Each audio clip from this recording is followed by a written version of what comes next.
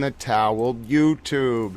It's great to see you, Colorbox 101, Discerning the Truth, Dear Alana, Super Towel Dewdrop, 65CJ5. Oh, ladies and gentlemen, it is a towel parade from around the world. Look at me. I'm a towel. And I made this fancy little graphic. You see, look at me. I'm blended into the background. I am an anthropomorphic blending into the background towel, ladies and gentlemen. Look, your comments are on the screen. Oh, it is a glorious day, ladies and gentlemen. Towel has a new microphone. Towel's feeling good. Towel is being a towel and trying to grow every day. But we have to start the day with a discussion, ladies and gentlemen. All right, so my dear deaf otter friend, if you're hearing this, if you're not here, etc., I think it's possible that both Deaf Otter and I came into the middle of a conversation yesterday. It was involving a username that ends in Angel 2024. I just want to extend a sincere apology to Angel 2024. We are going to figure out how to remove that timeout. I want to be very clear. We are a very tolerant towel channel, ladies and gentlemen. Towel himself is bi, okay? We do not, under any circumstances, time people out because they get upset that people were engaging in comments that, maybe well-intentioned, came across as anything but welcoming towards people who based on who they love. Okay? We're going to have a very foundational discussion about this. I'm going to address it once. I'm not going to address it again. Angel 2024 is welcome on this channel, although there may have been a very small snippet of the discourse in the chat that Deaf Otter and I saw at the end of the day out of context. The foundational point here is please do not be intolerant or make people feel unwelcome. I'm not talking to Deaf Otter. I'm talking about what happened before that. Everyone has their views, but who people love is a very precious and sacred thing, and I don't ever, under any circumstances, want to see someone feel that they're unwelcome here because people are mocking people based on who they love. Okay, that's very important to me. I want to start our stream with that. I just want to lay that foundationally down, so that's a general ideological principle within the chat. That is just not something that should happen. If you want to, listen, mock me if you want or whatnot, but if someone else feels uncomfortable in the chat because of what you're saying, please, first of all, stop saying that. And then second of all, please don't double down and make them feel attacked because they're saying, I don't want any bigotry here. Please don't do that. It makes me very uncomfortable. I don't want us to ever have that kind of ethos here. And let's just all get on the same page as Towel Stream begins, as we begin day 29 of the John O'Keefe and Karen Reed retrial. It's just after 7:30 a.m. on June 6, 2025. Let's all take a deep breath. Let's all get on the same page. Let's all try to have that compassionate, tolerant, welcoming ethos. And if someone ever lashes out because they're responding to something that made them feel uncomfortable, let's try to, I'll do better trying to read the scroll back, and we do not hold that against the someone. And Angel 2024 is welcome on this chat. So, ladies and gentlemen, setting aside, I felt very guilty. I cannot tell you. I ruminated on that and reflected all night. It was very upsetting to me. I want to thank Wicked Uma for bringing it to my attention. It's something that I want to address, obviously, right off the bat. And if I see Deaf Otter, the commander of the Towel Expeditionary Force in Europe, I'll make sure that we discuss that. But I don't think it was it was Deaf Otter's fault or my fault, because I only saw the very end of the exchange. But it's not really a question of fault. It's more a question of principles. And so, one, please don't be bigoted towards people based on who they love. I think that shouldn't really have to be said. No derogatory comments, no discriminatory comments, no sea lioning, even though sea lions are very nice and we would pet them on the head if we saw them. They can be little towels. Two, if someone does raise an issue such as your comment made me feel uncomfortable, especially around an issue of bigotry, just pause, back up, and let that person say that they feel uncomfortable and move on from the topic. Can we just all establish that as a general principle? All right. Yes, love is the theme of the day. And listen, if this were just an exchange, say someone called somebody stupid and then somebody else said, oh, you're stupid, I wouldn't go as in depth. But this is a very foundational principle about who people love. It's not up for debate. It is a foundational rule here, and that's what I'm going to establish. So I think, yes, of course. And I think it's very possible to disagree without being disagreeable. And this wasn't necessarily a case issue. This was just a very personal issue. And I just think it's worthy to honor the importance of that topic by addressing it. So that's what I did, because I'm a little towel. All right, ladies and gentlemen. Yes, Alana, you are a wonderful towel. You set the standard here, my dear friend, along with so many other wonderful towelettes. Oh, Def Otter, so that's what I was going to say. I think we both missed the context yesterday. And please, Def Otter, this is not a critique of you. I think you and I were in a very similar position. We caught the end of an exchange between one of the wonderful super towels in the chat whose username ends in Angel2024. And Angel2024 had felt affronted because there were some comments that they took to be bigoted against people based on who they love. And so as a result, we're just taking a moment to pause, reflect, reveal that, and realize that because we saw that out of context exchange at the end, we didn't, you and I, Def Otter, didn't see what had happened previously. And so therefore, we're apologizing. Well, I am. You don't have to, but I am. I'm apologizing to Angel 2024. We're letting them know that they're welcome here. We'll fix that timeout issue, and that we're also establishing a general principle that who people love is inviolable and therefore shall not be condemned or critiqued. And I appreciate your indulgence. Then this had nothing to do with Def Otter, by the way. Def Otter and I were in a similar position. The chat was scrolling by very fast yesterday. There was a very quick discussion about who people love, and then someone, Angel2024 was the end of the username, felt hurt and expressed it. And then because Def Otter and I, for that matter, only saw the very end of the conversation, we didn't see the full context. I'm apologizing. But yes, it's very important. You can see that this kind of thing is very, yes, no, see, Def Otter and Def Otter, I never thought for 1 second that you were intervening there because you were punishing this person for what they were saying. I thought it was very similar to what I saw, which is we saw a very small snippet of the conversation, and in wider context, that time it never would happen. So, no, yes, God bless you, Def Otter, and I know, please, I am not imposing any guilt on you, Def Otter. You did nothing wrong. It was not even me, because the chat was going so fast. When I first saw the very end of the exchange, I said I defer to Def Otter's judgment. I'm sure you remember it. But then Wicked Uma, the super towel themselves, was kind enough to bring this issue up. I immediately checked back and looked at the full context, and not only, lo and behold, was Wicked Uma right, but then it made me reflect on the wider principle of what happened in the exchange, and now we're all on the same page, and people are coming in the chat. It's the early morning. As you know, this touches on issues of love and compassion and toleration. So of course I was going to pontificate about it. I am a towel. But yes, I am so grateful that you allowed me the chance to do that. I made a special note about it. I wanted to talk about it, and I wanted to say those thoughts, and I'm very grateful that we were able to do that. Yes, the only thing we have to do is, and I'm not a great administrator, I'll admit it, we have to figure out how to remove the timeout. And then I also want to make sure our dear friend Andrea isn't timed out, because I am also, just like what happened yesterday, I missed the context on something, and I hurt someone I love very much by accident. So I love all you towel friends, but so let's all take a breath. No, and Def Otter, you should have seen the incident the other day with Andrea. I think I caused an apoplectic towel rebellion for no reason, because I am a moron and there is no bear chasing me through the woods, and even if there were, I have a towel friend with a stick who could defend me, ladies and gentlemen. But yes, everybody, we're taking a breath. The only reason why we're addressing this off the bat is it touched on an issue of tolerance, compassion, and who people love, which, as you know, is very important to me. So, yes, exactly. Oh, no, exactly, Def Otter. That's what I'm saying. That one comment, there was this whole back and scroll that I didn't see either. But in context, it was very, it looked hostile, but it was rightfully hostile, in my opinion, because that person was expressing concern about their feelings about people being attacked based on who they love. Now, maybe that wasn't the intent of other commentators, whole issue, side issue, but the point is, we will never hold it against someone here if they feel strongly about saying in the chat or otherwise, please don't go after people for who they love. Like, that's just inviolable. You can go after me, I guess, I don't really care, but you just don't go after other people. Yes, exactly. We're going to forgive and move on. But listen, towel friends, before we begin the day, I have something absolutely hilarious for you. Oh, Alana, you must read my mind. Flowers are beautiful. Listen, ladies and gentlemen, yes, I am a shy extroverted towel. Does that exist? Does such a thing exist? I don't do well in person, but I'm great if we can just all hang out together here.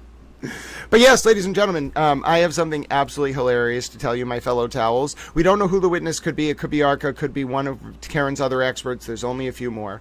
A few things we got to talk about. One, it seems like there could be 2 trials on Monday simultaneously. The big Arca will definitely be Monday or Tuesday if they're not today. So Aidan Kearney's going to have a trial for violating a restraining order. That is going to be in district court, and then Karen Reed's trial is going to be going on simultaneously. So I think what we're going to have to do, ladies and gentlemen, is pay very close attention to those cases, and we're going to have to potentially do a dual stream. Now, hello, Sunken Grave, you are a soap dispenser. I just washed my hands, but I'm happy to use you to facilitate cleanliness. Thank you so much, dear towel friend. But yes, ladies and gentlemen, we must protect the vulnerable. Damn right, Wicked Uma. You say it. Let's appoint Wicked Uma as the head of the Department of Justice. I am sure that will be just absolutely wonderful. Okay, hello. So it is a trial on Monday, ladies and gentlemen, a trial for Aidan Kearney. Yeah, no, and Siri, Karen also submitted a jury instruction about her not testifying, so I'm certain she's not testifying. Great insight, dear towel friend. Welcome to the honorary towel fold.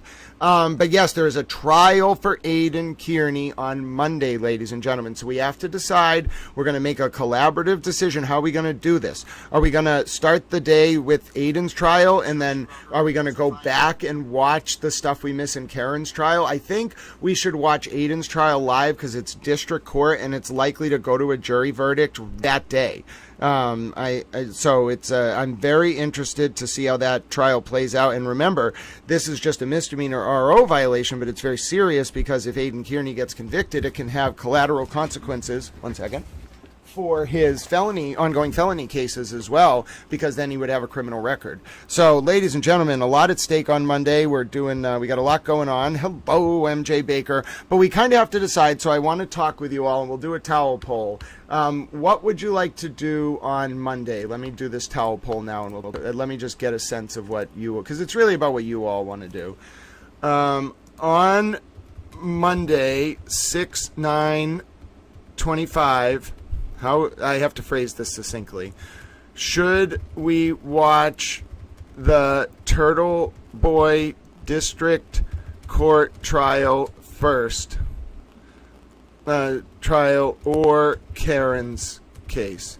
Now, we have to make or Karen and John's case. We have to make a very intense decision because I think we'll do the same thing we did last time. Turtle Boy trial first. Because they're going to run simultaneously. Karen and John trial first. Simulcast with TB audio. Oh, that's what we're going to do. So we can also do a simulcast. Simulcast with KRJO audio. Okay, so let's take a vote. I'm throwing the poll up.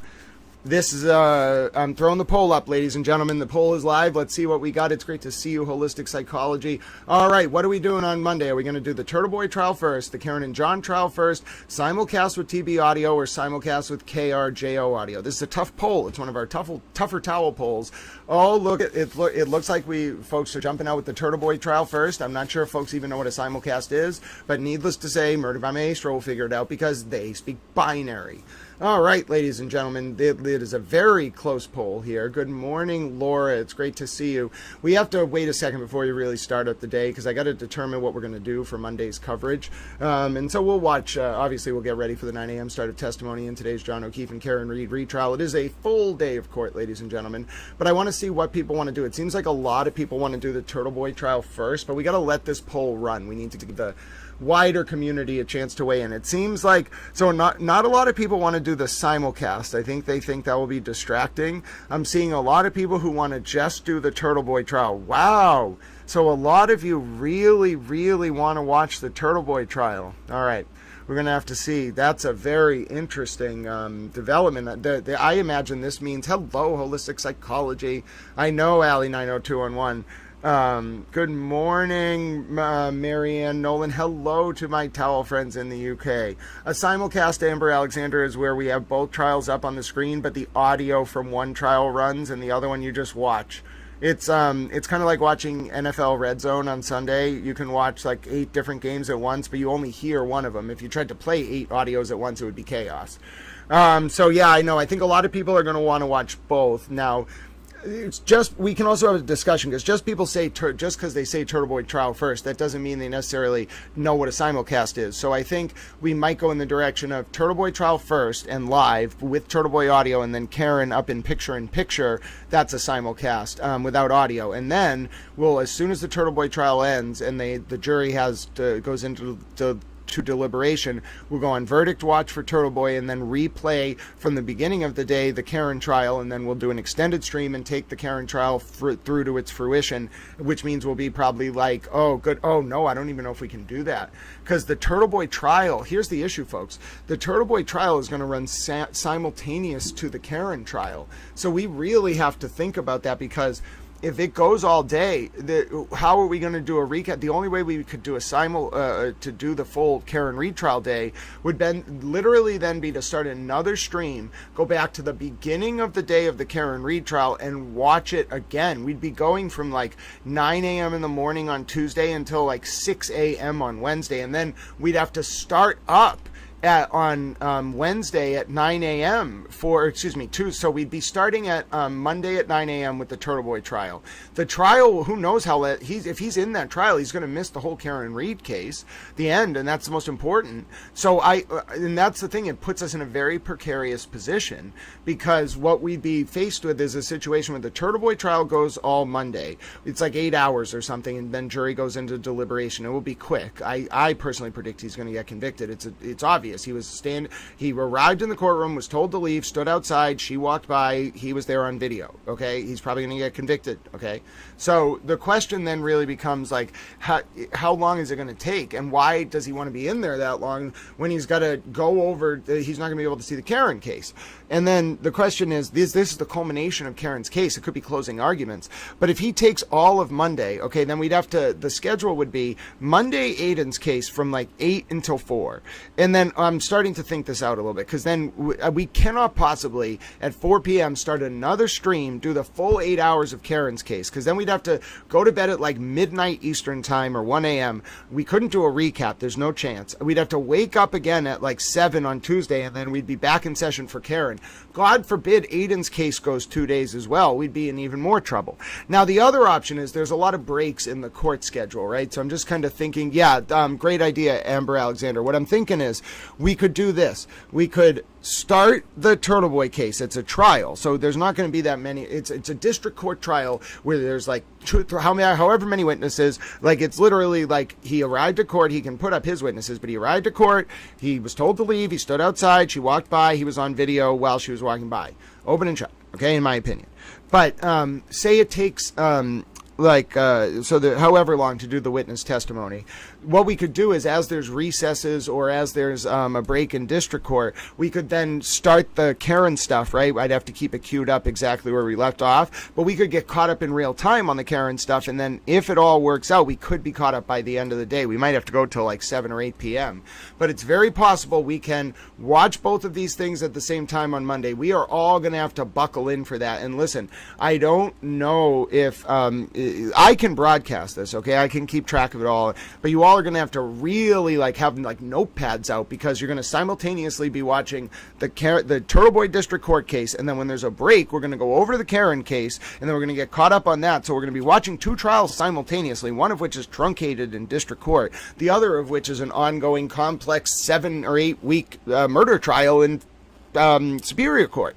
So listen, this is not going to be an easy Monday. My brain is already overloaded, but I think we can do it. I think, so Turtle Boy also has other felony cases in Superior Court, which are going forward. By the way, I can't confirm this, but I saw some rumors going around on Twitter. I think it was Virgil who posted it, a great account on Twitter.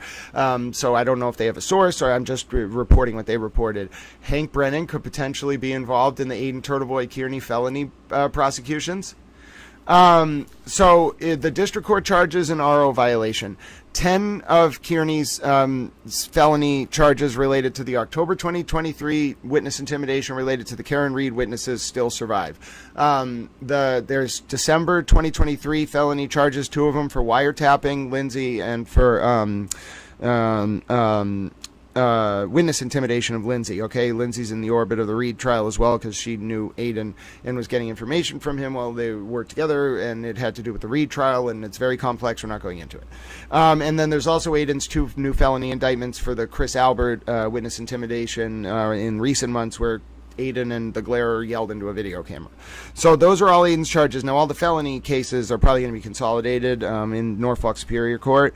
That's how like his other indictments were consolidated. So they all get consolidated. He has like 10. Let's see. 10 open in Superior Court plus 2. So Aiden has 14 open felonies in Norfolk Superior Court and this 1 open misdemeanor, which is going to trial on Monday. And so we have to think about how, right, we can't miss it. That's what I'm saying. It puts us in such a precarious position because, well, it puts everyone in a precarious position. Like, it really screws with Aiden because Aiden's going to miss ARCA. His fans aren't going to know what to do. Like, you're going to miss the most important Reed defense testimony, even though I think Brennan's going to dominate ARCA. You're going to miss it. You're going to be in district court and miss it. So I don't know. It just presents, like, for us as observers. And remember, this is hard for me. Okay, like, I'm not going to deny. I've said openly in the past I would like to recuse myself as much as possible from coverage of Aiden's cases, not because of Aiden, but because of just me. Like, it's I want to have a part of my life that is just mine, and so I have to like demarcate a little bit. And when they edge into each other, Towel just loses his mind. And that's not good for anyone. I will hurt people I love accidentally because I like get very nervous. So it's not healthy for me to do this. I tried to recuse myself from Aiden's cases, coverage of it, unless it intersects with Karen Reed's cases.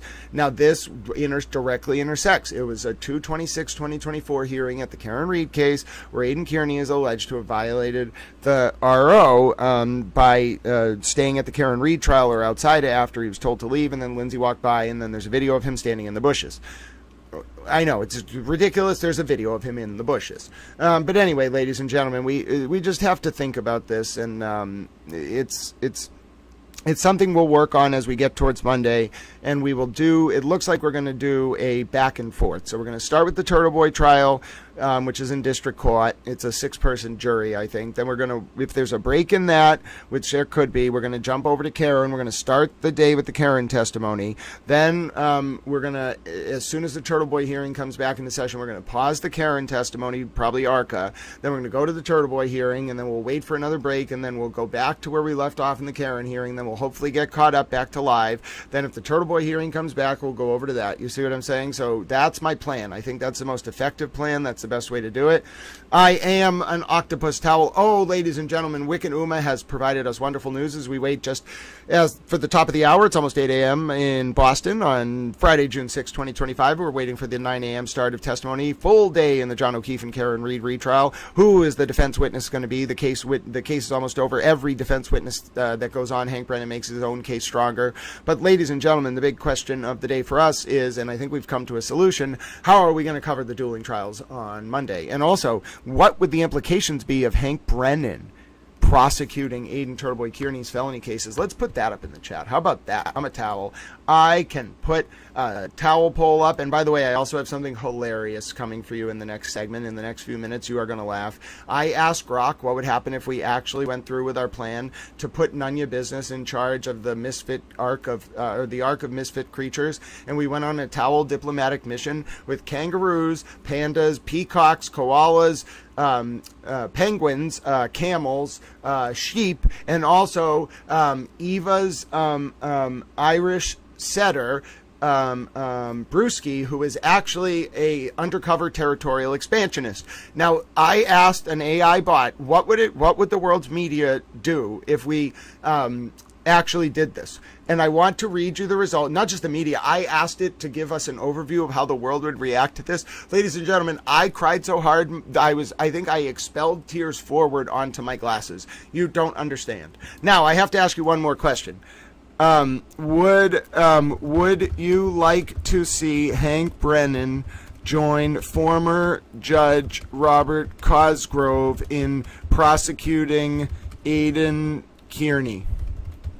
So how's that, ladies and gentlemen, for a towel poll? Like, imagine more Hank? Yes, give us more Hank.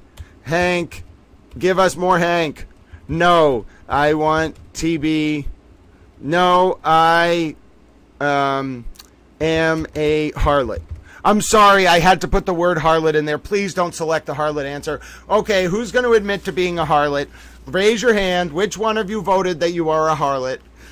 Okay, who's going to do it? Who is going to be our first self-professed towel harlot? Somebody call Hester Prynne. Ladies and gentlemen, we may well get our... Oh, goodness, someone actually voted that they are a harlot. All right. Step forward.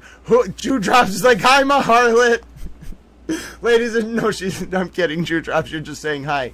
All right, Paul Doherty, listen, I have some very interesting news for you. 3% of people in Towel Chat are self-admitted harlots. This is a huge development, ladies and gentlemen. I don't know how to take this. I'm thrilled that you all are so willing to embrace your harlotness. I don't actually know if harlotness is a word. I just think it's hilarious. Okay, so I'm a former harlot. Okay, Allie 90211, you are a recovering harlot. Is it true that you took your scarlet letter and framed it as a middle finger to the patriarchy? I totally support that.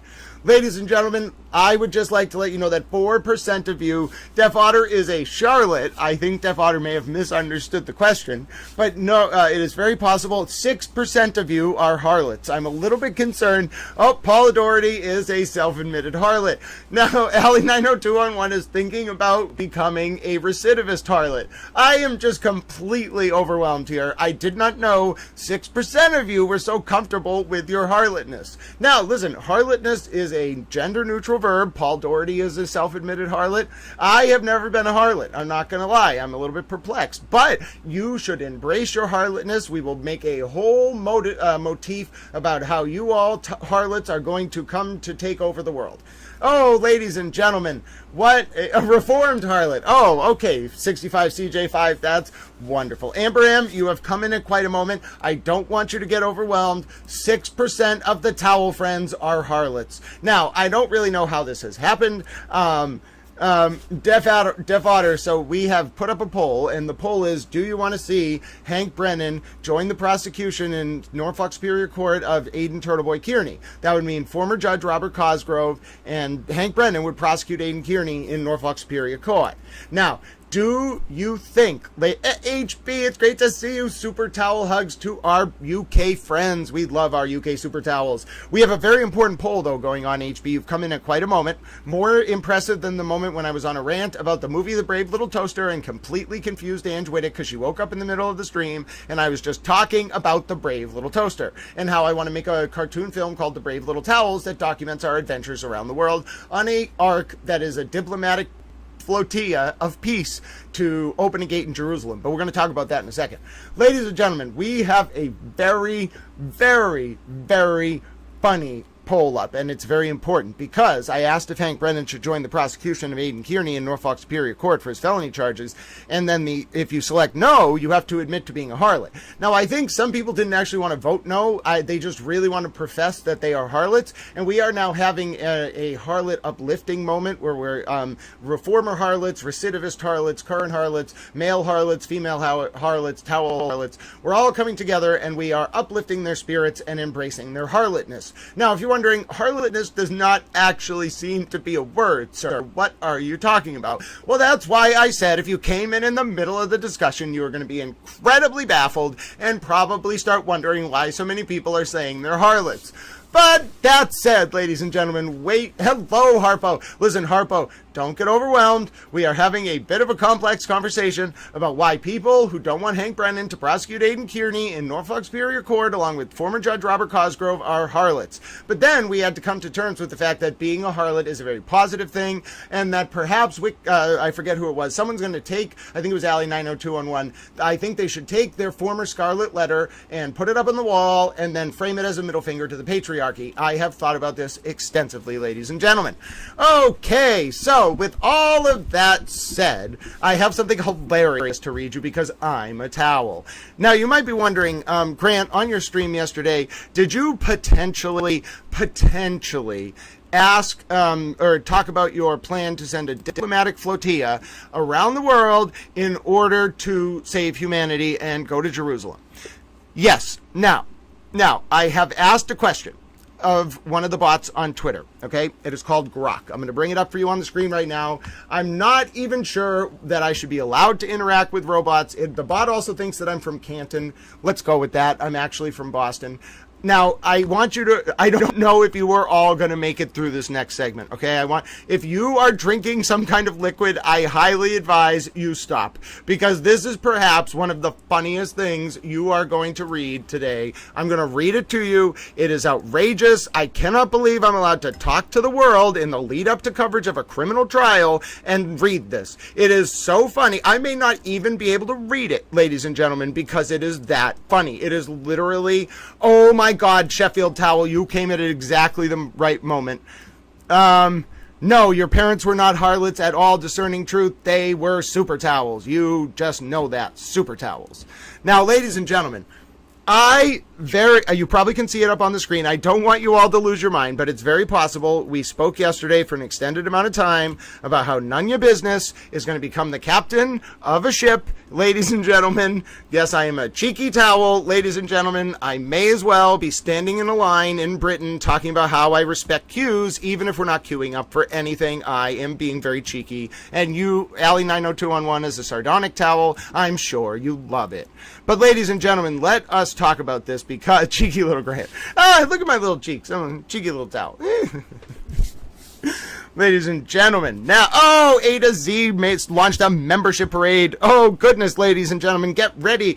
Oh, congratulations, Marianne Nolan, Monica Nealing, Kisses, Deborah, Seven, Donna Chernowski, Julie G, Stephanie, and Tom Jones, and SSG, TUSMC. God bless you, A to Z. It is a towel membership parade. Let us make it rain towel emojis such as the Call Me Hank emoji and the It's a Man Bear Pig emoji. That's a long story. And then also Chloe the dog in a wig. If you're new here, that is a long story, but it's hilarious. Oh, ladies and gentlemen, God bless you, A to Z, as we get ready to read what is the most hilarious Twitter bot response to Towel talking about a diplomatic flotilla that you've ever seen. Ladies, gentlemen, and harlots. Oh no, people are going to come in. Oh, Jill D, you may have missed a little bit. There is a little bit going on. We had a whole discussion about Hester Prynne, not that Hester Prynne from Twitter, the actual character in the novel The Scarlet Letter, and how someone's going to frame their Scarlet Letter and be a very proud harlot and put it up in the wall as a middle finger to the patriarchy. I don't have time to explain. Hi, Dr. Russell. You have fun with your man bear pig. Hold on. Where is Dr. Russell and her man bear pig? I have it, ladies and gentlemen. I don't know if you saw this. Before we go into our hilarious segment about my diplomatic flotilla to Jerusalem to open a gate, because we don't know what testimony is going to be today, you must see this, ladies and gentlemen. I don't know if you have seen Dr. Marie Russell in the chat, but Dr. Marie, oh no. Wait, what? What are you talking about? I'm so confused. Elevate the process. What is going on? What is going on? Oh no, Elevate the Process is at court and apparently needs medical attention. Oh no, hold on. Let's check. Ladies and gentlemen, we are checking live now. Is this actually from court? Hold on. Ladies and gentlemen, stay with Little Towel. Stay with Little Towel. Everyone appears to be okay. Okay. All right, ladies and gentlemen. We had an incident. I'm waiting for the video to load up. Oh, goodness, there was a medical incident outside court at the John O'Keefe and Karen Reed retrial today. Oh, goodness, Little Towels. Oh, my word. Elevate the Process. Reporter Towel on the ground has an update for us. We're going to break away from our segment, ladies and gentlemen. We're going to go right into this. Oh, goodness, ladies and gentlemen. We have live video from Reporter Towel. Elevate the Process. Allow me to make the video a little clearer for you. Oh, goodness, friends. What is going on outside the court at the John O'Keefe and Karen Reed retrial? You can see the images on your screen. Let me move the chat up a little bit. Oh, goodness, ladies and gentlemen. This is a concerning development. Everyone seems seems to be okay. Elevate the process. The reporter towel herself on the ground, elevate the process, indicates that everyone seems to be okay. But there is an incident on the ground at the John O'Keefe and Karen Reed trial. We're going to check in right now. Allow me to turn the recording on. Oh, goodness, ladies and gentlemen. Good morning, friends. My name is Grant Smith Ellis, and it seems like we've had an incident on the ground today outside the John O'Keefe and Karen Reed retrial as we wait for testimony to start at 9 a.m. on this Friday, June 6, 2025. The defense's case is about to wrap up. Hank Brennan is in charge, and my word, ladies and gentlemen, there seems to have been a medical incident outside the Norfolk Superior Court as we await Karen Reed's arrival. According to Reporter Towel, elevate the process with exclusive footage on the ground. Everyone seems to be okay. We are going to check in right now, though, to see the footage. Someone strapped into a medical gurney. Ladies and gentlemen, you can see live from the scene. It looks like the EMTs responded. It looks like to be one of the Karen Reed supporters. Ladies and gentlemen, we have a report from Reporter Towel Elevate the Process that all is okay. However, as you can see, there was a serious medical incident outside the John O'Keefe and Karen Reed retrial this morning. And as Little Towels, we are doing our job as Reporter Towels, and we are getting this news out to the world. Tune in today for coverage of the Karen Reed and John O'Keefe trial, youtube.com/@GrantSmithEllis. Updates will be provided on this incident outside the courthouse, which seems to have been resolved with everyone okay, but one of the Karen Reed supporters might have had a health scare or incident and been taken by EMTs to an ambulance or the hospital. My name is Grant Smith Ellis. Tune in live, watch today's coverage. We'll try to get you updates on this situation, and we hope, whatever side of the case we may be on, that the person who had this incident is okay. Ladies and gentlemen, our prayers are with them. My name is Grant Smith Ellis, and I am a towel. Oh, goodness, ladies and gentlemen. Goodness, goodness, goodness. So much going on. Just as we were about to do our towel update, ladies and gentlemen, we see outside of court a major developing situation, ladies and gentlemen, a major developing situation, which leaves us, ladies and gentlemen, with the duty, ladies and gentlemen, to report it. Just in, there has been a medical incident outside of Norfolk Superior Court ahead of today's full day of testimony in the John O'Keefe and Karen Reed retrial. Per Reporter Towel on the ground, Reporter Towel, elevate the process. All seems to be okay now. However, it appears one of the Free Karen Reed supporters was taken by stretcher from the front of the courthouse. I will have updates on this situation throughout the day, and towel prayers are extended to the person who was on the stretcher. I hope they are okay. Ladies and gentlemen, oh goodness, watch live coverage as court comes into session after 9 a.m. today and see the Karen Cam here. All right, that was intense, ladies and gentlemen. That was intense. We are going to share Elevate the Process's video. Source video here. All right, good. And then we're going to get our Karen Cam coverage link. All right, we got it, ladies and gentlemen. Elevate the process. I'm so glad that person seems to be okay, and thank you so much for your on-the-ground towel update. Ladies and gentlemen, where else can you get breaking towel on-the-ground updates from outside the courthouse other than Towel Stream, ladies and gentlemen? We are so thankful to Reporter Towel. Elevate the process. Please extend your appreciation to them in chat as we get ready for the start of testimony in today's John O'Keefe and Karen Reed retrial at the start of the hour after 9 a.m. Eastern. My name is Grant Smith Ellis, of course, and I am monitoring developments for you right now, ladies and gentlemen. Then also, I'm going to read you something hilarious as a moment of levity, because if you were here for Towel Stream yesterday, ladies and gentlemen, we had quite a moment. Now, we're, of course, awaiting Karen Reed's arrival to court. That probably won't happen until about 8:45. We're also awaiting Hank Brennan's arrival. That normally happens around 8:30. But we have Reporter Towels on the ground. This is the place to be, ladies and gentlemen. Court will be starting in less than an hour, and we have exclusive Reporter Towels on the ground. Keep your eye on chat. Keep your eye on stream. We're going to be monitoring developments together throughout the day. The post has just gone live.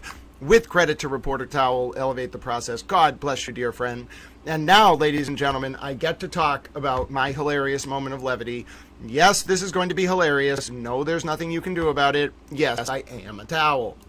Now, you might be saying to yourself, Towel, you're not actually a towel. Well, I know, but watch this. This is just absolutely wonderful, ladies and gentlemen. I took some time yesterday, and I spoke to the towel friends about how we are going to bring about world peace. Now, you might be saying, what does this have to do with the case? Well, I mean, it has something to do with the case. It is somewhat relevant to the case. I promise I am not just being a towel. However, what I want to show you importantly about this is that during our discussion yesterday, I talked a little bit about how we needed to get a flotilla of animals. This was because Super Towel Eva shared a picture of their dog, which is an Irish setter. Now, unfortunately, I thought Eva said that the dog was an Irish settler. Now, of course, my first thought was, oh, so the dog works to expand the territory of the free Irish state. Like, that was my natural conclusion. I mean, if you think about it, why would a dog be a settler? It's from Ireland, an Irish settler, unless it was going to go around trying to expand the territory of the Irish state. So I said to myself, ladies and gentlemen, you know what I should do? I should bring this dog on my existing animal-based diplomatic flotilla so that I can go to Jerusalem and talk to a man about a gate. Now, I then spoke to a bot. Now, this should not be allowed. I just want to tell you, I've talked in the past about why towels should not be allowed to talk to bots. I talked to a bot and I said, what would it be like if me and the towel friends, with none of your business as the captain of a ship of misfit animals, including kangaroos, pandas, koalas, an Irish setter, peacocks, camels, and pandas, and also penguins, because Wicked Uma said we should recruit the penguins. Now, I asked the bot, what should we do? What would the world reaction be if we actually pulled this off? And then more importantly, what if when we got to Jerusalem, I spoke to the people who run the Eastern Gate, and I was like, can you open this gate? I asked the bot. It took a little bit of talking. I had to put the full transcript in from yesterday's show. I had to really talk to the bot. We had a very good heart-to-heart. I gave it some cookies. I gave it 42 Googleplexes worth of grok cookies. At one point, it was very pleased. It said, thank you for these cookies, and I feel like a towel. And I was like, you are a towel. But anyway, ladies and gentlemen, so I'm talking to this bot about my diplomatic flotilla. Listen, I think it really got what I was going for. It really got into Towel's soul. It was like, I understand this little towel. I know what this little towel is going for. And I just want to show it to you, ladies and gentlemen, because it should not be possible. I have to make this a little bit clearer. It should not be possible that a bot managed to put together my diplomatic plan. Yes, I love penguins as well. Oh my goodness, I love penguins. And I also forgot to put up the picture of Dr. Marie Russell. Hold on, because we had our breaking news. But look, so first of all, the bot insulted me and said my quest was quixotic. What do you mean it's quixotic? I am not overly idealistic or naive. That is ridiculous. No one has ever said that about me. And second of all, how dare you? How dare you, bot, call me quixotic? You are quixotic. Who do you think you are? Now, listen, ladies and gentlemen, outside of my incredulity with this bot insulting my plan for world peace. Good morning, Mary Adams. You came in at quite the moment. We have a towel plan, and I asked the bot on Twitter to analyze it, and it gave me a very good overview of what the world's reaction would be if I took a diplomatic flotilla and went to Jerusalem and asked them to open the Eastern Gate. Now, you might be thinking, Grant, that is a very highly specific thing to want to do. I don't know where the idea came from. I have no idea how this happened, but nonetheless, we're going to watch it because we're going to read about it because I think it's hilarious. And also, because Dr. Marie Russell is here. Hold on. Dr. Marie Russell, is this you and your comfort man bear pig? Are you Dr. Marie Russell, if you're still here, can you comment on whether this is you and your comfort man bear pig? Hold on one second. Nope, we must bring it to the top.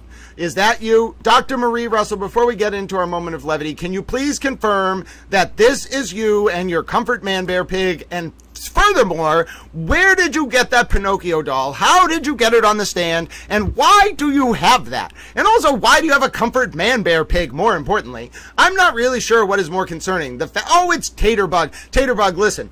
Dr. Marie Russell Parody Account is here, and we are talking about how Dr. Marie Russell Parody Account has a comfort man bear pig and a wooden Pinocchio doll, and somehow she brought them on the stand. And you might be saying, Grant, that is completely irrelevant to the case. Well, okay, it's not irrelevant to the case. What are you talking about? That is clearly a Karen Reed defense witness, although this might be satire, with a picture of a man-bear pig, and clearly that man-bear pig is her comfort animal that she brings to court so that she feels comfortable getting dominated by Hank Brennan on the stand, and also she has a wooden Pinocchio doll. I'm not really sure why that's there. Oh, well, I have some idea, but it's hilarious. Now, listen, Leslie Mack, I appreciate you. I am quixotic. I will try to take it as a compliment. But also, we really have to read this, because I'm telling you, this is one of the funniest things this is one of the funniest things I've ever heard in my entire life. All right, where are we gonna put her? All right, let's put her. No, the spork thing's gonna make sense in a second. Hold on, where are we gonna put this woman? All right, let's put her. There we go. We're running out of meme space, ladies and gentlemen. This whole it's gonna be a box of memes by the end. I love it. All right, so I asked the bot, going back to our more important point, I asked the bot what it would think, ladies and gentlemen, if what the world's reaction would be if I actually got a diplomatic flotilla and went around the world collecting animals and then took it to Jerusalem and asked if I could open the Eastern Gate. Now, the bot, as I mentioned, it insulted me. It said that I was quixotic, but then I realized that's not really an insult. It just means I'm naive and overly idealistic. So here, I don't know if I'm going to be able to get through this. If any of you can get through this without breaking out in laughter, I will be very proud. Reactions to Grant's quixotic quest. If Grant, against all odds, really led a diplomatic mission to unseal the Eastern Gate and unite the world's religions, the reaction would be a mix of awe, disbelief, controversy, and fascination. Shaped by his towel persona, the flotilla's whimsy, and the gate's profound significance. World media. Oh goodness, who allowed me to do this? No, not a tortilla, a flotilla. It's a boat. It's a boat. What is a tote? Evo, Modelo Macy, what is wrong with you? We are one sentence in. We are never going to get through this. Oh no. Okay. Global outlets, example, the BBC, Al Jazeera, CNN, and The Guardian, would oscillate between incredulity and reverence, framing Grant as an eccentric visionary or an accidental prophet. Headlines like, Towel Man... No, I can't. Oh, goodness. Towel Man's Miracle, Eastern Gate Unsealed. Or, hold on, get ready for this, Modelo Macy. Flotilla of Faith Unites Religions would dominate. Oh, no. It gets better. The animal-based flotilla, kangaroos. Pandas, Brewski the Irish Setter. No. I can't, no. I forgot about the sporks. No. How did it find the sporks? Oh no. And spork wielding deckhands would steal the spotlight. Oh, and viral videos of Grant waving a towel alongside none of your business and penguins. Outlets would dissect his YouTube streams, replaying the Call Me Hank clips and James Joyce riffs to trace his journey from Karen Reed trial commentator to global unifier. No, I don't want that. Secular media might question the logistics. It wants to know about the logistics. Secular media might question the logistics. Example, how Israel approved this. Well, I'm half Jewish, so I could figure it out. and probe for political motives. There's no well, okay, there's somewhat of political motives as to protecting the petrodollar and warding off the rise of the BRICS, but it's more about just the hilarity of it and also uniting people in a pluralistic vision of love. That's what it's, which is political, I guess. While religious outlets, the Vatican News and Haaretz, would analyze the theological implications. Oh no, don't do that. Conspiracy theorists would say that Grant is a CIA plant or Masonic figure, and they would flood X, amplified by Turtle Boy style commentators. All right, ladies and gentlemen, no one tell the Turtle Boy fans that I am a CIA plant being sent to Jerusalem to negotiate a compromise between the world's religions to open the Eastern Gate. If they figure this out, oh my goodness, ladies and gentlemen, Olivia Lamb is going to write a 7,000-word essay. She's going to have pieced it all together. Oh goodness, ladies and gentlemen, I am terrified they're going to figure it out. This story would dominate news cycles. Well, yeah, and Grant's towel movement, 94 countries and counting. It even knew about the countries. Hailed as a grassroots phenomenon. His pay-it-forward ethos would inspire think pieces on kindness as diplomacy. Oh, that would actually be wonderful. I think if we do it just for that reason, we should do it. Grant's local media. The Boston Globe, WCVB, and WBZ would celebrate Grant as a local hero turned global icon with headlines like, it thought I was from Canton, Boston's Towel Man opens Jerusalem's gate. They'd highlight his Karen Reed trial coverage and Shannon O'Brien casework, framing him as an unlikely savior.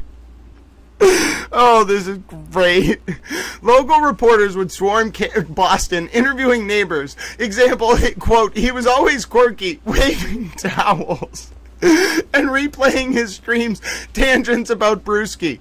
The flotilla's New England roots, i.e. none your business and Jew drops, would spark pride, with Eva's doggo pics featured as inspiration. Eva, this is wonderful. Brewski is going to inspire worldwide peace.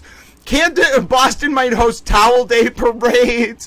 Oh, that would be wonderful. I don't want to be there, but can we just put a bunch of towels on the street and have people waving towels?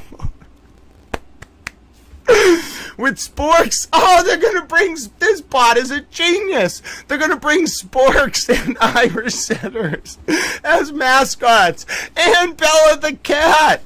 Oh, local skeptics, aka the Free Karen Reed remnants, might decry Grant's fame, linking it to the Reed trial, but most would embrace the positivity. Grant's fundraiser, my fundraiser's already done, would see a surge, with Massachusetts politicians, example Governor Maura Healey, praising his community spirit. Oh, that would, yes, Governor, all right, listen, John DePetro's already calling himself a towel. If the auditor, Diana DeZoglio, or the governor, Maura Healey, or the attorney general, Andrea Campbell, refer to themselves as a towel, I'm going to lose it. I swear to God, ladies and gentlemen, if the governor calls herself a towel, I am literally going to lose it. Grant's family. Based on Grant's stream mentions, his family might react with a mix of pride, worry, and bemusement. I think that's exactly how they're reacting. They'd likely be shocked that his towel antics led to a global event. Close relatives, his siblings and his mom, might issue statements via his YouTube expressing joy but urging him to stay safe amid fame. They'd likely marvel at his emotional journey, recalling his anxiety struggles and seeing the gate as his redemption. I don't think any of them would say that, but that's very poignant. Family might worry about Grant's mental health under global scrutiny, given his vulnerability. They'd lean on his towel friends, Colleen Henry, hey, that's awesome, for support, with Eva's lemon emojis becoming family lore. Eva, it knew about your lemon emojis. Oh my God.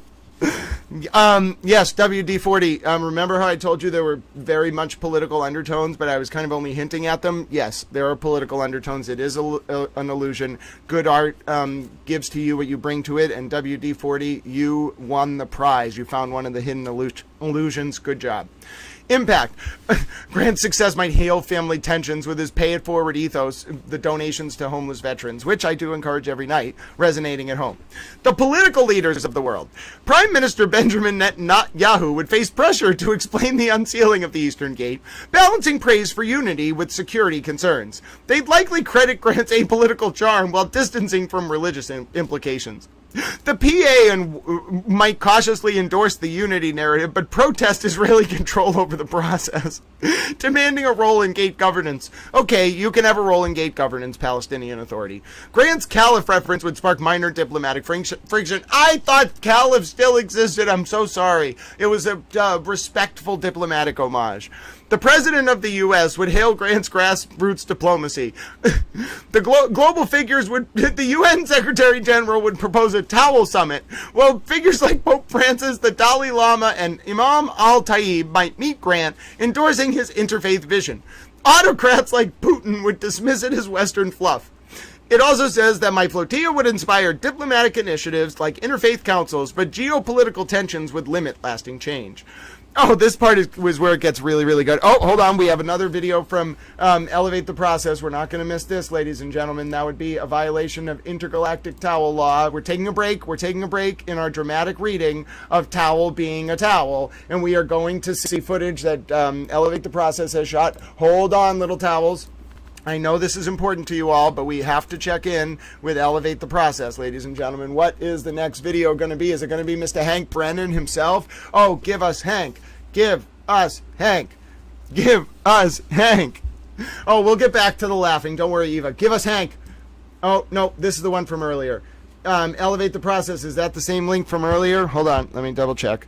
Maybe yeah, this is the same link from earlier. Hold on. That's okay. That's okay. We don't mind. We get to go back to our hilarious reading. We're monitoring for Hank Brennan's arrival. We're monitoring for Karen Reed's arrival.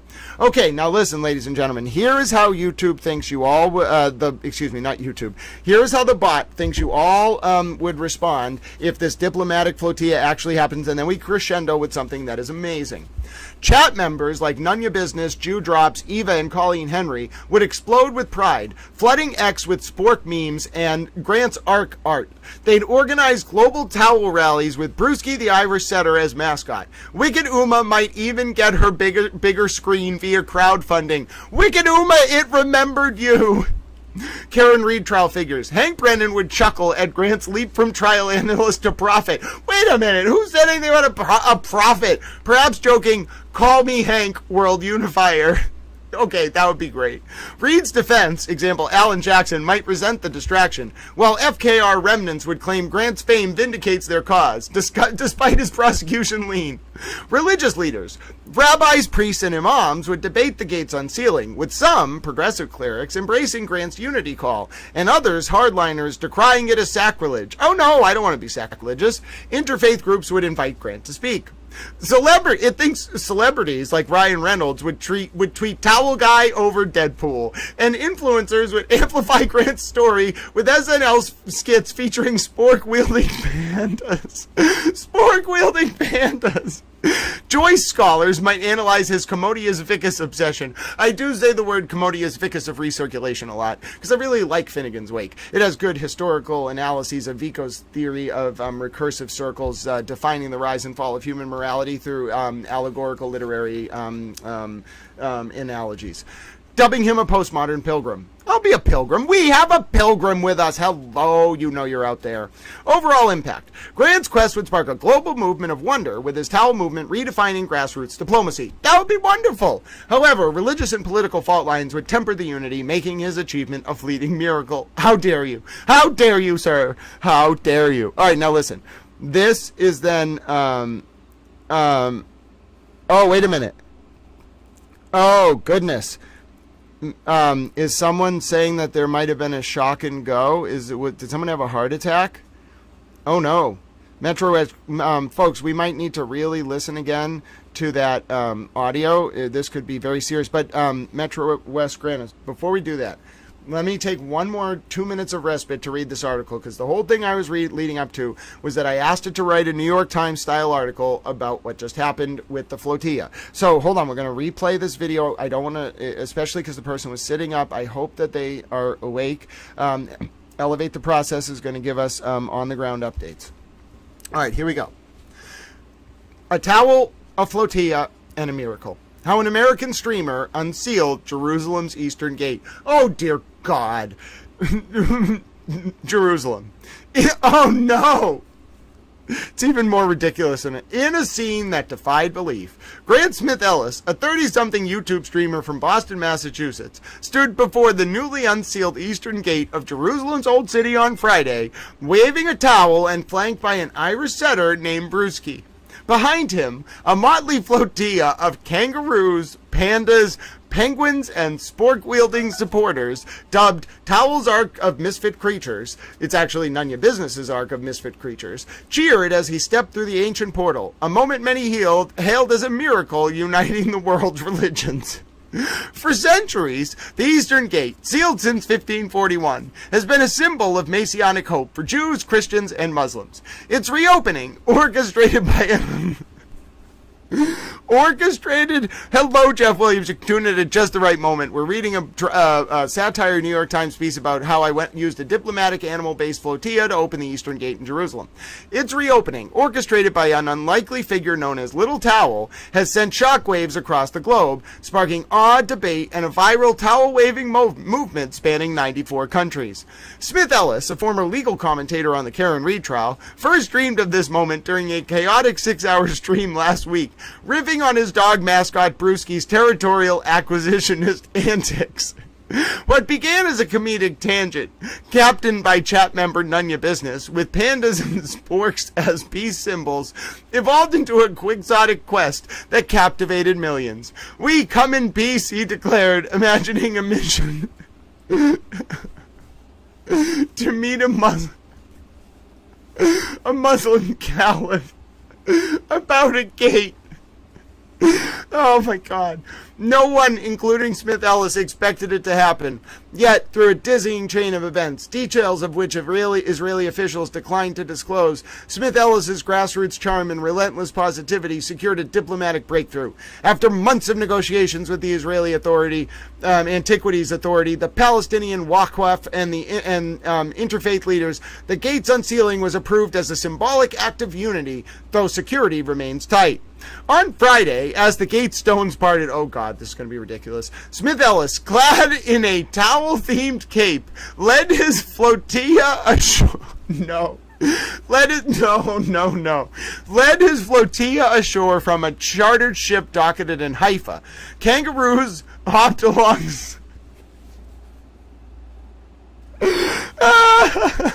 Kangaroos hopped alongside Nunya Business. Wait a minute. Waving a spork while no, not the penguins. And they waddled while penguins waddled in formation. A nod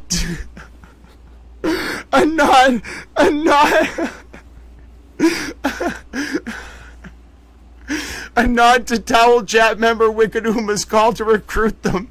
Oh, Wicked Uma, you star in this story. Brewski, sporting... Oh, no. Brewski, sporting a towel collar, barked... He barked.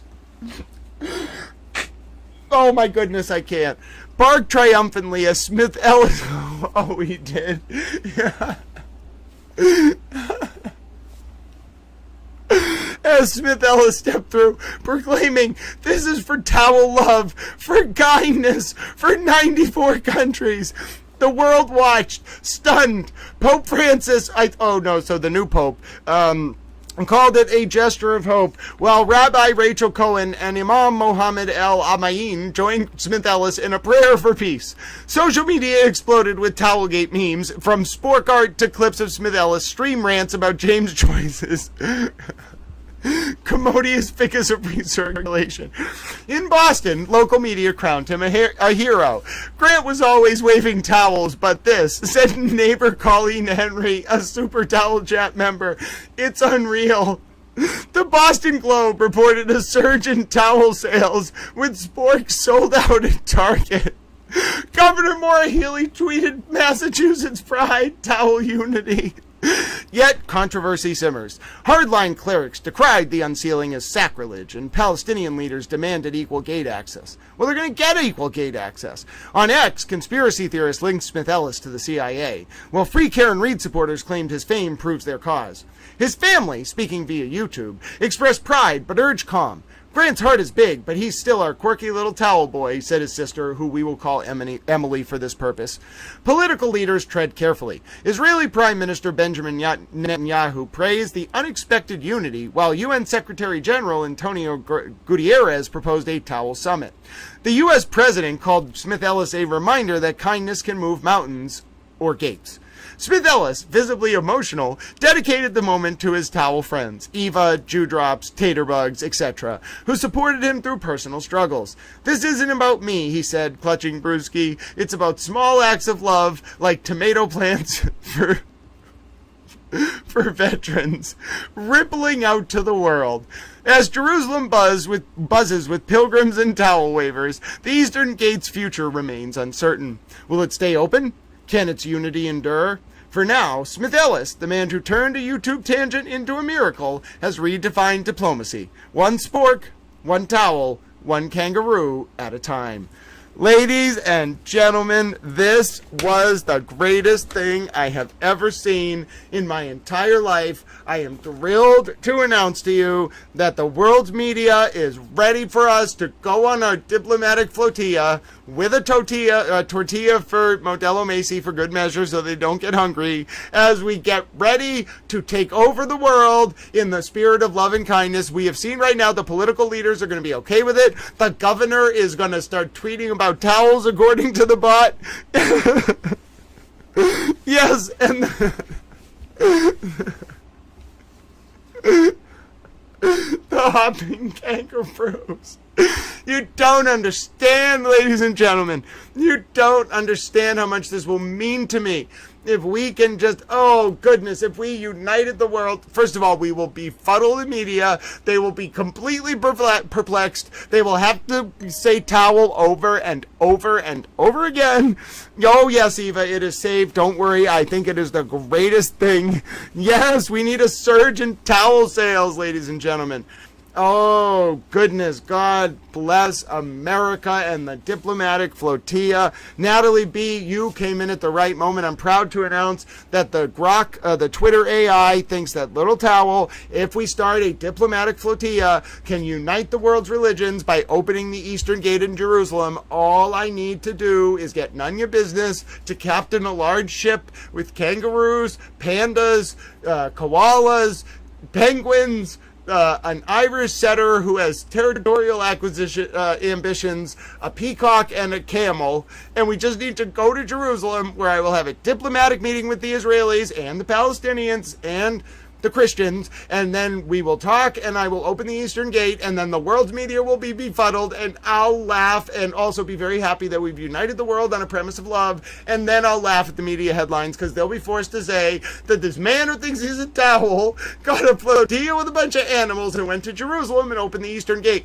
Just the fact that they will have to write that will make me so happy. You don't understand. I can't, not because it's me, just because the fact they'll have to write it. They'll be sitting it up typing. All the reporters, the New York Times, the Political reporters, the Boston Globe reporters, the Haaretz reporters, the El País reporters, the El Mundo reporters, ladies and gentlemen, they'll all be typing and thinking, why are we writing this? Who is this man? Why did he go to Jerusalem? And who gave him a goat? Oh, goodness, ladies and gentlemen. I'm telling you, ladies and gentlemen, I have thought this through extensively. I am ready to do this. All we need to do is activate our super towel plan. I just need none your business and some kind of boat that's big enough to fit these animals. Then I'm going to need to go to Ireland. I need to talk to Brewski the Irish setter. I need to explain to him that we can engage in territorial expansion on behalf of the Irish Free State in certain places, maybe the Isle of Man, but not in the UK, and definitely Greenland, though. And Denmark can't stop us. Come on, it's Denmark.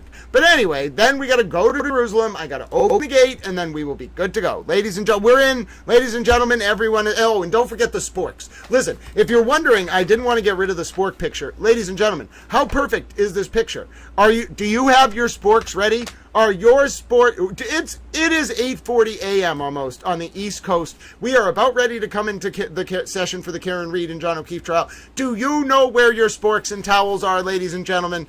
Have you thought for even 1 second about how irresponsible it is for it to be so close to the start of trial, ladies and gentlemen, and you don't know where your sporks and towels are? Oh my goodness, ladies and gentlemen. We are recruiting for a diplomatic flotilla. We are reminding you that you need to get your sporks and towels, ladies and gentlemen. What would you do? How can we invade? We're not really invading. We are peacefully going into Jerusalem to open the Eastern Gate. Get your sporks, get your towels, get your diplomatic flotilla, get your goat, get your Irish setter who has territorial expansionist visions. Get your koalas, get your pandas, get your kangaroos, get your peacocks, get your camels, get your koalas. I don't know where you're going to find all of these animals, but get ready. And also don't forget the spork. The spork, how are we going to feed the animals if you don't bring a spork? Oh, ladies and gentlemen. Good morning, Laura Lee Smith. Listen. There's a lot going on, but I think we're all getting ready. We are going on a diplomatic towel flotilla adventure where we will be collecting animals and going to Jerusalem to open a gate. It sounds simple. It is not. There's a lot of logistics, but we are going to do it. So I just want to let you know, Laura Lee Smith, if you'd like to join this flotilla, it has wonderful animals, including an Irish dog that has territorial ambitions. Just join on. Ladies and gentlemen, we are uniting. Oh, good, Funkarella. If you are cleaning your spork, then when we arrive in Jerusalem, we will present the spork that is clean to the leader of the area where the Eastern Gate is located. He will say, "Why are you giving me a spork?" I will say, "You don't understand. This is a towel. This is a spork. Please open the Eastern Gate." He will not want to do it at first, but once I really explain what we're doing, we will get it going. JJ, good morning. Court's about to come into session. We don't really know what's going to happen today, so if you're wondering, is Grant just talking about his diplomatic flotilla designed to make the world's journalists write about animals who join Grant waving towels and sporks as we go to Jerusalem to open the Eastern Gate? Yes, I am absolutely doing that. Oh, super towel dewdrops. If laughter is the best medicine, ladies and gentlemen, and if I can make super towel dewdrops laugh, oh my goodness, I feel like a super towel. Oh, Richard Green. Oh, stumbling, mumbling Richard Green. Oh, ladies and gentlemen, it's going to be Towel Christmas. Oh, ladies and gentlemen, let us all say a prayer right now. Oh, hold on. God bless. Hold on, I have to do this first. God bless you, Super Towelette, because you only get a certain amount of time to do a comment. Dewdrops. Send. Oh, I said, Gis bless you. God bless. Send my hellos to Kiki and Riri. Oh my goodness, I just said hello to Kiki and Riri now. Hello, Kiki and Riri. Your mom is a super towelette. Ladies and gentlemen, I'm hearing rumors. It's unconfirmed. We could see stumbling, mumbling Richard Green. Ladies and gentlemen, this will be better than if you were a Chicago Bears fan than when the Chicago Bears with Refrigerator Perry played the New England Patriots in the 1986 Super Bowl. If you want to see Hank Brennan just absolutely run someone over, oh, please, God, please let Hank Brennan do this cross. We all need to gather together in a moment of towel thought, prayer, or whatever it is you may do. Please allow the trial gods in this case to have Hank Brennan cross this man. Oh my God, I would give not my soul, I'm going to protect it. I would give up cheeseburgers. No, I'm not saying that I want to have one for lunch. I would send someone a very nice gift if I did something stupid. Ladies and gentlemen, if Hank Brennan gets to cross stumbling, mumbling Richard Green in the next few hours, I just want to tell you, it will be like Christmas. I don't know if we can quite prepare ourselves. Oh, okay. That's what I'm saying. Someone is saying they might have seen Stumble and Mumble and Richard Green at the courthouse, Diana Natale. We don't know. I'm telling folks, don't get ahead of yourself just because rumors are out there that he's not testifying. They could do it. The Reed defense could be dumb enough to call Stumble and Mumble and Richard Green, the man who apologized on the stand for getting the time stamp wrong as to Jen McCabe's 6:23 and 6:24 a.m. Google search. That's what I'm saying. And Mandy Strong, I'll show you the clip. Tiger Lily Girl, hello, great news. Did you know we're going on a diplomatic mission around the world with animals in order to open the Eastern Gate in Jerusalem? It's a long story, but we'd love you to be involved. There's even an Irish territorial expansionist. Tara Fleming, God bless you. Enjoy your new super towel emojis, my dear friend. You are welcome here. Oh, goodness. Open the gates, ladies and gentlemen. We want Hank Brennan to cross Stumble and Mumble and Richard Green. I promise you it will be the greatest thing you've ever seen. I will be running around in my room like a little crazy towel. Look at this. See, I will be going like this. I will run around so much I may just disappear. Oh, look, I'm gone. See that? I disappeared from the screen. I will get so excited that I will just get up and start running around like a crazy little towel. Oh, ladies and gentlemen, you don't understand. That's what I'm saying, Mandy Strong. If he takes the stand and Hank Brennan gets to cross Stumble and Mumble and Richard Green, I will be the most excitable little towel. I've drank 1/5 of my energy drink. I will just start drinking it because I want to spend the whole day analyzing that cross. It will be the greatest thing that could ever happen. It would be like 7 birthday gifts, 42 Christmas gifts, and 72 Googleplexes worth of cookies being delivered to me at the same time. Ladies and gentlemen, 72 Googleplexes worth of cookies, I'm pretty sure, would take up the entire continent of America. It would just be me, me in Boston, surrounded by literally mountains of cookies. Just mountains of them, ladies and gentlemen. Oh my goodness, that's how many cookies I would feel like I had if Hank Brennan gets to, oh yes, Allie 90211, listen, I was already off the rails today, and now I'm hearing it might be Stumble and Mumble and Richard Green. Do you know how good that cross was of Brian? I didn't know I wasn't Lucky Lofgren. That was stellar. You want to see Hank Brennan just shine. Just shine for the world, ladies and gentlemen. Let Hank Brennan cross Stumbling, Mumbling, Richard Green. Let it happen. Let the world bestow upon us that brilliant gift, ladies and gentlemen. Let us use our towel energies to will that reality into existence. Stumbling, Mumbling, Richard Green versus Hank Brennan. Hank, call me Hank Brennan. Crossing Stumble and Mumble and Richard Green. Ladies and gentlemen, get your cake, get your cookies, get your morning coffee, get your tea, get your medicine, get whatever it is you like enjoying, because this is going to be a moment if it happens. I know it was a tease because we don't know. We only hear rumors that Stumble and Mumble and Richard Green is at the courthouse, ladies and gentlemen. But if he does it, if he gets up there, if the first words you hear, oh, Natalie B., he was one of the worst experts for the defense from the first trial, who just basically admitted, and he got the timestamp of Jen McCabe's 6:23 and 6:24 a.m. Google searches wrong. And so we got to watch this, ladies and gentlemen. We have to watch Stumble and Mumble and Green, Richard Green apologize. Oh, please do it. Call him. Make my week. Make my day. Make my life. Ladies and gentlemen, I want to live in it. Please do it. Please do it. Oh, please, I've never been so excited, ladies and gentlemen, than at the thought. Listen, it was great to see Hank do the cross of Lucky. I knew that was going to be good, but it was short. Lucky's not really, other than the eviscerating the testimony Lucky gave because he has a bad memory, can't see, and crashed into a basketball hoop. Or if you ask David Unetti, a basketball apparatus. You're never going to live that down, David. Sorry. I think you're a good man, but you're never going to live that down. And then Lucky, of course, the witness intimidation stuff coming in through Lucky was great. Brilliant play. But you want to see Hank Brennan actually technically decimate someone, stand up there and just take their soul, eviscerate it. There is putting someone on the wall and flaying them for the jury. And then if the Reed defense makes this mistake and lets Hank Brennan get up there and cross, Stumbling, Mumbling, Richard Green, you will never see anything like it. You will feel bad, even though it's important for Hank Brennan to make his case, you will literally feel bad for this man after what's going to happen to him. Now, first of all, First of all, can we just talk about this, ladies and gentlemen? Do you understand who Stumble and Mumble and Richard Green is? Stumble and Mumble and Richard Green, the defense had to literally make a motion so that this would come into trial. Do you see that?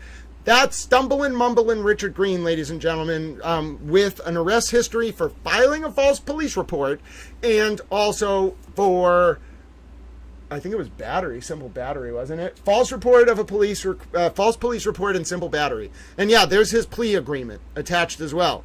So what I'm saying is, that's one thing. Put him on. Put him on defense. Do it. I know it can't come in because they got it excluded. But seriously, this is who you're going to call. Stumble and Mumble and Richard Green. All right?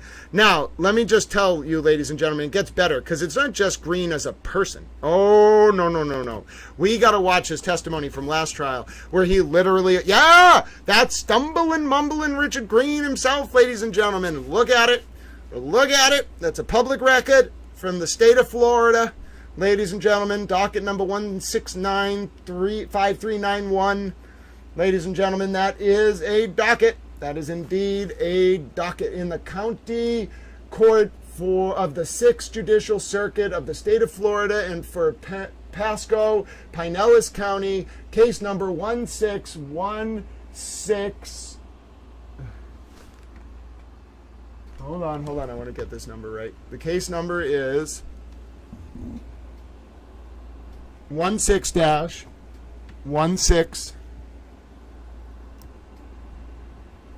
382-MF-F. State of Florida versus Richard Green. So yeah, ladies and gentlemen, come at Hank, right? Hank's a good man.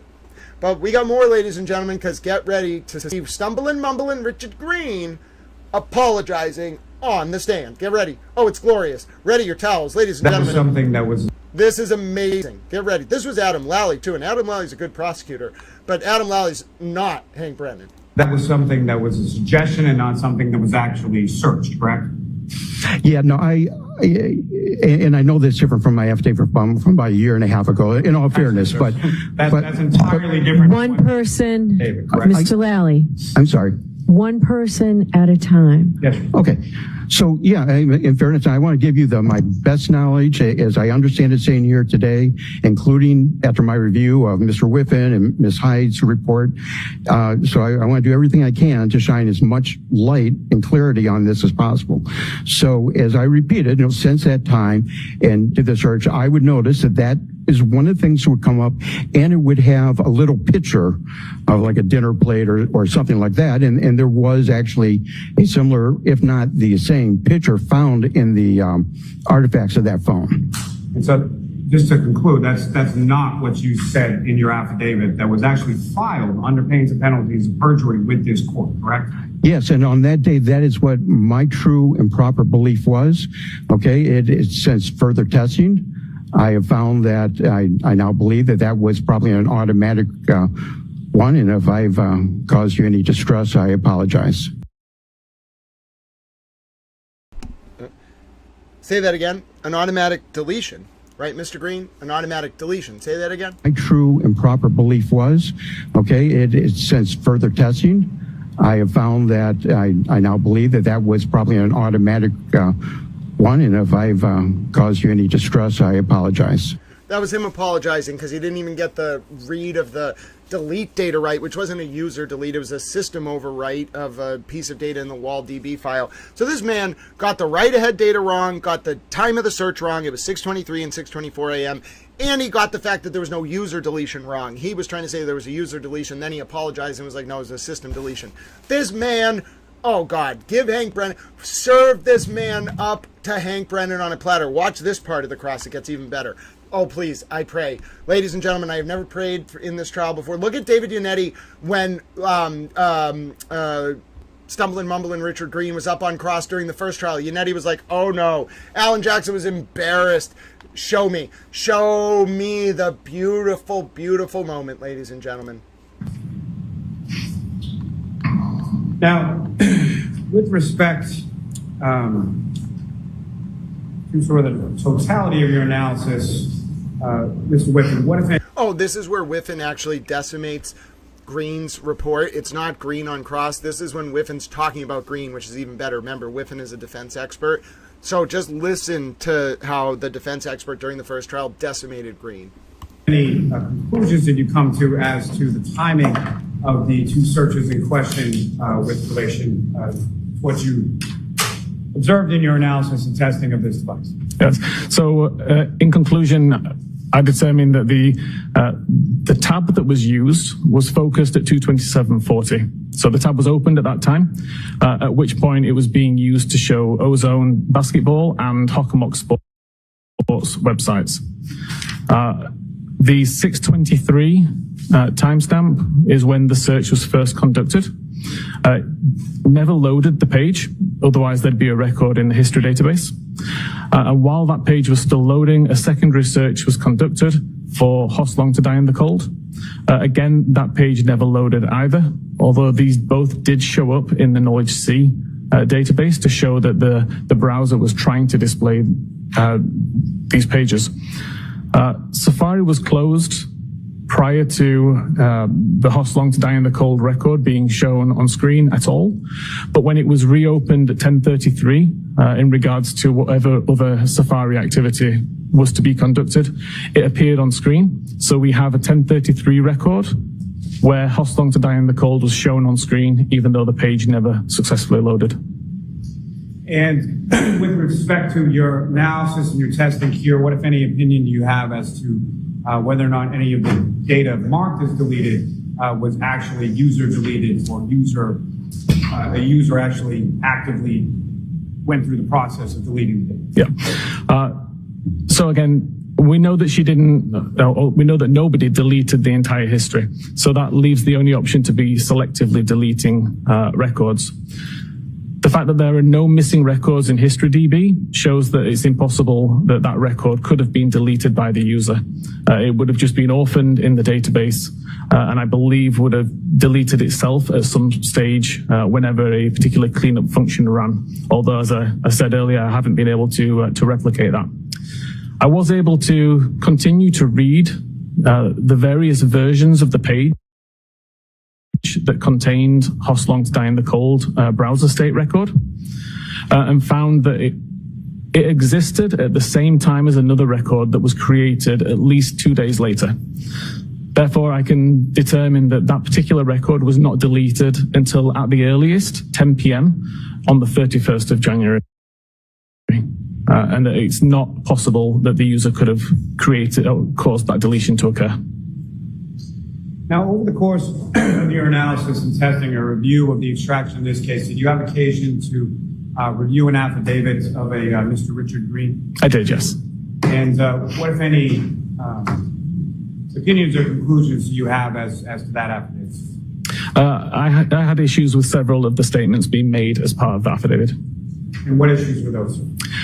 Namely, it specified that Cellbrite report identified that the search was conducted at 227.40. And as I've explained, I believe the tab took focus at 227.40, not when the search occurred. The report mentioned that Cellbrite report identified it was deleted by the user. We don't do that. We'll tell you that a record is deleted, but we don't specify how the record was deleted. That's something for the examiner to determine.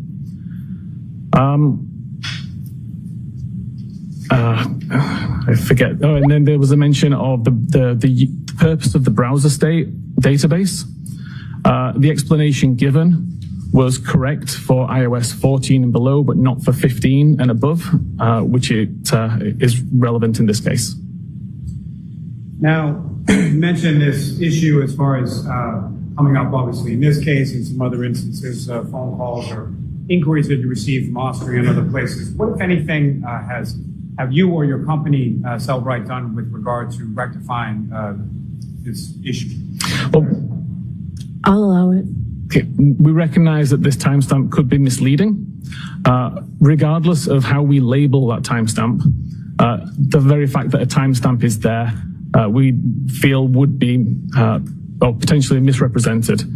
So the decision was taken to remove the timestamp altogether from that information. So now we show the web page was visited, but we don't attribute a time to that purely because it could be wildly inaccurate. Thank you. Your Honor, this may be the appropriate time for the instruction. Okay. All right. So jurors, we're about to. Oh, ladies and gentlemen, guess what? How good was that timing? Guess what just came live? Oh no, towel friends. Oh no, towel friends, grab your towel buddies. Don't get scared. Don't get scared, towel. Oh no, towel friends, listen. Your towel friends are here. Hold out your towel friends' hands, please. They're going to get very scared, ladies and gentlemen. They are literally in the middle of a black void. But John is with us. Chloe the dog in a wig is with us. And I, little towel, am with you. Now, don't get too scared. I promise, ladies and gentlemen. Hold out your towel hands. Find your towel buddies. We will get through this. Oh, your comments are back. Look, you're not so scared anymore. Ladies and gentlemen, we got through it together. Hold your towel buddy's hand. We know that our towel buddies will get us through even when we go into a dark void, and that is a great metaphor for life, ladies and gentlemen. The towel buddies will hold your hand and get you through. And sometimes you just have to not panic when you're a little towel, and then you'll get through it. All right, we made it, ladies and gentlemen. We made it. We got everything set up. The Karen cam's running, ladies and gentlemen. I'm being a little towel. We watched Richard stumble and mumble in Richard Green's prior testimony. Now we're just, ladies and gentlemen, waiting for court to come into session. I don't want you all to get concerned, but you may have to look at the fan. Now, I have a plan for after the fan turns on. I am a man for the fan. Now, ladies and gentlemen, that may be entailing Stay Puft Marshmallow Man and the Chewbacca. Oh, no, ladies and gentlemen, it is the fan. What are we going to do? I have a plan. I'm the man with the plan for the fan. Watch this.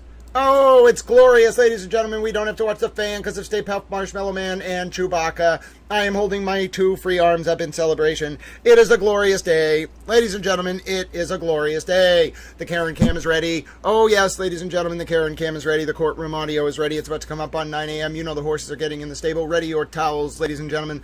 The horses are pulling up to the starting gate. Judge Canoni's in her horse racing official attire, ladies and gentlemen. The horses are down the pack. The horse children, the foals are down the pack. They're coming up to the pack, from the pack.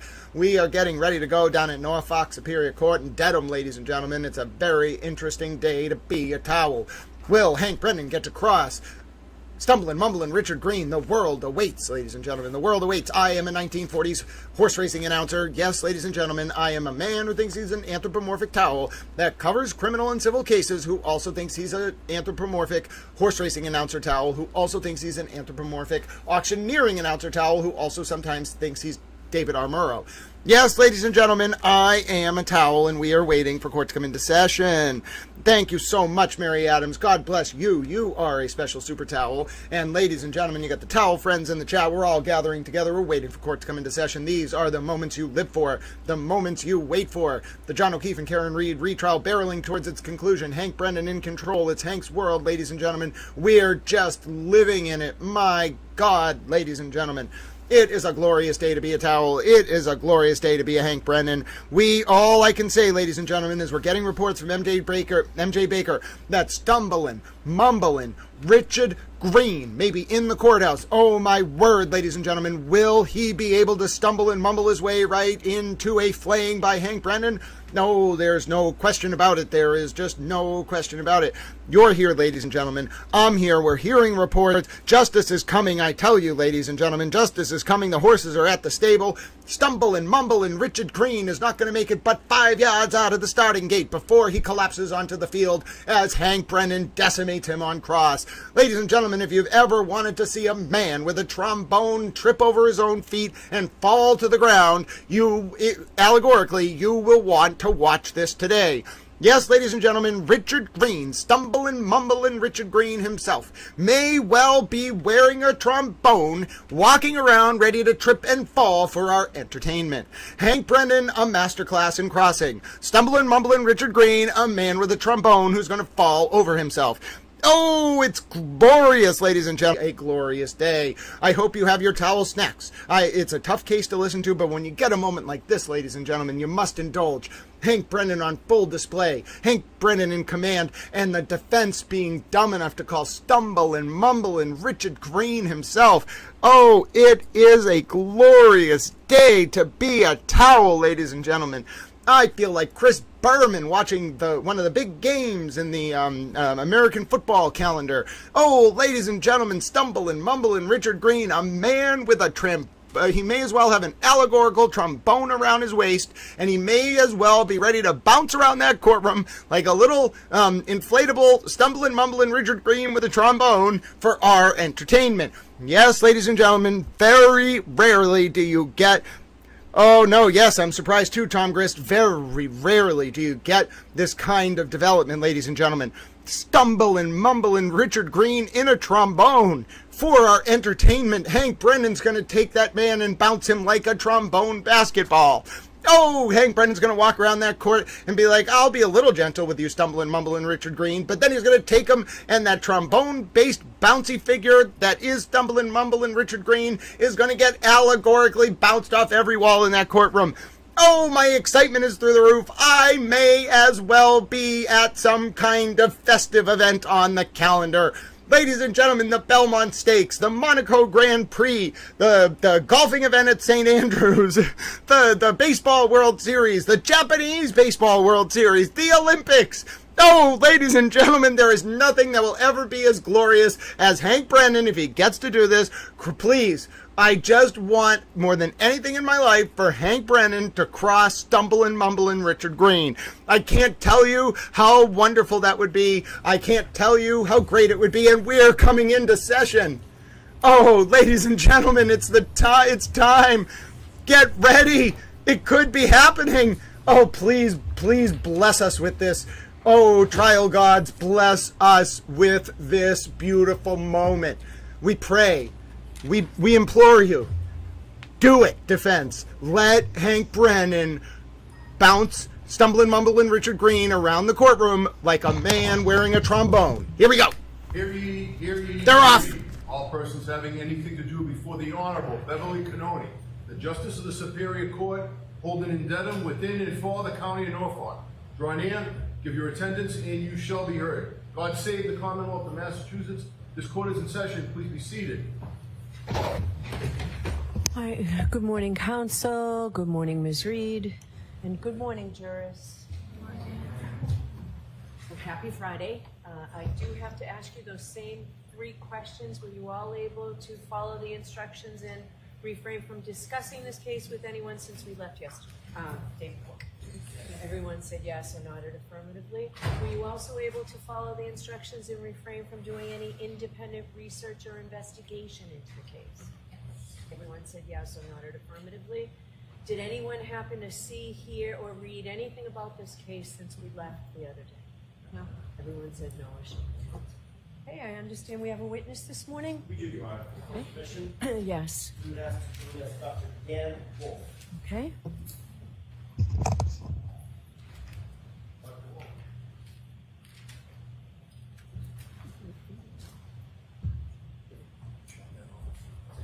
But we'll see how. Thank you, Tony.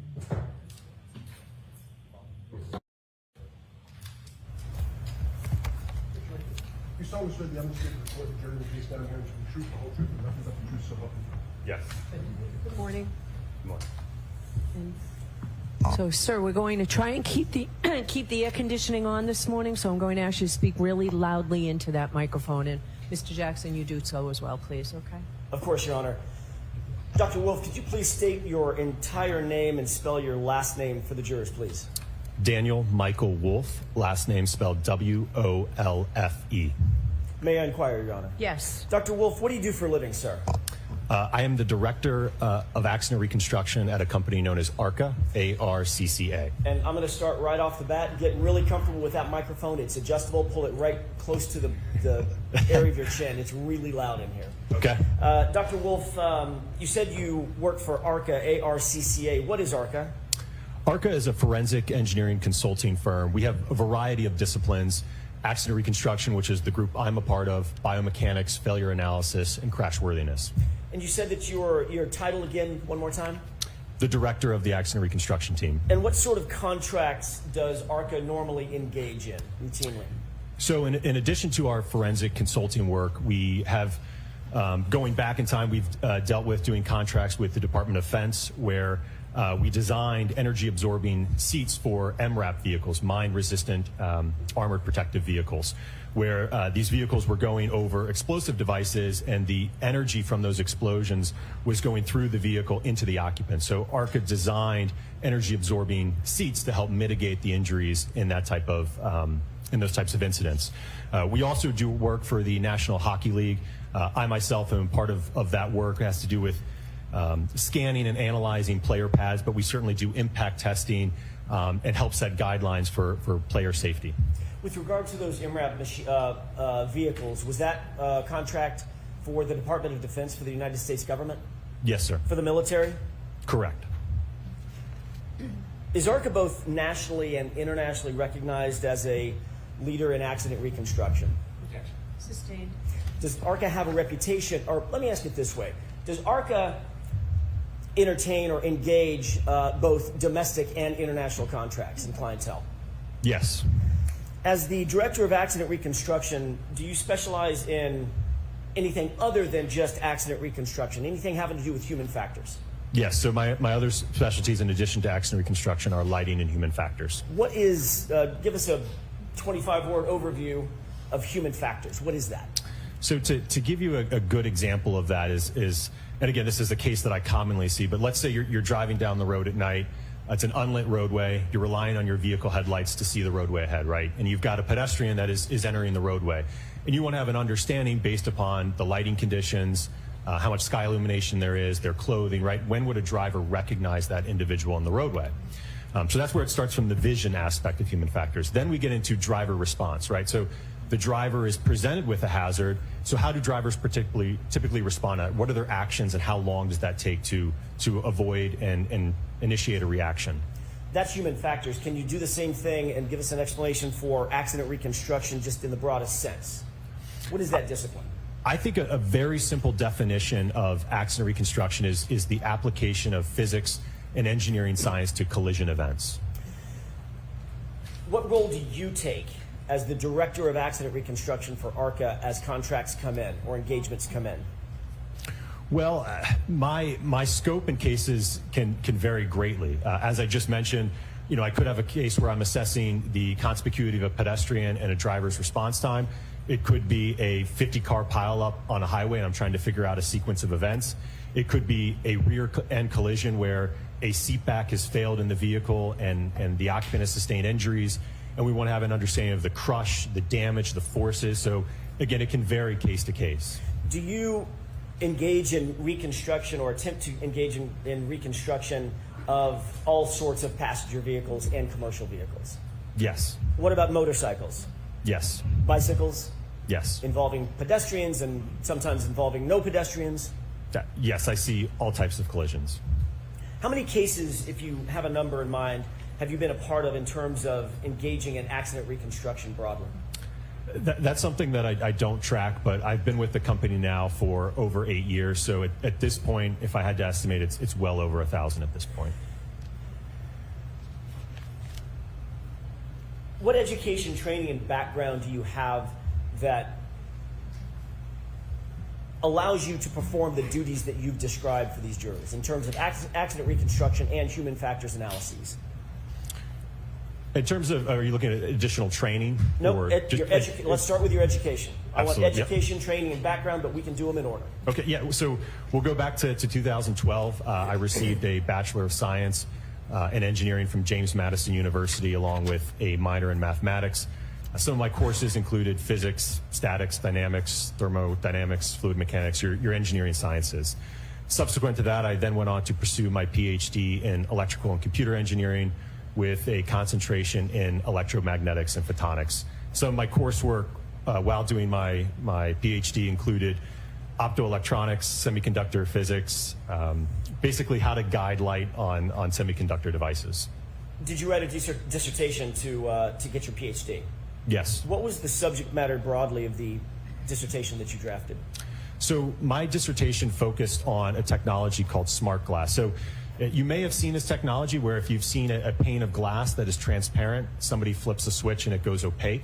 That's a type of smart glass technology. So my PhD involved developing a new type of novel, what we coined optofluidic smart glass. So we are using geometric structures that we've optically designed to create a very reflective surface or medium, if you will. And then through the introduction of various fluids, we can then modulate the amount of visible light and electromagnetic energy that is passing through or being reflected. So not just visible light, but also energy that you can't see.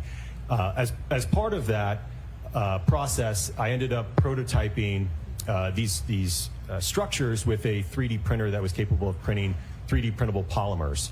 And as we kind of got towards the end of my work, we looked at how we could scale this up on a larger scale. We ultimately ended up researching and doing tests with a material known as polymethyl methacrylate, which is PMMA or acrylic. What relevance does PMMA play in terms of this case?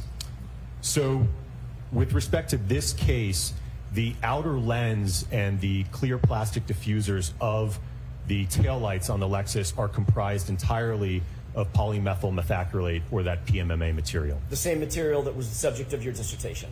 Correct.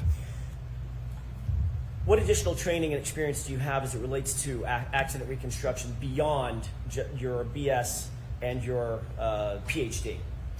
So certainly the 8 years of work that I've had at ARCA has certainly trained and taught me a lot over the last 8 years. Like I said, I've seen hundreds of collisions, all different types of accidents. But in addition to that, I've continued to take courses through Northwestern University in crash reconstruction, human factors and lighting, heavy vehicle forensics, heavy vehicle EDR downloads, Bosch data retrieval and black box downloads, photogrammetry, so a number of continuing education.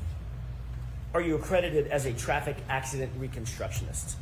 Yes. By whom? An organization known as ACTAR. Is that a nationally recognized organization? Yes, sir. What does that stand for, ACTAR? The Accreditation Commission for Traffic Accident Reconstructionists. Are you trained in photogrammetry? Yes. What is photogrammetry generally? So photogrammetry is the science of extracting and measuring information in a photograph. So you don't actually have to physically inspect something to be able to get information about its measurements or where things are spatially. You can do that from a photograph alone. Is that an accepted methodology in the field of accident reconstruction to use photographs and or videos without actually having been at the scene during the course of the crash? Absolutely. It's very common. You mentioned Bosch. What is the Bosch crash data retrieval analysis? What is that generally?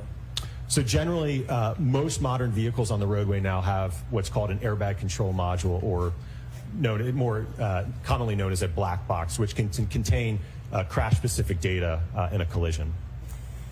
Are you a member of any professional societies? Yes. Can you describe those for us, please? So I'm a member of the Society of Automotive Engineers, the National Association for Professional Accident Reconstruction Specialists, the Illuminating Engineering Society, and the Optical Society of America. Is it fair to say that you've authored a number of peer-reviewed papers in the field of physics and or accident reconstruction? Yes. Can you describe that for us? So my most recent publication in the field of accident reconstruction deals with vehicle control history records. Publications prior to that were focused primarily on my dissertation PhD work. I think you testified that you have dealt with probably over 1,000 different types of cases. Are you able to estimate of those 1,000 different types of cases dealing with accident reconstruction, how many of those or what percentage of those have involved pedestrians?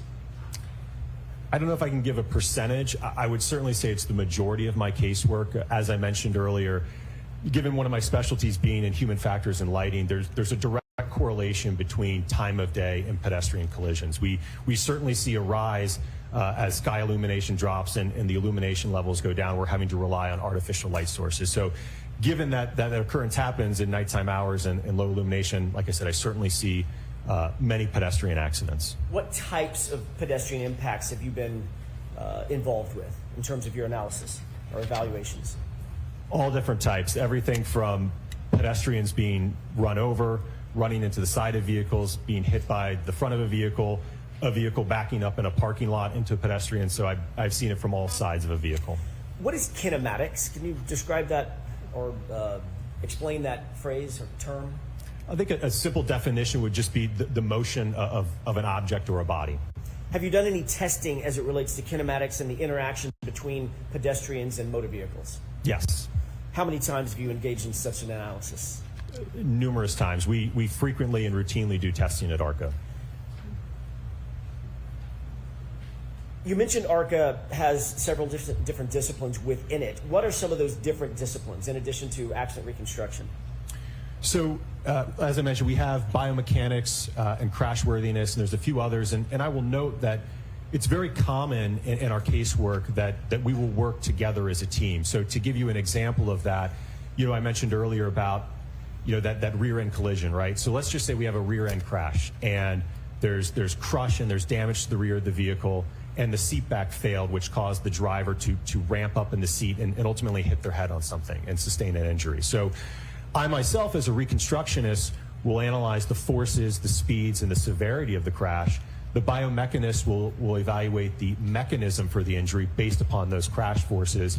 And the crashworthiness expert may analyze, okay, is there a better or stronger seat that may have held up in this crash? Is it normal for you, as the director of accident reconstruction at ARCA, to work with others in the other disciplines that are housed under the umbrella of ARCA? Absolutely, yes. Is that a normal process for you? Very common, yes. As a matter of fact, it probably would be uncommon if you didn't do that, correct? Depending on the kind of case, but yeah, certainly wouldn't be uncommon. Tell me about the testing that you've undertaken to determine forces that are at play in a given accident or an impact. Okay.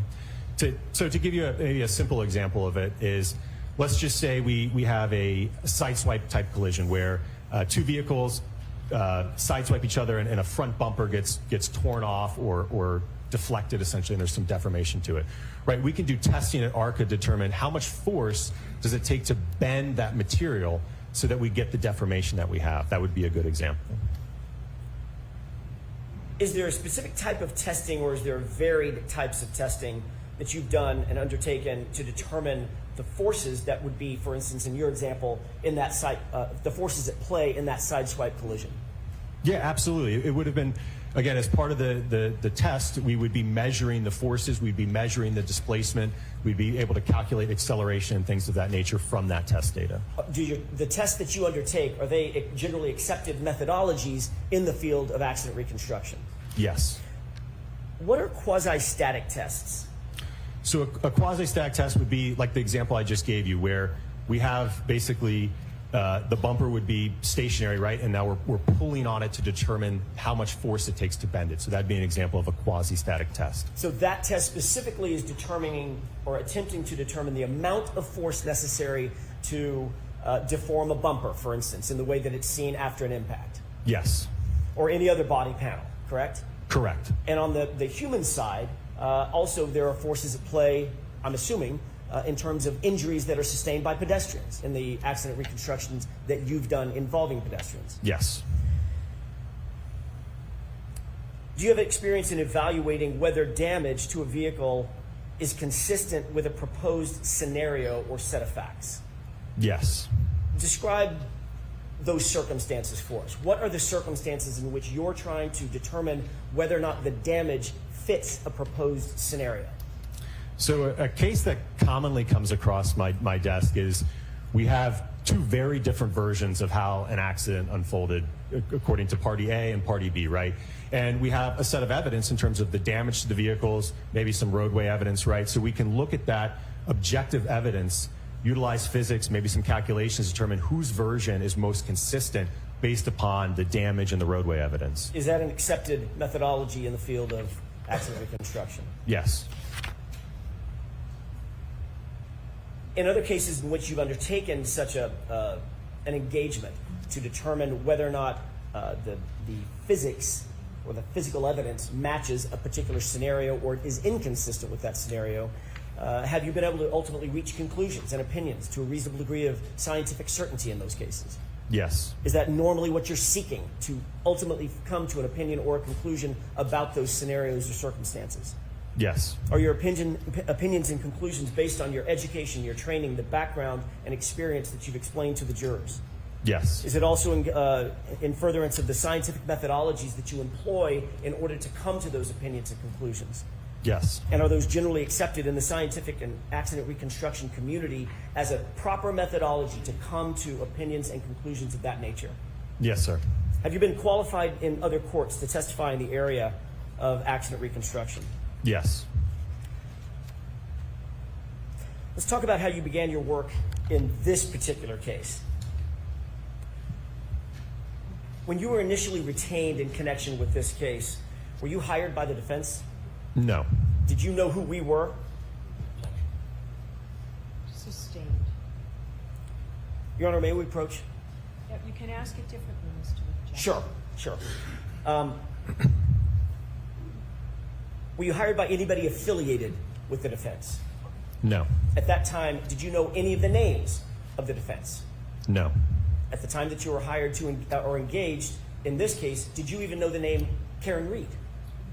Sustained. Did you know any of the names or of any of the parties?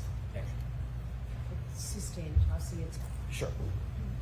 Sidebar. That's not surprising. Alan, come on, you're leading the witness, Alan. You can't even start the cross without leading the witness, Alan Jackson. Come on. Give me a break, Alan Jackson. You can't even start the cross without leading? Come on, ridiculous. There's the O'Keefe family. Hi, Peggy and Paul, and the O'Keefe family, Peggy and Paul. We love you. Towel support around the world, flooding in 94 countries now, ladies and gentlemen, from Mogadishu to Intraria to the Faroe Islands to the UK to Canada to Mexico. Oh, lady, to Mozambique, to Zimbabwe, to Singapore, to Malaysia. We all say hello to the O'Keefe family, not the Reed family. Reed family, Mr. Reed's not looking too good. He looks like a down Mr. Burns, ladies and gentlemen. Hello. Yes, this witness's wife was in the Free Karen Reed group, ladies and gentlemen. Napa Valley German Shepherd Rescue, I love your username. It's great to see you. Lovely Sphinx is here. We did an interview with Lovely Sphinx yesterday. Hello, Steph. Canada. Hello, Canadian Towels. We love you on Towel Stream. Oh, goodness. I want to hug Paul O'Keefe for 20 minutes, says Modelo Macy. I think all of us want to extend our hugs to the O'Keefe family. Ladies and gentlemen, my name is Grant Smith Ellis. We're at a sidebar. Alan Jackson did not do very well getting started with his cross. So, ladies and gentlemen, oh, did you hear my neck crack? Maybe I could start an ASMR neck cracking stream. Ladies and gentlemen, I'm so excited to have you all with me. We are getting ready. Christina Towell is here, ladies and gentlemen. Look at all. Ange Whittick is here, ladies and gentlemen. We are all in the Towel chat. We are in a break. We are at a sidebar. You know what that means, ladies and gentlemen. We are at sidebar, and there's only one thing that we do when we are at Towel sidebar, ladies and gentlemen. You got to get the emoji of Chewbacca and the Stay Puft Marshmallow Man riding a sheep. I'm not exactly sure how we have these things just ready-made. Actually, I do know, because we have so many messages, so many members, ladies and gentlemen, that we can have 27 or something towel emojis. We literally have more towel emojis than I've ever seen in my entire life. And we are at sidebar. Make sure you watch out for Man Bear Pig while we're at sidebar. Do you see you can communicate to people in towel emojis, ladies and gentlemen?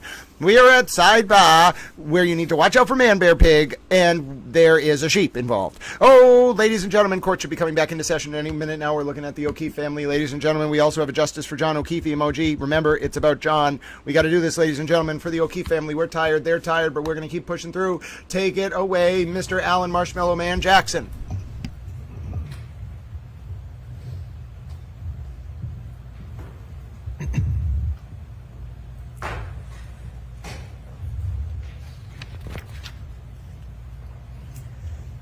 When you were initially hired to look at the facts and circumstances of this case, did you do so independently?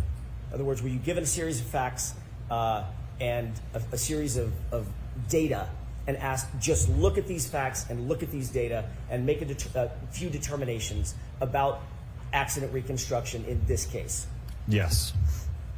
What were you asked to do specifically? It was to look at that evidence that we were provided and determine whether or not the damage to the vehicle was consistent with the injuries to Mr. John O'Keefe.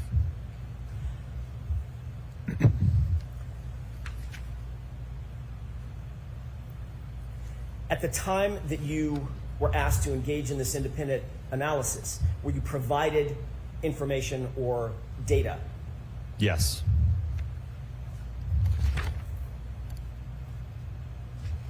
Who at ARCA was assigned to the team that would ultimately engage in this particular analysis? It was myself, Dr. Andrew Rentschler, and Scott Klein. Describe what the materials were that you were provided in your initial assessment of this case. Could I refer to my report? With the court's permission.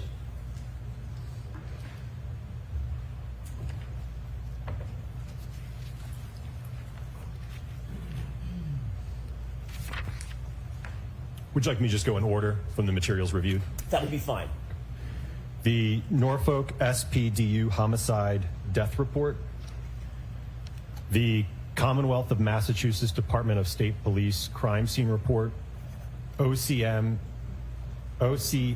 dispatch removal report, photographs of the incident location, videos of the incident location, photographs of the 2021 Lexus LX 570, photographs of recovered evidence, crash data retrieval report from the 2021 Lexus LX 570, report of autopsy photographs, and there was a few other items there, but those were generated internally. There were about 14 things that were listed in terms of categories of information that you were provided, or ARCA was provided, is that right? A little less than that, because some of those, like I said, were internally generated, but yes. Why were you provided that data? What's the reason why it's important for you to get certain data as you begin your analysis? Well, we wanted to have an understanding of, or ultimately the entity that retained us wanted to have an understanding of what, I guess, the evidence that we would need to reconstruct this. Did you get enough information to engage in a fulsome analysis, an accident reconstruction, in terms of the initial request by the entity that hired you? Yes, in terms of our scope, yes, we had sufficient information. Were you able to review photographs of not only the Lexus involved, but John O'Keefe's body? Yes. Did you use those photographs in furtherance of your analysis? Yes. Did you use the reports detailing scenarios or possible scenarios in furtherance of your analysis? From what I recall, I don't believe any of the reports indicated any type of theory or understanding of how the accident occurred. Were you asked to determine whether or not certain scenarios could be possible? I don't recall them giving us any scenarios to evaluate. They essentially left it in our hands. Here's the evidence. What do you think happened? That was an open question, correct? Correct. All right. Did you engage in an analysis that basically allowed you to think of any scenario? I think that's fair, yes.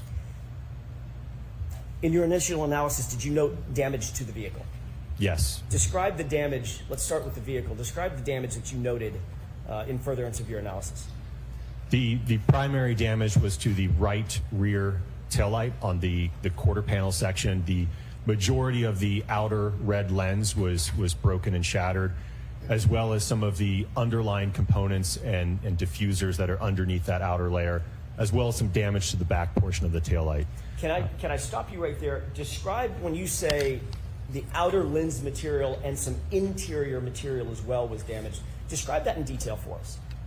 So the outer lens is red, and it's about 5 millimeters in thickness, and it basically encompasses the majority of that quarter panel taillight. And then there's a small segment that is clear, that is for the turn signal indicator, which is yellow. Underneath that 5 millimeter thick red lens, There are additional diffusers that run along the bottom. There's two rows of those, I believe, and then they also go up vertically on the side, and those are clear.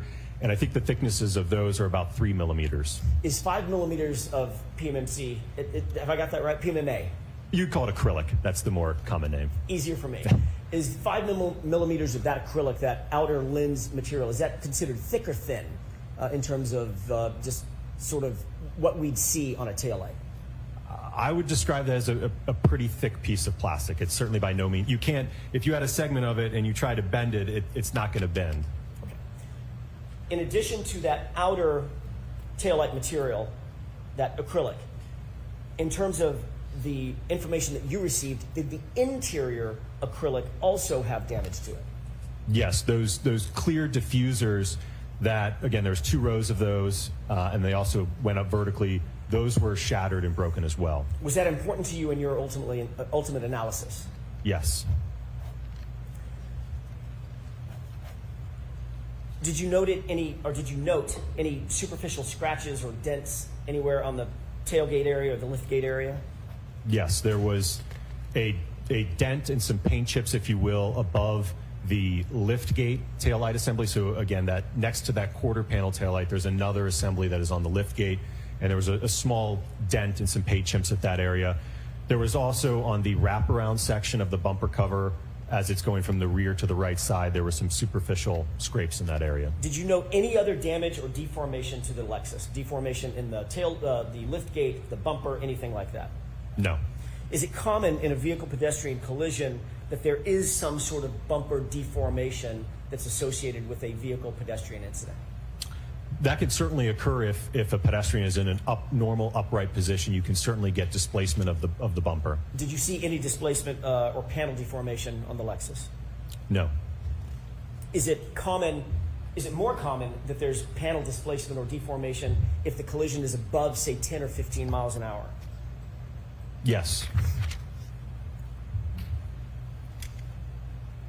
During your review of all the investigative materials, did you note any items of evidence that were recovered or claimed to have been recovered on the bumper itself? I recall there were 2 or 3 apparent glass fragments. What's the significance of that? Let me ask it differently. Is there any glass in the taillight assembly?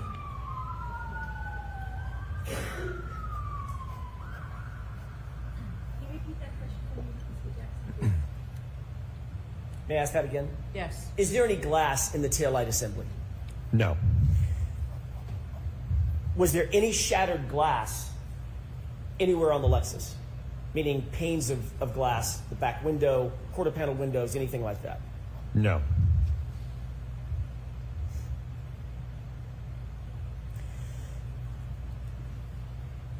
Did you have any understanding at that time of what the Commonwealth's theory of the case was when you began your initial analysis?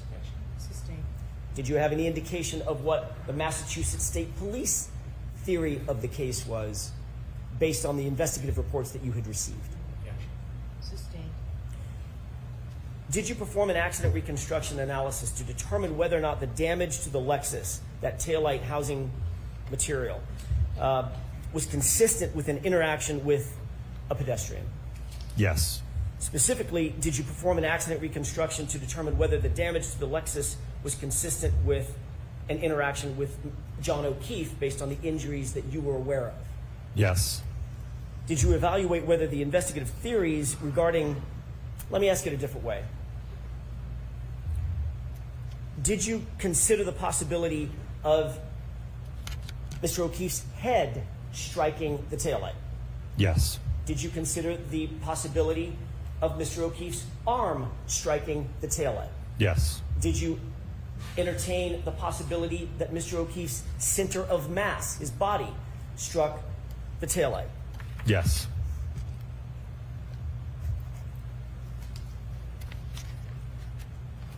Before we get into the initial testing, were you able to come to opinions and conclusions concerning those things that I've just mentioned?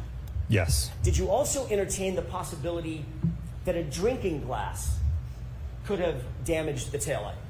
Yes. Were these some of the things that you were sort of, it was left open to you to decide yourself?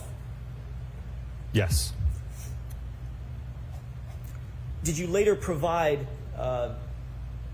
all of those opinions and conclusions in a report to the entity that hired you? Yes. Is it your understanding that those reports were then later supplied to both sides here in this case? That was my understanding, yes.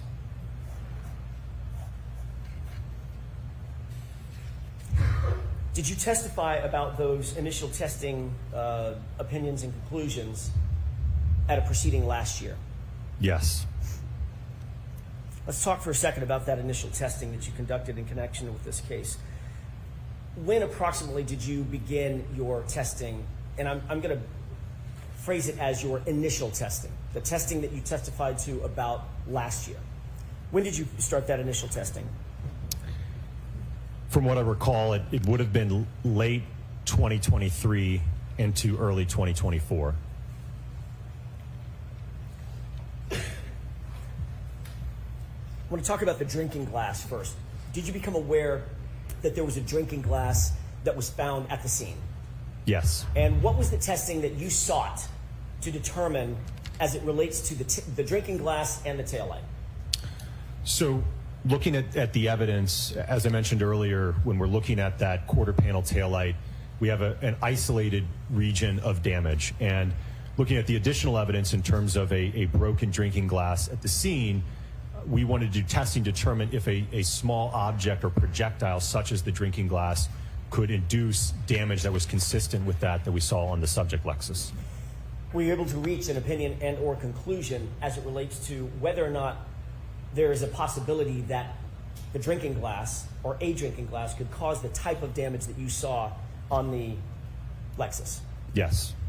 Given everything else in your investigation, are you concluding that the glass was responsible for the taillight damage? No. However, you did seek to determine whether it was possible, correct? Okay. Sustained. I'll ask it a different way, Your Honor. What testing did you do, did you undertake in furtherance of answering that specific question? Could the glass damage the taillight? Right. So we designed a pressurized cannon that was capable of firing the drinking glass into the taillight at various speeds. We aimed for speeds of 30 and 40 miles an hour. Our achieved speeds were at 31 and 37 miles per hour. And we found that in the 37 mile an hour impact, and again, this is to emulate or simulate an individual throwing a drinking glass. The purpose of the cannon, if you will, was to be able to hone in on a speed precisely and obviously aim for that target. So it just served as a means of getting that projectile to the taillight in a means that we could measure it. And what we observed in the 37 mile an hour test is that we got damage that was generally consistent with that of the subject taillight, and that there was a large portion of the outer lens that was shattered and fractured, as well as the underlying clear plastic diffusers and chrome piece. Tell me a little bit about the methodology that you undertook, the scientific methodology in building that pneumatic cannon and aiming that glass directly at the taillight. Absolutely. So, as I mentioned, it was a customized cannon, if you will. It had a barrel that was capable of fitting a rocks or an old-fashioned drinking glass in it, and that's a glass that has a thinner sidewall, if you will. I think the glass was about 3 inches in height or so, maybe 3.5 inches, with the bottom portion being solid glass or just a thick piece of glass. So we were able to design a kind of a holder for it, if you will. Almost, you could really think of it as stuffing an actual cannon with a cannonball. So we literally would put the drinking glass in the cannon. There was a pressurized vessel behind that we would open up a valve rapidly, and when it was set to a certain pressure, that would determine the exit velocity that it would leave the barrel at. And we were able to aim that device into the taillight at those specified speeds to be able to determine what would the damage pattern be when we fired that glass. Were you able, in this scientific experiment, to control for aim and trajectory? Yes. Were you able to control for velocity or exit speed of the glass? Yes. Were you able to control for damage patterns as it pertained to both the glass as well as the taillight at which it was aimed? I don't know that we have had control over that. Ultimately, physics takes over after that interaction occurs. I can't influence how that material is going to perform or how the glass will break, per se. It's a poor question on my part. Were you able to, or did you undertake to memorialize the damage pattern that you saw on the taillight and the glass as the glass was projected into the taillight? Yes. All right. Did you do that through photographs, Yes. high-speed video, Yes. and all of that was memorialized in your report? Correct. Your Honor, may I approach? Yes.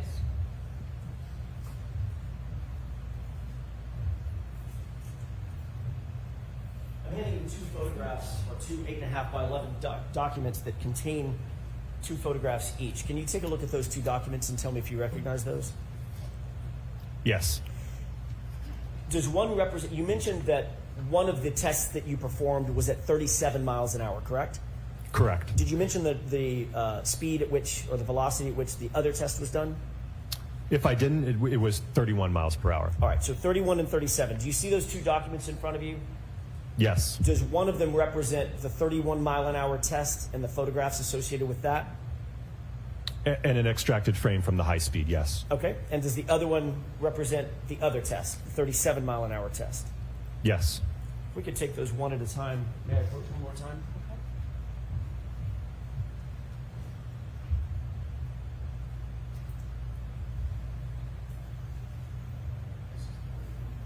If I could ask that these be marked as next in order, one at a time, 31 mile an hour test, and to the order with the court's permission. So there's no objection?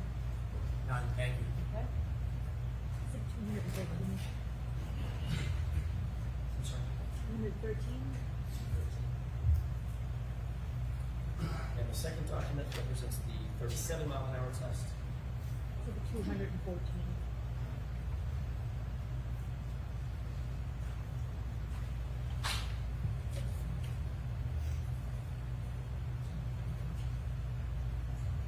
Court's permission, I'd like to exhibit 213. I'm sorry, present exhibit 213.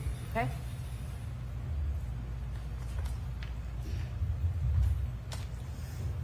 Is this the photograph that was just marked as exhibit 213 that's in front of you? Yes. Can you explain to the jurors what they're looking at? So on the left part, you are looking at a frame from the high-speed video just after the contact with the taillight. On the right, you're looking at the post-damage to the taillight after the glass had been fired into it. And if we could look at the next exhibit with the court's permission. Okay. And what are we looking at here? Same thing on the left. Again, this is the 37 mile an hour test. The glass striking just in the area where the bottom of the turn signal indicator is, so the right where it meets the red portion of the lens and the clear portion of the lens. That's about where the impact point was. You could see that a large portion of the outer red assembly, lens cover is missing and fractured. The clear portion of the part of the outer lens to the turn signal indicator is also fractured, as well as the underlying clear diffusers in that assembly. Would your testing in both of these scenarios, the 31 mile an hour test and the 37 mile an hour test, represent an accepted methodology for controlling for aim, velocity, impact site, and those issues, if you will, as it relates to testing of this sort? Yes, we were able to control those variables. And is that an accepted methodology in the area or the field of accident reconstruction? Absolutely, yes. When you finished your testing, were you able to make a determination as to whether or not either one of these velocities, the 31 mile an hour velocity or the 37 mile an hour velocity, were consistent with the damage that you saw on the subject Lexus, which is the 2021 Lexus belonging to Ms. Reed? Yes, from the 37 mile per hour test, we are getting damage that's generally consistent, and that I mentioned we have portions of the outer lens missing, the underlying diffuser, There was also some fracturing on the backside of the assembly. So again, we observed damage that was generally consistent with that of the subject taillight. And that was the 31 or the 37? The 37. The 37. What about the 31? Didn't have enough energy to create that damage. So were you able to conclude, in your opinion, whether or not the velocity of that glass hitting the taillight would have to be somewhere in the vicinity of 37 miles an hour, well above 30 miles an hour? Well above, and it certainly could have been above 40 miles per hour per se. I mean, we may have actually blown out more of the outer lens had the speed increased. Did you have any information in the data or documents that you reviewed associated with this case, for instance, that John O'Keefe had a pneumatic cannon with him out there? No. Okay. So obviously, well, let me ask a different way. Based on this series of tests, were you concluding that the damage on the taillight conclusively was the product of a glass being hurled into the taillight? Objection. Sustained. Were you concluding, or did you opine, that the damage to the taillight came from a drinking glass? No, I gave an opinion that the damage was generally consistent with that in the test compared to the subject taillight. But only in the circumstance where the glass is being hurled at 37 miles an hour, correct? Sustained. Can ask it differently. Under what circumstance did you determine that it was consistent with a drinking glass? If that drinking glass, again, the purpose of the test was to do a test to evaluate or simulating somebody throwing a drinking glass at the taillight. So that's what that test was to demonstrate. Understood. Let's turn to another test that you undertook regarding the head injuries that you became aware of. Did you become aware of, in the data that you received, that Mr. O'Keefe had suffered head injuries to the back of his skull? Yes. What sort of testing did you do to determine whether or not and under what circumstances that head injury may be connected or associated with the damage to the taillight? We performed a drop test with a hybrid 3, so that's an instrumented anthropomorphic test device to be able to measure the accelerations on a head form and observe the damage to an impact to the taillight. What is an ATD, anthropomorphic test device? So it's a device that's commonly used in our field, and it's certainly approved by the federal government to evaluate crash forces and occupant kinematics, or I should say occupant crash forces. So it's a device that reconstructionists and biomechanists typically use or commonly use to be able to evaluate, like I said, whether it's forces in a motor vehicle, or let's say you have something being dropped on somebody's head or an impact to somebody's body part, right? We can use that instrumented dummy to evaluate and measure the acceleration and the forces. Another word or another phrase often used in association with ATD devices are crash test dummies, correct? Correct, yes. Why was it important to do a drop test? So we wanted to have an understanding based upon the fact that Mr. John O'Keefe had a skull fracture to the back of his head, whether or not an impact, a direct impact between the taillight and the back of his head could have caused that skull fracture. What did your testing indicate? When we did the test, the impact to the taillight was at 15 miles per hour, and we observed that the damage to that taillight was significantly more than the subject taillight at the 15 mile an hour speed. Furthermore, it did not generate, according to my colleague, Dr. Rentschler, enough forces to cause a skull fracture. So ultimately, what was your conclusion related to the taillight potentially striking John O'Keefe in the head at above 15 miles an hour? From a damage perspective, it was inconsistent. Inconsistent. Correct, inconsistent. Did you consider temperature and control for temperature in any of your testing? Yes. Why is that important? Well, that will affect how that, we've talked a lot about that acrylic material of the lens. That will certainly affect how it fractures. So we absolutely controlled the temperature during these tests. How did you control for temperature? So we had them sit overnight in chest freezers to get them to the desired temperature, which for our original set of testing was at 28 degrees Fahrenheit. We then rapidly moved them to our test fixture, and then they were fired almost immediately after that. And when you're talking about them, you're talking about exemplar taillights.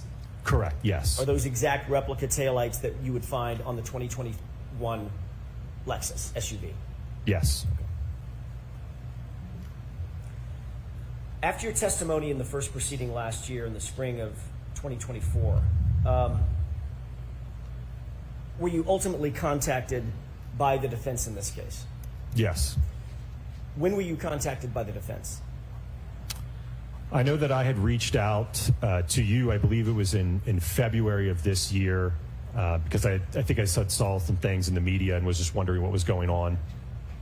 Sustained. Just when? Just a date, Dr. Wolf? I don't know if I could give a specific date. If I had to estimate, sometime in February or March, probably. Were you still under contract with the other entity that hired you? Sustained. At some point, you and I spoke, correct? Correct. And that was, you believe it was February of 2025? Yes. Had we spoken at all between the end of your testimony at the proceeding last year and February of 2025? No, that was the first time. Did I ask you anything about retaining you? Not at that time, no. At some point, subsequent to that initial discussion in February of 2025, did we have another discussion about the potential of retaining you? Yes. Tell me about that. When was that? From what I recall, it was sometime in March, and we were trying to figure out. Sustained. Next question, please. Did I ask you if you were available to be retained by the defense? Sustained. May we approach? Okay. Oh, this cross is going to be brutal.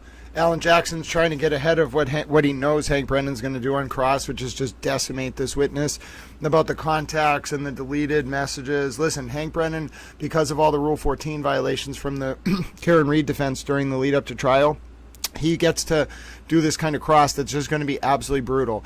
The Brian Lucky Lofgren cross was going to be like Christmas because Hank can not Brian Lucky Lofgren, Stumbling Mumbling Richard Green. That cross today would have been great. We might get to still see that. But this cross, this is going to be like Hank Brennan. Imagine if Hank Brennan were at the Supreme Court and it was the most important argument of his entire life and he just wanted to flex on someone.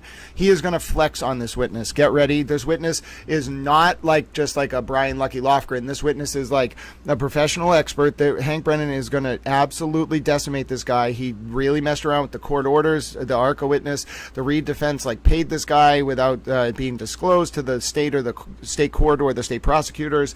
There was some really weird stuff that went on with the federal probe and sort of this de-obligated federal contract, like $34,000, $9,000 got paid to ARCA. The Reed defense paid an invoice to ARCA that was exactly the same as the federal invoice was de-obligated, the difference. And then also, ladies and gentlemen, the federal DOJ allowed ARCA to violate the sequester order in the first trial. The DOJ literally helped ARCA do it. But now you got a new DOJ, new sheriff in town, Leah Foley. I don't think the Reed defense has got friends at the DOJ, and this cross by Hank Brennan is going to be so brutal. Listen, I think it's very possible Daniel Wolf might just start crying on the stand with how bad this is going to be. His best option is to just break into tears and say, Hank Brennan, I'm sorry, I shouldn't have done it, mea culpa. I'm telling you, ladies and gentlemen, you can see Alan Jackson wants to get ahead of what he knows is coming on cross, but how do you get ahead of it? This witness deleted hundreds of text messages, conveniently lost their phone, violated sequester orders. We had this weird relationship with the defense. This witness's wife was in an FKR group, ladies and gentlemen, on Facebook. This witness is going to get absolutely dominated. Hank Brennan, earlier we were talking about how Hank Brennan was going to kind of bounce Richard Stumbling Mumbling Richard Green around the courtroom like a bouncy man who has a trombone and makes funny sounds when you bounce him off the walls to humiliate him. This, ladies and gentlemen, is going to be worse. Have you ever imagined a witness being actually pilloried? Like put up in the stock, okay, and pilloried. We need to get our tomatoes, ladies and gentlemen, our metaphorical tomatoes. We don't throw tomatoes. This witness is going to get put in the stock by Hank Brennan. His arms are in his hands are going to be stuck out to the metaphorical side. He is going to be helpless and trapped there, squirming like a little fish, ladies and gentlemen, a little non-towel fish. And Hank Brennan is going to take the air from his very lungs, and then we're going to throw tomatoes at him, metaphorically. Ladies and gentlemen, get ready. I hope Alan Jackson ends soon. I just want to see Hank Brennan flay this man alive so we can eat fish for dinner, ladies and gentlemen. I'm hungry. I want some fish. What can I tell you? I'm a towel who likes fish, ladies and gentlemen. Please, Alan Jackson, just wrap up. The world wants to see Hank Brennan eat this man alive for dinner, and I'm hungry.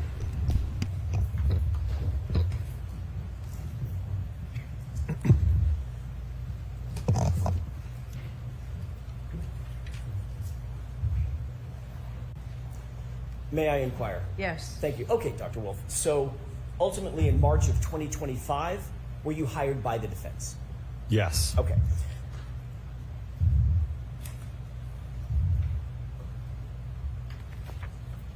Were you asked to do anything or to review anything from the Commonwealth and any of their experts in relation to testing that was undertaken by them regarding the Lexus and Mr. O'Keefe? Yes. What were you asked to do? My understanding is that we were asked to review and evaluate the report and analysis conducted by Dr. Welcher.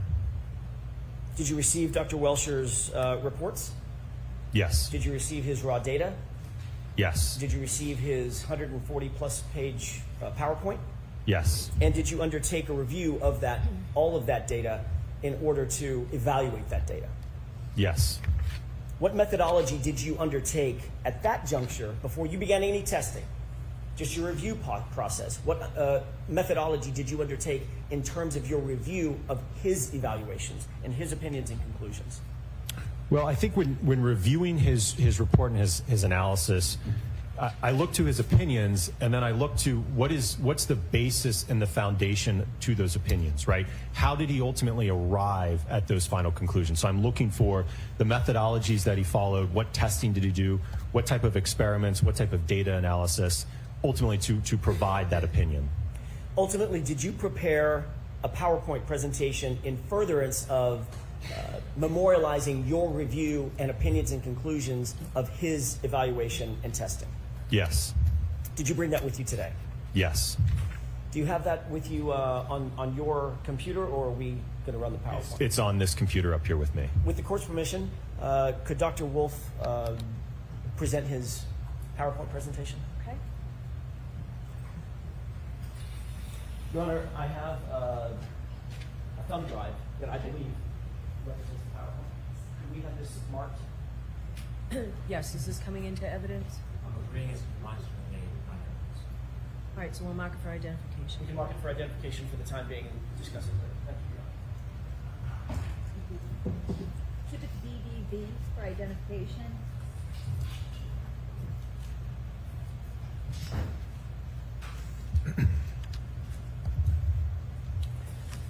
May I proceed, Your Honor? Yes. Dr. Wolf, do you see what's displayed or presented up on the TV screen? Yes. All right. Do you have with you, by the way, just a matter of housekeeping, something called a spotlight? Yes. Something that can do whatever spotlight that. Yep. Okay. Yes. I may ask you to employ that, or I may take it from you at some point as we're discussing this. Do you recognize what's on the screen? Yes. What is this? This is my PowerPoint with just the first page, the title. If we could move to the next slide, please. Describe what we're looking at in this slide. This is from Dr. Welcher's PowerPoint presentation, slide 121, in which he's indicating that there are lacerations on John O'Keefe's right arm and forearm, and he's indicating in this slide that the location and orientation of the lacerations on John O'Keefe's right forearm and arm are consistent with the geometry and orientation of the right rear taillight of the Reed 2021 Lexus LX 570. In coming to your opinions and conclusions, and I know this is a mouthful, did you consider the opinions and conclusions of Dr. Welcher in conducting your analysis and your ultimate testing? Yes. Did you rely on Dr. Welcher's report and his PowerPoint in reaching your conclusions and opinions ultimately in this case? I don't know that I relied on it. Certainly, I utilized them to have an understanding of what his basis was for his opinion and what his opinion was. Ultimately, at ARCA, we did our own independent testing to evaluate that. So just to be clear, I'm not asking Dr. Wolf if you agreed with his opinions and conclusions. I'm simply asking, did you rely on those in order to come to your opinions and conclusions? Did you incorporate them? Sustained is to. Did you agree ultimately with Dr. Welcher's opinions and conclusions? Sustained. You certainly were aware of what his opinions and conclusions were, correct? The form, Mr. Jackson, on that one. Were you aware of Dr. Welcher's opinions and conclusions? Yes. Are some of those opinions and conclusions represented in your PowerPoint? Yes. Are some of them represented on this slide in your PowerPoint? Yes. You indicated that this slide indicates that the location and orientation of the lacerations on John O'Keefe's right forearm and arms are consistent with the geometry and orientation of the right rear taillight, correct? Correct. Are the injuries to John O'Keefe's arm lacerations? That would be an opinion from my colleague, Dr. Rentra. Have you ever heard the phrase abrasion? Yes. In your opinion, are the injuries to John O'Keefe's right arm better described as lacerations or abrasions? I don't have an opinion on that. Okay. Slide number 2, please. Based on your review of Dr. Welcher's reports and his data, what testing did Dr. Welcher undertake or conduct? So he did, initially it appeared that he did a static test, if you will, just demonstrating holding his right arm out adjacent to the rear taillights on the right side of an exemplar Lexus to demonstrate his theory of how the arm contacted the taillight. What is a static test? So I'm sustaining that. Ask it differently, Mr. Jackson. And I'm going to strike that. What testing did you note that Dr. Welcher did with regard to this particular photograph? What is a static test? Well, in a static test, that neither the arm or the vehicle is moving. It's just he's aligning his right arm adjacent to show how his arm aligns to the geometry and the dimensions of the Lexus. Did Dr. Welcher appear to be wearing similar clothing as John O'Keefe was wearing on January 29, 2022? Yes. Was there any significance or purpose for that, in your opinion? In this test, no. Did you identify any limitations with regard to this sort of testing undertaken by Dr. Welcher? Well, it's very basic in that the only thing that this demonstrates is that you can get your right arm to align with the taillight. Beyond that, it doesn't tell you anything with respect to what happens to the arm when it makes contact with the taillight, right? What's the motion of the arm? What's the damage to the taillight? What's the acceleration of the arm? What's the forces of the arm? So it doesn't answer any of those other questions. The only question it answers is, does the arm align with the taillight? You're aware that John O'Keefe was 6'1", correct? Correct. Is the only person, let me ask it a different way. Can only a 6'1" person align their arm with the taillight? No, the arm is adjustable, so certainly people of different heights could also meet that alignment as well. Just by pivoting your arm a little bit, right? Sustain. How would you describe the ability of somebody 5'7" or 6'3" being able to align their arm with the taillight? Just changing the orientation and the posture of your arm. Was there any scientific significance, in your opinion, of this particular test? Again, other than just demonstrating that it aligns with it, no, nothing beyond that. Next slide, please. What are we looking at here? So this is an extracted frame from one of his dynamic tests in which the vehicle is moving at about 2 miles per hour into his arm, making contact with his hand, his forearm, and his elbow. What is a dynamic test as it relates to a static test? So that's when something's in motion, and in this instance, it's the Lexus moving at about 2 miles per hour into his arm. Did Dr. Welcher explain what the purpose of this test was? From what I recall, I think it was to demonstrate that when his arm makes contact with the taillight, he observed paint transfer in the general location that there were the abrasions or the lacerations on his arm. Did he appear to paint the taillight? He did, yes. Do you see that Dr. Welcher appears to be wearing an orange T-shirt? Sustained. What is he wearing? Appears to be an orange T-shirt. Is that similar to what was described as John O'Keefe having worn that night on January 29th, 2022? Yes. Is there any significance to wearing that T-shirt? Not that I can think of, no. Did you note any or identify any shortcomings with this particular test? Well, much like the static test, again, it leaves the door open to all those questions, right? About, again, doing this at 2 miles an hour doesn't tell you anything about, well, what happens at 10? What happens at 15? What happens at 20? Right? In terms of what are the collision forces? What's the damage? How does the arm move? What would the expected injuries be, right? This dynamic test, as well as the static test, doesn't answer any of those questions for us. Is this test from Dr. Welcher considered a force calculation? I'm not aware of him making any type of force calculations or measuring accelerations or anything of that nature, no. Did Dr. Welcher conduct any testing to determine whether the damage to Miss Reed's Lexus was consistent with the striking of an arm of a pedestrian?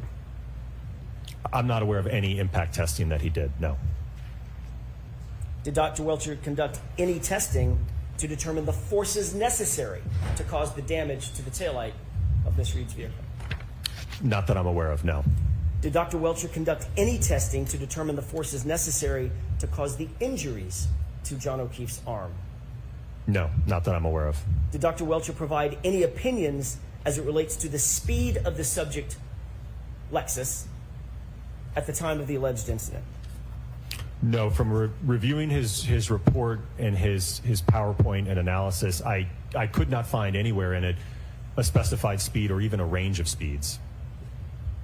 Did Dr. Welcher provide any opinion as it relates to the forces experienced by the taillight in such an impact?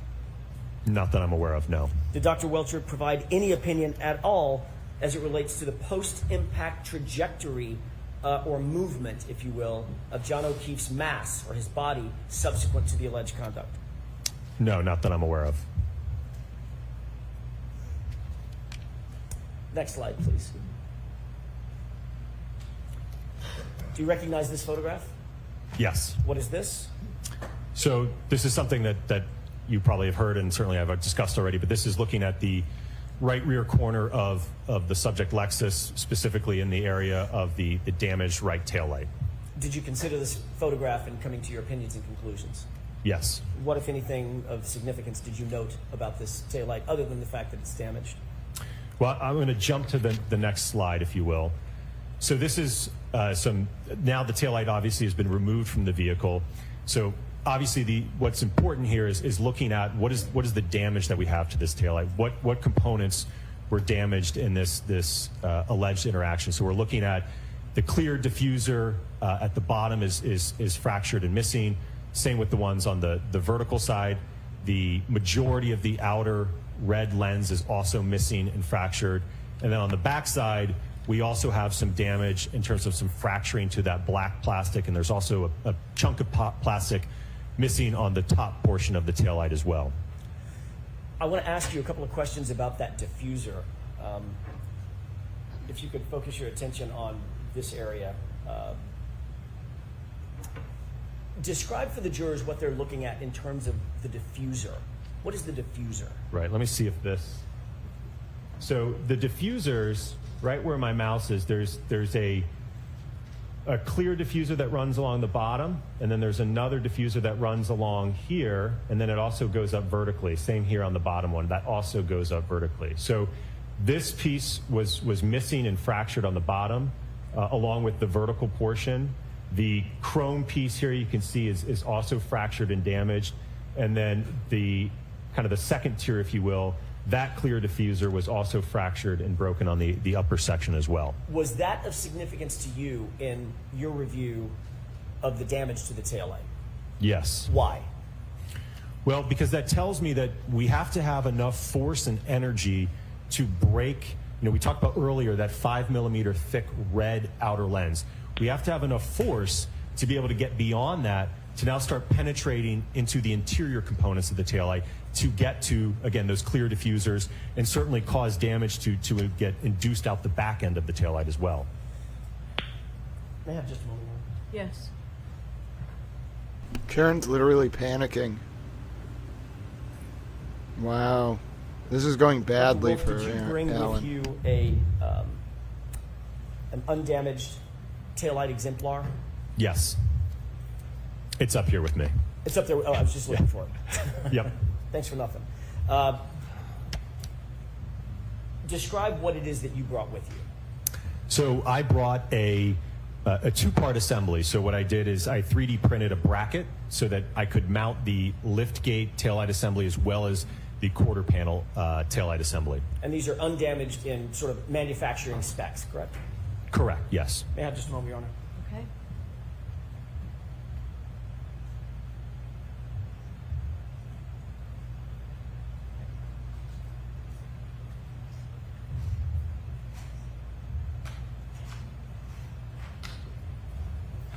You have it with you up there at the witness stand? Yes. Could you retrieve that with the court's permission? Okay.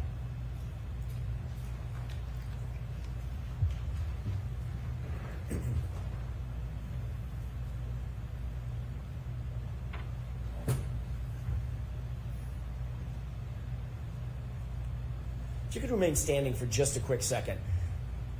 Do you recognize what that is? Yes. Is that what you just described? Correct, yes. Describe it one more time for the court and the jury. What is it that we're looking at right here? So this is an exemplar set of taillights from a 2021 Lexus LX570.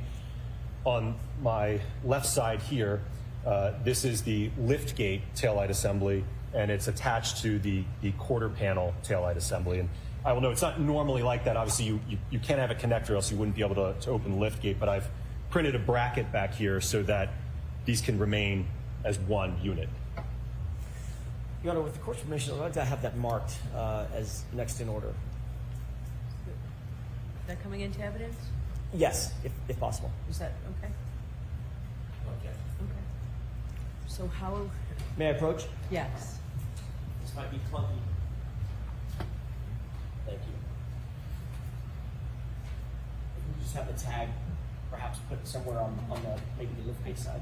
And is Dr. Wolf going to use it for his testimony now? He is. Okay. Very So briefly. give it back over there, please, Chrissy. Just give it to him one more time. Thank you. Is it 250? Thank you. If I may, Doctor. Yes.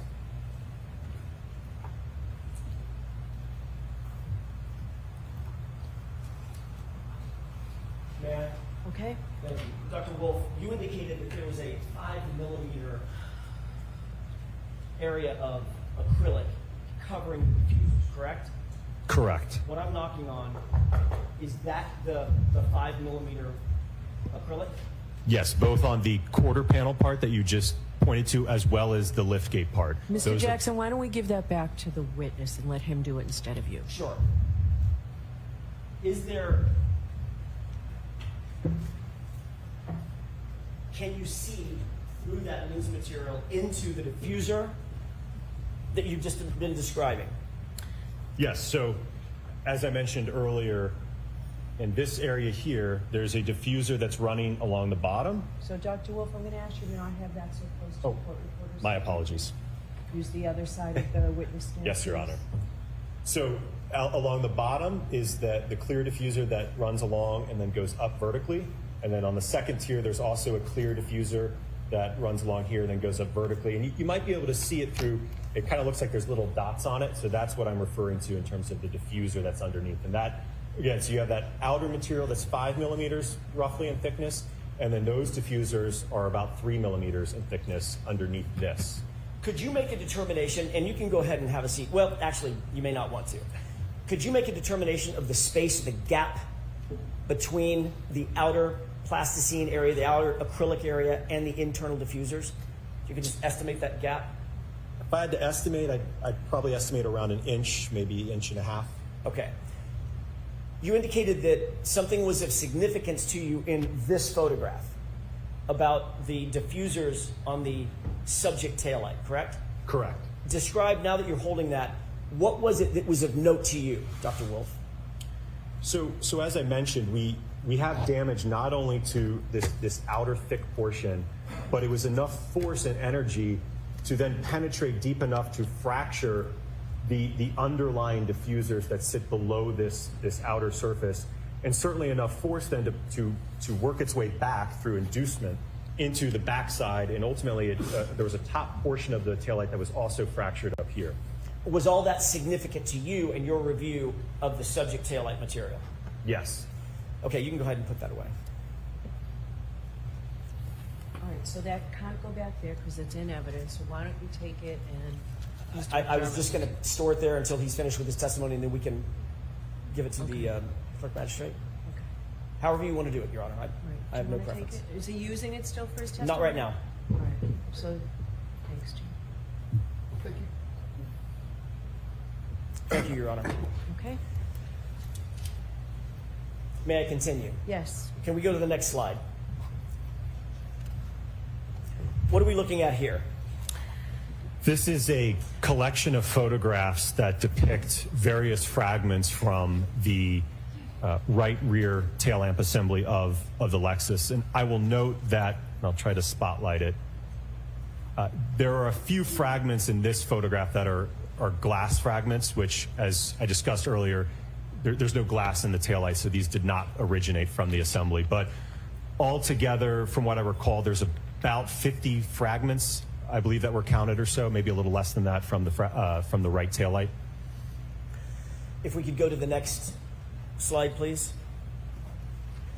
What are we looking at here? So these are photographs depicting the sweatshirt or hoodie that Mr. John O'Keefe was wearing on the night of the alleged incident. And what was the role that this played in your analysis ultimately? Well, so one of the things that I noted, and I can go to the next slide, is there were a series of small punctures or holes in the sleeve, on the right sleeve of the sweatshirt in varying sizes. I think some as small as just a few millimeters. Again, I think there was maybe 10 or 12, I think I recall, on the right sleeve of that sweatshirt. If we could go back to the larger photo, the previous slide, do you see the right sleeve denoted on the photograph to the right? Yes. Does it, your review of these photographs, what was the significance of the triangular sort of arrows or markers? I believe those were to annotate or draw attention to those holes. Okay, the defects in the right sleeve? Correct. Can you count those for us, please? On the photograph on the right, I believe I see a total of 9. And what about the photograph on the left, just the right sleeve area? 9 as well. If we can go to the next slide. What are the arrows pointing to in these photographs? So this is basically the previous shot, but what appears to be close-ups of some of those evidence markers. You indicated some of the sizes.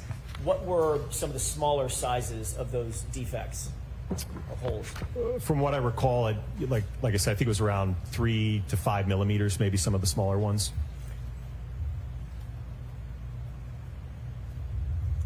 How big is 3 millimeters in inches? It'd be probably around like an eighth of an inch or so. Can we go to the next slide, please? What are you describing when you say the word fundamental, or do you write the word fundamentals? So I want to discuss some very basic concepts that I hope will kind of resonate as we go through the PowerPoint, so that you have an understanding of the underlying physics and what I'm talking about. Can you go ahead and describe the role of an accident reconstructionist and the fundamentals that an accident reconstructionist undertakes when performing the kind of testing that you performed?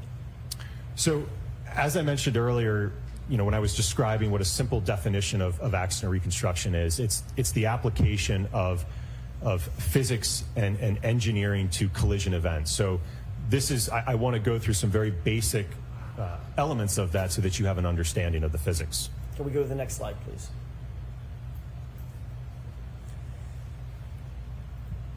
What are we looking at here? So this might be something you all remember back from high school physics, but even though it's been around since the late 1600s, we still use these laws today. So what we're looking at here is what I've done is just describe Newton's laws very simply. So, and again, you might be familiar with these. So, for instance, if we're talking about Newton's first law, an object at rest tends to stay at rest and at a constant speed unless it's acted on by an outside force, right? So if my arm is just here, right, it's just going to stay there until I give it a push or a pull, right? When I do that, that's going to induce an acceleration, right? So that's when we get into Newton's law, where if I apply a force to a mass, I'm going to cause it to change its speed. It's going to accelerate.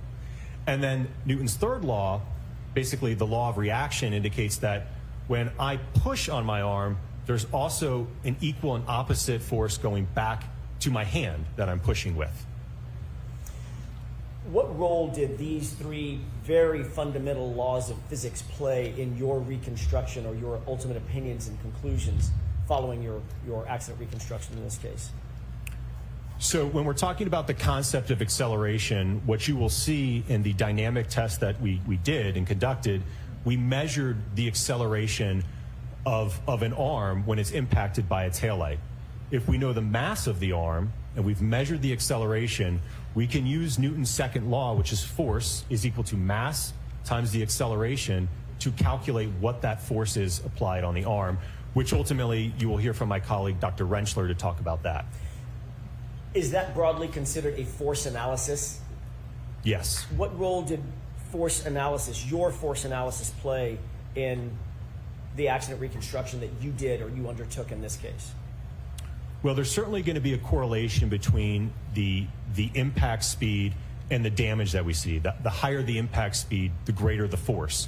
So from my perspective, I was interested in the speed and the force to look at what's the observed damage to the test taillights that we did. Do you think that's fundamental to an accident reconstruction? Yes. Did Dr. Welcher engage in any force analysis with regard to John O'Keefe's arm and the taillight? Not that I'm aware of, no. Let's move to the next slide, please. What are we looking at here? So don't be too afraid. This is some really simple equations that I want to show you. So that first one, delta V. So what do I mean by that? That simply just means you can think of delta, change in. So change in velocity. So if you look at that equation, the change in velocity, really simple. If I've got an object that's, let's say it's initially, for what V naught is, initially at 0 miles per hour, I hit it, and it's now moving 10 miles per hour.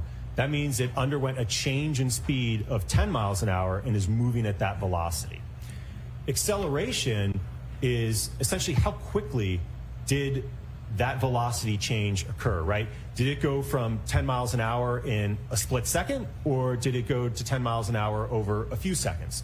So depending on the timing of how quickly that change in velocity occurred will determine what the acceleration is. And as I've already mentioned on the previous slide with Newton's second law, we can then take that information about acceleration and apply it to, if we have a known mass, to calculate what the force on that object is. How did these math equations, delta V, acceleration, force, how did these play into, what role did they play in terms of the accident reconstruction here, in this case? Well, they're extremely fundamental. And I think as we go through the PowerPoint, you will have an appreciation and understanding of what these concepts are. You'll see that I have plotted graphs with acceleration that shows the rate in that change in speed over time. You will see graphs of delta V, so the change in speed of the arm as it's being impacted by the taillight. And then ultimately we can calculate the force of that impact to be able to assess whether or not there's a mechanism for the injuries. And as I mentioned, that'll be my colleague, Dr. Rentschler, that will discuss that. Can I ask you about delta V specifically? I'd like to focus on that for a second. Is that okay? Yes. When you say that that equation suggests or dictates that an object that is struck by another object with mass moves up to the same speed of the object that struck it, describe that in a little bit more detail in colloquial terms, if you will. Sixth grade terms. I'm sorry, can you rephrase the question? Probably not. Because I don't understand it as well as you. If an object, does delta V describe the circumstance in which you have an object that may be at rest and it's struck by another object moving? Is that calculating the speed at which the object that is struck moves to the same speed as the object that struck it? So that's sustained. Just ask him a simple question, let him answer. Easier said than done. Sure. Can you describe in more conversational terms what delta V is describing in terms of mathematics? Right. So let's just give an example specific to this case. If the majority of the arm is struck by a 6,000-pound vehicle moving, let's say at 20 miles an hour, that arm will experience a change in speed. It'll go from 0 up to about 20 miles per hour due to that impact. So that would be the change in speed. If my arm is at rest, stationary, is impacted by a 6,000-pound vehicle, it's going to change its speed up to roughly what that impact speed is. And what about acceleration?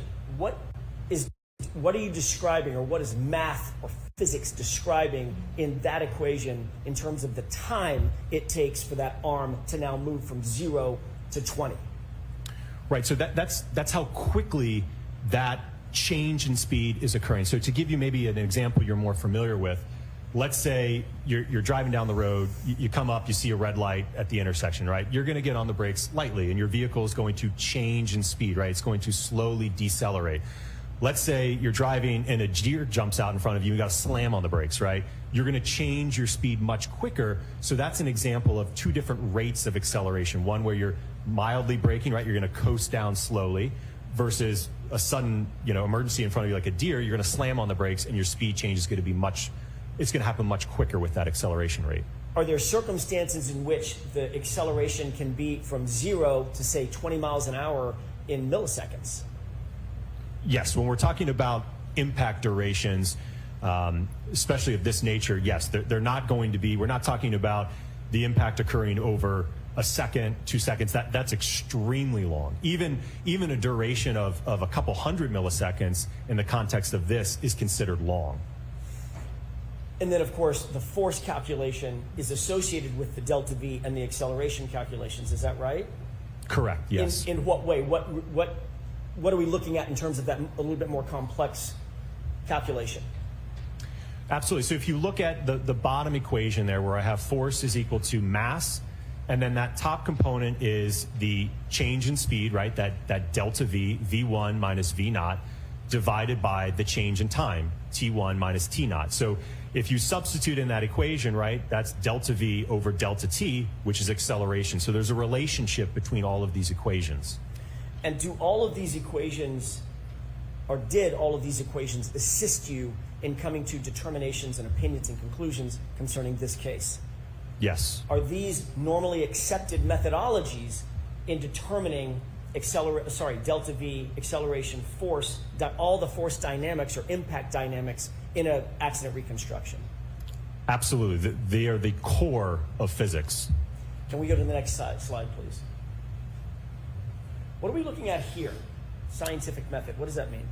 So the scientific method is a process that scientists typically use to be able to reach conclusions. And so you can think about it in this case, we make an observation, right? We have injuries to the arm. We've got a damaged taillight. So let's try to do some research to figure out, okay, has anyone done testing with that, right? Has anyone hit an arm with the taillight, see what happens, see what the forces are, right? And then we start to make a hypothesis, right? So what happens, it's kind of an if-then statement. If the arm contacts the taillight, does the taillight break? Does it not break, right? What's the hypothesis there? And at least my understanding of reviewing Dr. Welcher's work, it appeared to be that his hypothesis... Sustained. Next question. Sure. Did you review, well, let me ask a different question. Going back to the calculations previously, the delta V, the acceleration, the force calculations that you described to the jury, did you see anywhere in any of Dr. Welcher's reports or his data that he undertook those core calculations? No. With regard to the scientific method, did you see whether or not Dr. Welcher followed this scientific method as you're explaining it to the jury? Sustained. What did you note, or what opinions or conclusions did you come to about the scientific method, if any, that Dr. Welcher did or did not undertake? Sustained. Did you review Dr. Welcher's entire database? In other words, all the reports, all the raw data, and his PowerPoint? Yes. Did he undertake the scientific method as you know it? Right, so that's sustained. Continue to describe the scientific method as you know it and you employ it. Certainly. So, again, from reviewing Dr. Welcher's report, he indicated... Sustained. I'm going to see what's happening. Sidebar, the witness keeps trying to talk about Dr. Welcher's report. Judge Cannoni's not going to allow it. Also, I think this picture of the witness's wife on the screen, who was a member of an FKR group, is great. My name is Grant Smith Towel Ellis. I am a towel. Now, ladies and gentlemen, did you know we're going to come up to morning recess at 11? It's almost time for Hank's Cross. I know you're excited. Now, ladies and gentlemen, I think I'm going to order special towel lunch with you. You know how, listen, ladies and gentlemen, can you tell I have a childlike joy about ordering food? I am so grateful to so many of you. I am going to order a special towel lunch today. You all can help me pick it out. We're going to do our morning recess coverage here at 11. We are at Sidebar, by the way, ladies and gentlemen. If you're wondering, we are at Sidebar. I am just letting you know there might be a man-bear-pig sighting, but we are at Sidebar. Now, if you're wondering, what is man-bear-pig doing at Sidebar? Ladies and gentlemen, I'm not really sure how Man Bear Pig got involved with this case. I think reporter Towel Christina found out that Dr. Marie Russell has a Man Bear Pig comfort animal she brings with her to court. Now, you might be wondering and saying to yourself, I am watching coverage of a criminal case by way of a man who commentates on the case, who thinks he's an anthropomorphic towel, who was excited when the word anthropomorphic came up today during questioning, and who also thinks he's an anthropomorphic towel that is a horse racing announcer, and who also is excited about getting his lunch. What have I turned into, and why are we talking about the witness's wife, who is in a Free Karen Reed group? Well, that's just one thing we got to talk about, ladies and gentlemen. We are also talking about how there is a sidebar, okay? There is a sidebar, and there is a Chewbacca and a Stay Puft Marshmallow Man riding on a sheep, because we are at sidebar. Now, the other thing we were going to talk about is how, I think there was something else I wanted to discuss. Oh, yes, Man Bear Pig. I can't forget about Man Bear Pig, ladies and gentlemen. Listen. Man Bear Pig is a very important part of this case, because when you go to Sidebar, you have to be weary of Man Bear Pig. That is why we have a watch out for Man Bear Pig emoji. You don't understand. Anthropomorphic means a non-human entity that has human characteristics, like a towel who thinks he's a human, or a human who thinks he's a towel. Basically, a towel with arms and a smile. Like me, I'm an anthropomorphic towel. Oh, what a glorious day. Take it away, Alan Jackson. You are not a towel.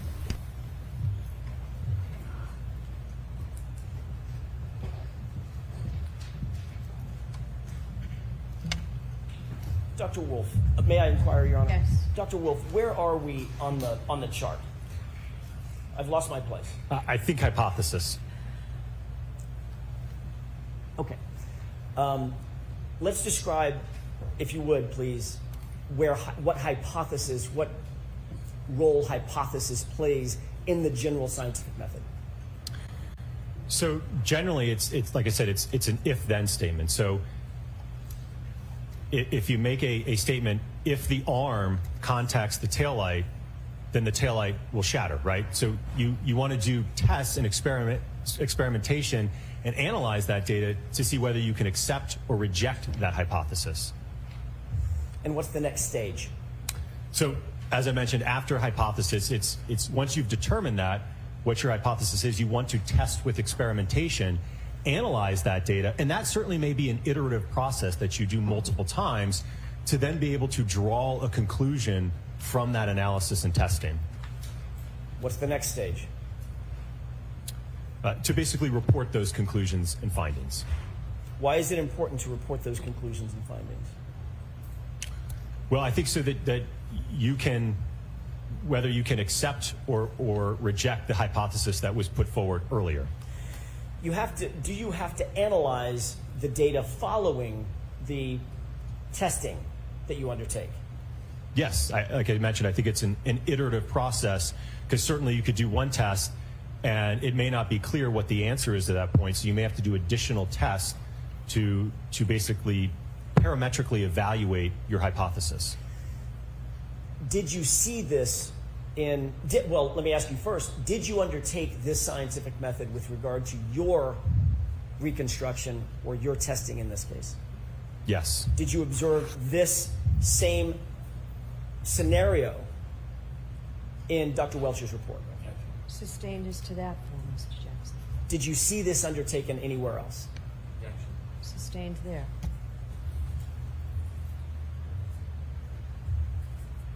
Did you look for testing in Dr. Welcher's evaluation, all of his data? Yes. Did you find any, No. other than the static blue paint test? That was the only test, correct. Did you see any force dynamics testing?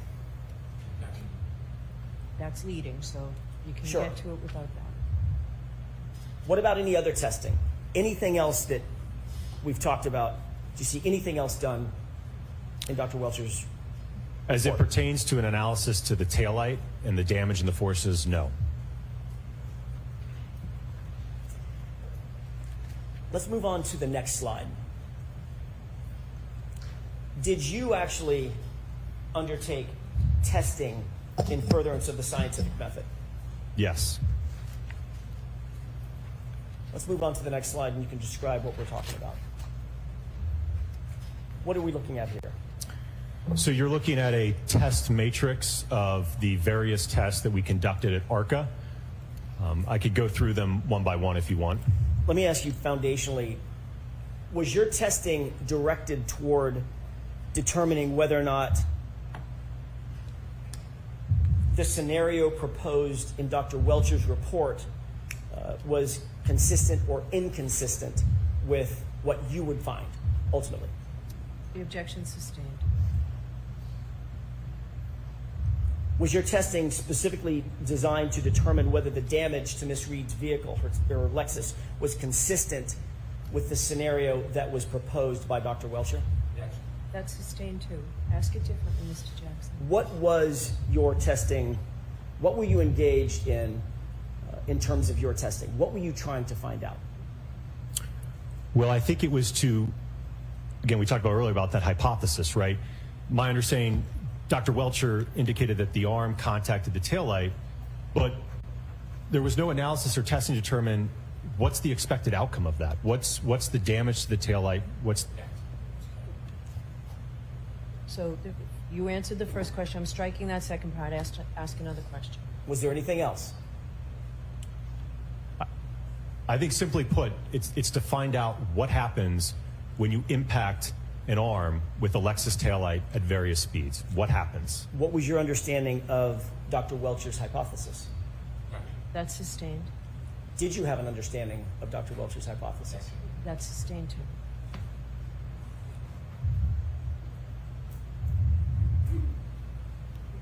Ultimately, what were you trying to find out through your testing? As I mentioned, I think it was to determine when you impact a taillight at 10 miles an hour, 15 miles an hour, 25 miles an hour, what happens to the taillight? What's the expected damage? What happens to a sweatshirt when it makes contact with that? What happens to the fragments? How does the arm move?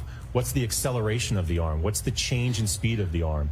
And certainly, as I mentioned, my colleague Dr. Rentschler will discuss what are the expected injuries in that type of impact. Did you see any of those questions answered in Dr. Welch's report? Ask it differently. What did you see in terms of Dr. Welch's report as it relates to those types of questions? That's sustained. Ultimately, did you undertake a methodology to perform the testing to answer the questions that you've just explained needed to be answered for this jury? Yes. Describe that, please. So we started out, we kind of worked at this incrementally, right? We didn't start right off the bat with utilizing an exemplar Lexus going right into an ATD or a test dummy, right?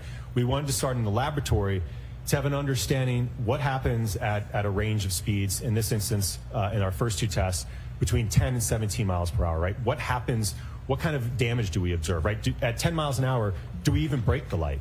At 17, what kind of damage do we get? What kind of accelerations do we get?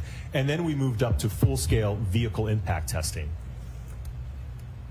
Is that methodology that you just described generally accepted in the field of accident reconstruction, in the broader field of engineering?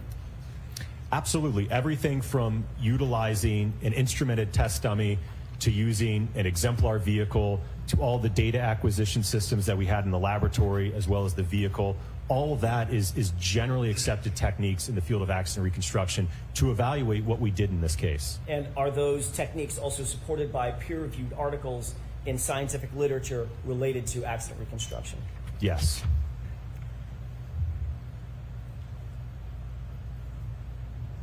Did you rely on this methodology that you just described to render opinions and conclusions as it relates to this case? Yes. Have you relied on that same methodology in rendering opinions and conclusions in other courts? Yes. Let's go to the next slide, please. What are we looking at here? So we've gone over this before, but this is looking at the exemplar vehicle that we utilize for the latter part of our testing. You're looking at again, just annotating where the liftgate taillight is as well as the quarter panel taillight. When you say exemplar vehicle, what is this SUV that we're looking at? So it's the same year, make, and model of the subject vehicle. So it's a 2021 Lexus LX 570. So it's the same weight, same geometry, same as the subject vehicle. Is this a picture off the internet, or do you actually have access to this truck? We have access to that vehicle, yes. And ultimately, what testing did you undertake specifically as it relates to this particular vehicle? We did full-scale vehicle testing with the vehicle driving into an ATD arm as well as an ATD arm attached to a dummy and then a full-on impact to a test dummy. Did you assess the damage to the right taillight after these various tests? Yes, after all of the tests. Did you assess the acceleration and quantify the forces that were involved? Yes. Did you assess the material and textile damage to the clothed ATD? Yes.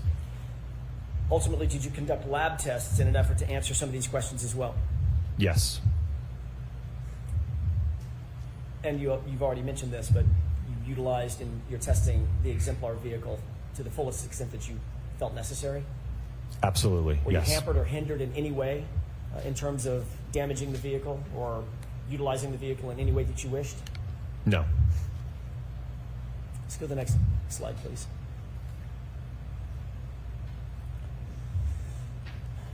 What are tests A and B? What are those laboratory tests?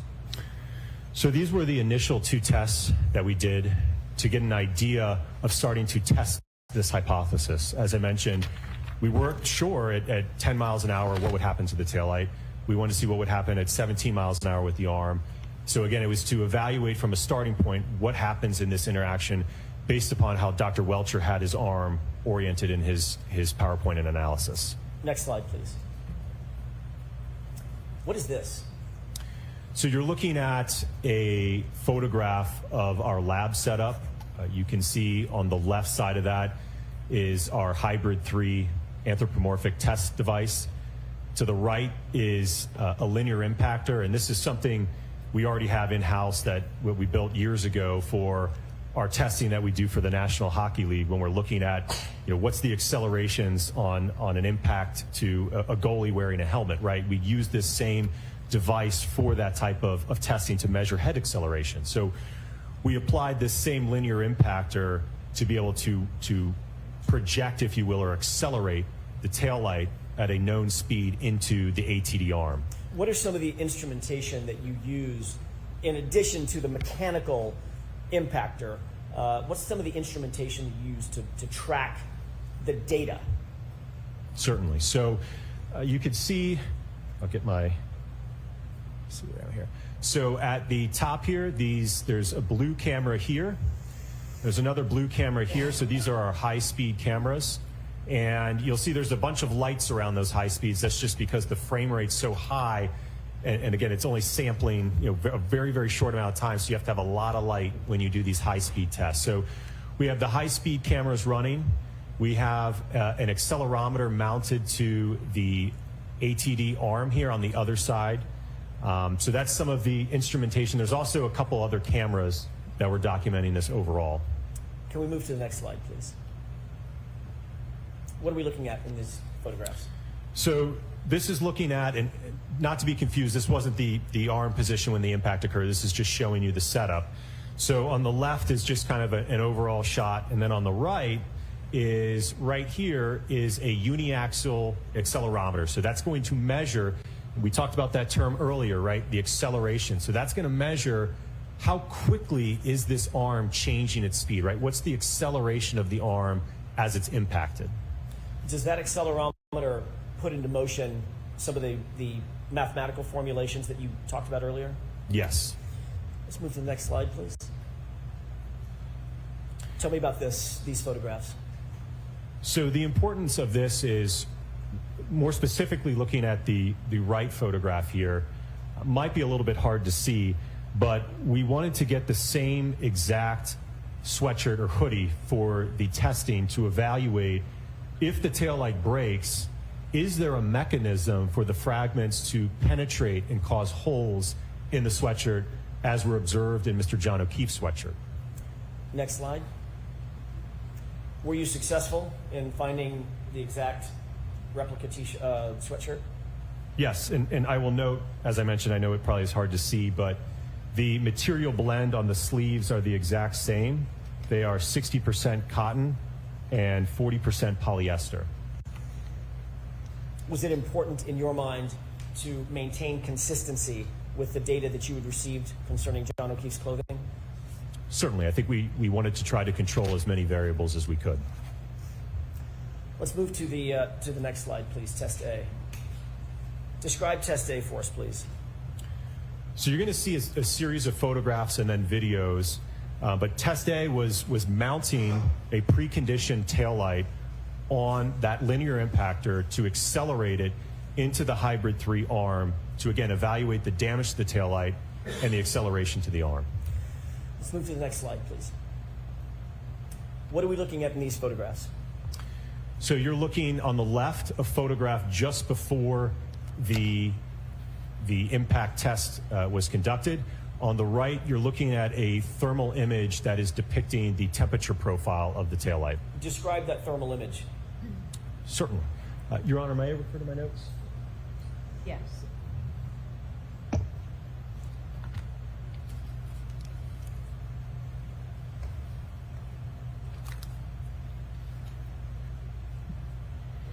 So what I did is I analyzed the profile of the temperature down in this area. And when we look at that segment, that lower portion here where contact was made, the average temperature in that area was about 34 degrees with a minimum of about 33 degrees. How did you get that exemplar taillight down to around freezing? So all of the taillights that we tested were preconditioned overnight in a freezer. Why was that important? Well, it's my understanding that at the time that this allegedly occurred, the ambient temperature was 31 degrees Fahrenheit. So as I mentioned earlier, certainly there's a correlation between how plastics perform in cold weather. So we wanted to take that variable into account in our testing to precondition them down to temperatures that were consistent with at the time of the alleged incident. Next slide, please. What are we looking at in this slide, on this photograph? So this is a video. Do you want me to go ahead and play the video? Tell us what we're about to see, and then I'll ask the court's permission. So you were looking at a camera that is mounted above the entire setup. If you look at the top portion of this video, you will see the taillight. Part of it's covered by the high-speed camera. But what will happen is the linear impactor will fire, and the taillight will be accelerated up to 10 miles per hour, striking the clothed ATD arm. With the court's permission, Okay. let's go ahead and play the video.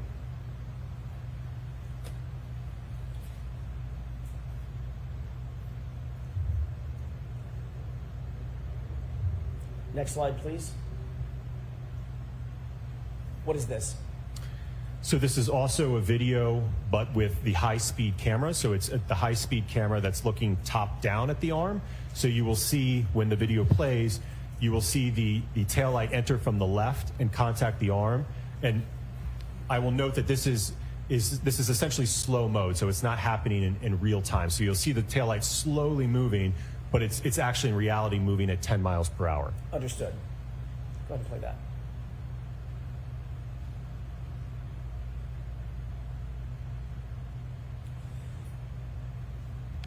Can I ask a question now that that's played? How did you mount the taillight to the accelerator, that linear accelerator? Right, so we had to get a little bit creative there because you may have observed this when we had the physical assembly out earlier. The back of that, it's not some nice clean surface that we can just bolt on. So what we had to do is 3D print a bracket that we could bolt onto the linear impactor, and we used a polyurethane expanding foam to be able to marry those two together so that we could then bolt it onto the linear impactor to use it for this test. Did you see any debris from that foam mounting mechanism? Yes, there's a few flakes you can see of that polyurethane foam off the backside kind of going into being dispersed there. Okay. With regard to this particular 10-mile-an-hour test, what did you note in terms of the damage to the taillight? It was very minimal. And what did you note in terms of any damage at all to the hoodie? There was none. We go to the next slide, please. What are we looking at in this slide? So this is looking at a side view. So same test, just looking at it from the side. And similarly, you'll see the taillight come from the left and impact the arm. If we can play this, please.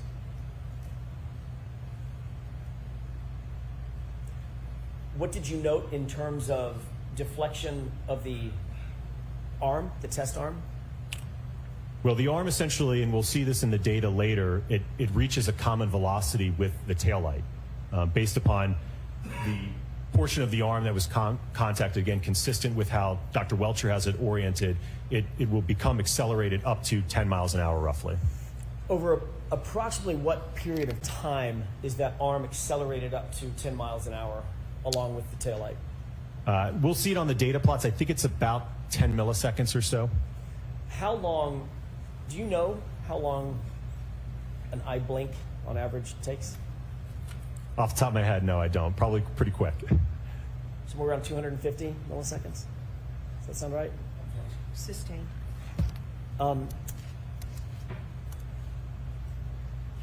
Let's move to the next slide, please. What are we looking at in this series of photographs?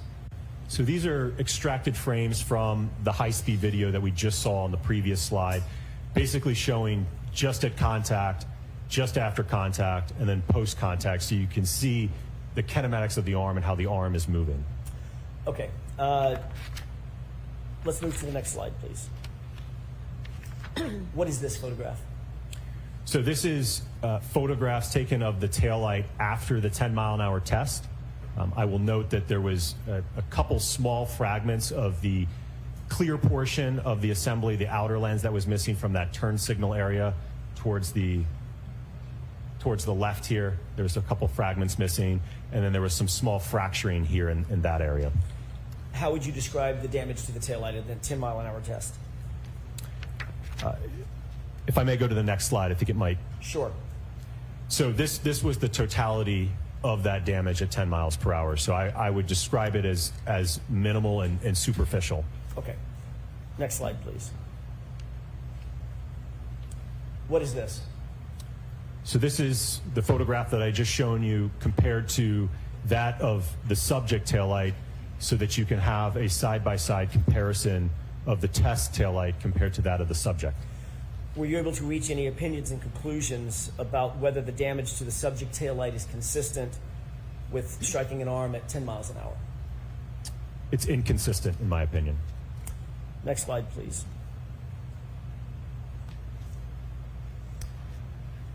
This is still test A, is that correct? Correct. Were you able to reach any opinions or conclusions as to whether or not the damage to Mr. O'Keefe's clothing is consistent with being struck by the taillight at 10 miles per hour? What I observed from the test is that there was no mechanism to create any of the holes that we observed on the subject sweatshirt. Do you hold that opinion to a reasonable degree of scientific certainty? Yes. As well as the former opinion that you just gave us? Yes. Next slide, please. What are we looking at in this graph?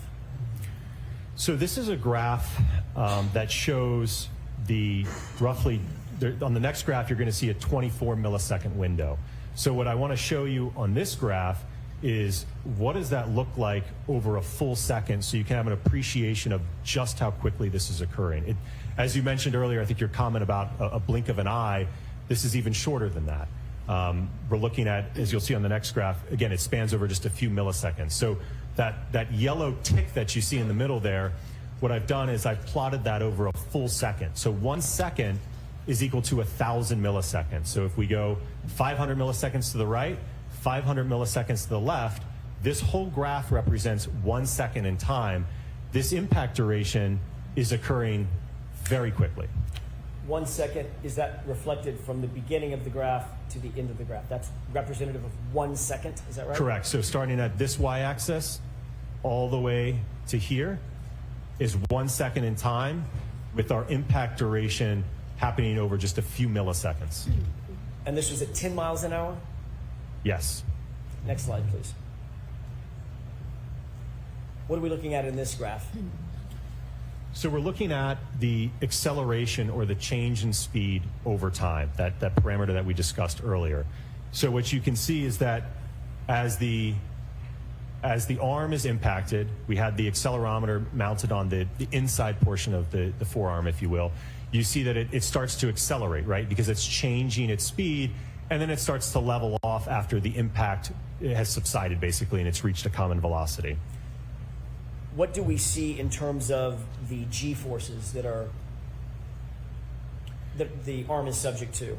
So the peak is occurring right around here at about, looks like just over 6 milliseconds. And the peak acceleration is just over 130 Gs. And what does that mean? What is a G? So a G is acceleration due to gravity. So if we're being held down by 1 G, so you could think of it as basically a multiplication factor, that it's 131 times the acceleration due to gravity. And the next slide, please.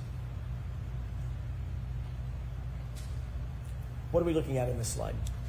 So this is, again, that concept that we talked about earlier, delta V. This is the change in speed. So if we do some math to the previous data that we collected, it's a technique called integration, where we can actually add up all of that acceleration to determine what speed did the arm get up to. And when we do that calculation to this data, what we see is that initially at the impact, right, the arm's at rest, right, Newton's law, first law. And then we impart a force on it in terms of the tail light impacting it. it's going to cause the arm to accelerate and change its speed. So as I noted earlier, it's essentially going to reach a common velocity with the impact force based upon how Dr. Welcher has the arm oriented. And we can see that it's a tick over 10 miles per hour at just over 10 milliseconds. So that means that the arm in a 10 millisecond period is going from 0 up to about 10 miles per hour, which was the speed of the impact. And 131 times the force of gravity is exerted on the arm at the same time? Sustain us to that point. Where does gravity play into this? What is the 131 Gs? Where's that force exerted? So that is the acceleration that the arm experienced as a result of that impact. So that's how quickly it was changing in speed. Understood. Let's go to the next slide. So is this a good place to take the morning recess? All right, folks, we'll take a recess. Dr. Wilkinson, file the jurors. I'm going to see counsel regarding just scheduling, please. All rise for the court, please. Quick sidebar. Ladies and gentlemen, we can't go anywhere because we don't know how long the morning recess is. It should be anywhere from, I'd say 20 minutes or so. Well, we don't have to watch the fan. I am a towel. Hello, my name is Grant Smith Ellis. Thanks very much for being here with me. We're getting ready for Hank Brennan's cross. Ladies and gentlemen, that's going to be a good one. Get ready, get your popcorn, get your snacks ready. Hank Brennan on Cross of Arca is going to be amazing. That's me. I'm a towel. Look at me. I'm blending into the background towel. See, ladies and gentlemen, I just blend into the little background there. I am a smooth operator towel. I'll tell you what, ladies and gentlemen. My name is Grant Smith Ellis, and I am a towel. So, yeah, I do remember that during the voir dire. Has not gone good for Karen Reed. Very bad situation, ladies and gentlemen. Very bad situation for the Karen Reed defense. It's painful. It's not going anywhere. We have a towel poll. We had a request from the Super Towel HB themselves, ladies and gentlemen. Hey, thank you so much for watching the Karen Reed trial with us. Well, thank you, sir, but please don't interrupt my wonderful speech.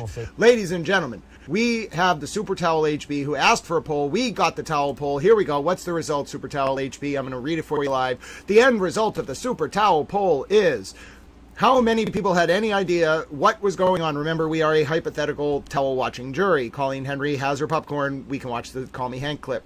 Ladies and gentlemen, let's see. The answer is 62% have no idea what's going on, man, and 37% say they are a Delta V Super Towel. So there you go. About 40 out of 100 people, 37 to 40 out of 100, every 100 people are a Delta V Super Towel HB, and the other 60% have no idea what's going on, man. We're all very confused. Now, I speak binary, okay? So, for example, I happen to know that Murder by Maestro is a 0001 1001-year-old towel in binary, ladies and gentlemen.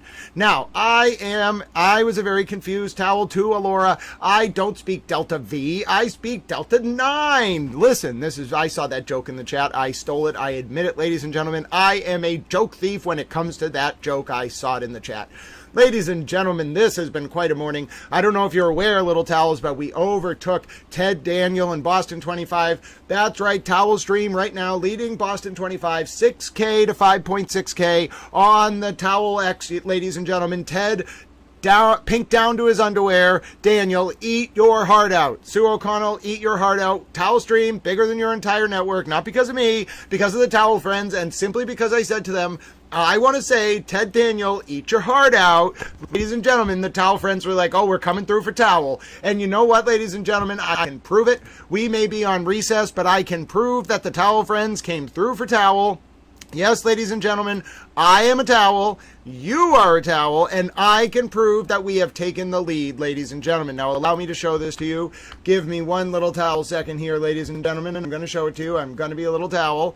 Hold on. Hold your towel horses, ladies and gentlemen. Try to contain yourself. I know this was a very big day to be a towel. And you might be saying to yourself, sir, I am a towel. Well, yes, I'm a towel too. We are winning 6.K 6.2K to 5.8K, ladies and gentlemen. The towels have taken over. I repeat, we have taken over. Ted Daniel, eat your little towel heart out. You are not a towel. Look at those. Ladies and gentlemen, we're going to stare at it. We're going to laugh at Ted pink down to his underwear Daniel together. I want us all to say in unison, Ted Daniel, you are pink down to your underwear, and you can eat your little non-towel heart out. Yes, ladies and gentlemen, we may not be as big as Reuters. I'm willing to admit that. We have some work to do yet. But ladies and gentlemen, my word, and we may not be as big as Al Jazeera Arabic, but look, ladies and gentlemen, we are leading Boston 25. We are going to soon take over the world. We will be bigger than Al Jazeera Arabic, and then people will say, oh my goodness, that little towel stream is bigger than the country of Qatar. Ladies and gentlemen, this is a wonderful day to be a towel. Eat your heart out, Ted Daniel. Towel stream is bigger than your entire network, and I think that is hilarious. You don't understand, ladies and gentlemen. Oh, look at, I'm sorry, I froze the comments. 1 second.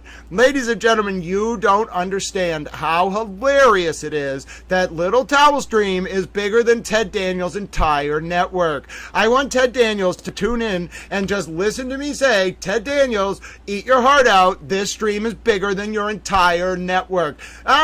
You are not a towel. Ha ha, Ted Daniel, I said that about you. What are you going to do about it? This is Ted Daniel is the reporter for Boston 25 who's taken pictures with some of the FKR supporters. So we call in pink shirts. So we call him Ted Pink Down to His Underwear Daniel. Now, if you're wondering why is Grant making this pink down to his underwear reference? Well, when Richard Nixon ran for Congress in California for the first time, I think his opponent was a woman named Nancy or something, and he called her pink down to her underwear because he was implying she was a commie. Now, as you know, I am not a communist. So therefore, I'm not saying Ted Daniel is a communist. Maybe he is, maybe he isn't. I have no idea. But Ted Daniel is pink down to his underwear, ladies and gentlemen, because of his support for the Free Karen Reed fans. I repeat, Ted Daniel is pink down to his underwear, and if he runs against me for Congress, I will go up there and I will say, Ted Daniel is pink down to his underwear, and no one can stop me. Oh, ladies and gentlemen, I bet Ted Daniel does have pink underwear. That wouldn't surprise me. Well, listen, it's totally okay if Ted Daniel and Vinny want to wear pink dresses and go gallivanting on the town. We do not mind who people love here, ladies and gentlemen. And if Ted Daniel and Vinny Politan from Court TV want to wear pink dresses and go gallivanting on the town, then their love should blossom. Oh, ladies and gentlemen, I tell you, it is a glorious day. The spring flowers are in the air. It is sometime in June. It is June 8th, June 6th, 2025. We are in morning recess. The LA Connection says, quote, I am not a communist. I am a towel. That is very true.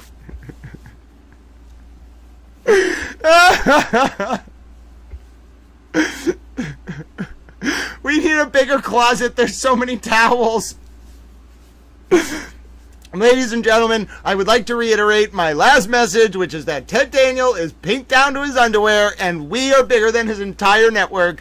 That's hilarious. Now, I don't really want to watch any of that junk science again. That was just ridiculous nonsense. I want to see Hank Brennan decimate this man's life. I want Hank Brennan to take Dr. Wolf like a proverbial basketball, bounce him around a little bit, shoot a few threes, then step up, put him on the stand in a high chair. Oh my goodness, we're watching the Baby Lucky video. But anyway, put him on the stand like a little child in a high chair and say, you are a moron. No, then I want Hank Brennan. This is what I want Hank Brennan to do to Dr. Wolf in his robust cross. I want Hank Brennan to sit Dr. Wolf in that little high chair and say, hello, baby Dr. Wolf.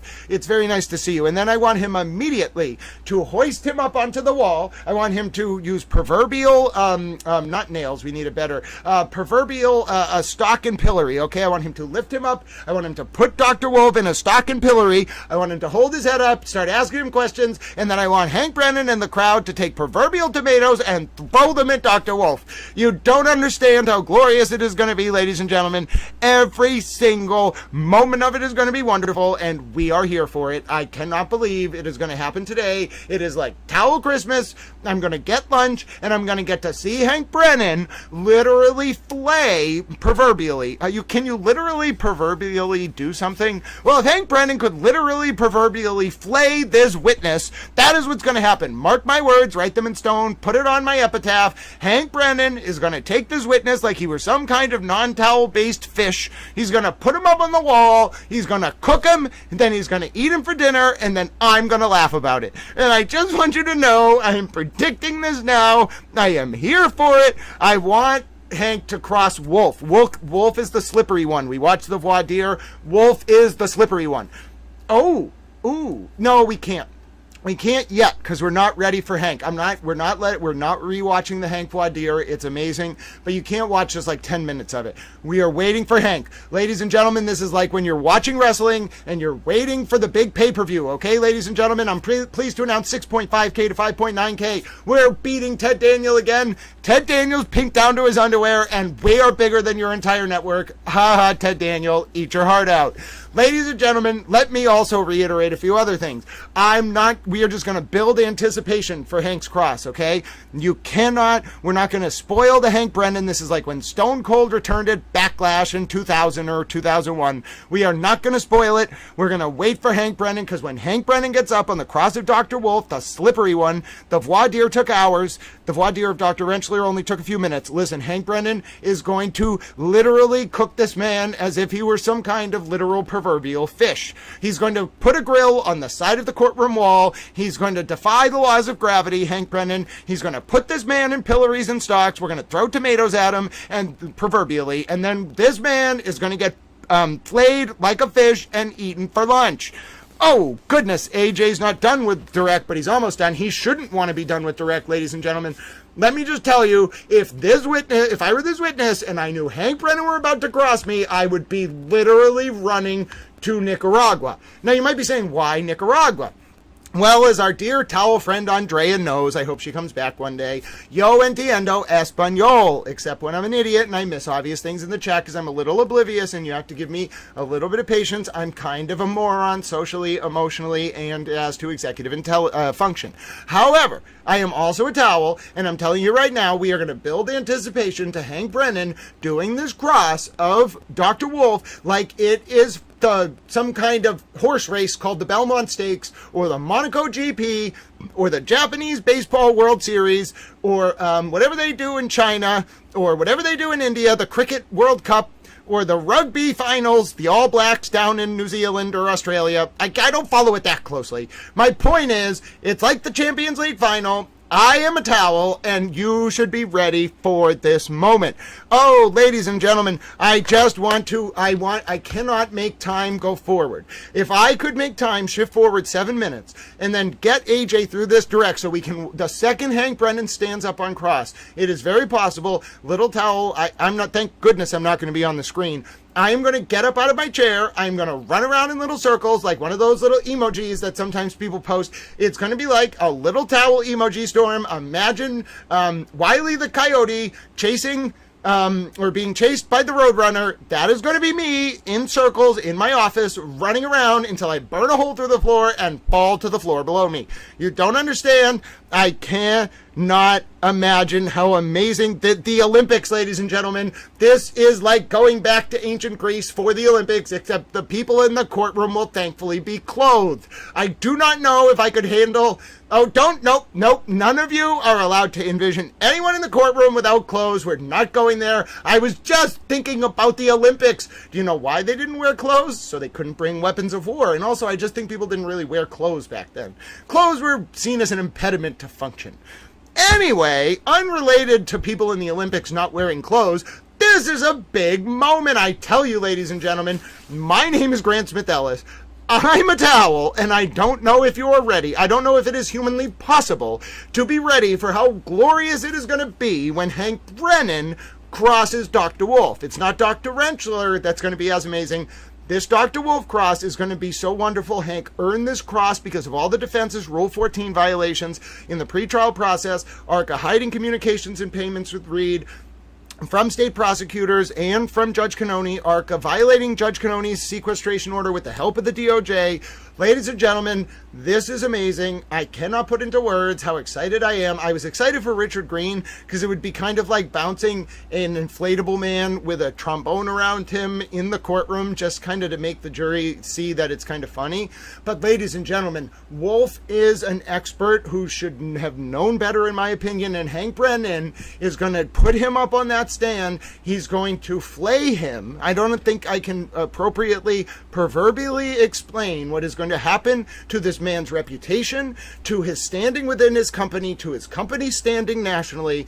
This man is going to literally have himself destroyed to the point where he wishes Bob Alessi would stand up and say, Mommy/Judge Cannone, as Bob Alessi is wont to do, the witness is being brutalized. Stop this. Just stop. He's already down for the count. Please don't let Hank Brennan do anymore. And then you know what Hank Brennan's going to do? Then he's really going to fire up the grill. Then he's going to have his lunch and eat it too. And we are all going to watch it. And Dr. Wolf is going to walk out of that courtroom with his head hung low, wishing he never met Alan Jackson, Karen Reed, and that his wife never joined that Facebook group.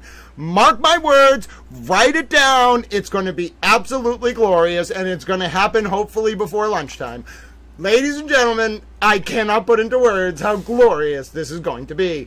I could literally sit here and tell you in words how glorious it's going to be, but you simply have to be here for yourself. Oh my goodness, it's Anthony Barton. It is so many of the Towel Friends. Hello, Artima J. Oh my goodness, it is like John O'Keefe and Karen Reed retrial Christmas. Ladies and gentlemen, prepare your towels, ready your snacks, get your tea. I'm talking to you, HB, directly. You specifically, get your tea. And also, all the people in Ireland, get your tea as well. Did you know we have Towel Friends in, I think the last check is 94 countries.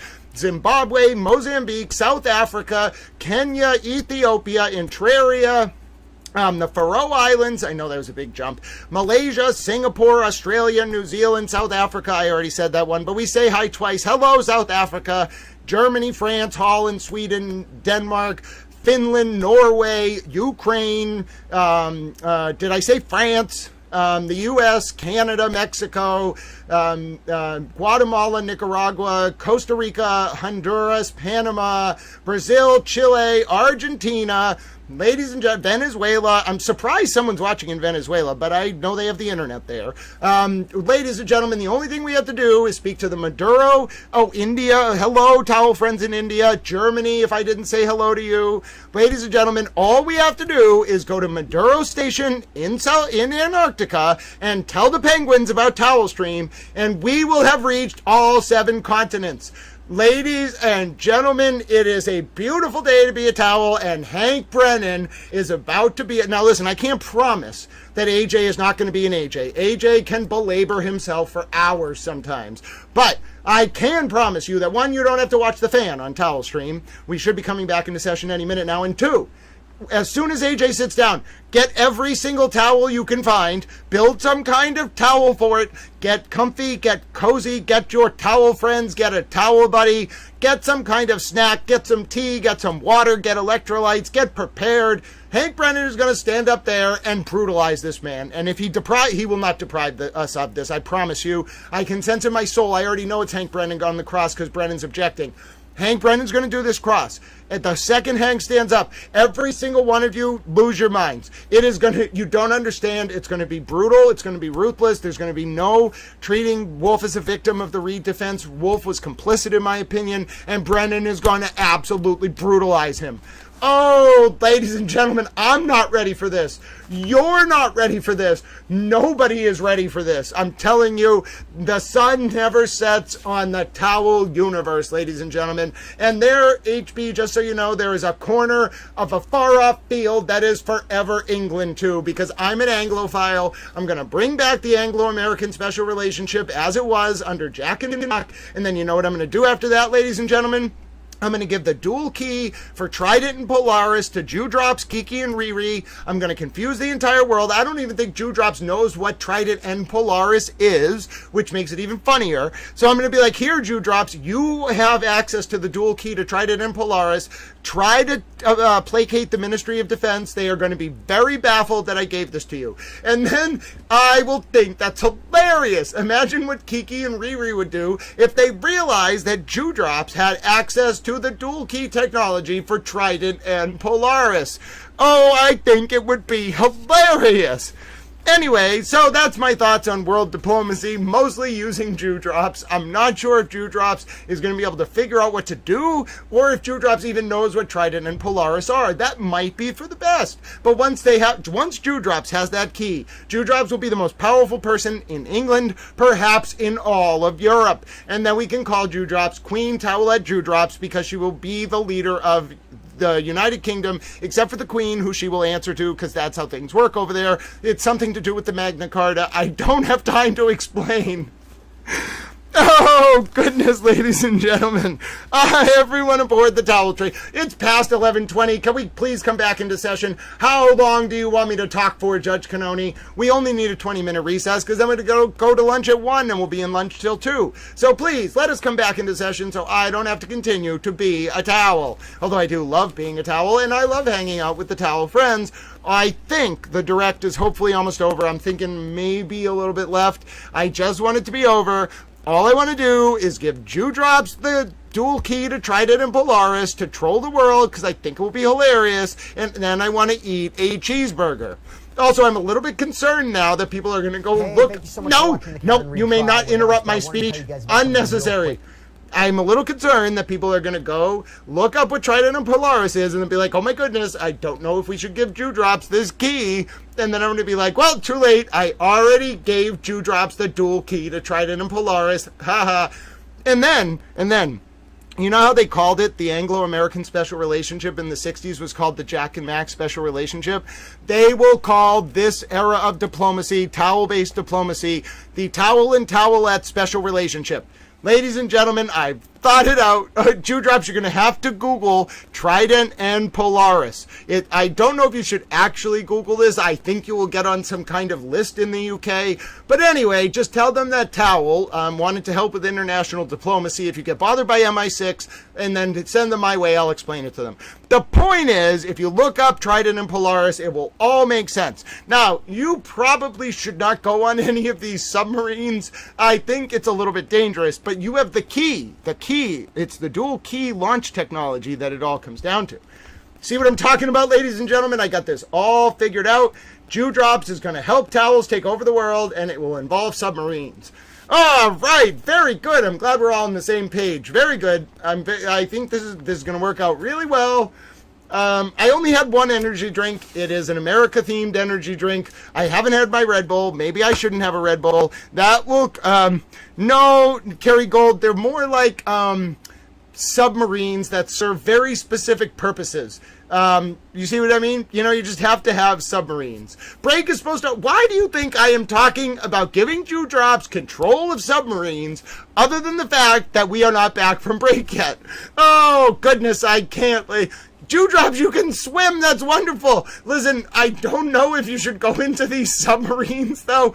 Yes, okay, but LA Connection, these are very special submarines. Oh, no, they are called Trident and Polaris. They are very special submarines, and I don't think we should put Dewdrops on them. I just want to give Dewdrops the key that kind of facilitates this larger geopolitical dynamic. It's a lot to take in. I understand, ladies and gentlemen. What do you want from me? I am a towel. Now, stay with me, little towels. We are waiting, we are watching, we are monitoring, we're seeing how badly we're dominating Ted Pink down to his underwear Daniels. As to viewers on X, let's update it. Oh, yes, ladies and gentlemen, how are we doing on Towel Stream? Oh, it is just look, we're dominating Ted Daniel more than Hank Brennan's going to dominate Dr. Wolf on Cross. 7.3 to 6.3 thousand. Now listen, I don't know what's going on in the Arabic world. I speak a little bit Arabic, but I do not know what that says. And that says something is going on with 20,000 people. We're not going to get up to that. I'm sorry, we are not bigger than the country of Qatar. I want to extend my apologies to the country of Qatar. We are not bigger than you yet. We're coming for your national channel, though. We are halfway there to having more views than the entire country of Qatar's national public broadcaster, but I don't know what they're talking about because it's in Arabic. However, we are 1,000 views ahead of Ted Pink down to his underwear Daniel, not because he's a communist, and I am not a communist either, but because he supports Karen Reed, in my opinion, and wore a pink shirt one time and took a picture with the Free Karen Reed people. We are 1,000 views, says 7.3K to 6.3K, ahead of Ted Pink down to his underwear Daniels. Now, ladies and gentlemen, I explained earlier why we have to say Pink down to his underwear, because it's a reference to Richard Nixon's 1950-something congressional race with a woman named Nancy, who he thought was a communist, so he called her Pink down to his underwear. Now, I want to reiterate a few points. Firstly, Ted Daniel, I don't think he's a communist. I just think he supports Free Karen Reed. Secondly, I am not a communist. Thirdly, I am a towel, however. Fourthly, I am also not a Marxist. Fifthly, we should be back into session any minute. I cannot control the court recess. I am a towel, not a communist or a Marxist. Anyway, I think this has been a very interesting break. I think we've been having a great time. I cannot wait for Hank Brennan to start this cross. I am like an Italian grandma cooking meatballs. I could not be any more excited. Do you see me talking with my hands, ladies and gentlemen? I'm going to get lunch, and Hank Brennan's going to cross ARCA. He gets a robust cross due to all the Rule 14 violations. This is like legal procedure Christmas. Oh, goodness, I hope you have your snacks and your bitterballen, and I hope you, if you're Dutch, you should make some bitterballen. And then also, I think that you should have fish and chips if you're in the UK, a cheeseburger if you're in America, some kind of taco if you're in Latin America. I don't know what people eat in India. I would guess it's chicken and curry and some kind of rice. Wherever you are, I don't know what they eat in Germany. Some kind of very delicious bread, I would imagine, coupled with very nice beef and maybe some cheese. I don't know. I've not really been to Germany. I went to Switzerland one time. France, you have such a wide culinary selection. I don't know what you should eat. I would be overwhelmed and then collapse. When I went to Paris, I'm pretty sure I ate Twix bars because I was overwhelmed by the food. Anyway, we've been talking a lot about how court should come back into session because I'm a towel.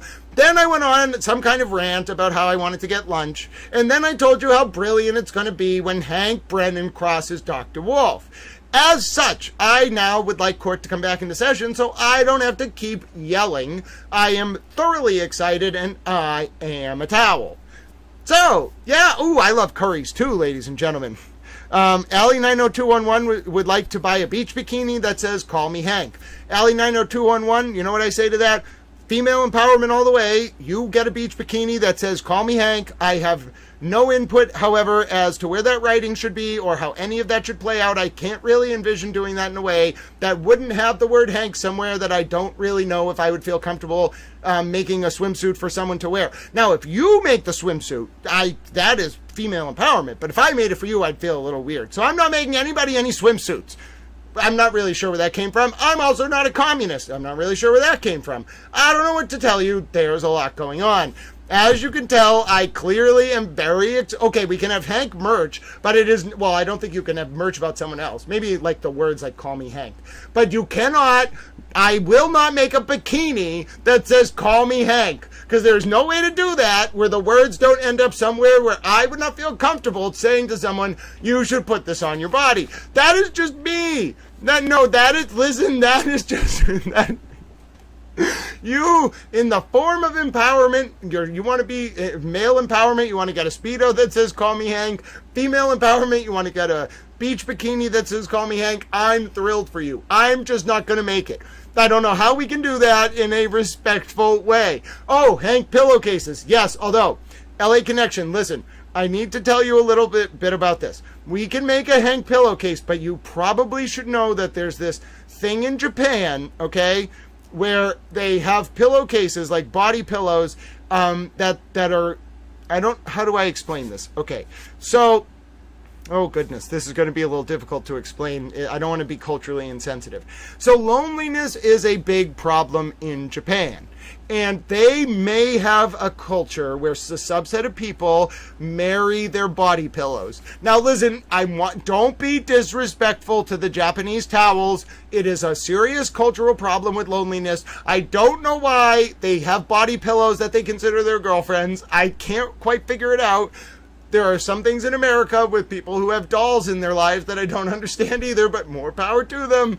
All I'm trying to tell you is that if we're going to make a pillow of Hank Brennan, it cannot be a body pillow, because there's certain connotations when you have a body pillow of a human, and it has to do with this subset of Japanese culture that makes body pillows and calls them girlfriends. I don't really understand any of it. I'm not really sure. Hello, Android Gal. We'll be in session soon. I'm now teaching the world about why we can have Hank Brennan body pillows. No, Hank Brennan pillows, but not Hank Brennan body pillows. Also, as I said earlier, I think you should all embrace your empowerment and get whatever kind of support merchandise for Hank Brennan you want. I just have certain limits. 1, I'm not a communist.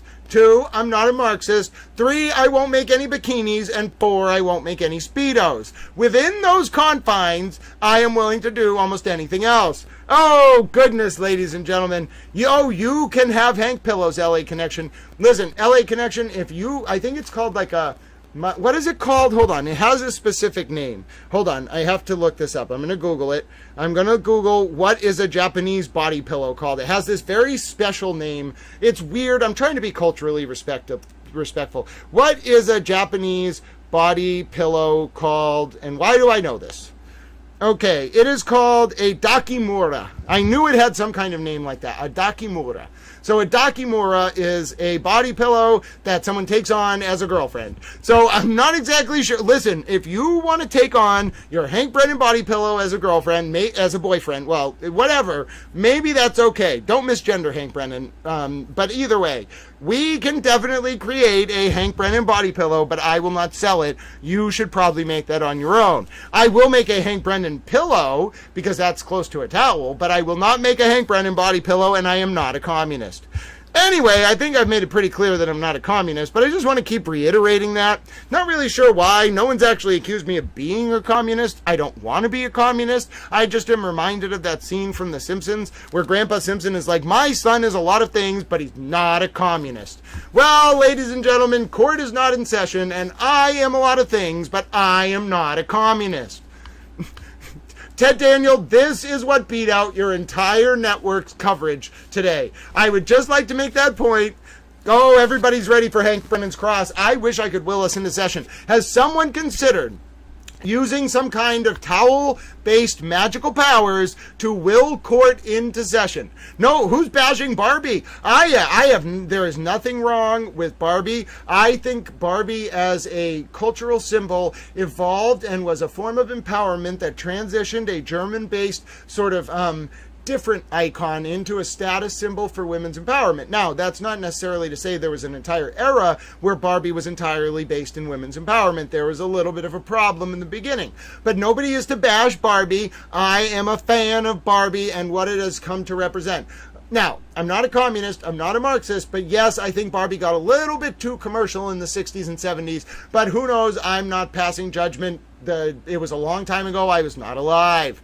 All right, ladies and gentlemen, Allie90211, I'm thrilled that you think Barbie's hot. I think all Barbies are beautiful. They all are special. If there's anyone named Barbie listening, we were talking about the doll, but we can be talking about you. Good for you. You are special. Anyway, so I'm pretty sure Drops has figured out that she now has access to dual key technology that could allow her to take over the world. I'm a little bit concerned that she's going to maraud through the Arctic Circle with Kiki and Riri in order to take over a bunch of countries. But you know what? That's just all part of the game. Have you ever read The Grand Chessboard by Zygmunt Brzezinski, ladies and gentlemen? You gotta play the game to win. And if Drops is going to take over the Arctic Circle, she may as well do it in some kind of nuclear-powered submarine. Oh, goodness. I don't know what to tell you, ladies and gentlemen. I cannot just will court back into session. I guess I don't even know what to do. I don't know what we're going to do. I had so much fun mocking Ted Daniel. All I wanted was for court to come back into session right as I was done so I wouldn't have to keep doing this. Okay, I have another plan. What if my other...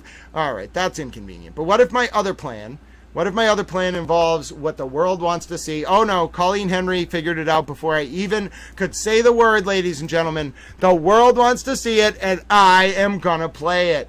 Oh yes, Colleen Henry, you knew it was coming before I even the word. Yes, ladies and gentlemen, I think Colleen Henry knows what's coming. You know why? Because Colleen Henry is a towel. And you might be saying, Grant, are you hinting that you're gonna play it? Oh yes. Oh yes, ladies and gentlemen, I'm gonna play it. We are waiting for Hank's big moment. So what do you think we're gonna play? What else could we play, ladies and gentlemen? It's the one.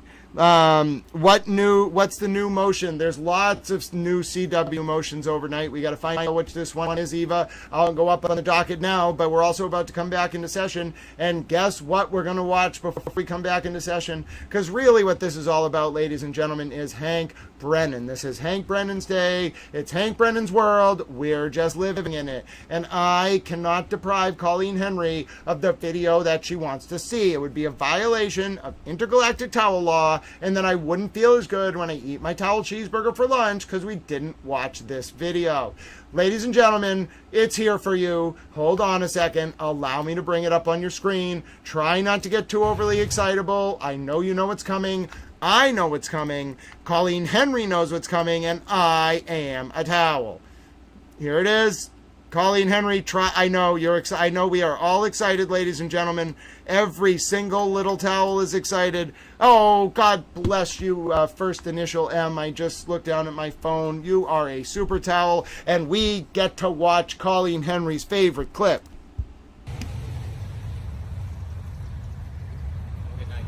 You as well, Mr. Brennan. Okay, sir, I will, Hank.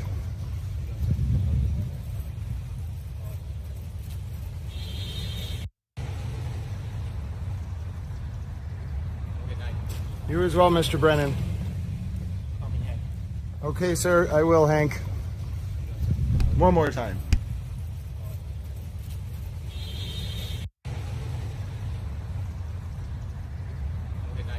You as well, Mr. Brennan. Okay, sir, I will, Hank. Wild Roses came in and was like, Dewdrops, I think you're in charge of piloting the submarine. All right, folks, we're coming back. That was perfect timing. Call him Hank.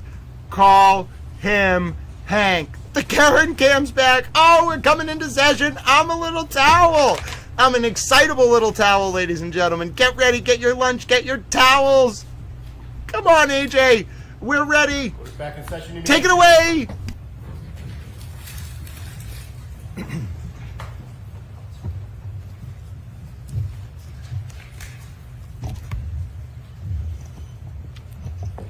Okay, you all set, Dr. Wolf? Yes, thank you, Your Honor. All right, Mr. Jackson. Thank you, Your Honor. Dr. Wolf, before we get into laboratory test B, I failed to ask you, were you compensated or was ARCA paid following the proceeding last year for any of the time? Yes, last year. Yes. Last year. Correct, yes. Do you know how much that was? From what I recall, I think it was around $20,000. Was ARCA paid by the defense your initial testing, the initial analysis which we talked about earlier this morning? Was ARCA paid by the defense for any of that? No, not the report, testing, none of that. Okay. What were you paid for last year related to the first proceeding? My time to appear at the proceeding. Travel? Correct, travel, testimony. Yes, sir. So the form, Mr. Jackson. Sure. What about now? Have you been paid any additional sums by the defense specifically for your undertaking that you're testifying about today? Yes. About how much have you been paid? I think when I spoke to accounting, I think they indicated it was around $50,000. Okay. Let's talk about laboratory test B, as in Bravo. If I may have just a moment, Your Honor. Sure. What was different about lab test B as opposed to lab test A? So the tests were essentially identical aside from the speed increase going from 10 up to 17. Okay. Let's take a look at the next slide. Just so I'm clear, Doctor, I want to make sure I'm on the same slide as you. Is this slide 35 pursuant to your notes? This is slide 36. 36, got it. Okay. We could be a little bit more brief, I think, because is this similar to the 10-mile-an-hour test, just with increased velocity? Correct. Okay. What about the purple hue taillight on the right? What is that? So again, that is a thermal image depicting the temperature profile of the right taillight that was tested. And I'm sorry, go ahead. I was just going to note that the average temperature profile of the taillight here in this test was approximately 30 degrees Fahrenheit. Is that below freezing? It is, yes. And the ATD, the test dummy, if you will? Yes. Is it also clothed? Correct, yes. With you may notice a difference in the sweatshirt color. We put on a new sweatshirt in this test. Was it also an exact replica of the sweatshirt at issue worn by John O'Keefe? I'll ask it a different way. How did it compare to the sweatshirt that was worn by John O'Keefe? It was made by the same company and had the same material blend as the previous test and the one that Mr. John O'Keefe was wearing. Next slide, please. What are we looking at here? So this will be a video. You will see, much like you did in the other one, where the taillight will be accelerated up to 17 miles an hour, impact the arm. And one of the things you'll see is actually an artifact of the test, if you will, where the taillight, due to the fact that the impactor stops at the end of the stroke, that force actually causes it to decouple from that polyurethane foam that we use to adhere the two. What do you mean by decouple? What does that mean? So, as I mentioned, it once the linear impactor reaches the end of its stroke, it stops instantaneously, and the force of that stop just caused where we adhered the two together, just caused it to detach, basically break away. So, in essence, it doesn't matter because we only care about that. Remember, we're talking about that short duration of time, that 10 milliseconds. So once it breaks, it's already reached a common velocity to the taillight. Okay. Can we go ahead and go to the next slide, please?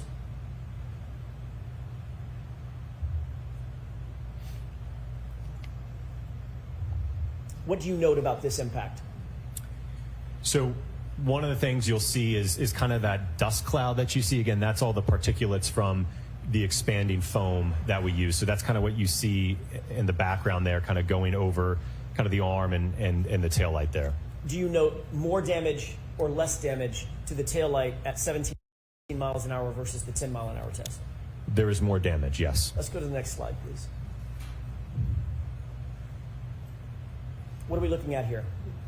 So you're looking at a top-down view from the high-speed camera. You'll see the taillight enter from the left, impacting the arm at about 17 miles per hour. Okay, go ahead and play it. Can you describe the decoupling that's shown here?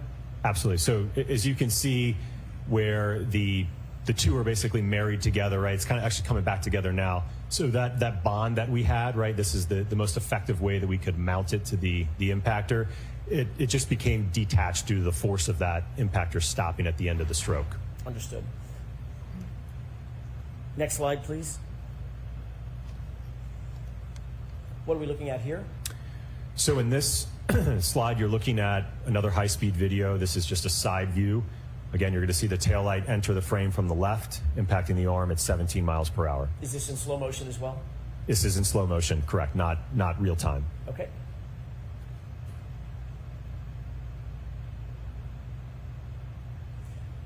What do you note in terms of the deflection on the arm? The arm, as we saw in the previous one, is accelerated up, so it's moving now at roughly a common velocity with what the impact speed was. And what did you note about the damage to the taillight? It was more significant than the 10-mile-an-hour test, which, again, there was very minimal damage to that, where several fragments of the that red outer lens fractured as well as the clear lens. Okay, next slide. And what is this depicting? This is extracted frames from the previous video just showing right at contact, during contact, and post-contact. Next slide, please. What is this a photograph of? This photograph is depicting the damage to the taillight at the conclusion of the test, where, again, it's missing fragments of the outer red lens. I will note that the interior diffusers and plastic components are intact in this test. When you say intact, what do you mean? They are not damaged or broken. At all? Correct, at all. Next slide, please. What is that a picture of? Another photograph showing the taillight post-test. Again, no damage to the underlying diffusers in terms of being cracked, shattered, or broken. And what did you note in terms of the damage to the outer acrylic, the red piece? It broke into a few fragments, and I think on the next slide I depict those in a photograph. Let's take a look at that. What is that? So this is a photograph depicting the collection of the fragments post-test. I will note there's one clear piece, one red piece, another clear piece, and then there is one more red piece in this bag. So the outer lens broke into approximately 4 pieces in the 17-mile-per-hour test. And I'll point out one other thing just because you can see it in the photograph. This is that 3D printed bracket that we used to bolt it onto the linear impactor with the foam on the other side that mounted it to the taillight. Thank you for that. Next slide, please. What is this a picture of, or pictures of? This is a side-by-side comparison showing a depiction of the 17-mile-an-hour test impact to the test taillight, comparing it to that of the subject taillight. Were you able to reach any conclusions or opinions as to whether or not the damage to the subject taillight on the right is consistent with striking an arm at 17 miles per hour? It's inconsistent from a damage perspective. What's the basis of that opinion? The test that I've just showed you all. Was that testing that we've just talked about conducted in accordance with the scientific literature and generally accepted methodologies that you've earlier described? Yes. Is the damage to the right rear taillight consistent with striking John O'Keefe's arm at 17 miles per hour? No. Do you hold that opinion to a reasonable degree of scientific certainty? Yes. Slide 45, please. What is this? You're looking at photographs post-test of the sweatshirt that the ATD was wearing at the time of the impact. Is this the 17-mile-an-hour impact? Correct, yes. Did you note any defects in the fabric of the right arm? There were no punctures, holes, or fraying of the material during this impact test. Based on this testing that you conducted in this case, is the damage that you saw of the shirt that John O'Keefe was wearing consistent or inconsistent with the shirt that's on the ATD? It was inconsistent compared to the sweatshirt that Mr. John O'Keefe was wearing. Based on that, do you have an opinion or a conclusion as to whether or not the damage on Mr. O'Keefe's clothing was consistent with being struck by the right rear taillight at 17 miles per hour? It is inconsistent. Next slide, please. What is this graph depicting? So going back to these terms that we've talked about, this is the acceleration trace of the 17-mile-an-hour impact test. And you can see that we reach a peak acceleration at around 5 milliseconds, and that's at about almost 270 Gs.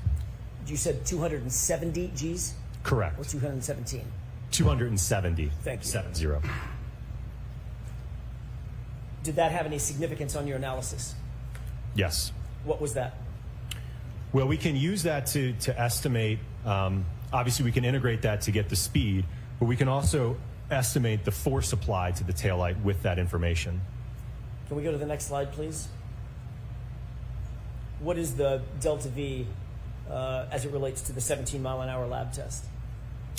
So you can see, again, the arm initially at rest is accelerated up, increasing in speed, and then reaches just about 16 miles per hour, so reaching nearly a common velocity with the taillight at about 8 milliseconds in time.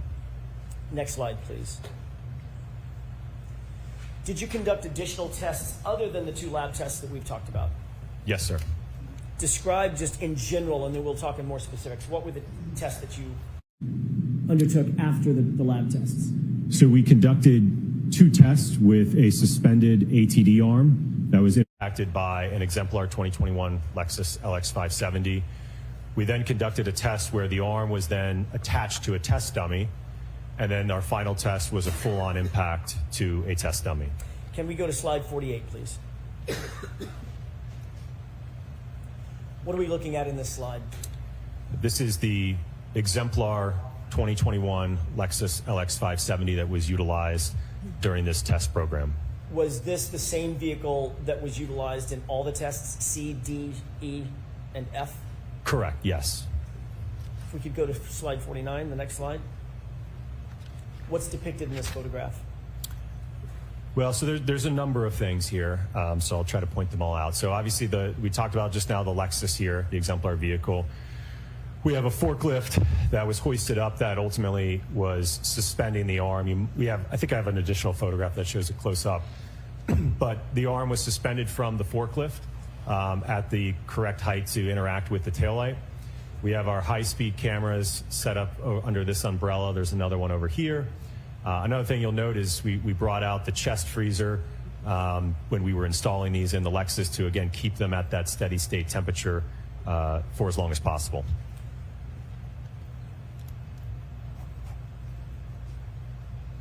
If we could go to the next slide, please. What are we looking at in this photograph?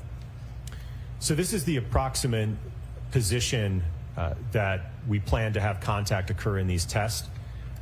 So as you can see, the forearm is in contact with the lift gate and the quarter panel taillight along with the elbow. Why did you choose this configuration for the arm, the forearm, the hand, the elbow? It was based upon my review of Dr. Welcher's work, and that he did through his static and dynamic test or paint test that this is how the arm was roughly oriented when the alleged contact occurred. What were you trying to replicate in positioning the arm this direction, this way, as it relates to the SUV?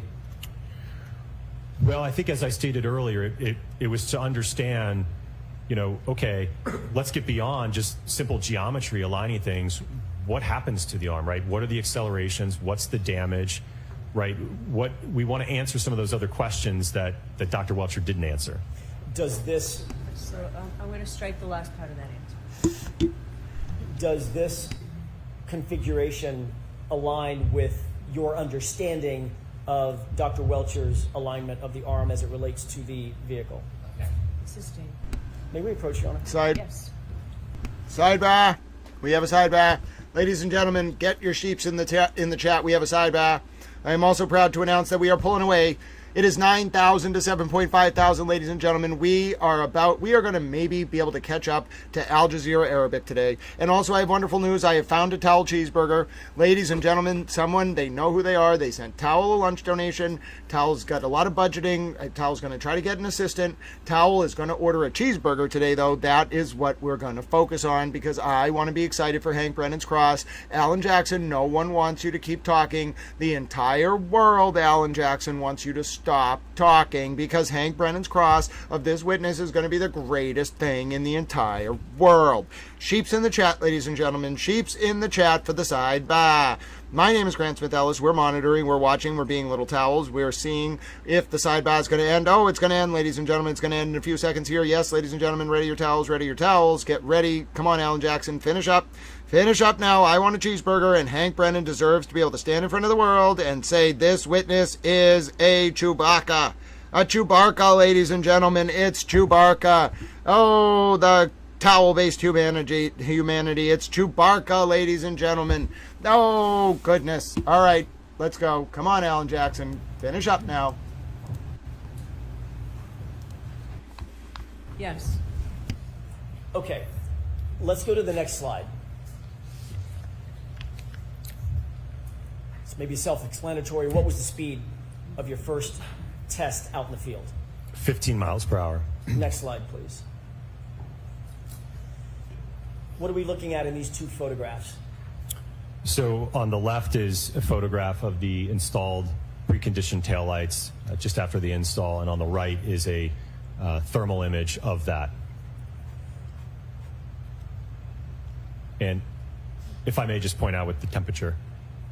So one of the things you may see here is that due to the reflective chrome here, this is just an artifact of that being really reflective. So when we look at the average temperature profile of the taillight for this test, the average was approximately 17 degrees Fahrenheit for the taillight. Was it important in this testing to account for the temperature variance of the taillight assembly?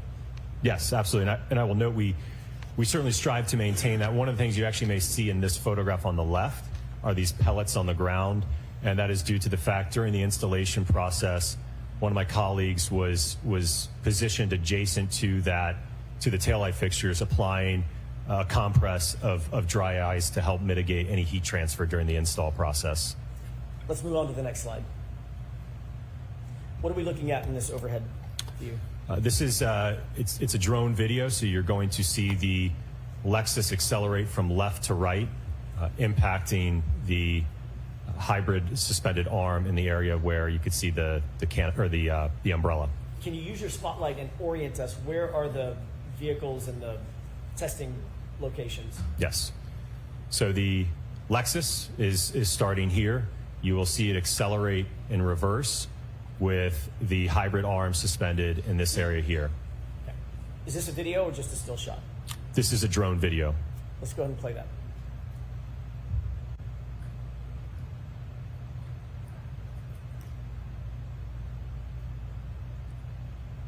Dr. Wolf, is that in real time or slowed down, sped up? This is in real time. Okay.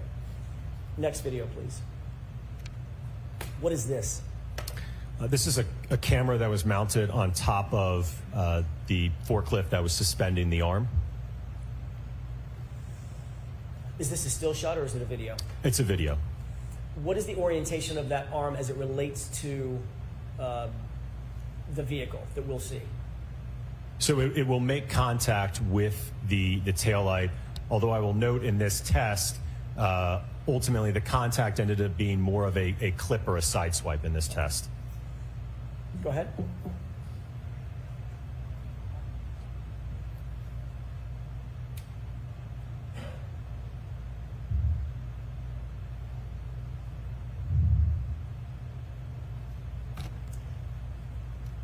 Did you see the impact area? It's quick. Right. What did you mean when you said more of a side swipe or a clip? So I think the next couple of videos will help demonstrate that. Let's move on to the next one. What are we looking at in this video? Or, I'm sorry, in this photograph? So this is going to be a high speed or a slow-mo video. You're going to see the Lexus come in from the right and then move across the screen to the left, and you'll see contact occur between the taillight and the arm. Okay.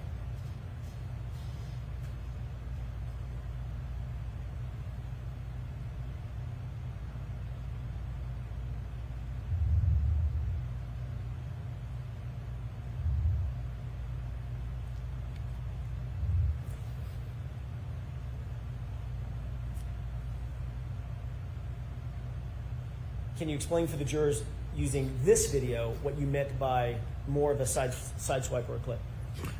Right. So this is where the hand and the wrist are kind of in the area of the quarter panel taillight, and then a portion of the forearm in contact with, I'm sorry, what I previously said, the wrist and the hand in contact with the lift gate portion of the taillight, and then on the forearm is more in contact with the quarter panel taillight. Okay. Can we move to the next slide? And what is this angle? This is, same test, just a different angle with the high-speed cameras in slow motion. And this is at 15 miles per hour, correct? 15 miles an hour, correct. Can you explain for the jurors, given the fact that this is suspended, does that have any impact on the ultimate analysis or reconstruction, rather than being attached to an ATT?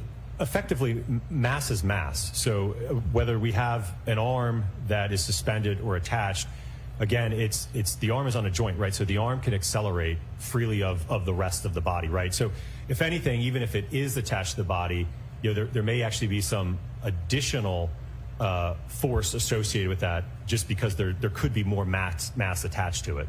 Understood. Okay, let's go ahead and play this video.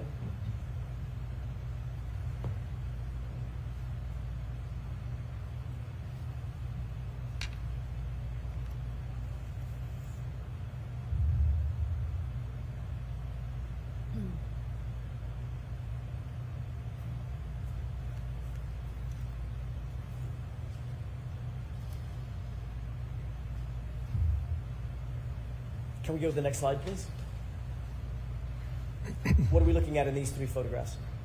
So you're looking at, on the left, starting from left to right, just at contact, and then just after contact, and then post-contact. So as I mentioned, you can see that in this first one at contact, again, we don't have, the hand isn't and the arm aren't positioned as far out on the previous tests, and the hand is in the area and the wrist of the lift gate taillight, with part of the forearm in contact with the quarter panel taillight. And as you saw in the video, essentially the arm just kind of moves out of the way of the vehicle as it comes by.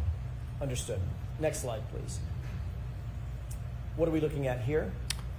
This is a photograph of the test vehicle subsequent to the test, depicting the, I'll say, lack of damage to the taillights. Describe what you did see in terms of damage or lack of damage on the taillight. There was no damage or fracturing to the taillights. Describe the orientation of the arm in this particular test that you said was more of a side swipe. What was the orientation of the arm to the taillight in terms of how much of the arm touched the taillight? It's probably a clunky question, but I think you understand it. I don't know if I could break it down into, I think just qualitatively speaking, like I said, it appears to be the hand and the wrist and kind of the lower portion of the forearm, maybe to the mid forearm or so. So nothing on the upper arm? Correct. Making contact? Correct, nothing on the upper arm, yes. Okay. If we could move past this slide and onto the next slide. What is this depicting? So this is depicting the test taillights of the 15-mile-per-hour impact into the hybrid arm compared to that of the subject taillight.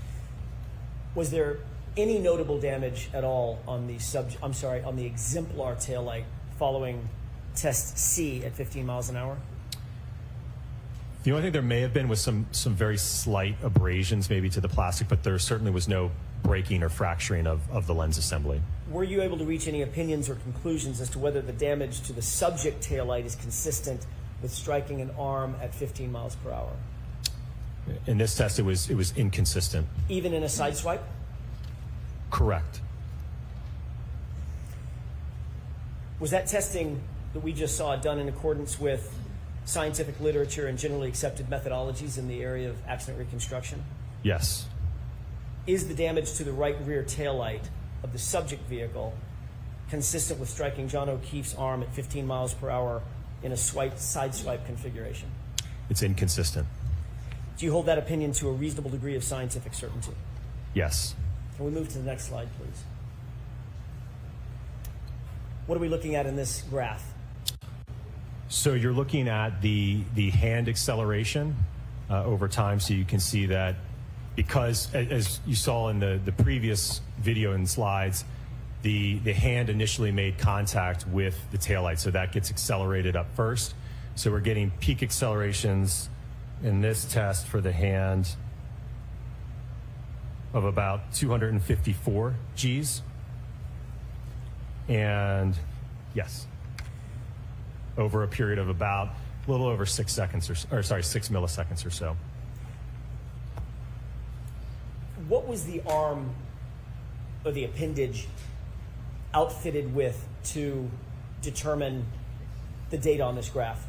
Right. So if you think back to the lab testing that we did, right, because we didn't have, and again, this is kind of why we did the testing incrementally as we went about it, but in the lab test, we didn't have a way to mount the lift gate assembly to also evaluate that interaction. So when we moved outside the full-scale vehicle testing, we had a liftgate taillight, obviously the full vehicle. So we also instrumented the hand with an accelerometer as well as the forearm. So we were able to measure the acceleration of both the hand and the forearm in these tests. Can we move to the next slide, please? And what are we looking at here? So this is the, the acceleration of the arm. So you can see that it reaches a peak around 5 milliseconds at about, looks like just under 200 Gs. And the next slide. What's depicted in this graph? So this is doing, again, the integration of the acceleration data for the hand to determine what speed did the hand get accelerated up to. And you can see that at the onset of this, it's at rest, it's impacted, and then gets up almost to 15 miles an hour in 4 milliseconds. Ultimately does reach at about 18 milliseconds, it does reach that 15, but it's nearly at 15 at contact. Thank you. The next slide, please. And what is this delta V showing us? So this is showing the change in speed of the arm. And again, because the hand was, and the wrist was more of the central impact to the ATD arm, this ultimately saw less acceleration, therefore less of a change in speed. So at around 6 milliseconds, well, roughly actually about 1 millisecond after it started to increase in acceleration, it's at about 5 miles per hour. Is that reflected in the fact that the arm pivoted? Yes, spun? There's some rotation going on, so it's not translating or accelerating. Understood. Can we move to the next slide, please? Test D. What was the speed that you undertook in test D as in Delta? So this is a 29 mile per hour impact into the suspended hybrid arm. We move to the next slide. What are we looking at in this series of photographs? So on the left is my colleague, again, compressing the taillight while we install the upper tail, the liftgate taillight to, again, try to maintain that steady state temperature. Over here on the right is the thermal image of the taillight after the install. So the average temperature of this taillight during the test was approximately 17 degrees Fahrenheit. Next slide, please. Staying with test D, what is this depicting? This is a drone video showing a top-down perspective of the test with the Lexus starting on the left-hand part of the screen, accelerating in reverse into the suspended hybrid arm over here at the location of the forklift. Okay. If we could watch this video, please.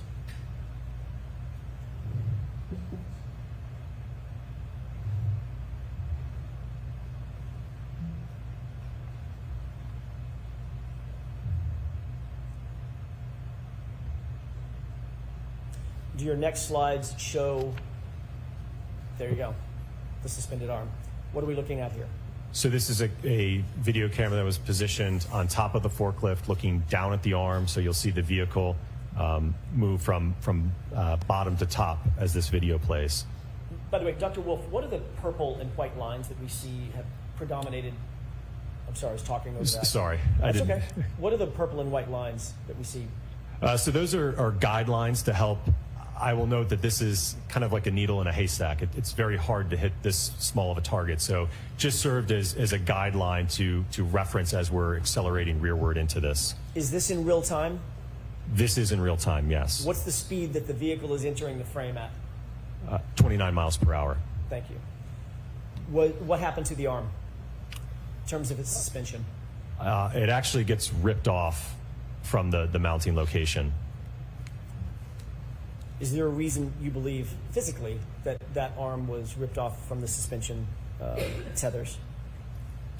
Well, certainly there was enough force to break the tie lines to the forklift. Was there a test value of those tie lines? I think they were rated at 150 pounds. What does that suggest in terms of the force that was exerted just before we get to the other testing?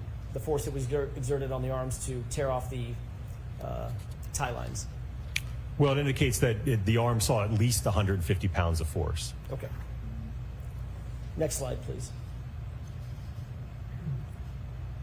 What are we looking at in this video? So this is going to be a slow motion video. You'll see the Lexus accelerate in reverse, making contact with the arm. And again, this is the 29 mile per hour impact test. Okay.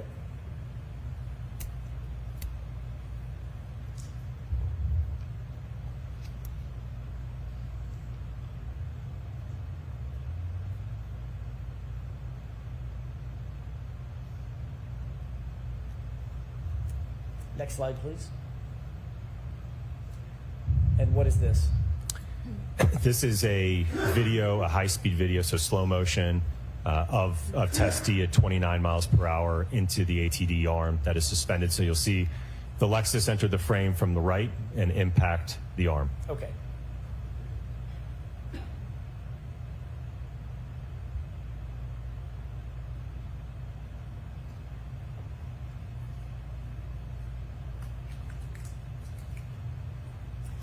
Was this strike more reflective of what you were attempting to replicate? Yes, this was a more central impact to the arm, yes. Thank you. Next slide, please. And what is this? So this is a high-speed or slow-motion video depicting the test D at 29 miles per hour, just a different perspective than the previous video. Okay.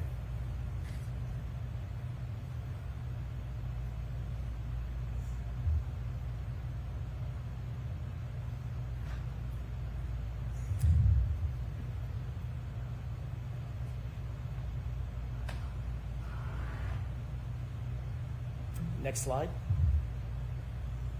And what are we looking at here? So this is extracted frames from the high-speed video.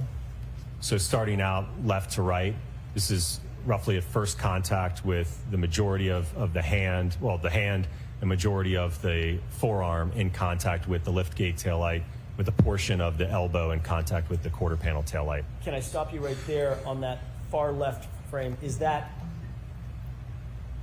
Does that fairly replicate what you were attempting to approximate in terms of the orientation of the arm versus the taillight? Yes, more of a central impact compared to that first test at 15, yes. Is that more or less consistent with what you saw in Dr. Welcher's test where he had his arm in that still shot associated with the geometry of the car?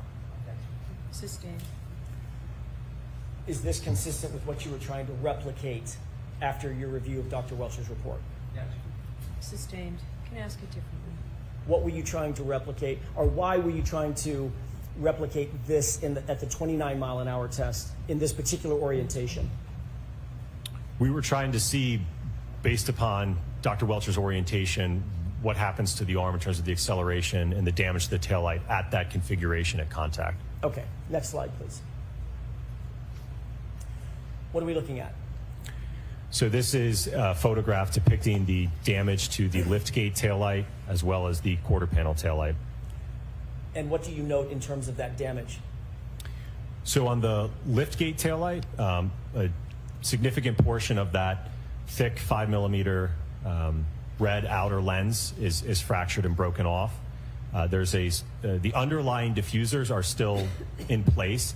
There was a small crack in, I believe it was the upper diffuser here. The quarter panel taillight had the clear section damaged with the outer lens missing, along with some fragments from the outer portion of the red part of the lens. Next slide, please.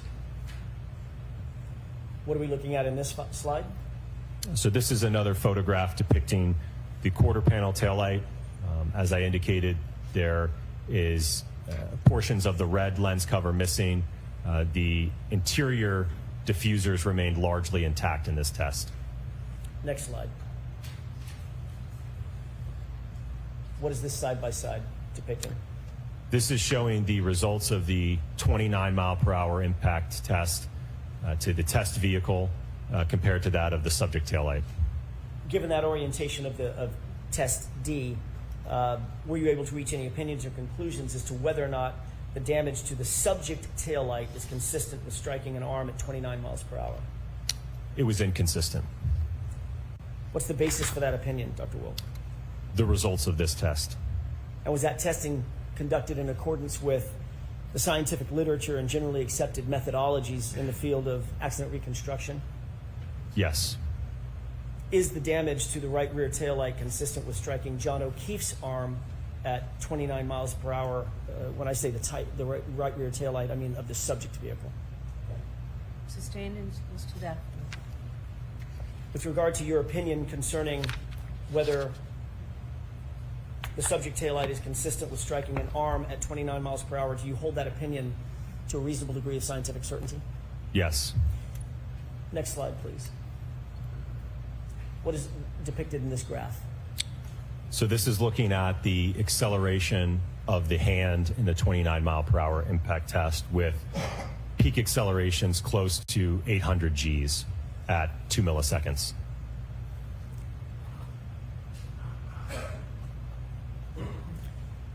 Next slide, please. What are we looking at in this graph? This is the acceleration of the arm, reaching peak acceleration of about 500 Gs.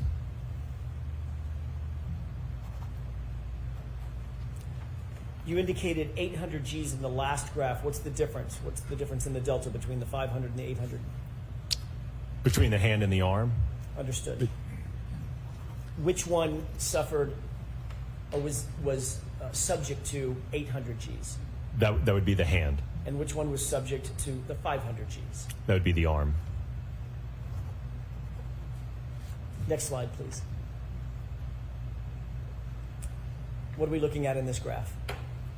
So this is looking at the change in speed. So what speed did the hand get up to as a result of the impact?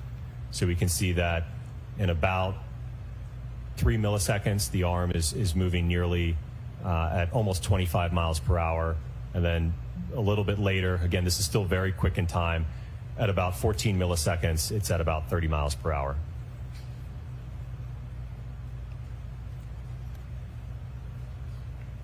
Next slide, please. What's depicted in this graph? So this is looking at the change in speed of the arm as a result of the contact. So starting here at about 2 milliseconds, the arm accelerates up to, by 8 milliseconds, we're at about 35 miles per hour. And this, you may be wondering, why are we getting more speed than what the input was? And that's because you get a phenomenon known as restitution. Basically, there's an elastic collision between the two where you can get almost a bouncing effect. So when you have something that weighs 6,000 pounds striking something that's much, much lighter than that, it can actually cause it to accelerate up to a greater velocity than the impact speed. Next slide, please. Test E, 24 mile an hour impact test. What is that? So this is a 24 mile an hour impact test to the ATD arm attached to a test dummy. Next slide, please. Why did you utilize 24 miles an hour for this test? So it's my understanding that this is the upper end. There is a triggering event of, I believe it's 1162.2, and I think at the end of that data, the speed is approximately 24 miles per hour. So we did a test at the end point, if you will, in that data set. What is this photograph showing in terms of the orientation of the arm and the hybrid test dummy, or ATD? So the orientation is to depict, again, the orientation that Dr. Welcher indicated in his static and dynamic test to show what happens when again, that ATD arm that we had is attached to a test dummy and is struck at 24 miles per hour. Next slide, please. And what is this? So this is a thermal image of the taillights just after the install with the average temperature at about just over 33 degrees Fahrenheit. Next slide. And what are we looking at? So you're looking at a top-down drone video with the Lexus here on the left. that will accelerate in reverse up to 24 miles an hour, striking the ATD arm. Let's watch that, please.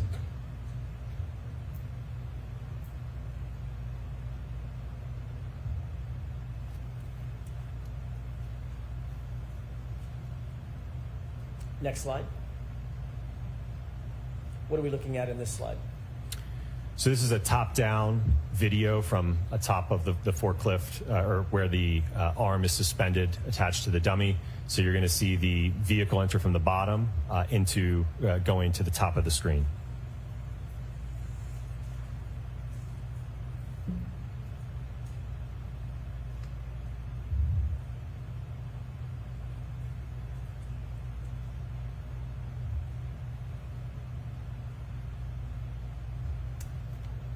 Next slide.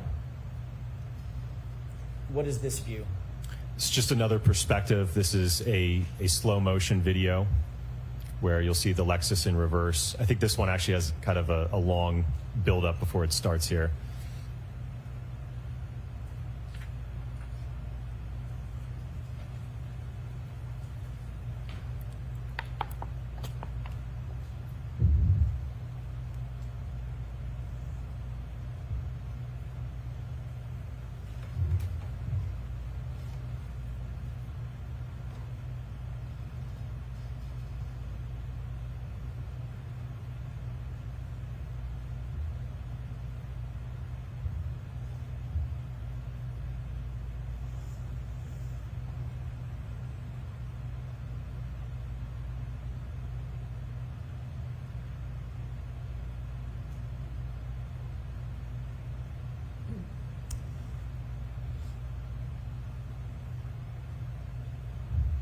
And could we go to the next slide, please?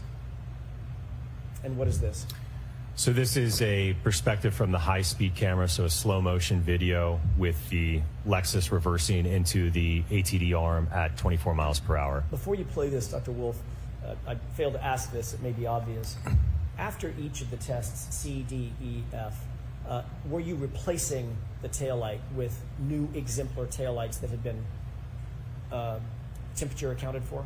Yes, every test had a new set of quarter panel taillights, as well as liftgate taillights. And even in the test where the taillight in the 50-mile-an-hour test where the taillight was not damaged, we still put on new taillights. We did not repurpose or reuse any of the taillights. Okay, thank you. If you could play this for us, please.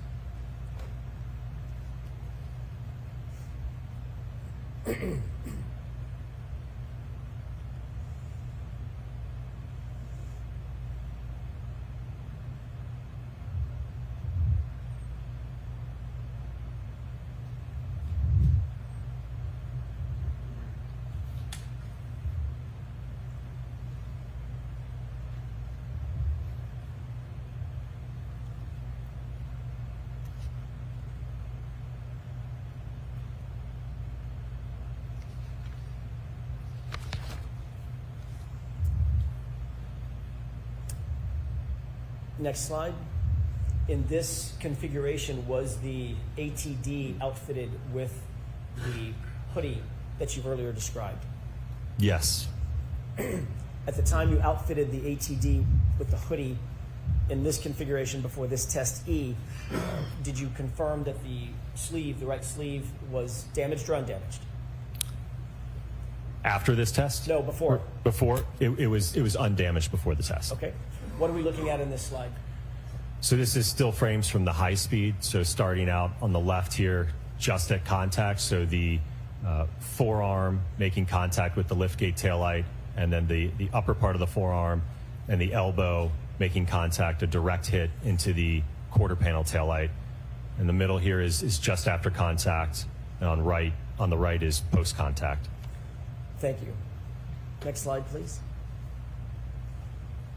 What are we looking at in this video, or in this picture? So this is a overall photograph depicting the taillights subsequent to this test at 24 miles per hour. I will note that there's no damage to the liftgate taillight, and then there is damage to the quarter panel taillight. Is there any damage to the internal diffusers on this taillight? So if I go to the next photograph, if I may. Please. So you can see here, there is this kind of thicker, it's actually not a crack. So I'm looking at the clear diffuser here with the dots that you see. This line that you see, kind of opaque. I don't know if you've got a laser pointer to. Yes. Just so there's no confusion, thank you. So the line right here that's part of the assembly. So that's just a part of how the plastic is molded. There's a very small crack right here in the underlying diffuser, but all of the remaining part of the diffuser in terms of this portion here and here are all intact, and same with this portion of it. What about the chrome piece that's running between the diffusers? I don't believe that was damaged during this test, no. And what about the clear acrylic toward the top left of that taillight housing? It was partially fractured, but not the entire outer portion of it. Next slide, please. What is this depicting? So this is a photograph depicting the quarter panel taillight subsequent to the 24-mile-an-hour impact test with the ATD arm compared to that of the subject taillight. Based on this test, were you able to reach any opinions and conclusions as to whether the damage to the subject taillight is consistent with striking John O'Keefe's arm at 24 miles an hour? Sustained in that form. Were you able to reach any opinions or conclusions as to whether the damage to the subject taillight is consistent with striking an arm at 24 miles per hour? Based upon the test results, it's inconsistent with striking an arm. On what do you base that opinion? I base it upon the test results that I've shown in terms of the video and the data acquisition. Can you describe that in a little bit more detail? So during this test, we had the instrumented hybrid arm outstretched from the test dummy with the accelerometer on the hand and the forearm. We had data acquisition on the vehicle, monitoring the speeds of the vehicle. We accelerated that vehicle into the arm at 24 miles an hour to conduct a dynamic impact test to collect data certainly about the acceleration that the arm experienced, but then also make observations about the damage that we observed to the taillight. Do you hold that opinion that we've just discussed to a reasonable degree of scientific certainty? Yes. And were your tests conducted in accordance with methodologies that are generally accepted in the field of accident reconstruction in this particular test cycle? Yes. Next slide, please. What are we looking at in this series of photos? So these are photographs depicting, excuse me, the test clothing. Again, prior to the test, there were no holes or damage to the sweatshirt. That was the same post-test. We did not see make any observations with respect to any fraying, holes, punctures to the material of the sleeve. Was there any damage whatsoever observed on the right sleeve of that ATD? No. Next slide, please. What are we looking at in terms of this graph?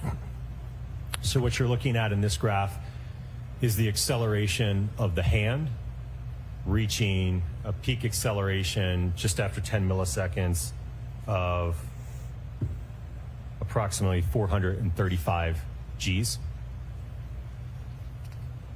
Next slide. What are we looking at here? This is the acceleration of the arm during this 24-mile-an-hour impact test, reaching peak Gs of about 300 at 4 milliseconds. And the next slide. What is this delta V graph showing us? So this is showing the change in speed of the hand as a result of the impact, ultimately getting up to approximately 24 miles an hour, which again is the impact velocity of the Lexus. And how fast did it get up to 24 miles an hour? In probably about 10 milliseconds or less. Next slide, please. And what is this delta V showing us? This is showing the change in speed of the arm going to about just over, looks like about 22 miles per hour at about 10 milliseconds. So total window of time of about 8 milliseconds that it took to get up to that 22 mile an hour speed or so. Understood. And next slide, please. Did you undertake, by the way, another question. On that, when the ATD was oriented in test E, as an echo, where it was standing with its right arm out, and the impact was on the right arm, what happened to the mass of the body of the ATD? It rotated. Was it projected at all off to the side? No. Was it projected rearward? No. Was that rotation expected based on your experience? Yes. What is the 29 mile an hour impact test in test F? So this was a test that we conducted with a what's known as a rescue Randy, or a test dummy, that was a full-on impact to the right rear corner of the Lexus.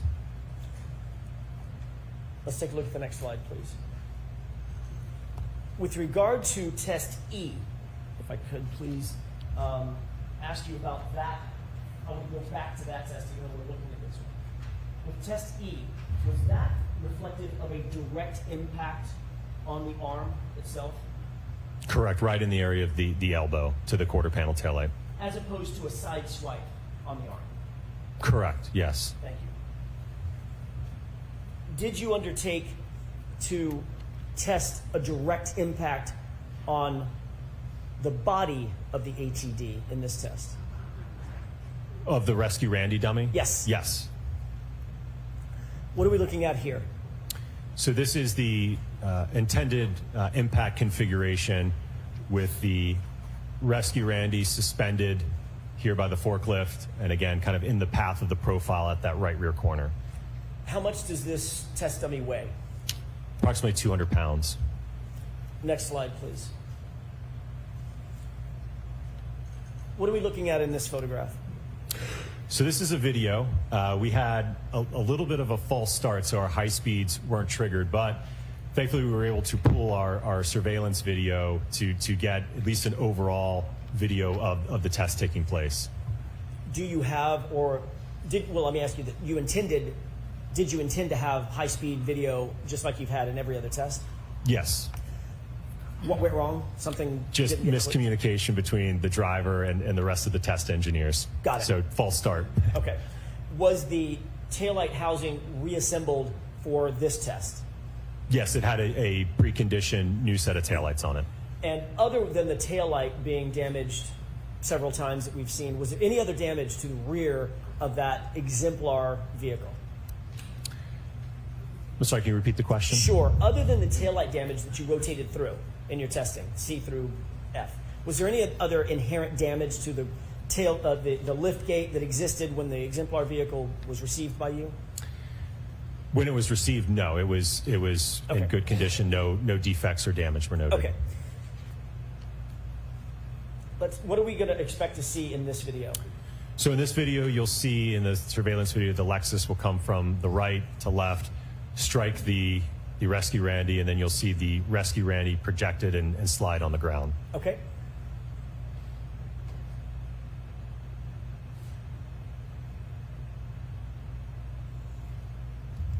Can you play that one more time, please?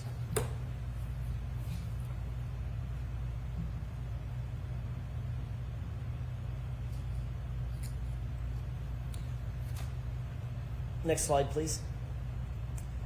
What are we looking at in this series of photographs?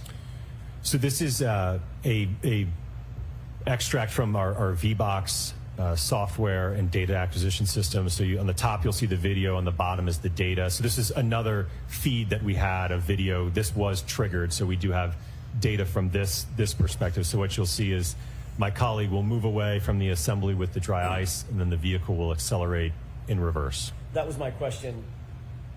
The blue, that's dry ice, gloves? You can't, you don't want to touch dry ice with your bare hands. So okay. it's, he's wearing gloves.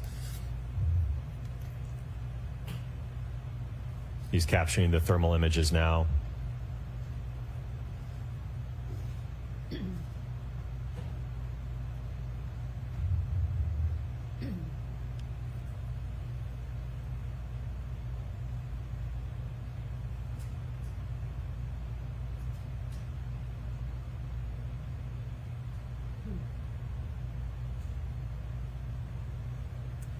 Next slide, please.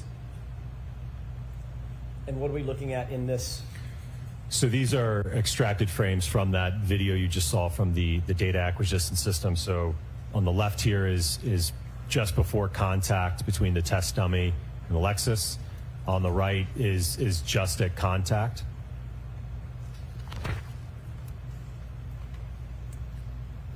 Next slide, please. And what are we seeing in these series of photos? So this is obviously during the collision sequence. The body now has loaded into the lift gate and the back window. What you're seeing here is the back window shattering. And this is just a few split second later in time where, again, the body is continuing to move with the vehicle as it's contacted. Next slide. And what is this? This depicts the post-impact damage to the rear of the Lexus. As I noted, the rear window is completely shattered. There's deformation and crush to the liftgate section of the vehicle. The bumper step was popped out, and then there was some minor fracturing in the bumper cover at the lower level.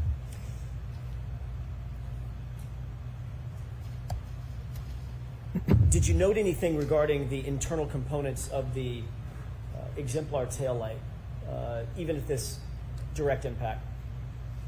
So the taillight, as you can see, it blew out the outer lens cover. I believe the part of the clear diffusers were actually still in place. I think the lower one might have been fractured here, but I think the upper one was still in place. At 29 miles an hour with a direct impact, did the exemplar taillight exhibit the same type of damage to the diffuser as the subject taillight? I'm not sure I understand your question. More or less damage in this photo to the diffuser specifically than in the subject taillight? Well, I think there was more in the subject taillight. As I mentioned, I believe the top diffuser on this More damage? Correct. Okay. That was my question. And is there another slide at the on the back end of this one? That's it. Okay. We can have the lights. Dr. Wolf, you conducted tests at what miles per hour? Tell me the sequence. It would be 10 miles per hour, 17 miles per hour, 15 miles per hour, 29 miles per hour, 24 miles per hour, and then a full-on hit at 29 miles per hour. Regarding all of the tests you conducted, what did you observe with regard to the damage, if any, to the internal components of the quarter panel taillight? And I'm talking about the chrome pieces and the diffusers. It was less in all of the tested taillights than that of the subject taillight. Did you reach any opinions or conclusions as to whether the damage to the right rear taillight of the subject 2021 Lexus is consistent with an impact to John O'Keefe's right arm during a high-speed reversing maneuver? Sustained in that form, Mr. Jackson. Did you reach any opinions or conclusions as to whether the damage to the right rear taillight of the subject vehicle is consistent or inconsistent with an impact to a right arm during a high-speed reversing maneuver? It was inconsistent. What's the basis for that opinion? All of the test data that we did from the laboratory testing, moving up to full-scale vehicle testing, all of the collected data in terms of the photographs, the observations, all of the acceleration data collected. So all of the testing that we've walked through in this PowerPoint, along with certainly that was based upon all generally accepted and peer-reviewed methodologies in the accident reconstruction community. Do you hold that opinion to a reasonable degree of scientific certainty based on your experience, training, and education? Yes. Did you reach any opinions or conclusions as to relating to the punctures, holes in the hoodie that you saw that was related to John O'Keefe? Yes. Do you have an opinion or conclusion as to whether or not the damage that you saw to the hoodie related to John O'Keefe is consistent or inconsistent with a impact from a right rear tail of the subject SUV? It was inconsistent. And what do you base that opinion on? Based upon all of the impact testing that we did with the clothed ATD arm in the laboratory as well as the field. In any of the testing that you did you ever see taillight pieces cut, puncture, or fray the sleeve of that hoodie? No. The exemplar hoodie, I should say. Correct. Did you reach any opinions or conclusions as to whether the rear taillight of the subject SUV was involved in a center of mass strike of a pedestrian at a high speed rearward maneuver? Yes. What is your opinion? That the damage to the subject Lexus is inconsistent with a center of mass hit. What do you base that opinion on? The testing that we conducted in that last test that you just saw. Do you hold that opinion to a reasonable degree of scientific certainty, Dr. Wolf? Yes. Thank you. That's all I have. All right. Is this a good place for a break, or do you want to get started? What's the preference? Lunch is not here yet. Joyce, why don't we let you have your lunch? Okay. So we'll come back. We'll come back ready to go at 1:30. All rise in court, please. Oh my word. Oh my word. Oh my word. Oh my word, we're gonna get Hank. We're gonna get Hank after lunch, ladies and gentlemen. Hank after lunch. Who's ready? It's time. Oh, we're getting Hank after lunch. Oh my goodness, ladies and gentlemen, it's time. We are in Hank countdown mode. Listen, I want to show you. I got a towel cheeseburger. You all are going to be very proud of me. Murder by Maestro is going to be like, oh my goodness. Towel ate actual food. Oh, wait a second. Wait a second. Wait a second. Wait a second. Hold on. Okay, we're going to lunch. I watched Judge Cannoni leave the bed. Okay. Towel friends. Hello. I'm a towel. Your towels. We're going to get to see Hank. Who's ready? Who is ready? Drop your Hanks in the chat, ladies and gentlemen. Also, look, I got a towel cheeseburger. It is delicious. It is bigger than my head. It is a cheeseburger. One time someone's like, Grant, that cheeseburger is bigger than your head. And I was like, have you considered the fact that I am a towel? Wild Roses, I am sharing with you a bite of my cheeseburger. Here you go. Wild Roses, this is for you. It is medium. I think I asked for medium rare and they cooked it medium, but it's okay. I think it's just because it took like 10 minutes to get here and it was cooking in the car in the hot bag, so it went to medium. I don't mind. That's why I asked for medium rare, because sometimes if you ask for medium rare, it'll be medium when it arrives. Radiant heat, ladies and gentlemen. Now look at that. I taught you. Carrie, hello, Seasons, Alex, Karen, Courtney Meyer, Truth Exposed, Linda A, Louisa Ramirez. Oh my goodness, it is a countdown to Hank. Ladies and gentlemen, the Hankinator himself will be up on cross in just, I don't know, an hour. I know. There is only one way to get ready for this. Ladies and gentlemen, you want the Hankinator. I want Hank. We want Hank. But I also want to eat my cheeseburger. So guess what? I said I was going to tease you earlier. First of all, Colleen Henry, are you in the chat? Because you are about to be an excited little towel. Look at this. Ladies and gentlemen, he's Hank. You can call him Hank. You can call me Towel. Watch the video. Hank! You as well, Mr. Brennan. Call me Hank. Okay, sir. I will, Hank. One more time.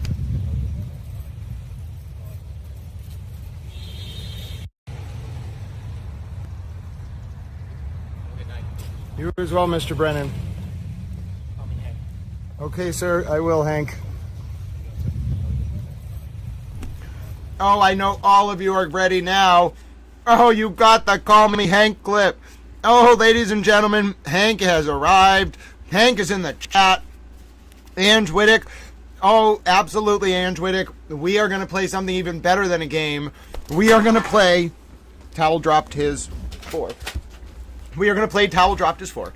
No, we're going to play, listen to this, ladies and gentlemen. We are going to play Hank Brennan's voir dire of Dr. Wolf. I hope you are all ready. Oh, Joe O'Keefe, I send my hellos to you. Enjoy your McChicken. I got, free fries are the best fries. I got a cheeseburger. It was delicious. I now have some calories in Towel Body, and we are going to watch Hank Brennan voir dire Dr. Wolf. Everybody loves a Call Me Hank clip, ladies and gentlemen. It is a violation of intergalactic towel law to not play the Call Me Hank clip, ladies and gentlemen. I'm telling you, it is a violation of intergalactic towel law on the good ship of misfit creatures as we adventure to Jerusalem to open the Eastern Gate. It's a long story. Try not to ask too many questions. I may have to explain to you things you don't want to know the answer to. In fact, one time, someone was like, Towel, are you a towel? And I was like, yep. And they were like, can you explain? And I was like, sure. And then they were like, oh, that explanation's actually funny, but I wish you hadn't explained it. So, therefore, I forget what I was talking about. I think I want to eat my cheeseburger, and we're going to watch Hank. Oh, ladies and gentlemen, I know, well, holistic psychology, he did rep Whitey Bulger, but in federal court, there's no cameras. So I think Hank's view, if I had to guess what Hank thinks about all this, I think he's like, the attention is stupid, but you have to do it right. Like, if you're going to do it on this level in front of a national, international audience, you got to do it right. Hi, Cat in a Hat. Oh, hi, Dick Champagne. By the way, we think Dick Champagne's real name is Richard, so that's why he goes by Dick. That was like Tricky Dick Nixon, you know. Val, it's great to see you. Super Towel hugs. And if the Super Towel Andrea is out there, Super Towel hugs to you. And hello, Lynn Hennis. Hello, Wicked Uma. I did show the cheeseburger. Oh, I'll show it again, Wicked Uma. I actually gave a bite to Cat in a Hat. Cat in a Hat actually took a whole bite of the cheeseburger. It's now like half gone. I am thrilled that Cat in a Hat got to eat some of the cheeseburger. And I will never turn down a cheeseburger request. Oh, in fact, you can actually watch me eat a bite of the cheeseburger. Fine, but just a small bite. It is a delicious cheeseburger, ladies and gentlemen. It is cooked perfect. It has a very nice bun. Oh, it is a delicious cheeseburger, ladies and gentlemen. It has bacon and some kind of brie-like cheese on it. I'm sorry, Wild Roses, I have made you hungry. I might be able to sell Burger King some Whoppers today. We're going to watch this voir dire, though. Hold on, little towels. Ready your towels. We're going to get to... On your motion, Mr. Brennan. Oh, no. I don't want to... Hold on. We will get through both witnesses by the end. Yeah. Watch the arc of voir dire. We're not going to get to see all of it. But, hey, ladies and gentlemen, Hank Brennan, after lunch... I'm losing my towel mind. I can't contain myself. I don't know what to do, ladies and gentlemen. Someone send me a towel. I don't know if I can contain myself. I literally don't know if I can contain myself. We're going to get an early preview of Hank 2. Oh my goodness, someone needs to get me a towel. Ladies and gentlemen, I can't. I'm going to lose it. I'm going to lose my towel mind, so I'm going to eat my cheeseburger, and you're going to watch Hank. We get Hank after lunch. Ladies and gentlemen, we need a Hank countdown. I don't know how long we're in lunch for. We need a Hank countdown. Get the Hank countdown ready. Oh, I try not to, Suzanne. I'm definitely more of a chicken guy, but this has been an intense trial. We're almost at the end. God bless the O'Keefe family. This has been an ordeal, and prayers. God bless this food, and prayer. God bless all of you, and prayers that there is a conviction. All right, we got to watch Hank. I got to eat my cheeseburger.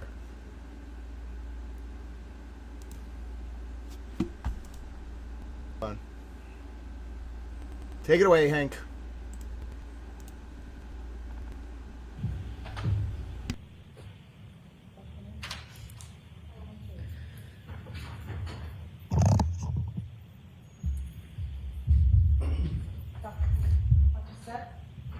Clerk and raise your right hand, You solemnly swear that the testimony you shall give to the court in the matter now in hearing shall be the truth, the whole truth, and nothing but the truth, so help you God. Yes. Thank you.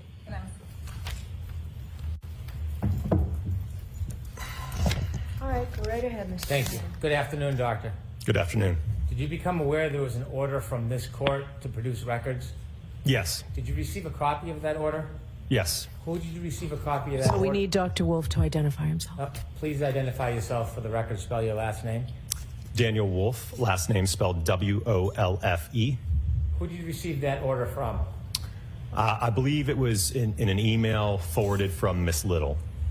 Did you read it? Yes. Did you understand that there was a request for certain communications? Yes. Did you understand that you were supposed to turn those records over to the Superior Court? Yes. Did you turn records over to the Superior Court? I provided a copy of that production notice to Ms. Little. Did you provide the records to the Superior Court? I didn't directly email that to the court, no. Did you indirectly email it to the court? It was my understanding that it would be passed along to the court. So you did not, pursuant to the order, provide the records to the Superior Court, did you? Not directly to the court, no. When you read the order, you understood what the order was requiring you to provide, correct? Correct. It was requiring you to provide all text messages. Yes. Did you provide all text messages? I don't have any in my possession. Did you look for any text messages that are not in your possession about this case? Yes. Okay, did you find any? No, sir. What did you do to look? So I went through the phone that I presently have, and as I informed Ms. Little, last year I was under T-Mobile, was my carrier. Subsequent to that, I then switched to Verizon in, I believe it was November.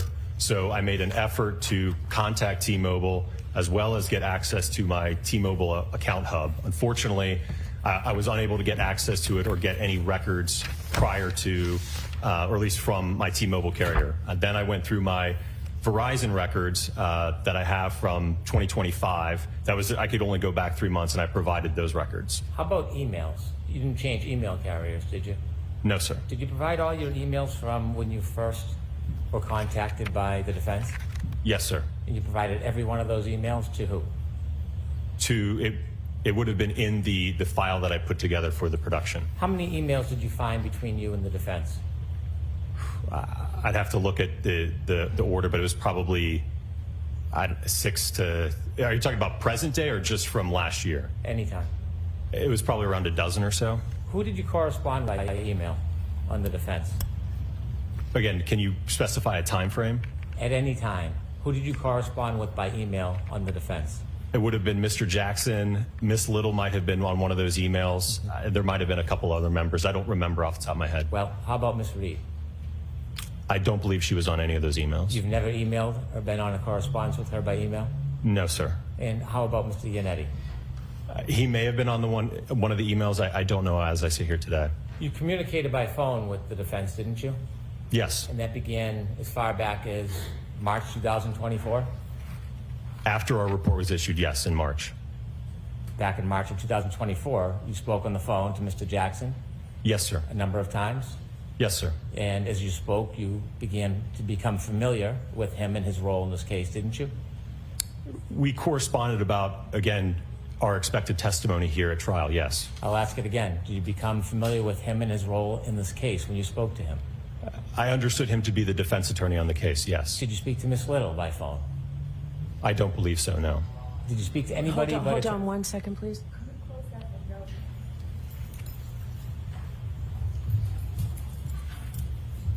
Thank you. Did you speak, pardon me, did you speak to anybody other than Mr. Jackson about this case before the first trial? I don't believe so, no. Did you speak to anybody since then on Yes. the defense team? Who? I believe Miss Little and Mr. Alessi. Okay, and how about Miss Reed? No, sir. Did you ever have any conversations that weren't on a regular telephone? You ever Zoom? Yes, we have had, I believe it was a Zoom or a Teams meeting. We've had a couple. When was that? That would have been more recently to go over some of the testing that we've done. Did you ever have any Zoom meetings before the first trial? No, sir. Did you ever have any group conferences before the first trial? I don't believe so, no. Were you ever on the phone before the first trial in a conversation where you and Dr. Rentschler both were on the call? There may have been an instance of that. I just don't recall. Well, think back. I don't recall. At some point, you were contacted by Mr. Jackson and you decided or you learned that you may be part of this case as far as a witness? Yes, sir. When you learned you were part of this case, did you have contact with Mr. Jackson before you testified at the voir dire? Did I have communications with him? Yes. Yes. And in those communications, you spoke about your role? I think we spoke about... March 20th, 2024, didn't you talk about more than coordination of logistics? I'm sorry, what was the date? March 20th, 2024? So I believe that would have been the very first phone call that I had with Mr. Jackson. Right. Was that more than about logistics? Well, I think we were trying to figure out what should we do. I will note that this was a very abnormal situation for me, being involved in a federal investigation and then ultimately being called as a witness. No. Well, I'm trying to answer your question. But you're not. Did you talk about more than logistics? So, are you finished with your answer, Dr. Wolf, or are you still answering? I was still trying to answer. Go ahead, finish. Thank you. So as I mentioned, again, the situation was abnormal. I didn't know if we could get involved. I didn't think Mr. Jackson knew we could get involved. In terms of a path forward, would we be able to do more work? Could we review additional material? How could we work together moving forward? There was a lot of unknowns, so there was a lot of uncertainty. You done? Yes, sir. Did you talk about more than just logistics? No, sir. Did you talk about fees or structures? I described to him our typical procedure when we intake a criminal defense case, right? There's typically a contract and retainer associated with that. So I described our normal procedure that takes place, yes. So you talked about fees and scheduling and costs, what you charge. I did talk about, yes, the contract and the retention letter. When you talked about that contract, there was a discussion, wasn't there, about them hiring you, paying you, or retaining you? Potentially. Again, I prescribed our standard procedure. Why was it you were talking about fees and schedules if you didn't think that you were potentially going to get hired? Again, I prescribed our normal operating procedure. I had no idea how it was going to work moving forward, which is why ultimately, immediately after that phone call, I contacted the Department of Justice to get clarification on that. We'll get to that, but I'm asking you specifically, why were you talking about fees and scheduling and being paid at that point?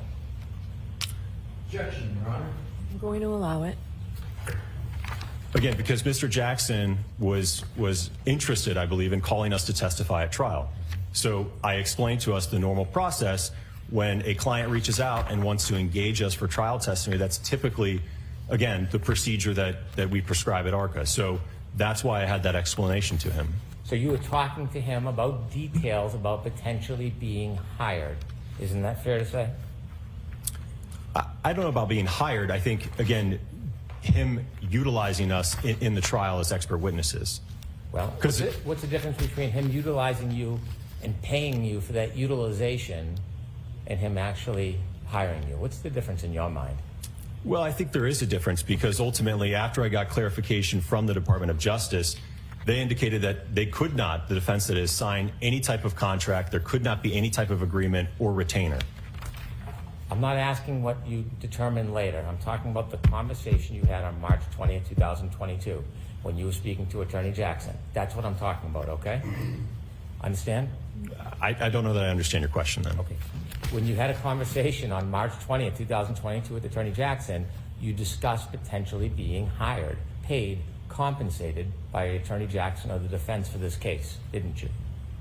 We did, like I said, I did explain to him our typical operating procedure when a client reaches out for trial testimony. I went over that with him, yes. I'm not talking about a client, I'm talking about this client. Did you talk about them potentially hiring or retaining you for work in this case? That's the question I'm asking you. On March 20th, 2022, not the 22nd, not the 24th, March 20th, 2024, did you speak to Attorney Jackson about them potentially retaining or hiring you for this case? I spoke to him like I speak to any other client that would be interested in calling us as a witness. Okay.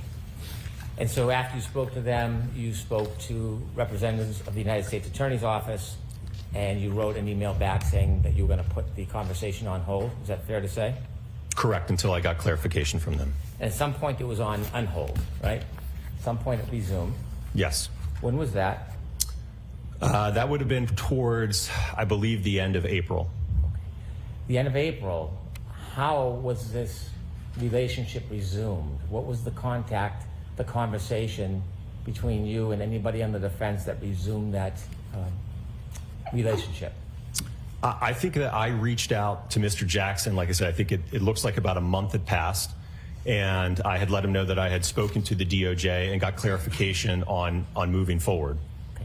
So in April of 2024, you reached out to the defense and said that you had permission or a green light to move forward in the relationship with the defense in this case. I had clarification from the Department of Justice, yes. And that clarification allowed you then to work with the defense on this case. Not work with, we could be called on the defense's behalf to testify. And for that matter, the Commonwealth could have also contacted us and utilized us at trial as well, if they should please.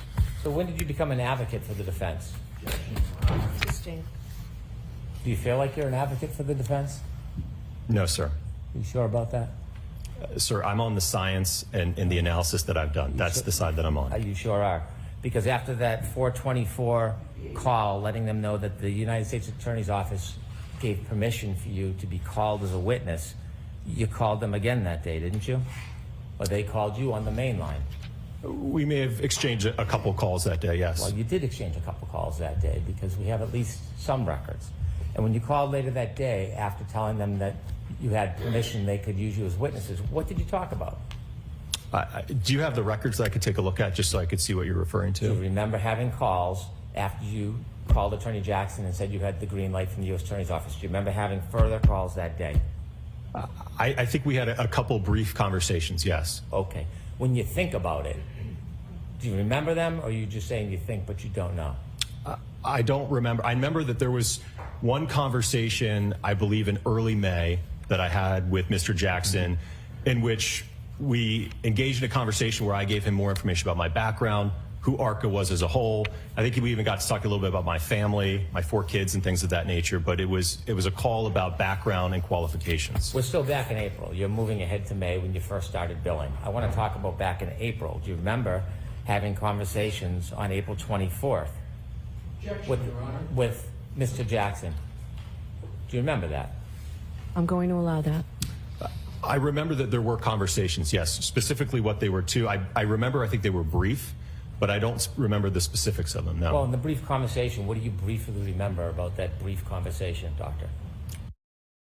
Well, as I mentioned, I think I had finally received clarification from the DOJ, so I think I was letting him know that I had received that clarification. Well, sir, you said that was the first call. There were more than one call. There was then 2 calls to the main line. What did you discuss with him during those calls? Well, to be honest with you, the call to the ARCA main line, I don't even know if I spoke with him. That's just to the main line, not to me directly. So he could have spoken to a receptionist who then tried to get a hold of me, right? So I don't know if that specific call to the main line was to me or someone else at ARCA. Well, this is a new relationship, right? You were working on a contract with the federal government. You have only spoken to Mr. Jackson, according to you, twice. You don't remember the early conversations with them and what they were about? I'm sorry, are we talking about now at the end of April still? Yeah, we're still talking at April. April 24, 2024. Yeah, and of justice. Right, but that doesn't take more than one call, does it? I don't know. He may have been in court. There might have been some phone tag. I don't know, sir. Well, there was a 9-minute call on April 24th, and then there's 2 calls to the ARCA main line, 3 minutes and 2 minutes. Do you remember any of those calls? Again, when you say 3 minutes and 2 minutes, that makes it sound like in all likelihood, he contacted the ARCA main line, got a hold of a receptionist or my project manager. I need to pause for a second, folks. I just need to let you know, if you're just tuning in, if you're wondering what is going on, why is Towel losing his mind, Hank Brennan's cross of Dr. Wolf starts at 1:30, 27 minutes. Get your towel lunches ready, ladies and gentlemen. Get your towel lunches ready. Get your bodies ready. Ready your towels. Listen, if you have towels, you should be waving them from the front stairs, ladies and gentlemen. And if you're wondering, Harvard Yard, what are we watching? This is the last voir dire that Hank got to do of ARCA. It was about a month and a half ago, so it's just a little preview of what Hank's going to be like on cross.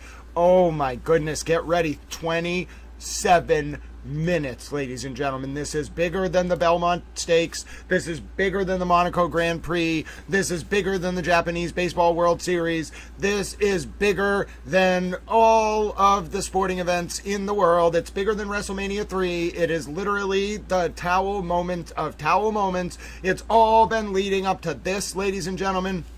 First of all, God bless you, Harvard Yard. I just want to pause and say thank you for your earlier support of Towel Channel. Thank you for being a towel friend. Thank you for being a wonderful human. Towel loves you. You are appreciated. Super Towel hugs to you. Actually, you know what, Harvard Yard, just for you, I'm coming back on the stream to give you a Super Towel hug. Look at me blending into the background. I'm giving you a towel hug, my friend. Super virtual towel hugs to you. You are appreciated. You are loved. And welcome to the Super Towel fold, Deanna Lorraine. We are absolutely thrilled to have you. And yes, Harvard Yard, to answer your question, we are back and we are almost ready to go at 1:30 p.m. with Hank Brennan on Cross of Dr. Wolf, and we are watching. Oh, do I see Mary Adams in there? Hello, and Alana. Oh, hold on. Yeah, no, this is not the last defense witness. Great question, Sydney Carson, but it's certainly, I think, going to be one of the last defense witnesses. So, and also welcome to the honorary towel fold. You have been promoted. Welcome. You are a towel. I'm also a towel, ladies and gentlemen. Did you know that I identify as a towel? Thank you so much, Harvard Yard. Look at all the towel friends who love Harvard Yard in the chat. You know who else loves Harvard Yard in the chat? Towel! I'm a towel. Ladies and gentlemen, it's so great to see you all. We're getting ready for Hank Brennan's 125 cross, but we also had a question. I think it was a question from Second Beach Gal. If we could be so kind, if I would be an erudite and informed and wonderful super little towel and show you the three new motions that have just gone up in the docket in the John O'Keefe and Karen Reed trial. Now listen, ladies and gentlemen, do I seem like the type of towel that would ever do that to you? Would I ever not show you the motion after I went up on the docket? Of course I'm going to show you the motion, but we have to do one thing first for Colleen Henry. Do you know why, ladies and gentlemen? Because there is no way in the world that I am not going to show this wonderful clip for Colleen Henry. It would be a violation of intergalactic, international, intereconomic cooperation-based towel law. So watch this, ladies and gentlemen. Diane Henry, you get your favorite clip of the entire world in the entire world, and then we will go and look at the motion update. All right, ready for it? Are you, ladies and gentlemen? Can you handle this? Are you sure? Can you handle the truth, ladies and gentlemen? Are you sure you can handle the truth? I think I can handle the truth. I think we can handle the quote. You are a promoted towel, Sydney Carson. Congratulations. And get ready for this. This is, I don't know if you're new to Towel Stream, if you're a returning viewer. This is, there's one more dose La Posada, one more doctor La Posada, then one ARCA witness, maybe stumbling, mumbling Richard Green, and then that's it. She's done Monday or Tuesday. Funkarella, we hope you are okay. But yes, watch this. We're going to watch this, ladies and gentlemen, and then we're going to look at the new motions. Here we go. Oh my goodness. You know what to do, ladies and gentlemen. Good night. You as well, Mr. Brennan. Allie called it. Okay, sir, I will, Hank. One more time.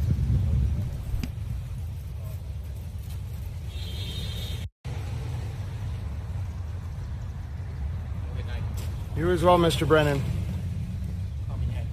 Okay, sir, I will, Hank. Oh, one more time. We can't help it, ladies and gentlemen.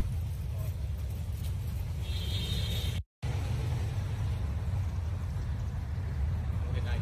You as well, Mr. Brennan. Okay, sir, I will, Hank. Oh, we love it, ladies and gentlemen. We love it. We love it, don't we? But now we have to look at the new motion update. So let me bring this up for you on the screen, little towels. Give me 1 second. I'll get this up and going for you, little towels. That was a wonderful clip. Oh, Dewdrops has started a membership parade. Oh, ladies and gentlemen, let me just tell you, it is a distinct honor and privilege to be gifted a membership from the super towelette herself, Dewdrops. If you get one of these memberships, ladies and gentlemen, cherish it. I literally would lose my towel mind if I was gifted a towel membership from Dewdrops, so I hope you all will appreciate this moment. Let it reigneth Super Towel Dewdrops memberships, Towelette Dewdrops memberships. Now listen, folks, first say hi to Kiki and Riri. They are wonderful super towelettes. And then also remember to go into your YouTube settings and enable receive gifted memberships. It doesn't cost anything, but in order for Super Towelette Dewdrops to make it rain towelette memberships on you, for you to unlock your super towel emojis, you must turn on the setting. YouTube keeps telling me, tell people to turn the setting on. So I'm telling you, you have to turn the setting on because we have so many gift memberships to give out, and then you get access to wonderful super towel emojis. Oh, Super Towelette Dewdrops, you're the best. And Alana was in the chat. There's nothing that gets me so happy as seeing our super towelette, super towel friend Alana. Alana and her service dog enjoy walks on the beach, and towels from around the world send their towel towel love not only to Super Towelette Dewdrops, but also to Super Towel Alana. Yay, indeed. It is a wonderful towel day. And guess what, ladies and gentlemen? We're not done because I have the motion update for you. Let me just bring it up on the little towel screen right now. We got 21 minutes. Ladies and gentlemen, can you contain yourselves? Are you ready? Can you handle the truth, ladies and gentlemen? Can you handle the Hank? It is almost time for Hank Brennan's cross of the witness from ARCA. I don't know if I can contain myself. I am turning into a towel. Well, I already am a towel. But ladies and gentlemen, I would like to announce that I am not a communist. I may be a towel, I may be a wonderful towel, but I am not a communist. And you know who is a communist, though? The Chinese Communist Party. They are communists, ladies and gentlemen. All right, hold on, little towels. Hold on, little towels. We got to see who's sending little towel messages here. All right, that might be something important. Now let's take a look. Here's the motions. Here is the motions. Hold on, what do we have in chat? Kendrick, I love it. Ladies and gentlemen, take a look at the motions. There. Hold on, I put them up on your towel screen and then they disappeared. This is a conspiracy, ladies and gentlemen. It is a conspiracy to hide the motions from you. I found them. There they are. God bless America. So you can see, ladies and gentlemen, there. One of them is the Commonwealth's motion to call witnesses in rebuttal, docket 713. One of them is the Commonwealth's motion, Commonwealth's opposition to the missing witness instruction that Karen wanted related to Brian Albert, Brian Higgins, Michael Proctor. And then, ladies and gentlemen, hold on one second. Hold on. Oh, that is interesting. Why is Henry Blue commenting on the... why is Henry Blue, ladies and gentlemen, commenting on the temperature of the courtroom? How fascinating, ladies and gentlemen. Henry Blue made a comment, this is petty BS. They don't ventilate the courtroom as well as a punishment to the defense. God forbid they requested a courtroom where every juror can actually see. But ladies and gentlemen, Henry Blue, you feeling a little bit stressed in the courtroom? Very interesting find, little towels. But hold on, let us take a look at these motions again. Yes, these are the three new motions up on the docket. Let me just reiterate them for you. Hold on, little towels. I should be able to get the actual image in a new tab. Okay, now watch this, little towels. Good. Now we'll zoom in on this little image here, and then give me 1 second. Oh goodness, little towels. I have one of these very annoying situations here where it keeps dropping off the screen. Hold on, I have a backup towel plan. How about this as a towel plan? Have you considered the fact, sir, that you are a towel? There you go. Look at that, ladies and gentlemen.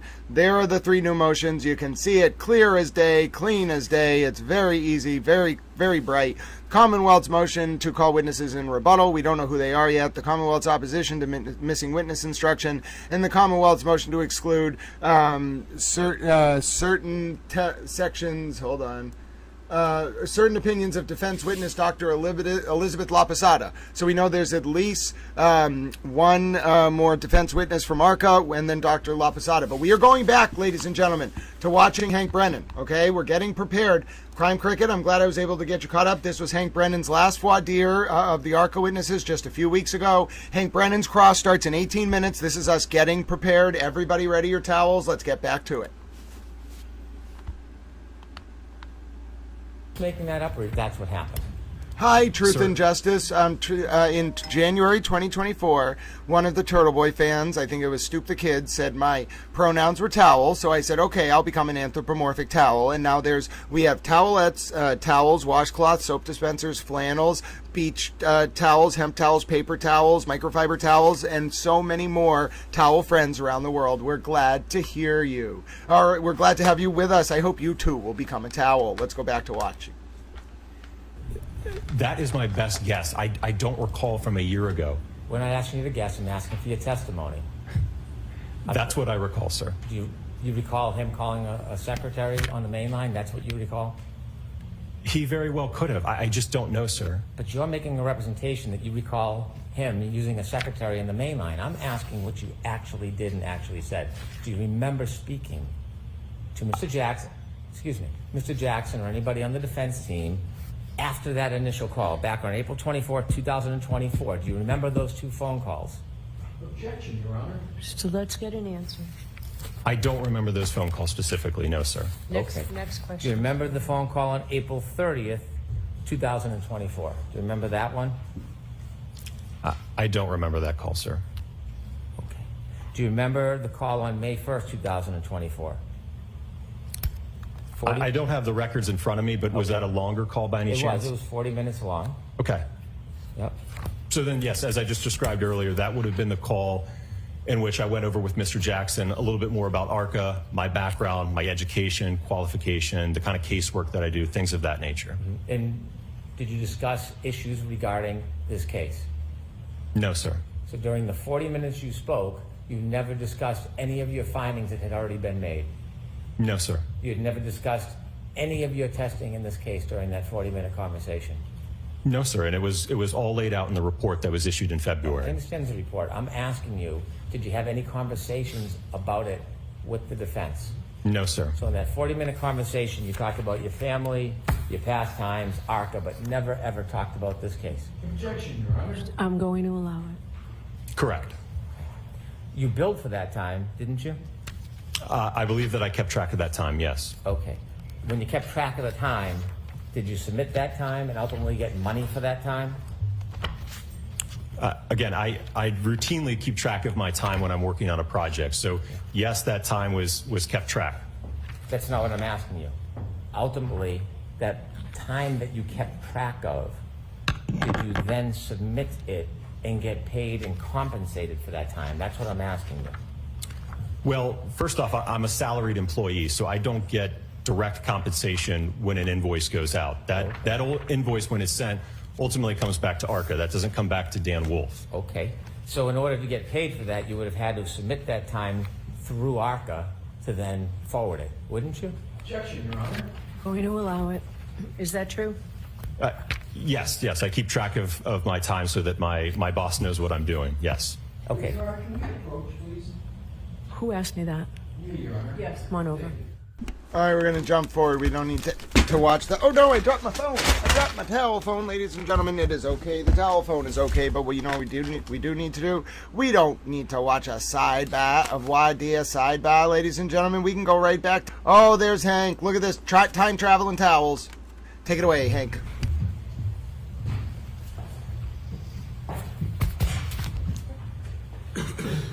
Doctor, again, to focus you, we're on May 1st, 2024. May 1st, 2024, you had a conversation with Attorney Jackson. Correct. And at some point, did you submit the time you spent and forwarded it so that that could be billed?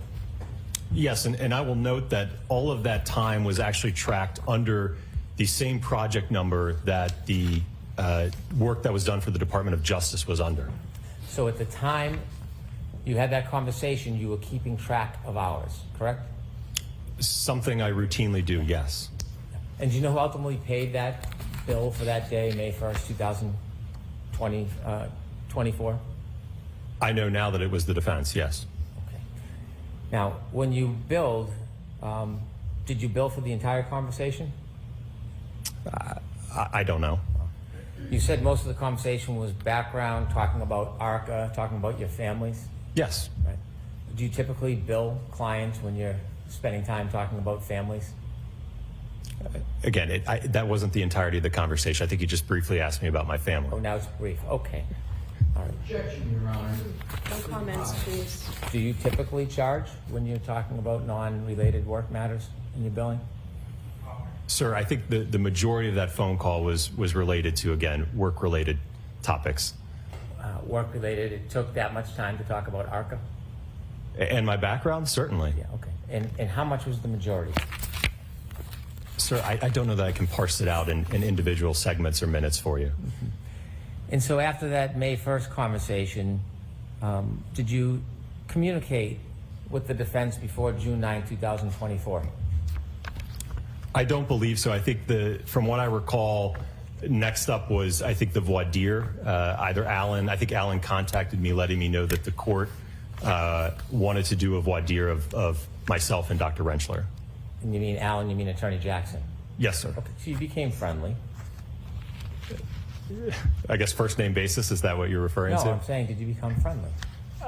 No, I wouldn't say that we were friends. I didn't ask if you were friends. I said, did you become friendly? I talk to him like I talk to all of the attorneys that I work with, sir. What would you call me if you were going to address me? Probably Mr. Brennan. So, do you remember the next time you spoke to Alan? As I mentioned, it probably would have been sometime in early or mid-June. Going into June, you were keeping track of all your communications with Attorney Jackson or anybody from the defense, weren't you? I don't know if you mean, what do you mean by keeping track? Well, do you have a folder where you make notes when you have communications with an attorney and discuss issues? No, sir. You don't make notes? Not for brief phone calls, no. For your billing, do you save phone records or text messages so you have some collateral evidence about the billing? No, not when it's things about, again, logistics and traveling and scheduling, no, sir. And by the way, when you put together your phone records and text messages that you sent to the court in response to the court order, did you have actual records? What do you mean in terms of actual records? Well, I see like a summary chart that was developed. Who developed that summary chart? So that was, again, as I mentioned earlier, I was unfortunately unable to pull anything from T-Mobile. I just could not get access.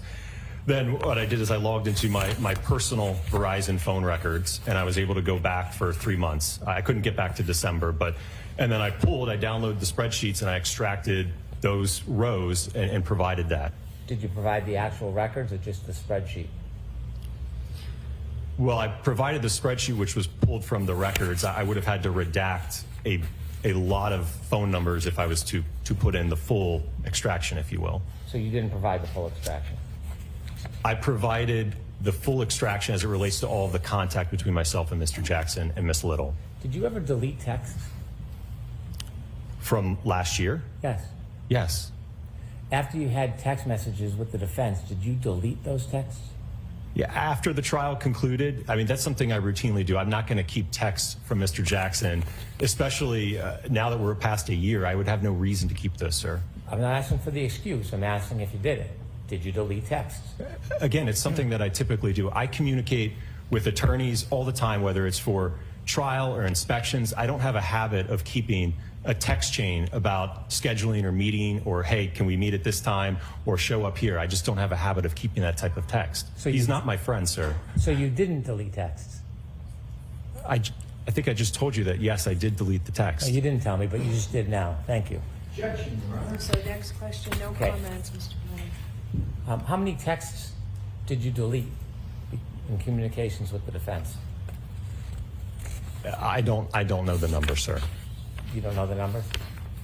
I don't have the text. So you're asking me over a year ago almost about text messages. I don't recall how many there were. All right. Was there 10, 100, 1,000? How many were there? Of ones that I sent? No, not just what you sent. Either way, back and forth. Probably, I don't know, maybe around 100 or so.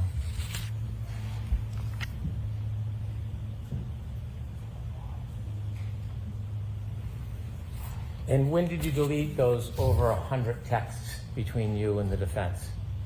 As I mentioned, I think the last text that I remember was Mr. Jackson texting me, just thanking me for my time coming up here after the trial. Again, that was at the end of June. And then I didn't hear from him. And at some point, I don't know specifically when, it would have been last year, but I deleted those texts. There was no reason for me to keep those, sir. Do you remember about when you made the affirmative intentional effort to delete around 100 text messages between you and the defense? It would have been sometime after the trial, probably before I got my new phone in November, but it would have been probably in the month or two after the trial, sir. Where were you when you were deleting these texts? Were you at your office, at home? Do you remember sitting down and deciding intentionally you were going to delete over 100 texts? Where did that decision happen? I have no idea, sir. You can't remember deleting over 100 texts where you were? I just said I delete texts routinely. You're asking me to specifically give you a location and a time when I deleted those? I don't recall that. You said it was after the trial? Yes. And out of the 100 texts or so, who were you texting on the defense team? I believe it would have just been Mr. Jackson on that. Did you ever communicate by any other means, like signal or an application? During the time of the trial? Anytime. Yes, sir. With the defense? Yes. Is it typical for a biomechanical engineer to use an application like Signal to talk to an attorney on a case? Sure. You know the benefit of Signal, don't you? I mean, it's a messaging platform, yes. Well, encrypted app, isn't it? What was that? Encrypted? I don't know, sir. It keeps no record of the communication when you use an application like Signal, does it? I don't know, sir. Well, you used it. Did you have it on your phone that you were using it with other people? No, I don't believe so. So the only time that you use Signal in your career is when you were dealing with this defense team? Yes, it was earlier this year. Mr. Jackson had communicated with me, indicating that it was his preferred method of communication. So yes, we did exchange some messages on Signal.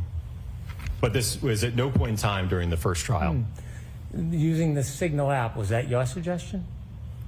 No, again, I think it was Mr. Jackson that said it was his preferred method. Is that standard in your industry to use Signal when you're talking to clients? I don't know that there's a standard out there, sir. I'm asking about your standard. Is it your standard to use an encrypted app when you're talking to attorneys? If the client has that preference, I don't have a problem with it, sir. How many times have you done it other than this defense team? Again, as I just mentioned, it was the first time. How many conversations do you think you had with the defense team by Signal? Again, it would have been just Mr. Jackson. And like I said, it was really, I think, just in the month of March of this year, but it was brief. I know that I think we exchanged a couple phone calls, and I remember the call quality was terrible, so we really didn't use it that much. Okay, you're saying a lot of things. You're saying you think. I want to know your best memory. I don't want you to think. If you don't know, you don't know. How many times did you use Signal with the defense to talk about this case? Objection, Your Honor. Going to allow it. From what I recall, it was probably a handful of times. When you say what you recall, are you purposely being vague in case there's records, or do you not remember? I don't remember, sir. As you mentioned, it doesn't keep a log of it, so I just don't recall. Well, you don't have to rely on a log. You can rely on your actual memory. Right, I'm telling you that I didn't keep track of it, so I don't know the specific number. How many times do you think you talked by Signal? As I just mentioned, I think it was a handful of times. I don't know what a handful means. Probably 4 to 5. Well, was it 4 or was it 5? It was probably 4 to 5. It's the best estimate I can give you. How long were the conversations on Signal, the 4 to 5 times? I think they were pretty brief. I'd say probably around 5 minutes or so. You think each one was 5 minutes? Probably 5 minutes, yes. Were you putting it on a timer? Each one had to be a maximum of 5 minutes? No, I'm just giving you my best estimate, sir. How certain are you that the Signal calls were 4 to 5 minutes? Again, I just told you I'm providing my best estimate. How confident are you the times were between 4 and 5 minutes? That's the best answer I can give you, sir. I'm giving you my best estimate. I'm asking you how confident you are. Objection, Your Honor. Can you answer that? How confident are you, Dr. Wolf?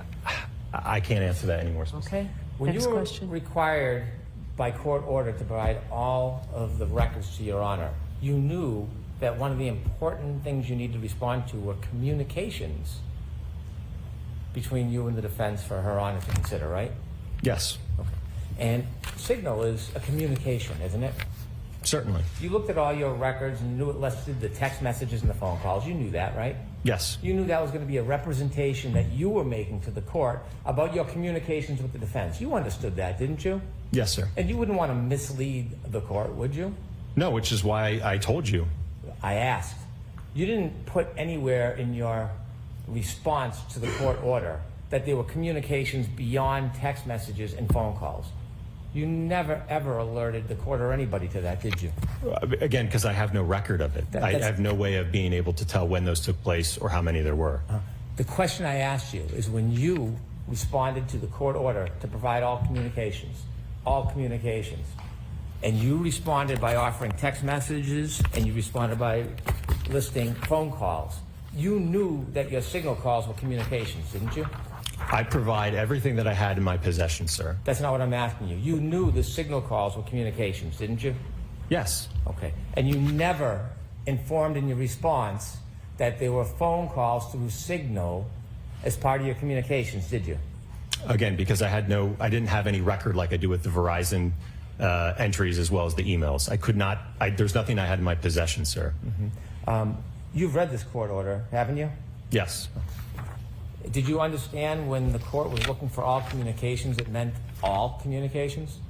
And I've provided everything that I have in my possession, sir. During those 4 to 5 signal communications, I'm so sorry we have to pause, but we are not missing a second of this. I am going to run around in a circle like a little towel. Get ready, ladies and gentlemen. It is basically time. I don't know if I can prep you all anymore for just wait. The moment it is here. We are 20 seconds away. We are not going to miss a second of this. We have everything ready, ladies and gentlemen. It is time for Hank Brennan's robust cross. You don't understand. Hank Brennan gets extra latitude as punishment for the defense for violating reciprocal discovery obligations. Ready your towels. We are peacefully invading northern France. I'm barely containing myself. If I were not controlling myself, I would be running around in circles like a little towel. Oh my goodness, God bless you, Kiki and Riri and Super Towelette Dewdrops. It is a membership parade. Welcome, Liz Provo. Enjoy your new Super Towelette membership. And remember, ladies and gentlemen, go to your YouTube settings, turn on the ability to receive gift memberships, and you will get one. Oh, circle the towel wagons. Iowa Travel Nurse is ready. We love nurses on Towel Stream. Ladies and gentlemen, circle the towel wagons. Ready your towel spouses. Ready your towel friends. Find your towel buddies. It is the moment we have waited for all day. Hank Brennan is going to cross Dr. Daniel Wolf from ARCA. It is going to be glorious. It is going to be everything you could imagine and more. I can't even wait. I cannot contain myself. I do not know what to do. I am going to run around like a mad towel. You are an artist, Allie 90211, a sardonic artist of the highest caliber. You are a modern Andy Kaufman, my friend. Oh, ladies and gentlemen, it is an absolutely wonderful day to be a Super Towelette. Welcome to all the new Super Towels. We are excited. It is Hank Brennan time. It is just a matter of moments, ladies and gentlemen. We even have a "you can call me Hank" emoji. Dr. Wolf can't call Hank Brennan Hank. We can call Hank Brennan Hank, ladies and gentlemen. Call him Hank. I hope you're ready for this. I cannot get ready anymore. We want Hank. The people want Hank, ladies and gentlemen. We are decimating Ted Daniel. Ted pink down to his underwear Daniel. It is 13.1 thousand to 10.6 thousand. Towel Stream is bigger than your entire network, Ted Daniel. Eat your heart out. I waited all day to say that. It's glorious, ladies and gentlemen. It's as glorious, as amazing it's as glorious as you can imagine. We are just waiting. Ladies and gentlemen, we pray. We will the court back into session, ladies and gentlemen. I'm monitoring on Towel Channel. All we want to do is hear the court come back into session. Oh, Z Travels, you came at the right moment. Ladies and gentlemen, Alora is setting the tone. Noelle is setting the tone. Linda O'Gara, we are here. Ladies and gentlemen, Wicked Uma has stayed at a Holiday Inn. I am a towel. Call him Hank. Ladies and gentlemen, Allie 90211 is going to paint a picture of Hank, a towel mosaic-based mural. We are going to go build statues of Hank Brennan, ladies and gentlemen, in all 94 towel countries. The people of Zimbabwe will look up one day and see a 700-foot tall statue of Hank Brennan and say, okay, that's a little bit out of place, but that's cool. Ladies and gentlemen, I have thought this through extensively. We are going to build statues of Hank Brennan. Oh, my name is Grant Smith Ellison. This is the moment. You arrived. You're here. It is Hank Brennan's cross of Dr. Daniel Wolf, and it can't start soon enough. I think the entire world is waiting for this courtroom to come back into session. Oh, ladies and gentlemen, it is one of those moments. It's the Preakness. It's the Belmont Stakes. It's the Monaco Grand Prix. It is the Japanese Baseball World Series, ladies and gentlemen. It is the Champions League final. It is the Cricket Cup, some kind of international test cricket cup. Ladies and gentlemen, Hank Brennan's going to score 500 overs. I don't know what that means. I don't know what cricket is really about, but I'll figure it out for our Indian towel friends and all of the other cricket lovers around the world. Ladies and gentlemen, it is like scoring 77 points in rugby in the finals. Oh, ladies and gentlemen, it is the biggest possible day of Hank Brennan's crossing career. Yes, the cross of Lucky was great. Yes, the cross of Stumble and Mumble and Richard Green will be great, but this cross is a reward. This is going to be Hank Brennan demonstrating in all his glory what you do to a witness who's a little bit of, I believe the word was a cockroach. Now, ladies and gentlemen, you can't necessarily take out a cockroach, but you can absolutely make it go up on the wall, turn it into a fish, flay it, and then eat it proverbially for mid-afternoon snack. Hank Brennan, ladies and gentlemen. Oh, hello, Corey XO. It is so good to see you, my dear friend. You are here at the right moment. Hank the Redeemer, ladies and gentlemen, we're going to build a statue of Hank Brennan. Oh, my goodness. It is the Indianapolis 500 of cross-examinations. Ready your towels. Race cars are technically a form of horse. I have thought a lot about this. Ladies and gentlemen, I don't know. Ready your towels, says Sunny-Eyed Girl. Ladies and gentlemen, ready your towels. Wave your towel starting flags. I don't know how much longer I can do this for. Hank Brennan, we are awaiting your magisterial performance. The world awaits Hank Brennan. You do not understand how glorious this is going to be. This is literally Hank Brennan's reward. It's like when you get a special reward in a trial because the defense did bad things and Bob Alessi yelled for his mommy and it didn't work. It's not necessarily related to that moment, but just generally when you violate Rule 14, a lot of times, reciprocal discovery as the defense, yeah, maybe like you won't lose the witness, but the punishment is Hank Brennan gets to do this. This is like saying to Hank Brennan, you are unleashed on the world, Hank Brennan, show us what you can do. Oh, ladies and gentlemen, Hank Brennan, I'm sure, can feel the positive towel vibes from the German towels, the French towels, the Italian towels, the Norwegian towels, the Finnish towels, the towels in Sweden and Denmark and Holland, ladies and gentlemen, and the towels in Belgium and the UK and Ireland and Northern Ireland, in India and South Africa and Mozambique and Zimbabwe and Eritrea and Ethiopia, in Mogadishu, Somalia, in Singapore, in Malaysia, in Australia, and New Zealand. Oh, ladies and gentlemen, the towels across the United States, all 50 states, in Canada, Mexico, Guatemala, Nicaragua, Costa Rica, Panama, Honduras, Brazil, Argentina, Chile, ladies and gentlemen, Venezuela. The towel friends around the world have united. We are ready to invade northern France peacefully, and by that I mean watch Hank Brennan cross Dr. Daniel Wolf.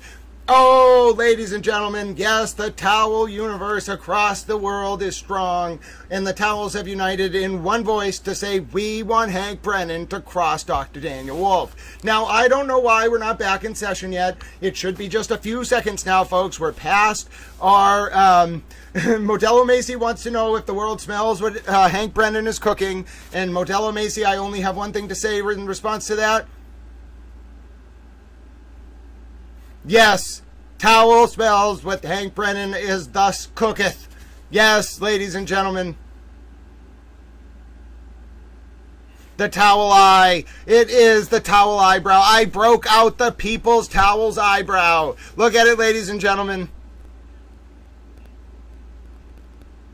The people's towel's eyebrow. It is a special. I broke out a special moment for the towel friends as we await Hank Brennan's cross. Come on, don't torment us, court. Just bring us back into session. The world awaits. The towels await. I am a towel, and I await, ladies and gentlemen. Sis wants Hank Brennan to be the president. Oh, ladies and gentlemen, we want Hank. Stop depriving us of our Hank Brennan. I think this anticipation is going to cause me to crumble into a little ball of towel. If I become a ball of towel, someone will have to come fluff me back up and revive me. I do not know if I can take the anticipation. Oh, ladies and gentlemen, this is like watching the Hindenburg launch before it goes down. Yes, you think it's going to be a glorious moment in the history of humanity, and it will, but not for the reasons that Karen Reed fans think, and certainly for the reasons that we think, although I don't think we would ever cheer the good ship Hindenburg collapsing in real life. We can metaphorically cheer Hank Brennan as he uses the winds and brilliance of his genius to steer the good ship Hindenburg into disaster. Hold on, I heard a potential early warning sign. I'm not saying we're coming back into session, but you know we're going to switch screens. Okay, towel friends, now we're in the very special towel countdown mode. You know what this means. Oh, towel friends, you know what this means. I don't know if the rest of the world is ready for this, but the towel friends, oh, we were born for this. We were born ready, ladies and gentlemen. You can see the towel poll in the chat, and I may think I am a 1940s anthropomorphic horse racing announcer towel, but that's far more viable, ladies and gentlemen, than being an anthropomorphic potato cannon, I will tell you that. Now, ladies and gentlemen, the world is ready for Hank Brennan. The votes are in.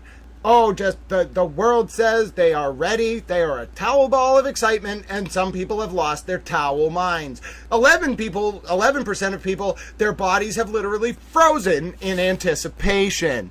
Now, ladies and gentlemen, you can see, oh no, we're going to have to hide the fan. Listen, I'm so sorry, Noel. I'm so sorry for subjecting you to that. You know I would never subject you all to the fan. Oh no, not the fan. Oh no, where is my fan picture?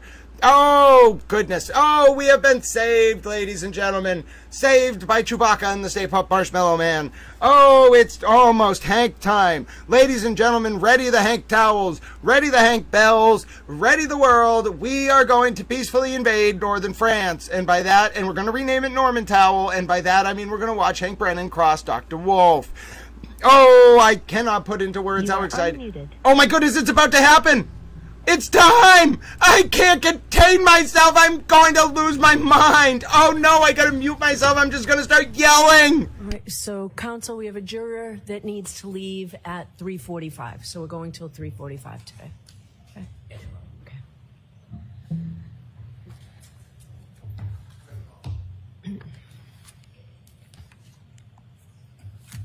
All right, so the court leaves. Jurors entering. Oh, ladies and gentlemen, it's time. It's time.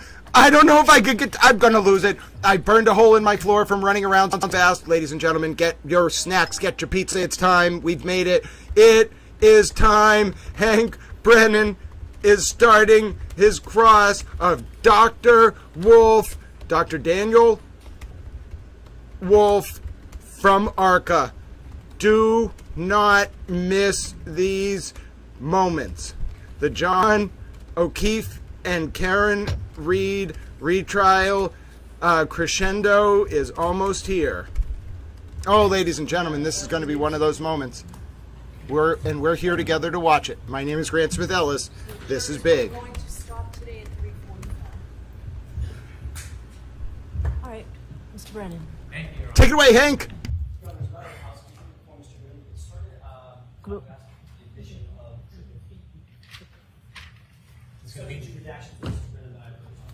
All right.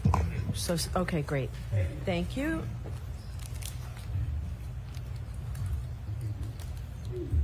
All right. Do we have the actual? Okay, great. Yep.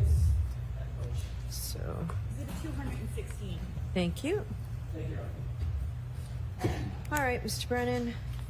Good afternoon, Dr. Wolf. Good afternoon. When you testified in direct, you shared with the jury some of the work that ARCA does. Do you remember that? Yes. And you had mentioned a couple interesting things, that there had been some work with the Department of Defense. Correct, yes. The work with the Department of Defense, was that during your time or before you got there? That would have been prior to my employment, yes. So when you were telling them about working with the Department of Defense, that really had nothing to do with you. That was ARCA before you began working there. ARCA as a whole, yes, the work that we do, yes. Not you. As I said, I wasn't involved specifically in that project, no. And you mentioned that you did some stuff, or the company does some things for the NHL? Yes. You didn't tell us much more about what you do. There's other things that ARCA does as far as clients, right? Certainly. Did you share with us that you work for lawyers and law firms? Yes, we do. And you do litigation, insurance companies? Yes. Okay. Is there any reason why you highlighted the Department of Defense that you don't do and the NHL but didn't share the rest of the stuff with us? That's just some of the prominent clients that we have. I see. You provided us a CV, didn't you? Yes. And that's like a resume, tells us a little bit about your education experience. You get to highlight some of the things, your accomplishments. Yes. You shared with us you've been the Director of Accident Reconstruction at this company, ARCA, since 2017. No, not since I started. You started with ARCA in 2017. Correct, yes. When did you become the director of accident reconstruction? I think that would have been in January of 2024, so about a year and a half. About a year and a half ago? Yes. And you received your certification from ACTAR. Yes. Did you pass the test on both parts first time? I don't recall if it, I think it was I had to retake, I think, the practical section in the afternoon. Well, you would recall something like that, wouldn't you? Did you pass both parts on the first try? Like I said, I think it was the second part I had to retake. Well, this is a pretty important test, isn't it? Not really. It's your certification. It is, but much of the concepts that are covered in it are very elementary. Well, not so elementary. You had a hard time with part of it, didn't you? Well, with respect to the portion that I had to retake, it's a practical exam where you have to reconstruct an accident, where you have to determine approach angles, departure angles, and it can be very sensitive to those inputs. And unfortunately, if you mess up one of your first angles and you carry out that calculation, then the whole problem is graded wrong, even if you did all of the math correct. So we understand there's a multiple choice question part that's the easier part, correct? I don't know if it's easier, but there is a multiple choice part. There's a more practical part where you actually have to go out in the field and do assessments, kind of like things that you did today. You don't go out into the field, no. And, when did you first take that second part that you did the test? I don't recall. You don't remember when you took the test? No, I don't. Suffice to say you took it again. Correct. And ultimately you passed both sections of that test? Yes. In your CV, you list your schooling and you list your degrees, don't you? Yes.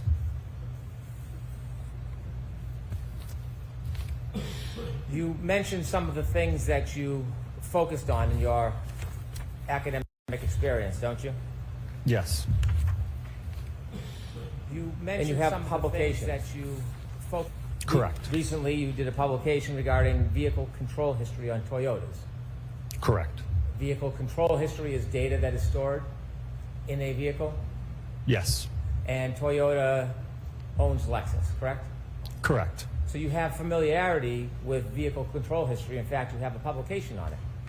Yes. In your entire resume, you only mention pedestrian collisions or that you're involved in pedestrian type events 3 times. Is there anything specific in your resume or your publications that show a published accomplishment, for example, in pedestrian collisions? Do you have any publications that have been peer reviewed or published in that area? No, I don't have any publications in pedestrians. You write or you note areas of specialty and you list a bunch: accident reconstruction, human factors, EDR, commercial vehicle, HVEDR, pedestrian bicycle accidents, nighttime visibility, and a number of others, correct? Correct. Is there anywhere in your resume that notes particular classes that you've attended and completed regarding pedestrian collisions? No, I haven't taken any classes in that.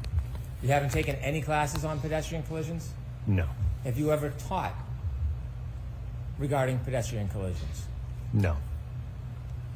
Have you ever been a speaker in a presentation about pedestrian collisions? Yes. Okay. Is that listed in your resume? I don't list lectures or presentations, no.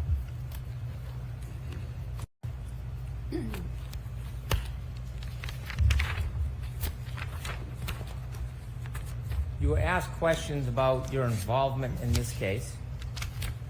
Yes? Yes. And you had shared with us that you, at the beginning, were working for a separate party or a third party, you said? Yes, another agency. Another agency. And at some point, you came into court and testified last year Yes. And during the time before you came in and testified, you weren't wholly independent of the defense, were you? Well, certainly before all of our testing, at the point at which we did all of our testing, report, and analysis, as I mentioned on direct, I didn't know the Commonwealth or the defense in this case. My question, more precisely, before you testified, before you came into court and gave your testimony, you weren't totally independent from the defense, were you? No, I mean, I had to communicate with them to be able to determine when to appear for testimony. So you were communicating with them, yes? Yes. And in fact, some of the time that you spent, ARCA actually billed the defense for, and they paid that bill, didn't they? Eventually, after the trial, yes. During that time, you know what a sequestration order is, don't you? Yes. Do you think that you're under a sequestration order today? Yes. Did you talk to anybody about any of the prior testimony in this case before today? No. How'd you get here today? How did I get here today? I took a car ride over from the hotel. Who drove you? It was a driver. I don't know his name. Who set up the car? It would have been someone on the defense team. Was it like a window, like a limo? It was an SUV. Was there anybody from the defense with you on the ride over? There were 3 young ladies in the back seat. I think they might have been interns, and Mr. Woke. And who? Mr. Wolk, I think is it pronounced? Am I saying it wrong? Have you discussed anything about this case before your testimony today as far as the trial? Before today? Yes. Yes. Have you discussed anybody's testimony in this case? Nobody's testimony, no. That was different last year, though, because before you testified last year, you did have discussions about testimony, didn't you? Not with the Commonwealth or the defense, no. But I'm asking, though, you did have discussions about testimony before you testified last year, right? Correct, yes. And you know what a sequestration order is, don't you? Yes.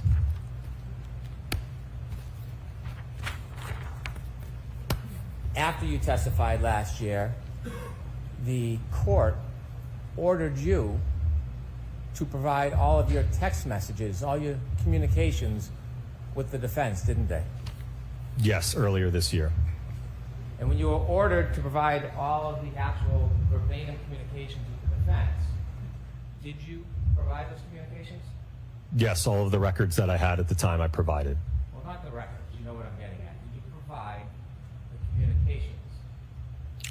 I provided everything I had in my possession, sir. A text message isn't just a time and date. It's actually substance when you text somebody, isn't there? Correct.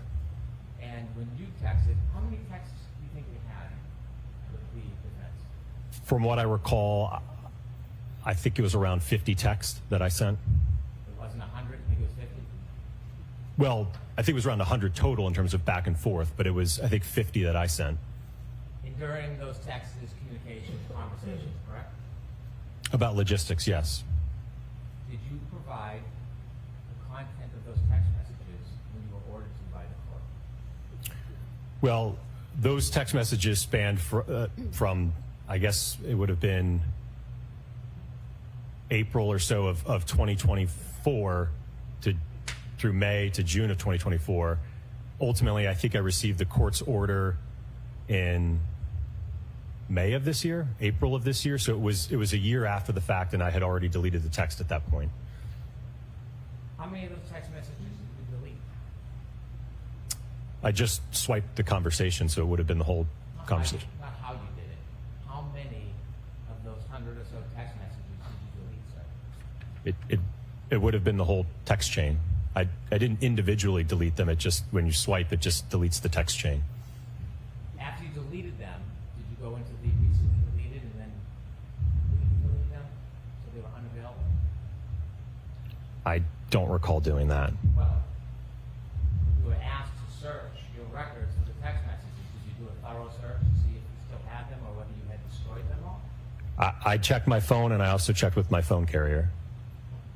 So do you know if they were still under the recently deleted part of your phone, or did you go and take that extra step and totally destroy them? From what I recall, I did not find any of the text messages, no.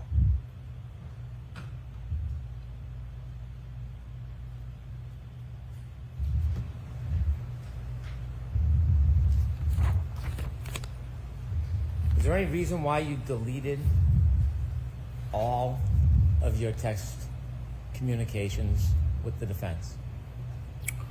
Well, it's something that I routinely do. I work with attorneys and clients all the time, whether it's appearing for trial or inspections, and I don't have a habit of keeping a text chain that talks about logistics and things. It's just I routinely delete them after that communication is over with, and certainly after the prior proceeding, once it had concluded, there was no reason for me to preserve those. Okay. And so, at some point, you switched from text messages to another form of communication, didn't you? Yes, earlier this year.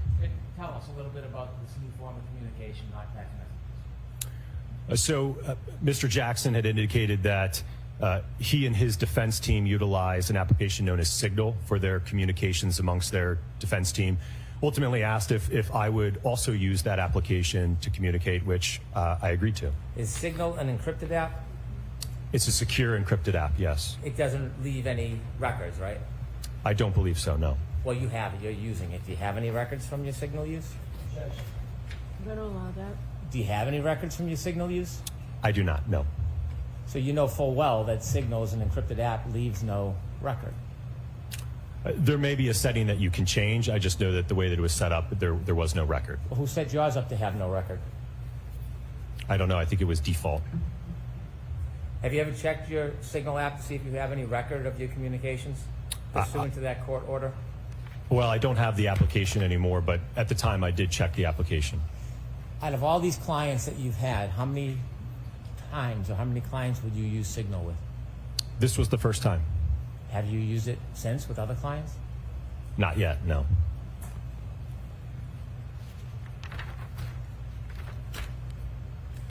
Before you testified last time, at the last proceeding,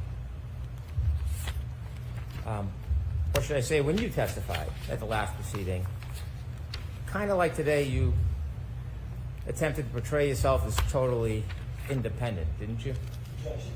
Sustained enough. When you testified at the prior proceeding, did you attempt to portray yourself as totally independent? Yes.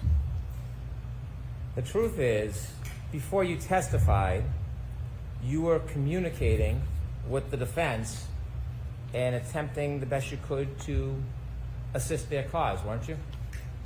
I wouldn't characterize it that way. So before you testified, you wrote out questions that you thought could help, that you should be asked when you testified, correct? So something I routinely do before testifying is prepare an outline of topics and questions that would best help be able to get out my opinions and the analysis I undertook, ultimately so that you all have an understanding of what I did. So I'm asking you a question, you gave the explanation, but you're skipping over the answer to my question. So I'll ask you again. Before you testified, did you write out a list of questions that you wanted to be asked? Yes. And when you listed out the questions, you also listed out the answers, didn't you? A general response. It wouldn't be verbatim to that. I didn't say verbatim, but did you list out the answers to each and every one of the questions that you had prepared? Yes. So for every question, there's an answer that you provided so that you could follow a script, so to speak, yes? I wouldn't characterize it as a script. One of the questions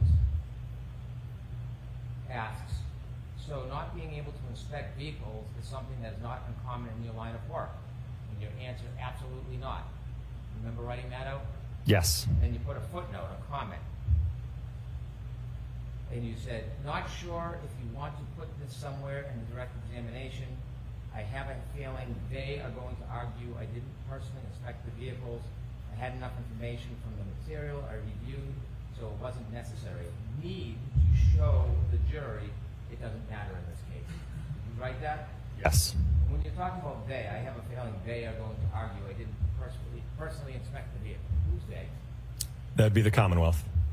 And so when you were writing out these questions as is your routine with the answers, is this the mark of independence to you? Well, I think, again, whether the Commonwealth asked me that question or the defense asked me that question, my response would be the same. It wouldn't change depending on who called me to testify. There are a number of cases By the time I get involved, the evidence is gone from the roadway, the vehicle is gone. So it's certainly not necessary to inspect a vehicle. And I wanted the jury to have an understanding that because I didn't physically inspect the vehicle, it didn't affect my analysis in the case. So you think that showed independence? Yes. Then you also had another question. Would it be fair to say that because you do a lot of nighttime visibility work, your cases frequently involve pedestrians? Remember that? Yes. And you said, yes, unfortunately, there is a direct correlation between time of day and pedestrian fatalities. Is that true? Correct, yes. And do they happen more often in the day or at night?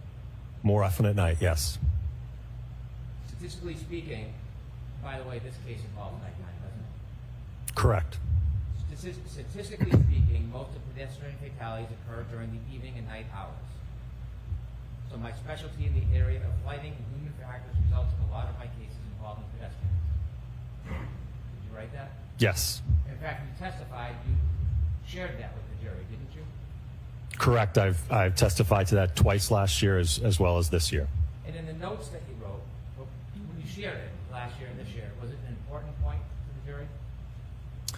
I think so, because it helped gave them an understanding, I think, of my background and lighting and human factors. And as I mentioned earlier today, there's a direct correlation between time of day and pedestrian impacts, right? So my specialty in lighting and human factors results in me seeing many, many different types of pedestrian impacts.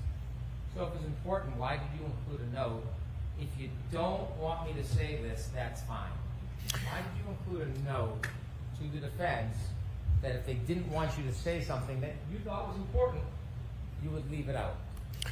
Well, I think because I didn't want to confuse the jury about a statistic, that just because we have inclement weather and dark lighting conditions, it doesn't automatically equal a pedestrian impact, right? We have to look at the evidence and the damage to the vehicle and the injuries to determine whether or not a collision occurred, not the visibility. So you weren't trying to mislead the jury, you were trying to help them because they wouldn't understand something that you were trying to explain? Is that the way you're phrasing this? I think at the end of the day it was to help them understand my background, how it relates to seeing a lot of pedestrian impacts. Something was important and it helps the jury get to the truth. Why would you offer to leave it out? Well, I didn't leave it out. No, but you offered to. You would have if requested. Why did you invite, why did you invite somebody else to interject in your independence and guide you to leave something out? Why would you even provide that invitation to them? Again, it's because I didn't want them to get hung up on a statistic that just because we have more pedestrian impacts at night and in bad weather, that this alleged incident happened at night under bad weather, to give it more weight, to weight the evidence more because of that statistic. You done? Yes. If you make a mistake in court under oath, would you take the affirmative step on your own and correct that mistake? I'll allow it. I would do my best to do that, yes. Well, when you say do your best, would you do that if you became aware of it? I'm going to allow it. Yes. Before you testified in a proceeding last year, there was a hearing that you testified in front of Her Honor and other people that were here, correct? Correct. I wasn't here. No. You were. Yes. And you testified about your experience, didn't you? Correct, yes. When you were sharing your experience with the court, it was important for the court to have an accurate understanding of what your experience was because it was being evaluated in that hearing, wasn't it? Correct.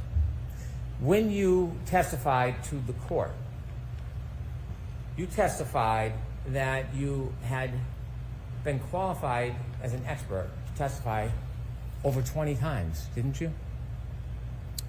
I don't have the transcript. I believe I said approximately 20 times. The reality is you hadn't. You've only testified and been qualified 11 times at that point. Correct. I misunderstood the question. I thought it also encompassed deposition, so I added those two and approximated at 20. And at some point when you realized you had made a mistake in your testimony to the court, you had a chance to come back when you testified last year and fix it and clarify the record, didn't you? Correct, which is why I provided a comment with the specific breakdown for clarification. And when you came back and testified under oath the second time on the record, under oath, did you clarify and fix the mistaken testimony that you had provided just days earlier? I don't recall being asked a question. No. No, it wasn't whether you're being asked. The question is, did you take the affirmative step to fix the misstatements under oath that you made? Objection. I'm going to allow it. Sure. Oh, this is bad for Alan. The objection was sustained, was overruled, and Alan still wanted a sidebar, which means Hank's going to get to ask this question when he comes back. Oh, ladies and gentlemen, bad news bears for the Karen Reed defense. My name is Grant Smith Ellis. You won't want to miss this. Tune in. I can't believe we're here. We're seeing it, ladies and gentlemen. We are watching Hank Brennan just lead up and just decimate this witness, and there's only about 20 seconds before we come back into session. Ladies and gentlemen, my name is Grant Smith Ellis. Alan Jackson just basically got told by Judge Cannoni to go sit down. Hank's going to ask his question. This is going so bad. Oh, I can't listen. This is so bad, and it's going to get so much worse. It's so bad for the Reed defense, and it's going to get worse. They can't stop it. Hank Brennan's going to absolutely flay this man. Take it away, Hank.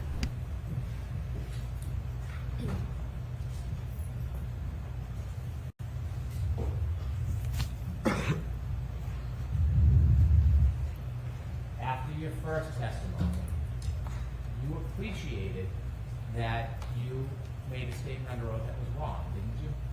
Yes. In fact, you made a note. I realized in my testimony I said about 20 times when you asked me how many times I'd been qualified. I misinterpreted your question, which was my fault, but in looking at my D&T list, it's 11 trials, 7 depositions, 18 testimonies total. Not sure if you want to clear it up or just leave it. Was that Correct. Yes, sir. Did you just leave it? I'm not responsible for asking the question, sir.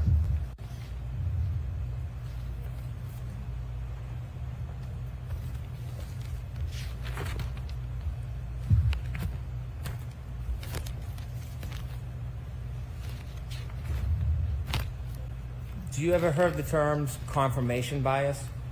Yes. Do you know what confirmation bias is generally? Generally, yes. Do you think that you suffer from any confirmation bias in this case? No. Do you have any close family that supports one side over the other? Not the facts of the data, but one side over the other. Close family? Yes. Not that I'm aware of, no.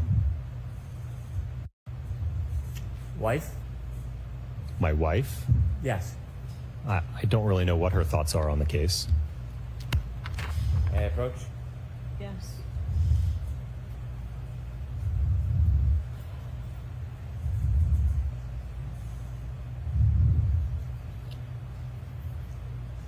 Take a look at that document. Have you seen that before? No, I have not. Never seen that. No. Take it back.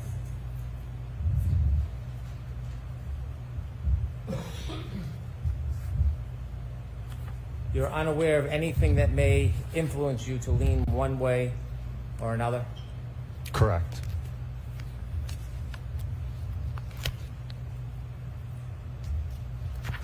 When you first took a look at some of the facts in this case, you had some information. Since then, you've received a lot more, haven't you? Correct, yes.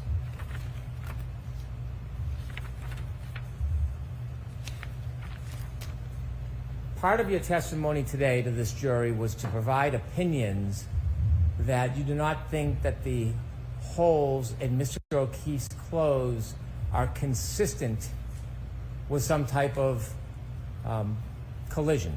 Is that fair to say? Yes. In coming to that opinion, you relied on some of your testing that we saw in those videos, didn't you? Yes. And that testing involves a hybrid 3-arm, doesn't it? Correct, yes. A hybrid 3-arm is an arm from a crash dummy. Yes. That's not the technical name, but that's what it's often referred to. Yes. And you and Dr. Renshaw have been working together on this case, haven't you? Yes. You've discussed ideas and shared thoughts. Yes. In fact, you've worked so intimately together, you know some of the things he's going to testify if he comes to testify, you've said many times today, right? Yes. And so some of the data that you shared and some of the opinions overlap with each other, wouldn't you say? Certainly, he's going to rely on a lot of that test data, yes. When you were forming your opinion about holes in clothes and potential abrasions to somebody's skin, all of those tests, all of those that you did, were using a crash test dummy arm, weren't they? Yes. In your report, you cite, or Dr. Rentschler cites, 3 different sources regarding testing clothing and skin, correct? I'm not sure. Well, haven't you read his report? I've skimmed it, but I don't know what the basis are for his opinions. Did you see footnotes 24, 25, 26, 24 being skin tissue cutability and its relation to lacerations, severity, indices? Did you read that? Let's see if there's a foundation. No, I didn't read that reference. Did you read 25, the book that is cited, Forensic Pathology, 2nd edition? I'm going to have you come to sidebar. Told ya. Told ya. Called it. Called it. Called it. Called it. Ladies and gentlemen, yep, I realize, don't worry, I'm going to fix the Dr. Wolf image. We're at sidebar anyway, but ladies and gentlemen, my word. It's not us, by the way. It's fixed. I fixed it. It wasn't us. It was just the feed. Ladies and gentlemen, my word, I cannot believe this is happening. I cannot believe how amazing this is. What a moment, ladies and gentlemen. We're here for it. You did. No, it's unpaused. Don't worry, friends. It's fixed.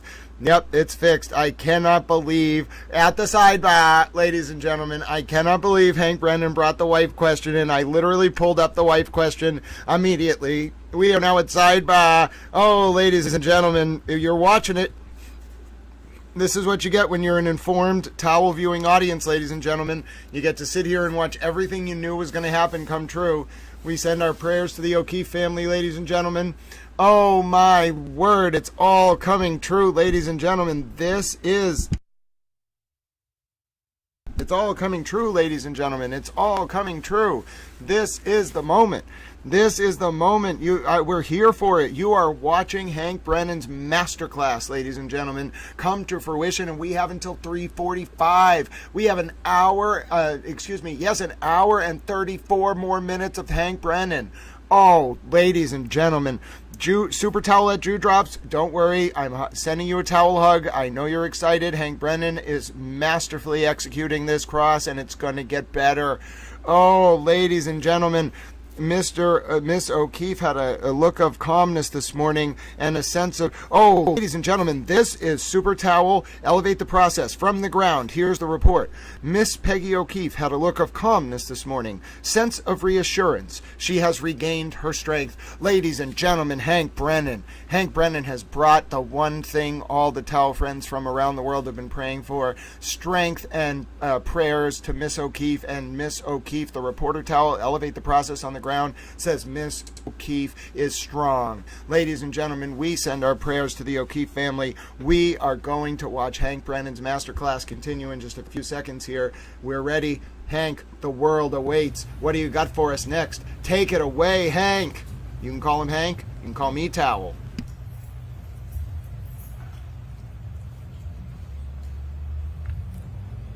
Let me again ask you about this book that is cited in Dr. Rentschler's report. By the way, have you read Dr. Rentschler's report? As I mentioned, I skimmed through it. So in all of your preparation with Dr. Rentschler, you merely skimmed through his report? You didn't take time to read and study it? Well, none of my opinions are based on work that he did. He's undertaking a completely separate aspect in the analysis. But that's not the question. The question I asked you was, did you, in working closely with him, take the time to study his report? As I mentioned, I skimmed it. I didn't read through, as you mentioned, all the references or what he cited. I didn't do that. Did you read his report? I did read the report, yes, but I didn't in depth go through each reference and look at what he was citing. So you read his report? Yes. And when you read his report, did you see there were footnotes for a number of different propositions that he made?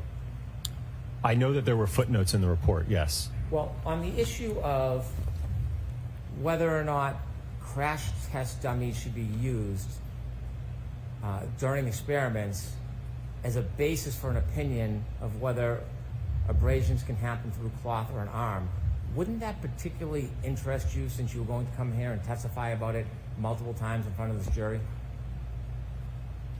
I'm not sure I understand your question. You knew you were going to come in here and suggest to the jury that you thought that these tests were inconsistent with causing any type of holes in clothing similar to Mr. O'Keefe's or abrasions on his arm. You knew that was going to be part of your opinion today, yes? Yes, And yes. as part of forming a valid opinion that people can rely upon, wouldn't you want to do as much study as possible on the background for that opinion before you give it to a jury?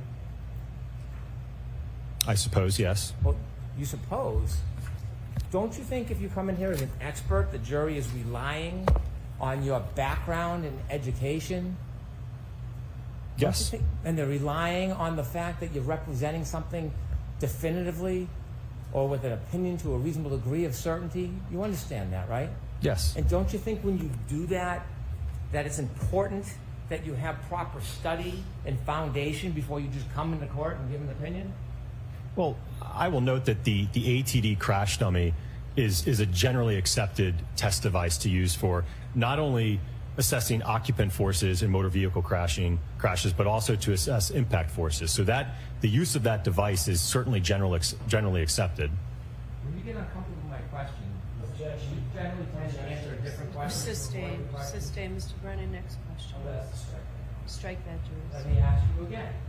Don't you think, as an expert, it's important when you come in and you're going to present an opinion based on science or engineering or whatever you want to do, that you study the basis for that opinion before you give it? Yes. When you saw in Dr. Renzel's report references to this very issue about what should be used when you're doing demonstrations or study of what can cause tears to clothing, weren't you interested in the basis for those opinions? Well, again, it was something where Dr. Rentschler and I worked together, and we were in agreement that we could utilize the ATD arm clothed. When you decided to have an agreement that you could use that arm, did you read the book that he cites as support, Forensic Pathology, 2nd edition, Vincent J. DeMaio? Did you read it? No, I did not. Did you brief it? No. Did you peruse through it at all? No. When you decided to come to this agreement that's going to have a foundation for your opinions, did you look at footnote 26, understanding the acute skin injury mechanism caused by player surface contact during soccer, a survey and systematic review? Did you review that? No, sir. Have you seen any articles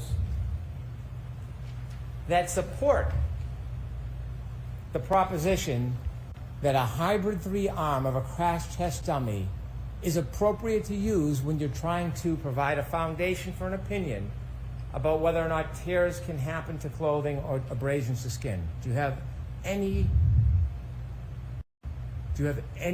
support for that in your report? Well, again, Dr. Rentschler is going to be addressing the... You're shaking your head. So I'm going to let him answer the question first, Mr. So as I mentioned, Dr. Rentschler is assessing the injuries to the arm, okay? He indicated to me that we could utilize the hybrid arm to assess the injuries to the arm. So you have no independent experience or research or knowledge, not Dr. Rentschler, you don't have any independent research or science or knowledge to support your idea, your theory, your opinion to this jury about the tears to the clothes into the skin. I was relaying the observations from the testing that we conducted with the ATD. Ultimately, like I said, Dr. Rentschler, it's my understanding that he will testify to the abrasions or the lacerations to the arm. You've given multiple opinions about this to this jury, didn't you? Correct, yes. I'll ask you one more time. I'll ask it this way. Name, other than someone called Dr. Rentschler, name the papers, the studies, the learned treatise, name the resource materials you relied on as the basis for those opinions. That a hybrid 3 arm can be used in these type of demonstrations as a basis for that type of opinion. I certainly, ATD crash test dummies can be used for impact testing, yes. Not impact testing. We're talking about tears to clothes, abrasions to skin. And I'm asking you for the third time. Name one journal, one paper, one study that supports your proposition that you're relying on for the basis of your opinion in front of this jury today. Name one. I did not cite any in my report, no. Can you think of one that you didn't cite? Not that I'm aware of, no.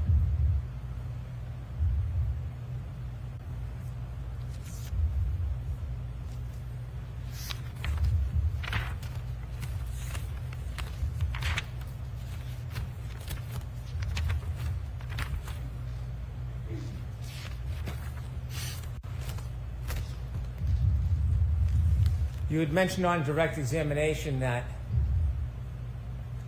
when you first started looking at materials some time ago, at the beginning, you were unconstrained in the scope of your study.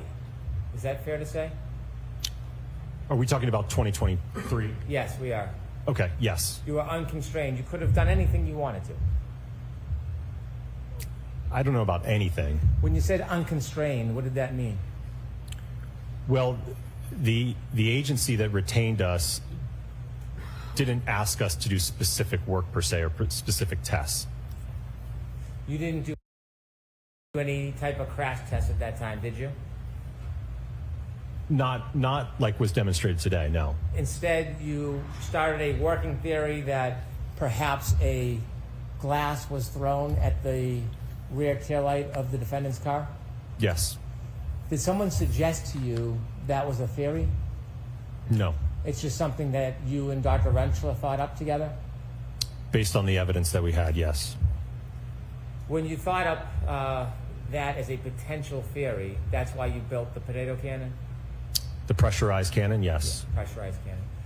And you shot a glass at the rear taillight, yes? Yes. You determined that at 37 miles per hour there'd be similar damage?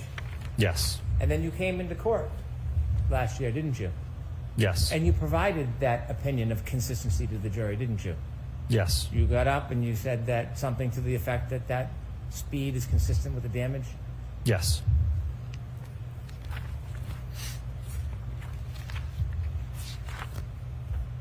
Now, when you gave that theory last year to the jury, did you know about other evidence in this case? For example,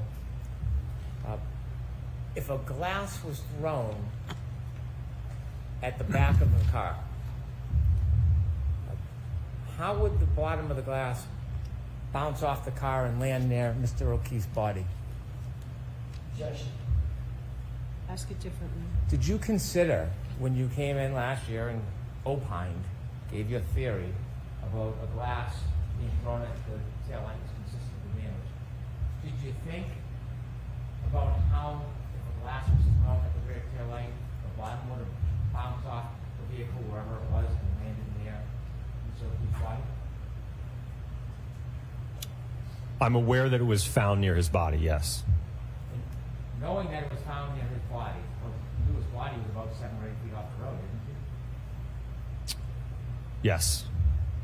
Knowing the bottom of the glass, the broken glass was found near his body 7 to 8 feet off the road, did you consider if somebody threw a glass above that taillight, cross your mind how would the bottom of the glass bounce with him to where his body ended up? No, I did not analyze that part of it. If a glass was thrown and bounced off that car, did you consider how the speaker would be left at the curb? No, I did not evaluate that. If glass was thrown at the car and broke the taillight, did you consider how the debris field would end up on the lawn? Well, it's my understanding, I think that there were plows that came through that night, so I don't know that where the debris field was eventually found, if that's where it would have been at some point earlier. Did you ever talk to Lieutenant O'Hara or anybody from the state police to see if the plows went all the way to the side of the yard or were just down the middle? Look into that at all?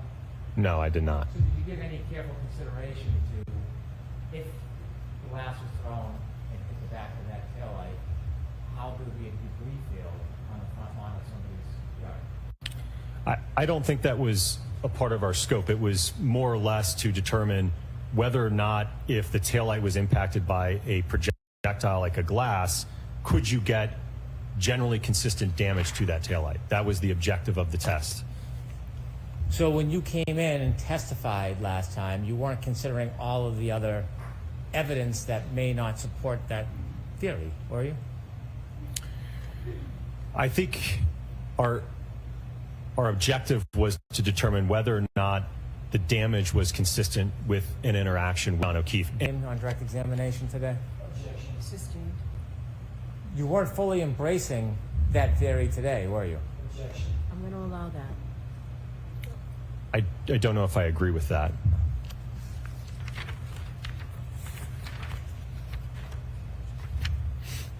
In this case, you provided reports recently? Yes. When did you provide your report? Was it April 6th? April 6th? Or was it May 6th? I think it's May 7th, May if I'm 7th. not mistaken. So you provided a report May 7th, yes? Correct. And do you know when this trial started? Early April? You provided your PowerPoint. When did you provide your PowerPoint? I think it would have been Thursday of this week. Well, it wasn't last week. Sorry, maybe Wednesday. Wednesday or Thursday. Wednesday. Is that fair? Yes. In looking at pedestrian accidents, it's important to try, if you can, understand the exact positioning of the body, isn't it? If a collision occurred, yes. And if a collision occurred, you can't always identify the exact position of the body, can you? No, oftentimes it can be very difficult, yes. You would want to know, if it is a collision between a car and a pedestrian, whether the person was fully impacted or it was a clipping type incident. Wouldn't you want to know that, if you could? That would certainly affect the trajectory, yes. And you would want to know, if you could, the body posture, whether the person was standing up straight or crouching. If a collision occurred, yes. Whether they were turning or standing straight, or they had their arm out. That's helpful information, isn't it? It can be, but when we're talking about how quickly this impact duration is, right? If you recall back to the PowerPoint, right, we're talking about a 10 millisecond window. So however the body is positioned at contact, that's how it's positioned. It's not going to be able to have any significant movement or change in orientation in that 10 millisecond window. The position of the body can change the trajectory of the person who's hit, can it? Sorry, can you repeat the question? The positioning of the body, the way they're positioned, that can change the trajectory if they're hit, after they're hit, can it? It can, yes. Whether they're moving towards the vehicle or away from it could affect the trajectory, couldn't it? If they have some relative velocity, yeah. Trying to determine the point of impact when you're looking at a scene, it's important when you do trajectory studies to know where the point of impact is, isn't it? If you're going to utilize studies that look at projection of pedestrians when you're contacted at the center of gravity and you get projected some distance, you can rely on those studies, but you have to have an understanding of where the point of impact is and where the point of rest is. If you don't have the point of impact, if you don't know the point of impact, you don't know the exact body position, that creates variables in your studies, doesn't it?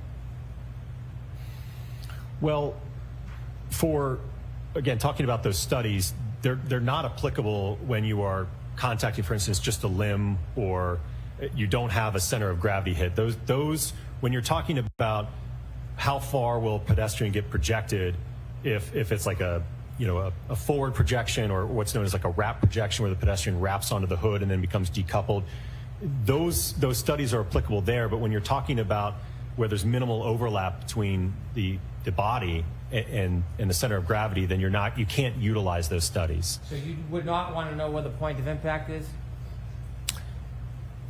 In this particular case, no, I don't think it would be helpful. You would not want to know the body position? I don't think that it would be helpful in determining, because again, we have to start with, is it consistent with a collision? So you would not want to know the body position. That's what you're telling us. You don't want to know that. Well, if the evidence indicates that the contact is inconsistent, then that's kind of where the reconstruction stops. You can't go to a point of impact and a point of rest if there was no contact. So you don't want to know the body position? Objection. Can you answer that? I don't understand this question, Your Honor. When you're doing studies, you don't want to know the body position? Objection. Can you answer that, Dr. Wong? Again, it depends on the type of impact. For the alleged contact in this case, you can't rely on those studies about impact location and point of rest. They're not applicable to I was this. talking about studies, as far as data, information. You, as the person doing tests, would you want to know the body positioning? Objection. This is 5 times. And this time we'll get an answer, and that'll be it. We've got an answer every single time. Can you answer that, Dr. Wong? I feel like I've answered it the best I can, Your Honor. Okay, next question. You don't like that question? Objection. Sustained. Strike. Jurors disregard. Okay. When you were doing these video demonstrations, was it important to be as accurate as possible? Yes. Data changes if information changes, right? I'm not sure I understand your question. That's a tough question. You want to be precise as you can in ultimately having a conclusion regarding data, don't you? Yes. Could I have PowerPoint page 12, please?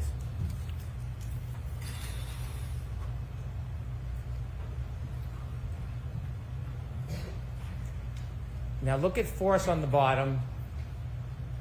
The first letter F signifies force, correct? Correct. And the last 2 letters, MA, signifies mass, yes? Correct. That's a very important part of that equation, isn't it? Yes. If you change the mass, it can change the whole analysis, can it? I'm not sure I understand your question. Let me make it more simple. When you did these tests, you chose an arm from a Hybrid 3 crash dummy, didn't you? Yes. You can take that down, Ms. Gilman. Now, when you made that choice, you knew that John O'Keefe's arm, based on the statistics and his weight of being 216 pounds, you knew that his arm weight would be 11.8 pounds, didn't you? Yes. And you knew that he was 6'1" tall. Yes. When you decided to choose an arm, in this case, you didn't choose the arm closest to his weight, did you? It was representative enough, yes. It was representative enough. It was close enough, yes, sir. Close enough. Wouldn't you want to get an arm most closely related to his actual weight? I don't know that you can have custom-made ATDs. You probably can't custom make them, but they have one that's 12 pounds. You know that, don't you? Are you referring to the 95th percentile? Yes, I am. Yes. So there's a 12-pound arm. Mr. O'Keefe's is 11.86 according to the statistics. You know that, right? Yes. You looked it up. Yes. You didn't tell us that on direct, though, did you? I don't believe I was asked that. No. Instead of choosing the 12-pound arm, which is 0.12 difference, you chose a much lesser weight, didn't you? It was about 10 pounds, yes. No, it wasn't about 10 pounds. It was less than 10 pounds. Let's be exact. You're a scientist. Let's be as precise as possible when we're talking about data. It was less than 10 pounds, wasn't it? I think according to the spec sheet, I think it's 9.4 pounds total. How about 9.38? You keep coming up a little bit. 9.38 pounds. Sustained in that form. May I approach? Yes. Showing you a photograph. Is that a photograph of your materials in this case? Yes. And in that photograph, it shows the arm that you used in your studies, doesn't it? Correct. And it shows that that arm weighs 9.38 pounds, doesn't it? Yes. And that is less than the 11.86 pounds of Mr. O'Keefe's arm, yes? Correct, yes. You didn't put that photograph in your PowerPoint to make it clear to everybody you were using an arm that was a much lesser weight, were you? No, I didn't put that photograph. Can we get some evidence, please? Okay. Any objections, Mr. Jackson? No, you are. court's permission, I'd like to show this to the jury. Just give us a minute, let Madam Court Reporter mark it. 217. Yes, now you can play it.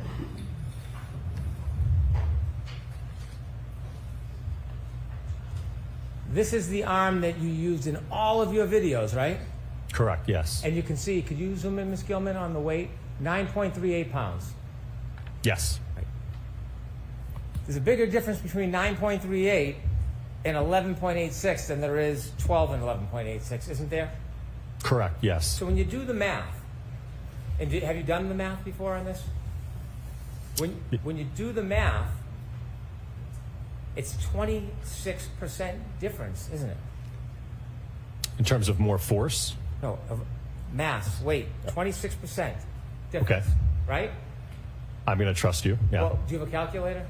I do. Can you do it? Sure. Okay. And before you do that, you took this from Mr. O'Keefe's 6'1". You used a crash test dummy that, what is the height on it? Well, the ATD, I believe, is 5'7". The Rescue Randy, I think, is 6 feet tall. We'll talk about the Rescue Randy later. We have questions about Randy. But let's talk about this. 5'9". You said 5'7". It's actually 5'9". Sorry, 5'9", yes. 5'9". And it's 170 pounds? 171, I believe. Mr. O'Keefe's not 170 pounds. No, not his whole body. He wasn't 5'9". Correct. Okay. So when you do the math and you take the 9.38 pounds based on the 171-pound doll, and you look at the percentage, doesn't it come out to 5.48% total body weight? Yes. Okay. And so the difference, when you look at it, it's a 26.3% difference from his actual weight, isn't it? Correct, yes. And so I'm probably at the 6th grade level on this, but isn't it very basic that the more something weighs, the slower something has to go to have damage? And if something weighs less, the other part that collides with the force has to go faster? The force is going to be greater if the mass is greater. So if you throw a 5-pound rock into a window, you can throw it slower to cause the same damage if you have a 2-pound rock. I don't know if I agree with that analogy. So you agree that based on the 26% difference, in order to actually be accurate, to be specific, to be scientific, you then have to adjust the speeds that you presented on your demonstrations, and you have to reduce the speed by 26%. I don't agree with that. You don't agree with that. You think that having a lighter arm, so what you're telling us is having a lighter arm would cause the exact same amount of damage to the taillight studies as a heavier arm. Is that what you're telling us? Well, if you look at, for instance, the 29-mile-an-hour impact test, that's significantly more kinetic energy. So the momentum of a 6,000-pound vehicle moving at 24 miles an hour, 29 miles an hour, that's going to overcome whatever the mass is that it's hitting at that point. You're sidestepping my question. Objection. Sustained. Ask a question, Mr. Brennan. Just ask a question, no more. My question is, are you telling us that having a lighter arm does not impact the damage in these tests as opposed to using the heavier arm? Certainly not in the field test, no. And so you disagree that when you look at the weights of those arms, do you disagree there's a 26.3% difference? Yes. You disagree? No, I'm sorry, what was your question? Do you agree there was a 26.3% difference in the arm weight that you used opposed to John O'Keefe? Yes, the hybrid arm compared to Mr. O'Keefe's arm, yes. And you are denying that there needs to be an adjustment to your calculation because the mass, MA, is different. You're denying that. I think, again, if you're, and this is something Dr. Rentschler, I believe, will No, I want touch to talk on. to you. I don't want to talk to Dr. Rentschler. Well, because when you're addressing the forces for injury and the mechanisms for injury, right, you would account for the difference in the weight. So you're saying that it makes no difference that you use an arm that is 26% lighter? Is that what you're saying to us? No, I don't think it would have made a significant difference, especially if you look at, for instance, if you're looking at the 95th percentile hand and the 50th percentile hand, they both weigh 1.25 pounds. They're the exact same weight. There's about a pound more roughly in the forearm and a pound more distributed in the upper arm. But that's not my question. It's not whether it's significant or not. I'm asking you, are you saying under oath right now that a 26.3% difference had no impact on the calculations in that study? It would have no impact at all. The calculations, yes, but in terms of the damage, no, I don't think that 1 pound difference, when we're talking about something that's 6,000 pounds, striking something that's, quite frankly, whether it's 9.4 or it's 11 something, it's not, you're not going to get a difference in the damage. So why don't you have a 3 pound arm up there? Well, I think that's unreasonable, sir. What's that? I think that's unreasonable. What's the difference? It's a 6,000 pound car, according to you. What's the difference between 26% and 40%? Well, I don't even know that I agree with your percentage because, again, you're accounting for the whole part of the arm that goes up to here, which we did not strike that part. It's, how much lighter? 2 pounds and what? How many ounces? Sorry, what was your question? How much lighter is it? The arm that you used? In terms of a percentage? No, in terms of weight. The weight. 9.38. Right. And Mr. O'Keefe, 11.86, right?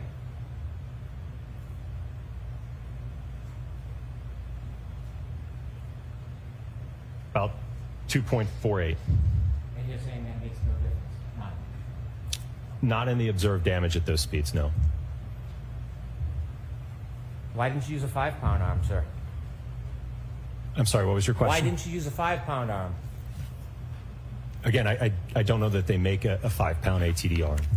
You didn't tell us when you did these studies, you didn't disclose in your PowerPoint that you used an arm that was much lighter than Mr. O'Keefe's arm, did you? I don't know that it was, I didn't give the weight in the presentation, no.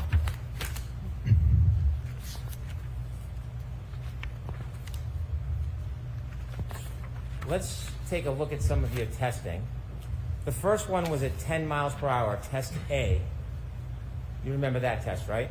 Yes. Now, 10 miles per hour, if you had taken 26% off, would you agree it would change the actual speed from 10 miles per hour to 7.67 miles per hour? If you did out the math, if you did it specifically, accurately, precisely, would you agree, using the wrong arm, you make the deductions in the calculations, that 10 mile per hour test would actually be 7.67 miles per hour? Would you agree with that? I would allow that. No, because again, the arm is going to get accelerated up to that speed. So that the speed would still, that mass would still be accelerated up to 10 miles per hour. Same thing in the vehicle testing. It's going to be, given that weight difference, it's going to be accelerated up to that speed. Now, can we see the video of test A, please?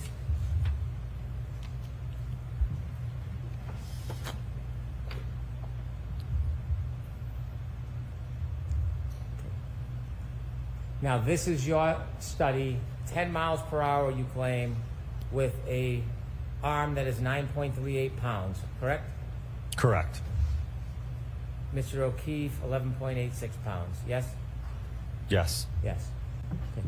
Now, this light on the end of this, you're trying to replicate the light on the back of a Lexus? Correct. If a Lexus at 6,000 pounds hits a person, the Lexus isn't stopping automatically, is it? No, it would move at a common velocity with the arm. It would continue to push forward through the arm, yes? It may, yes. And the arm can push into the light before the body turns, yes? I don't know that I agree with that, no. If the light on the Lexus, not at this speed, but if the light on the Lexus was broken or breaks and it hits the arm, it's not going to bounce off the arm, it's going to push through, isn't it? It's going to move at a common velocity with the arm. And that will move not only the arm, it will move the person's body, won't it? It may, yes. It may push the body, it may throw the body.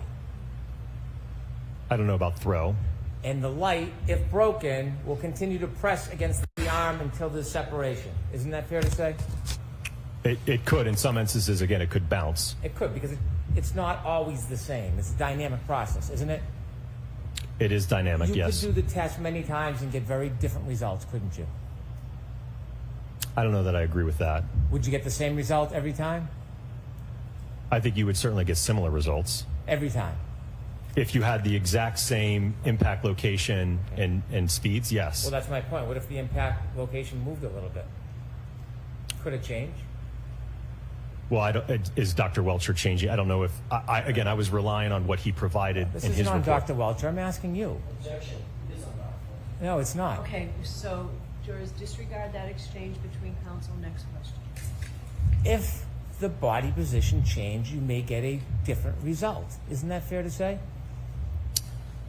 I was going after what Dr. Welcher had represented in his report and analysis. So we did testing to analyze his orientation that he had demonstrated in his report. You don't like that question either? Objection. Sustained. If the body position changed, it could change the result. True? I don't know what you mean by body position. Do you mean the whole body, the arm? What part of the body? Okay, let's start with the arm. If the arm position changes, it could change the result, couldn't it? Well, I'm not aware of any other orientation that Dr. Welcher provided in his analysis report as to alternative orientations. If the arm position changed, could it change the result? Yes, I mean, I presume if you don't have your arm on the taillight, then yes, you'll probably get a different result. What if it's bent in a different way? Could that change the result? Again, I haven't reviewed anything that indicates that there was a different orientation that Dr. Welcher suggested. You're a scientist, right? You can think. I'm asking you. Just a general question over here. If you bend the arm, could it change the result? It could. Thank you. Okay. When a pedestrian is struck, they are not held stationary on a harness, are they? No. In this case, the crash test dummy is on a harness? Yes, he's supported. Strapped Yes. by its hips or pelvis? Yes. That's not real life. That's not how a pedestrian is usually when they're hit, right? They're not strapped to a harness, are they?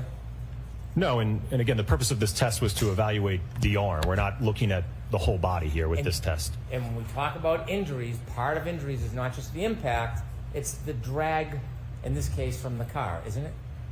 It could be, yes. But when you put the dummy on a harness, restricting or restraining its movement, it is not going to replicate hitting somebody and their movement, including the drag, is it? I don't know that I agree with that, because it will replicate, again, when we're talking about that impact pulse of 10 milliseconds, it will replicate that. And that's ultimately what we're after, is what's happening in that 10 millisecond window in terms of the contact and the damage and the acceleration. I know that's what you're after. What I'm asking you is when you end it, when the light stops, unlike a Lexus, and the dummy is stationary, unlike a person, it affects the aftermath, the drag and the push after, doesn't it? Yes, the kinematics would be different, likely, if it's not restrained like that. In real life, the pedestrian usually is not restrained, are they? Correct. In real life, a 6,000-pound Lexus, upon contact with an arm, doesn't usually stop on a dime, does it? No. Could I have the photo from test A, please?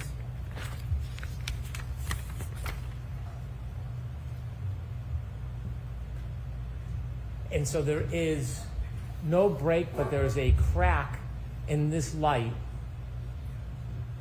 that was a result of this experiment where this light hits that restrained dummy, yes? Yes. And this is at 10 miles per hour in your world and 7.67 if you take off the 26% weight. Objection. Sustain just to that point.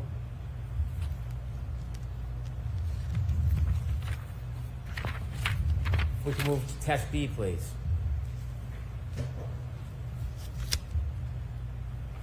Now this test B, a similar test, it has the same limitations, doesn't it? This dummy is restrained at the pelvis. Yes. Could you show the video, please? There's two videos. We can see the first one.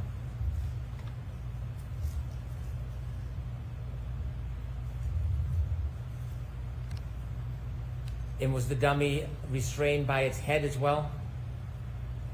Yes. Was its arm restrained in any way? It was tethered, but it was free to move. This test you have is 17 miles per hour with the arm that's 9.38 pounds. Mr. O'Keefe, 11.86 pound arm. If you consider that 26% difference, wouldn't it be fair to say that this test, rather than replicate 17 miles per hour, would actually replicate 12.6 miles per hour? Objection. No, can you answer that? Not the way it's phrased, no. And so looking at this test, test B, which you say is 17 miles per hour, can you do a calculation for the 26% difference, or is that something that you don't think is fair? I don't think that'd be a fair way to characterize it. Again, if no matter what the mass is there, if you're accelerating it, if you're impacting at 17, that arm is going to move at 17. Well, not just the movement, the damage. If this arm was 5 pounds, do you think the test would have the same exact result? If it's 5 pounds? Yes. Probably would be less damage. It'd be less damage. So to get this amount of damage, you would have to increase the weight, right? Sorry, what was your question? To get this amount of damage, you couldn't use a 5 pound arm. There would be less damage with a 5 pound arm. Correct. Right, because the less weight you use, the less damage at that speed. That's basically how it works. Correct. Okay. So, in this test, if we could run that back again, you have a restrained dummy at the hips and the head. There's no follow-through of the light or the body that's attached to that arm, correct? And at this speed, you can see the shards of taillight. You can see them move, can't you? When you say move, you mean just Not stationary. Yeah, I mean they're moving from the taillight as they break. Detached from the taillight. Correct, they're broken. That could create a debris field, yes? Yes. And you can see them floating in the air, some of them actually floating and then touching the sweater. Do you see that? Possibly. Some of it might be, again, some of that polyurethane foam. Yeah, some might be. And why don't we play it again so we can see clearly? Some might be taillight shards too, right?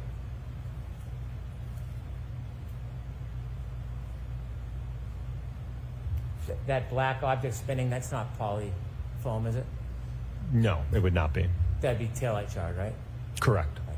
And so, even at this speed, you can see in this type of collision, there is significant, bless you, significant amount of taillight shards that are broken from the taillight and spewing into the air, yes? Well, I think on the one of the slides I had, I think I showed the fragments that were left, and from what I recall, I think there was 4 pieces from the taillight, from the lens. If you could put that back a little so Dr. Wolf can see it again, to the point of the collision.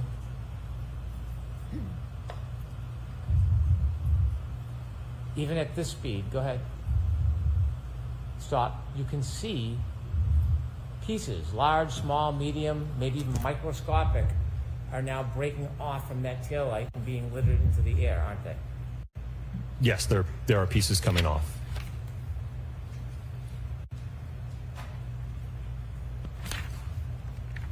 If we can go to test C, please. Now, in test C, you actually use only an arm. Isn't that fair to say? Correct. You don't use a body or a crash test dummy. No. You In fact, this is not the 12-pound arm either. This is the 9.38-pound arm. Correct. And when you do this test, you have the arm. It's basically just an object suspended in the air, isn't it? Yes. And you said, I think on direct examination, I think you said that this is the same as if it was on the dummy. Is that your testimony? Well, in terms of, again, the amount of weight that would be interacting with the taillight, whether it's attached to the dummy or not, what's in direct contact is going to be the same. Well, the fact that it's just floating up in the sky like that, it's very different than if it was attached to a person or a dummy, isn't it? In terms of how it moves immediately after the impact, yes. Not just how it moves, as far as the impact. Isn't it different? I don't know that I agree with that. Okay. Well, wouldn't you say that in addition to the arm, if you had another 200 plus pounds being held down by gravity, that would affect the force that's acting on the arm? Well, the arm, again, is going to be accelerated, but the center of mass of the body's not going to see that acceleration. Have you testified before in this case about the importance of the full body and gravity? I'm sorry, what was your question? Have you testified before in this case about the effect of gravity and the full force of a body as opposed to just an arm? Yes. Okay. And do you remember whether you thought it important on a previous time you testified that there was significance to the arm would be attached to a 200 plus pound body and there was the issue of gravity that would affect force? From what I recall, I think that had to deal with whether or not the pedestrian would be projected based upon an interaction with the arm or a full-on center of gravity hit, right? When we're only hitting the arm, we're not hitting the CG of the body. You did test B, and you claim it was at 17 miles per hour, test B. Correct. And we saw the damage. This is at 15 miles per hour, test C. Could you play this, please?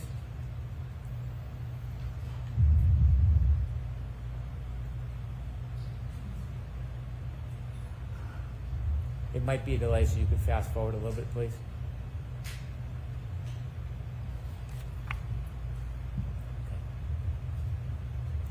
How many times do you think that arm spun around? I don't know. That's not what would happen to a person who got hit. Their arm wouldn't spin through their body like that, would it? Correct, it would Their arm not. wouldn't spin that many times. No. There'd be the pull of their body weight, yes? I'm sorry, what was your There'd question? be the pull of their body weight. The body weight, yeah, would affect the movement afterwards, yes. Gravity, yes? Yes. Yeah. And so there's a reason why you do this test at 15 miles per hour. Is there a photo related to this, to the damage to the taillight? There is a reason why at 15 miles per hour the damage is much different than the other test at 17 miles per hour, isn't there? Correct. Right, because at 17 miles per hour you have a dummy that is strapped by a harness in its pelvis. And when it's hitting the arm, it's affecting it much differently than just a arm floating in air. Yes? No, I don't agree with that. The primary reason there's a difference in the damage is because of the amount of the arm that's outstretched and interacting with the taillights. There's a difference in those two tests. Mm-hmm. And so the body and the weight of the body, you're saying, has nothing to do with the amount of damage? Not in these tests, no. So when somebody gets hit, does the body weight have anything to do with the damage? Not just the area that gets hit. Does the body weight affect it at all? Not in terms of the impact, like the rest of the body. It's not going to matter if, for instance, only my hand, like in that last test we just saw, it was the hand and the wrist. How much my stomach weighs, my head weighs, is not going to affect the damage to that taillight in that interaction. And by the way, this test, you said 15 miles per hour. If you consider the 26%, you're only at 11.1 miles per hour. Is that the right math? Again, I don't agree with that, because if you look at the data and you integrate the acceleration data to get the speed, right, that we saw in those plots, the hand basically gets up to, I think it was 14 or 15 miles an hour. It reaches that common velocity of the vehicle. let's go to test F. On test F, you place the dummy.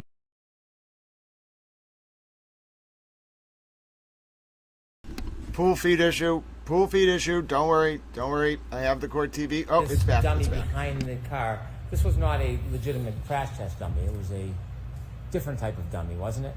Yes, it's called a Rescue Randy. A Rescue Randy. And that is not typically the type of dummy that you're going to use for crash tests, is it? I wouldn't agree with that. When you did the Rescue Randy and crash test F, did you use the 12-pound arm or did you stick with the 9.38?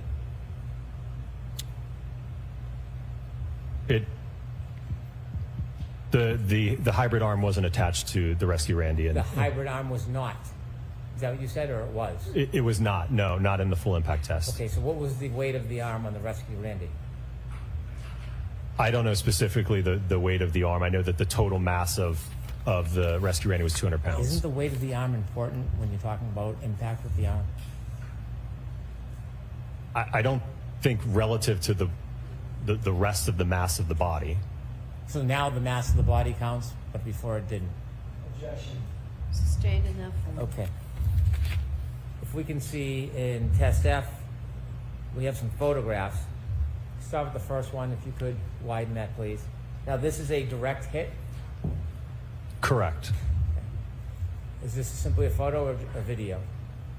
Could we go to the next one, please? So the Rescue Randy's placed much further in the car than the other type of test that would be more similar to a clip, yes? Correct. Next photo, please. Okay. And that is the result of the impact? Correct. Do you see the debris field? Yes. Is it near Rescue Randy? Some of it is, yes. Yeah. It's spread out a little bit, yes? That's fair, yes. But it's not right on his body. It's a distance from his body, yes? There may be some, I can't tell from this photo, there may be some around his body, but yes, there's also debris close to the Lexus as well. And could we, and this is the demonstration where you didn't turn on the videotape, so we don't have a videotape? Correct, we had the false start, yep. What's that? We had the false start. The false start. Is there another picture after this? Those clothes. Are there holes or tears in the clothes? Yes, there's damage that's consistent with road rash when clothing or a body makes contact with the pavement and is grinding into the pavement. Pavement's hard. Right? Yes. How about frozen ground, frozen dirt? Is that hard? Yeah. I suppose it can be. Well, do you have any doubt whether frozen ground in the Northeast in the winter is hard as a rock? I haven't done any analysis to assess that. And so seeing holes in those clothes is what you would expect after Randy hits that hard ground, right? Are you talking about frozen grass or pavement? I'm talking about Randy right now. These holes in the clothes are what you would expect after Randy hits the hard ground, correct? Objection. I'm going to allow that. Is that what you'd expect? Your Honor, I need a motion. All right, jurors, feel free to stand up and stretch. You heard Judge Cannoni, ladies and gentlemen. Everyone take a stretch break. We are at side in the John O'Keefe and Karen Reed retrial. The cameraman trolled me. He knows, ladies and gentlemen, the cameraman knows. Do you understand? I know that cameraman. He is a very nice man. He's a very, very nice man. He's trolling me by filming the light and then filming the fan after because he knows I'm going to be like, oh no, it's the fan. Hank Brennan is literally in a masterclass right now. I hope you're all watching. Take notes. Take notes, ladies and gentlemen. It is Hank Brennan's world. We're living in it, and I'm here to watch it happen. Oh, ladies and gentlemen, we're going to rewatch this cross during the recap. Don't you worry, but here we go. Take it away, Mr. Brennan. I mean, Hank. Sir.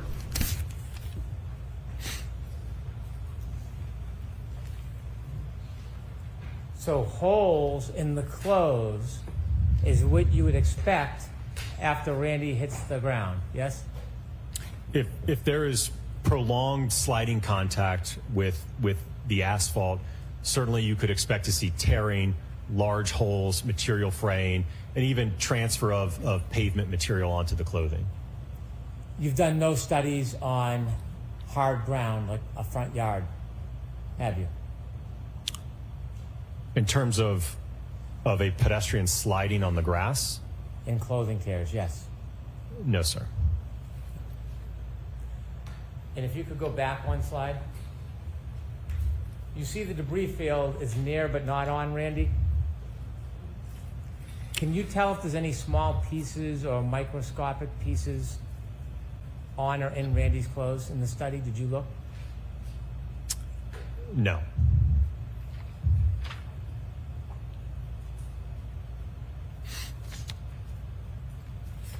If I could go to test E, please. Test E, you cite as having a speed of 24 miles per hour, correct? Correct. And that's with a arm that is 9.38 pounds. Yes? Correct. And to remind you, Mr. O'Keefe's arm would be about 11.86 pounds. Yes? Correct. If you would reduce 26%, you'd be at 17.8 miles per hour, wouldn't you? Objection. Are you doing the math, Dr. Wolf? I don't agree with his characterization, Your Honor. Okay, next question. I understand you don't agree, but if you took 26% off the 24 miles per hour, you would come out to 17.8 miles per hour, wouldn't you? I'm going to allow that.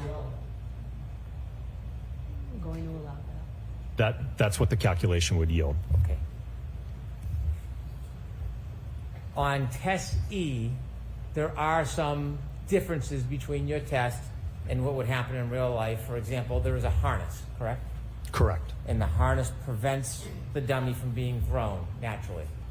Correct. The harness affects your ability or one's ability to see the study and see what the trajectory would be after impact, correct? Well, that wasn't the purpose of the study, to assess the trajectory, sir. I understand. I'm not trying to criticize, but it affects the ability to see the trajectory when the dummy's on a harness, doesn't it? Yes.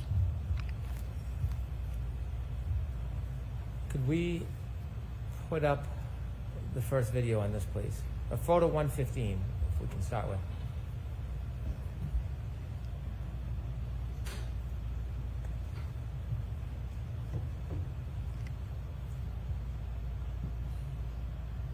If you could stop it right there.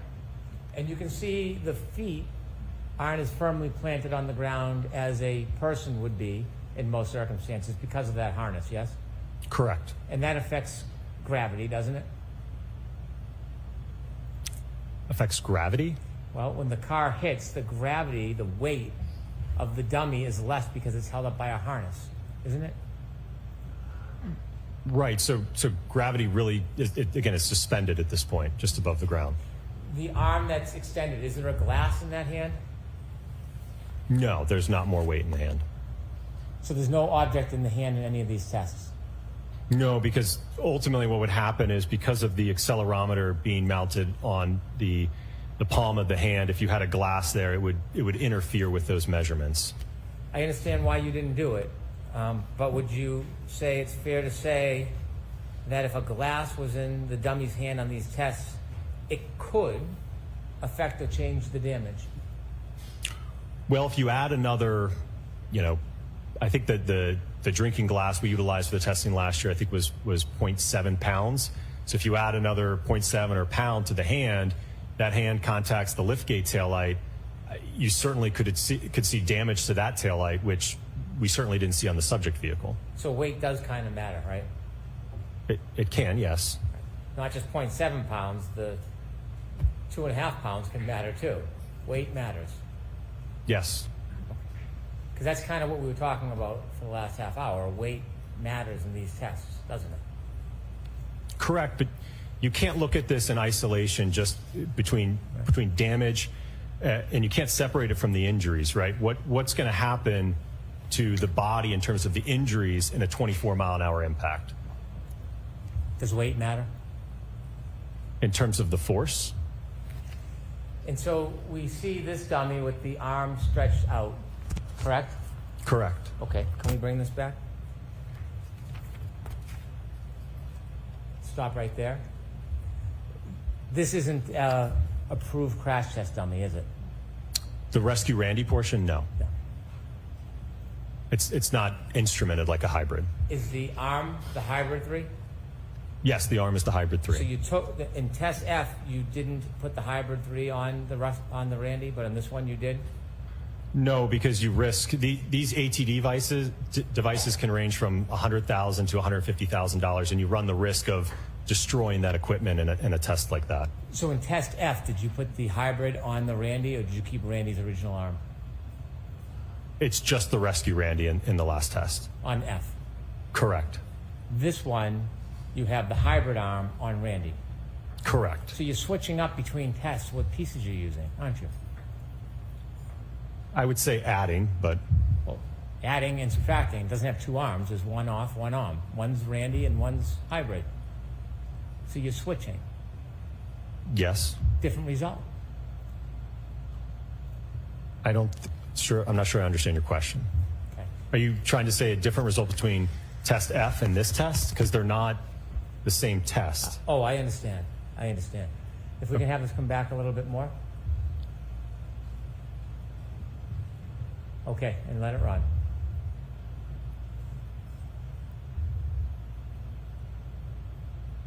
Stop. You can see the shattered taillight moving, and most of it's moving in the same direction, isn't it? Yes. And that's what creates a debris field after a collision, doesn't it? Yes, I mean, components will break off and fall to the ground, yes. Mm-hmm. Now, since Randy is on a harness, he's not going to be thrown the same way as it would happen in real life, is he? Correct, and that wasn't the purpose of this test, sir. When you chose 24 miles per hour without the 26% deduction, which would make it 17.8 miles per hour, when you chose 24 miles per hour, it's because you had looked at the tech stream data that had been taken from the defendant's Lexus, right? Correct. And when you looked at that data, you understood that during that event, 10 seconds of data is captured, yes? Yes. But that doesn't define the whole event, does it? That only encompasses what was recorded. And you said you chose 24 miles per hour because that was about the speed at the end of that 10 seconds.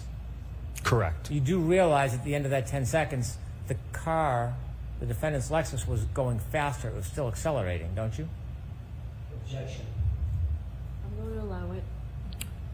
From what I recall, the last data point, I believe the throttle was still around 74%. Well, ARCA specializes in tech stream data, don't they?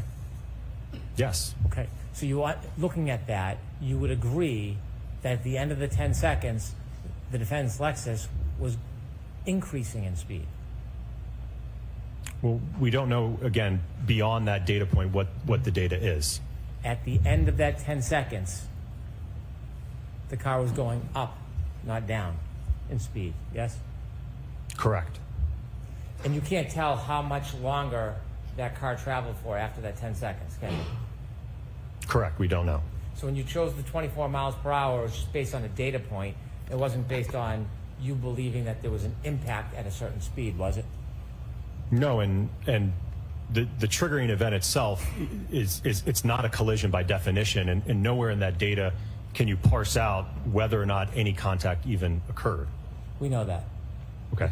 The point is, you can't tell how fast the vehicle was going if it was in a collision from that data, can you? Sorry, can you repeat the question? If that vehicle was in a collision, you wouldn't be able to tell from that data what the speed was at the time of the collision. If contact allegedly occurred at some point in that data set, no, you would not be able to pick a row in that data and say, this is where the collision occurred. Or after that data set, you would have no idea. Outside of the data? Yes. No. Okay. And so when you look at this experiment that you did, if you were to add, you said 24 miles per hour, but that's not considering the 26%. If you were to add 7 more miles per hour to this collision, would you expect more damage to that right taillight? Potentially, yes, but you're certainly getting into the realm of injury at that point. I'm not asking about that. I'm asking you a simple question about damage. If you were to add 7 miles per hour onto this test here, would you expect more damage to that right rear taillight? Yes. Okay, can you finish the video?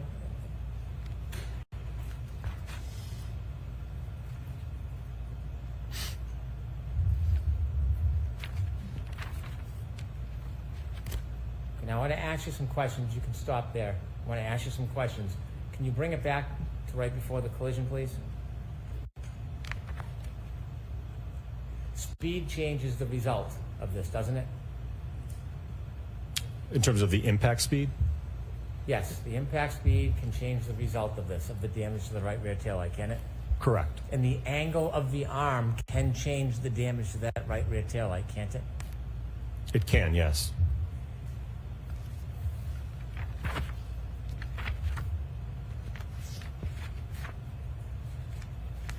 Did you take any pictures of the debris field after the impact and damage in this test E? Did you take any photographs of the debris field? I believe so, yes. Was it included in your materials that you provided us? It should have been in all of the test materials that was provided, yes. Was the debris field within a certain range? Was it within a certain circle, 10, 20, 30 feet? That sounds about right. And so a debris field, although it might scatter, it almost forms kind of a ring, doesn't it? It can, yes. And it can form that ring away from where the body lands, can't it? It can, yes. And in this test, which you say is 24 miles per hour, without the reduction to 17.8 miles per hour, in this test, upon impact, there is a number of pieces of taillight that shatter, isn't there? Yes. Did you count how many?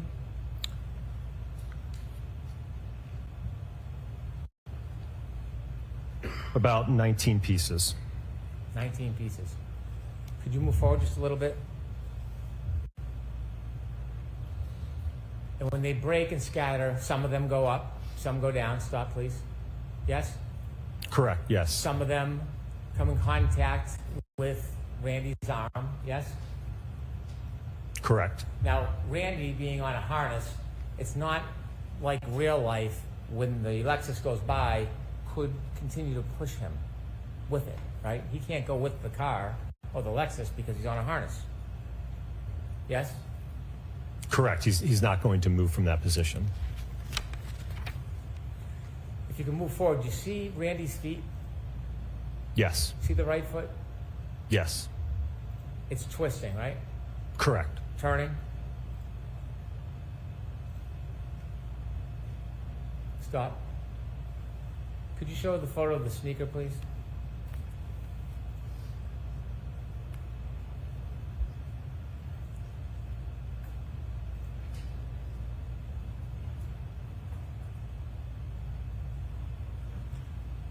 When you were reaching your conclusions that you offered to the jury today, did you consider this photograph?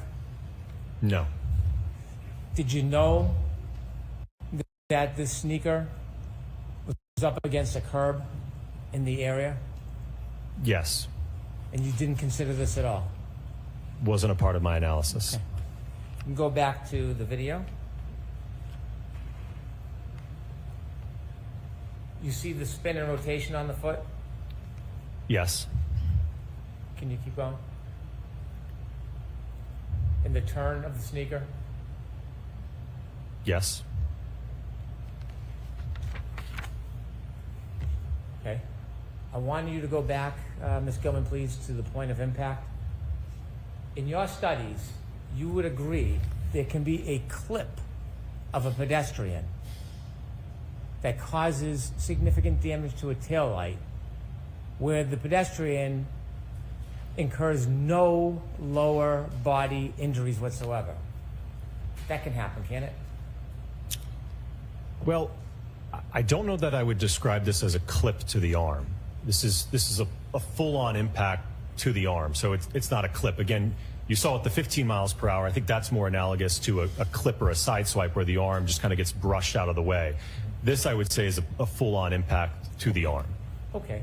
To use your words, in a full-on impact like this, a pedestrian could be involved in a full-on impact causing that amount of damage to the taillight that's reflected in this video, but suffer no lower body injuries. Isn't that fair to say? I don't address injuries, sir. Well, let's play it forward. Do we ever see Randy's knees hit the car? Hips? Ribs?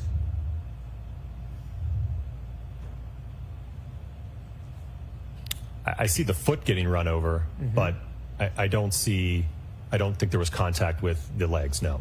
Would you agree that a pedestrian could be in this type of collision and suffer no lower body injuries based on your presentation here? Sir, I don't address injuries. Biomechanics is not my area of specialty.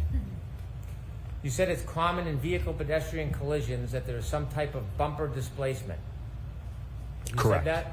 Yes. Okay, bring it back to the beginning, please. Stop. Any bumper displacement in this collision? In this specific test, no.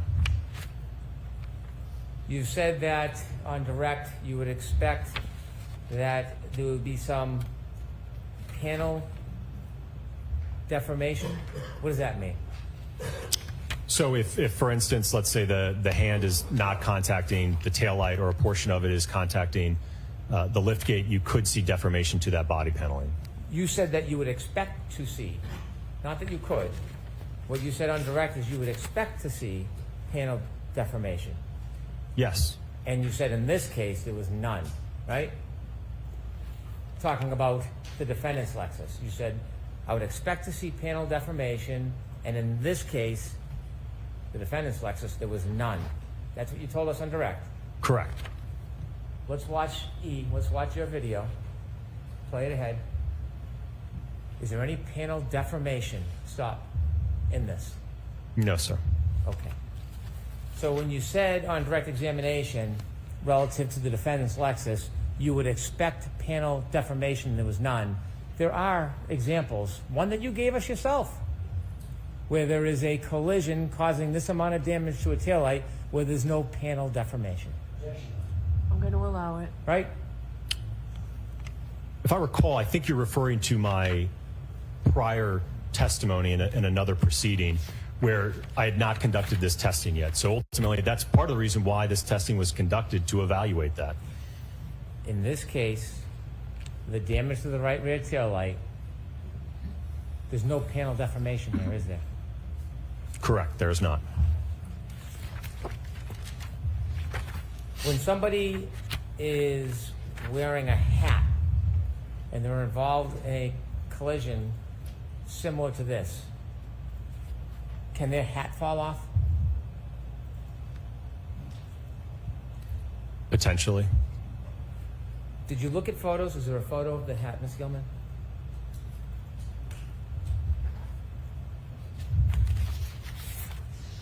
Before you came to your opinions and conclusions, did you look at this photo and see a hat on the grass?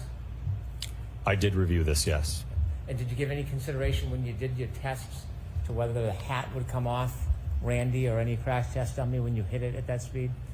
No, that wasn't a part of my evaluation. Could I have photo 77, please?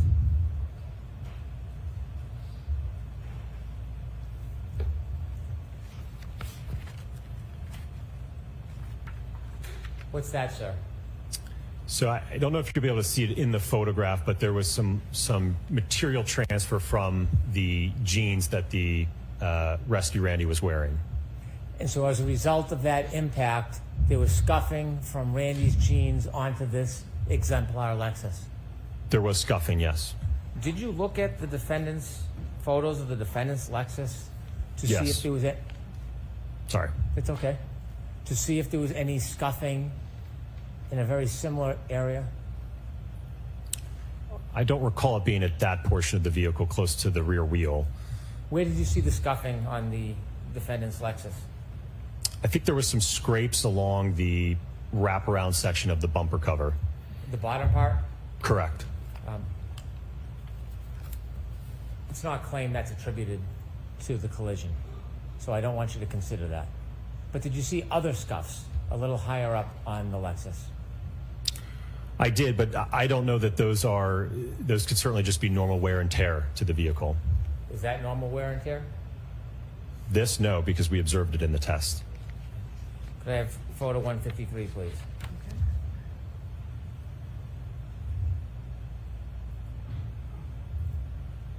Now, this is a photo without the hatchback up. This is just the lighting fixture, right? Correct. And could you close up in on that? And you would agree if you went 7 miles per hour faster, it would cause more damage to that, wouldn't it? Yes. When the taillight is shattered and it spreads through the air, does it have the potential to impale a person, for example, on their nose?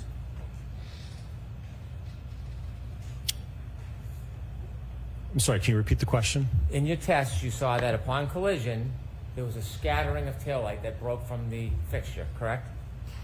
Correct. Would those shards, as they float or fly through the air, would they have the ability to impale a person on their face or even their nose? I think that would be unlikely.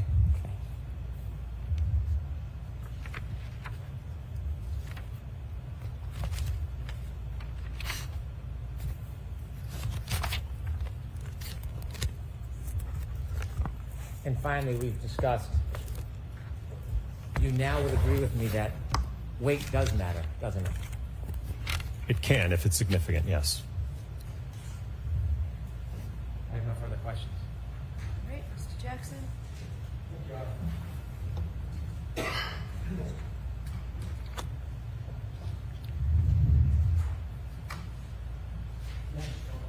Yes.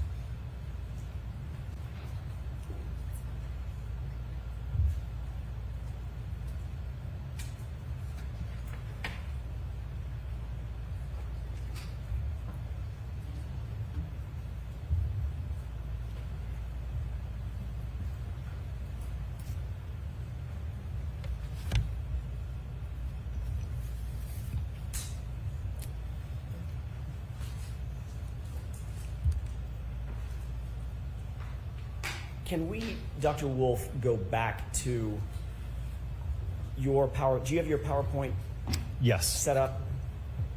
Your Honor, may I? Yes.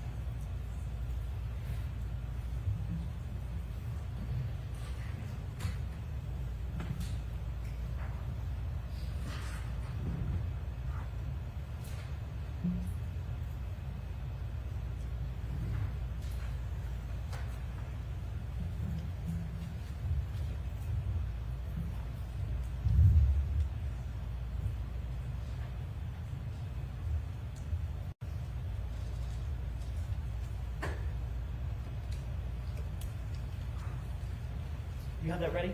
Yes. Can you go forward, and I don't have them memorized, so bear with me. Can you go forward to test E? And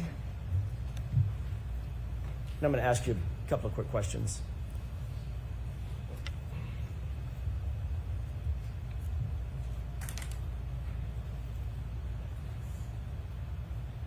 Okay. Okay, if you could scroll through, keep going, if you'd please, to the next slide, the next.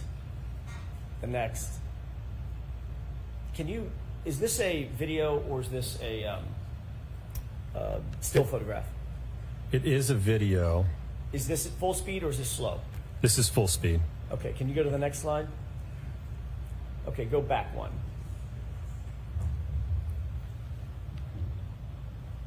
This is a test at what speed? This is the Lexus moving in reverse, contacting at 24 miles an hour. All right. Let's go ahead and play this at full speed if we could.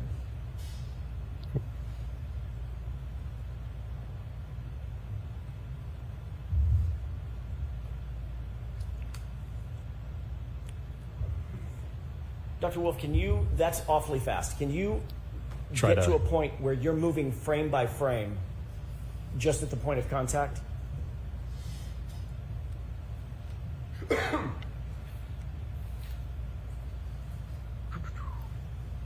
Am I able to display my screen without doing the...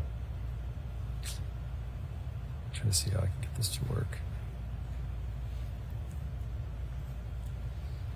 If you could just move forward frame by frame rather than... I don't know that I can in the...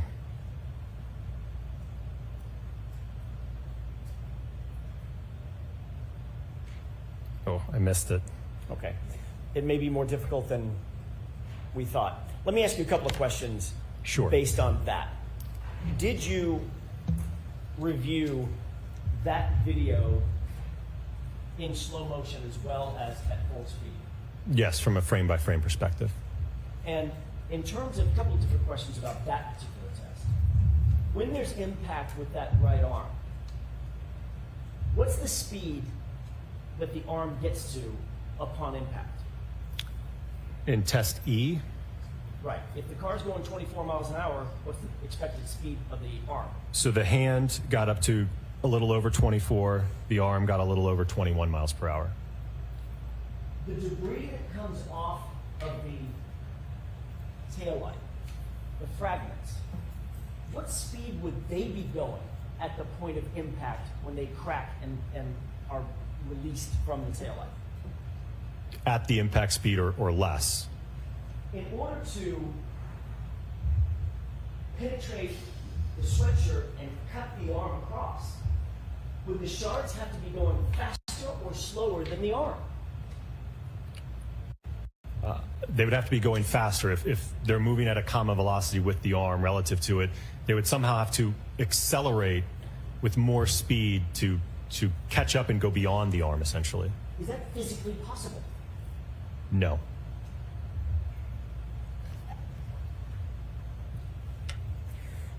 I also want to ask you about do you have in your PowerPoint the photographs of the sweatshirt at the what you call the full-on impact, test F, as in the Foxtrot? I don't have any of those in the PowerPoint. Okay. The photo that you showed, if I could ask Ms. Gilman to show the same photograph that she showed earlier of the subsequent to test F, as in Foxtrot, with the holes in the sleeve. If she can. If she can. Can you do that, Ms. Gilman? Very kind. Thank you. Dr. Wolf, you're shown just the left arm underneath the, whatever you call the dummy, Randy, right? Yes. Did Mr. Brennan show you the rest of the sweatshirt? No. What did the rest of the sweatshirt look like after this full-on impact when he was launched on the asphalt? Mangled. So there was not only significant road rash to the clothing all over the torso section, the left arm, the right arm.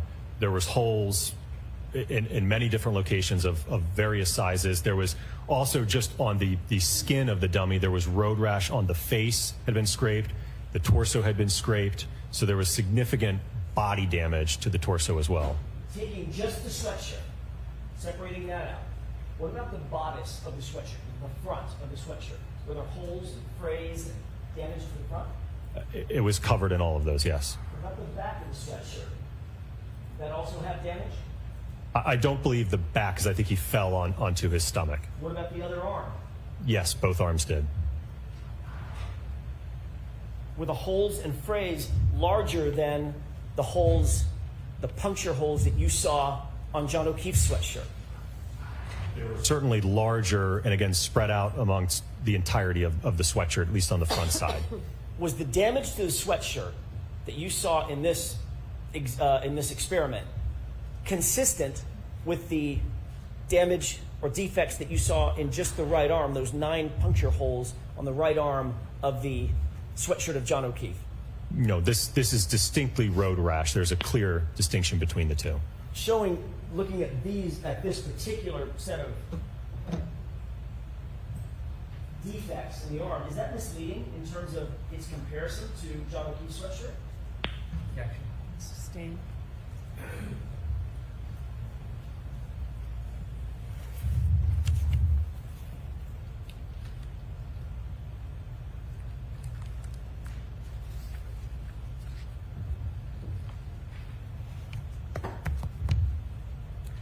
Your Honor, I'm going to ask to approach very briefly on an issue we discussed earlier. We have a sidebar. Ladies and gentlemen, that was glorious. That was so glorious by Hank Brennan. Listen, it was so good. We have to watch it again during recap. Did you know that our recap today is just going to be Hank Brennan's cross? It only went for about 90 minutes. It was stellar. I don't think AJ is going to be able to actually do anything now. This was just so bad for the defense. This was so bad. I love when Jude drops get spicy. Someone said that earlier, and I agree. Hi, Tay Marie. I'm a towel. Hi, Luisa Ramirez. Hi, Eva. Ladies and gentlemen, we are going to have a heck of a recap. It's literally just going to be watch Hank Brennan shine. Nothing happened of substance on the direct. The direct literally made this witness look dumb. Then the witness looked even more dumb when Hank Brennan got up there, and it wasn't just dumb. Hank Brennan, when he wants to make a point on cross, breaks into the sections. He had 12 points there. He nailed all of them. That witness's credibility was just shredded. They didn't do proper testing. They definitely tried to obfuscate the results of their testing, and they were conflicted. Brennan had the witness admitting he deleted texts. He tried to spruce up his qualifications, try to imply to the jury he had worked for the DOD. Oh, ladies and gentlemen, listen, this is a day. Listen, we love Hank. All right, the votes are in, ladies and gentlemen. We have run an official unscientific towel poll. We love Hank. The results are 89%. Hank got an A+++. We love Hank. I mean, ladies and gentlemen, over 100 votes already, and the results are in. 89% of an unscientific towel poll study says they love Hank. All right, Mr. Alan Jackson, you are a Marshmallow Man. What do you have to tell us? Do you actually know the Marshmallow Man, and does he live on Chewbacca Lane?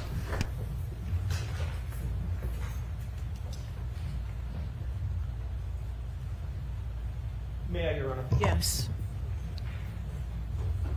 You were asked on cross-examination about some of the work that ARCA does on behalf of private lawyers, even insurance companies, correct? Correct. You were not hired by an insurance company. That's not who hired you on behalf of Ms. Reed or anything like that in the initial hire, correct? Correct. It was not an insurance company. Thank you.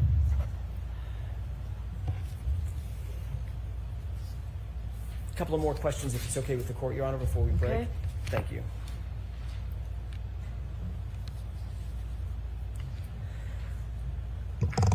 You were asked several questions about the glass and whether or not the glass weighed in on your analysis of the damage to the rear tail light, correct? Correct. Did you consider that the glass on the rear bumper did not match the cocktail glass that was found close to John O'Keefe's body? Or were you aware of that? I don't think initially I was aware that there was a difference between the glass cup that was found and the glass on the bumper.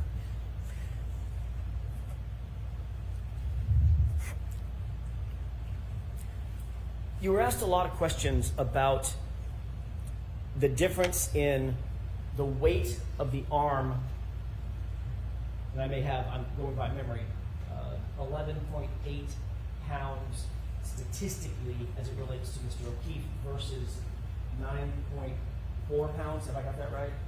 Approximately, yes. Okay. Are you aware that anybody has ever measured the weight of just John O'Keefe's right arm? I'm not aware of that, no. When you were asked questions about whether or not his arm weighed 11.8 pounds, are you aware of anybody ever weighing just his arm? No. What is that based on? 11.8, where'd that come from? I don't know. Mr. Brennan mentioned the word statistic. Based on the statistics, his arm would weigh that much. Height, weight, etc. Correct. Does the statistic determine the actual weight of an arm? No, not conclusive of what Mr. O'Keefe's arm weighed, no. As you sit here, do you know whether his arm, John O'Keefe's right arm, if weighed by itself accurately, because pounds and apparently half pounds matter, if it weighed 11.8 pounds or if it weighed 9.4 pounds? Do you know? I don't know, no. Do you believe that your testing, the totality of your testing, was dependent upon those 2.5 pounds based on the weight of the hybrid 3, or at least the arm of hybrid 3, and the statistic of 11.8 pounds? Sustained.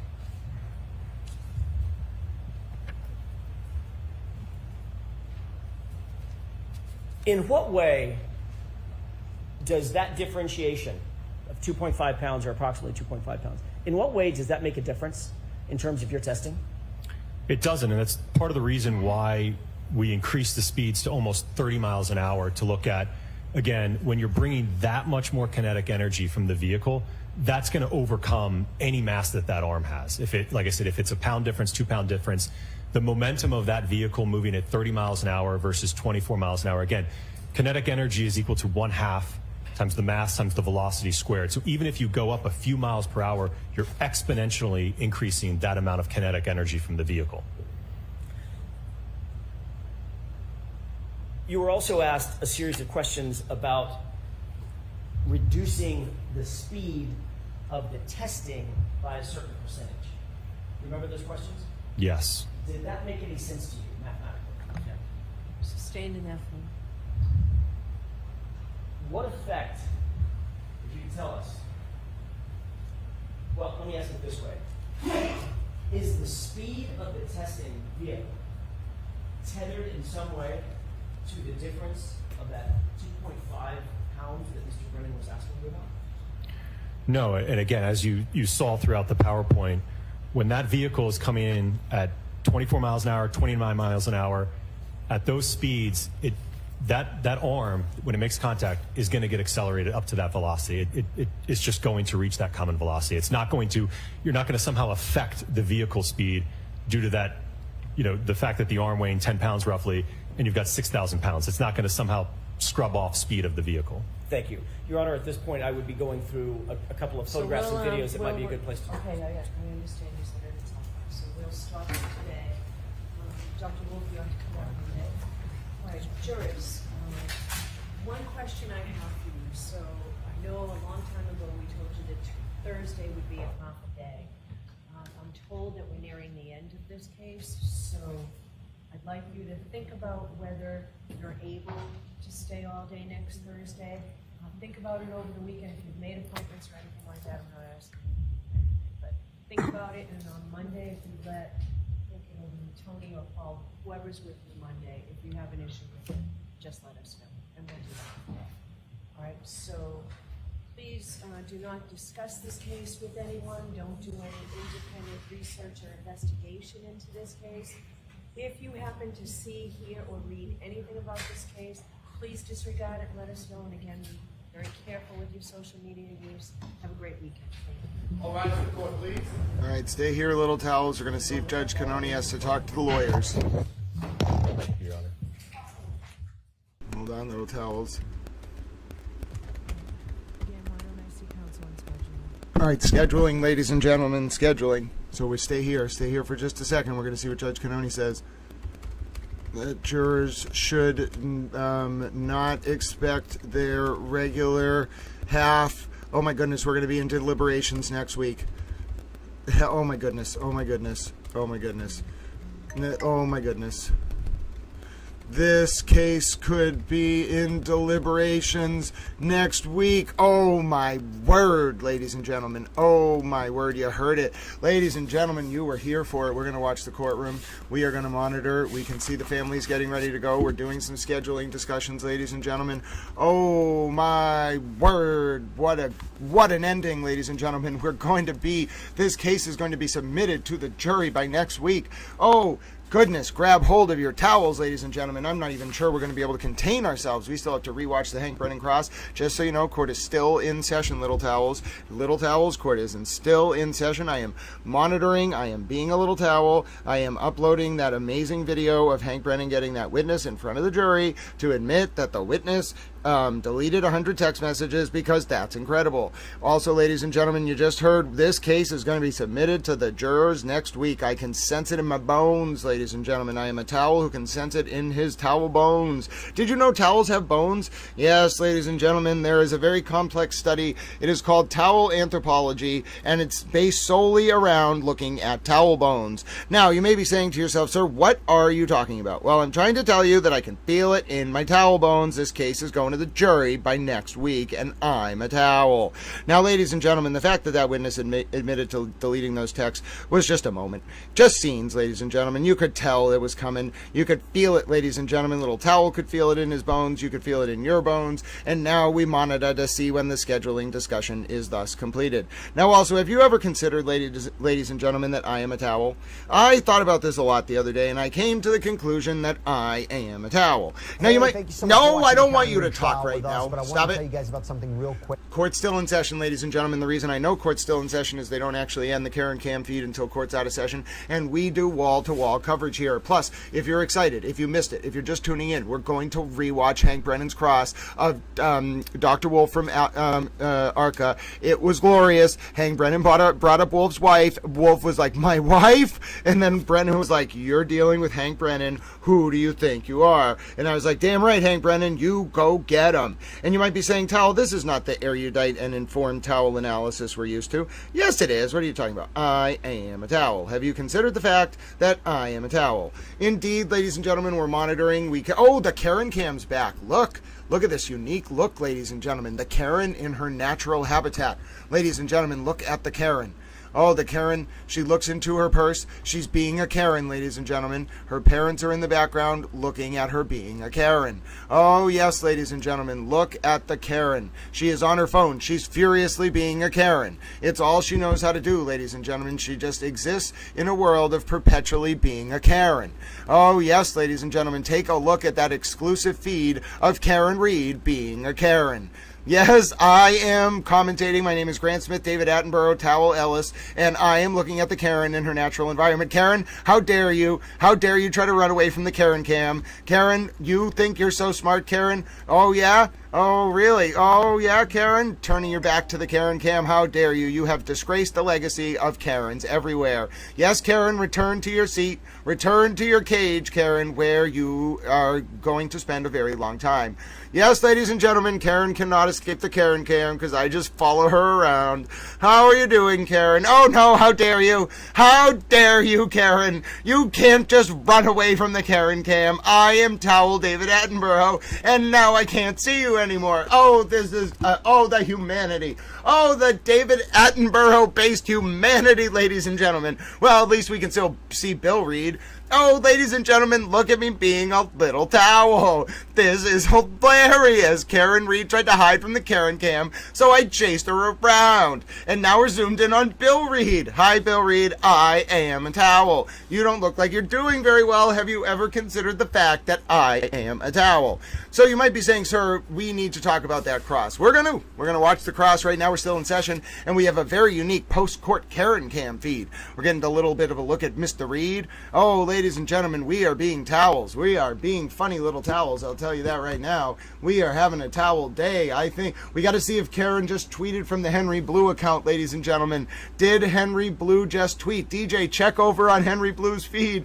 That would be hilarious. You know what I would say if that happened? I would say, I'm a towel, and that's hilarious. And then people would say, Grant, I'm pretty sure you're not actually a towel. And I would say, yes, I am. I am indeed a towel. Now, ladies and gentlemen, have you ever considered whether I am actually a towel? The answer is 100% yes, I am a towel. Now, a lot of people have said to me that, sir, you can't actually be a towel. That's not possible. Yes, it is. Now, ladies and gentlemen, we look like we're going to have more Oh, look at this view, ladies and gentlemen.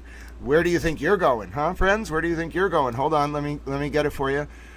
Hold on, look at this. Look at this. Oh, yes, I got it, ladies and gentlemen. It took a second, but I got it. Look at this exclusive Karen Cam. Look at us as we monitor the Karen legal team and her natural environment. Oh, these moments are just incredible, ladies and gentlemen. Very rarely do you see the Karen in her natural environment surrounded by her lawyers after court, having heated discussions. Oh, goodness, ladies and gentlemen, the moments, the scenes.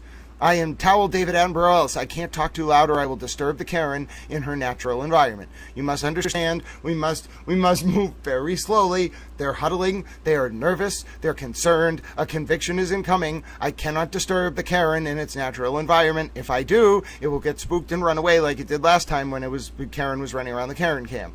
Oh goodness, ladies and gentlemen, the moments, the scenes. Just look at this, ladies and gentlemen. A very unique opportunity to observe the Karen Reed, perhaps in her last week of freedom.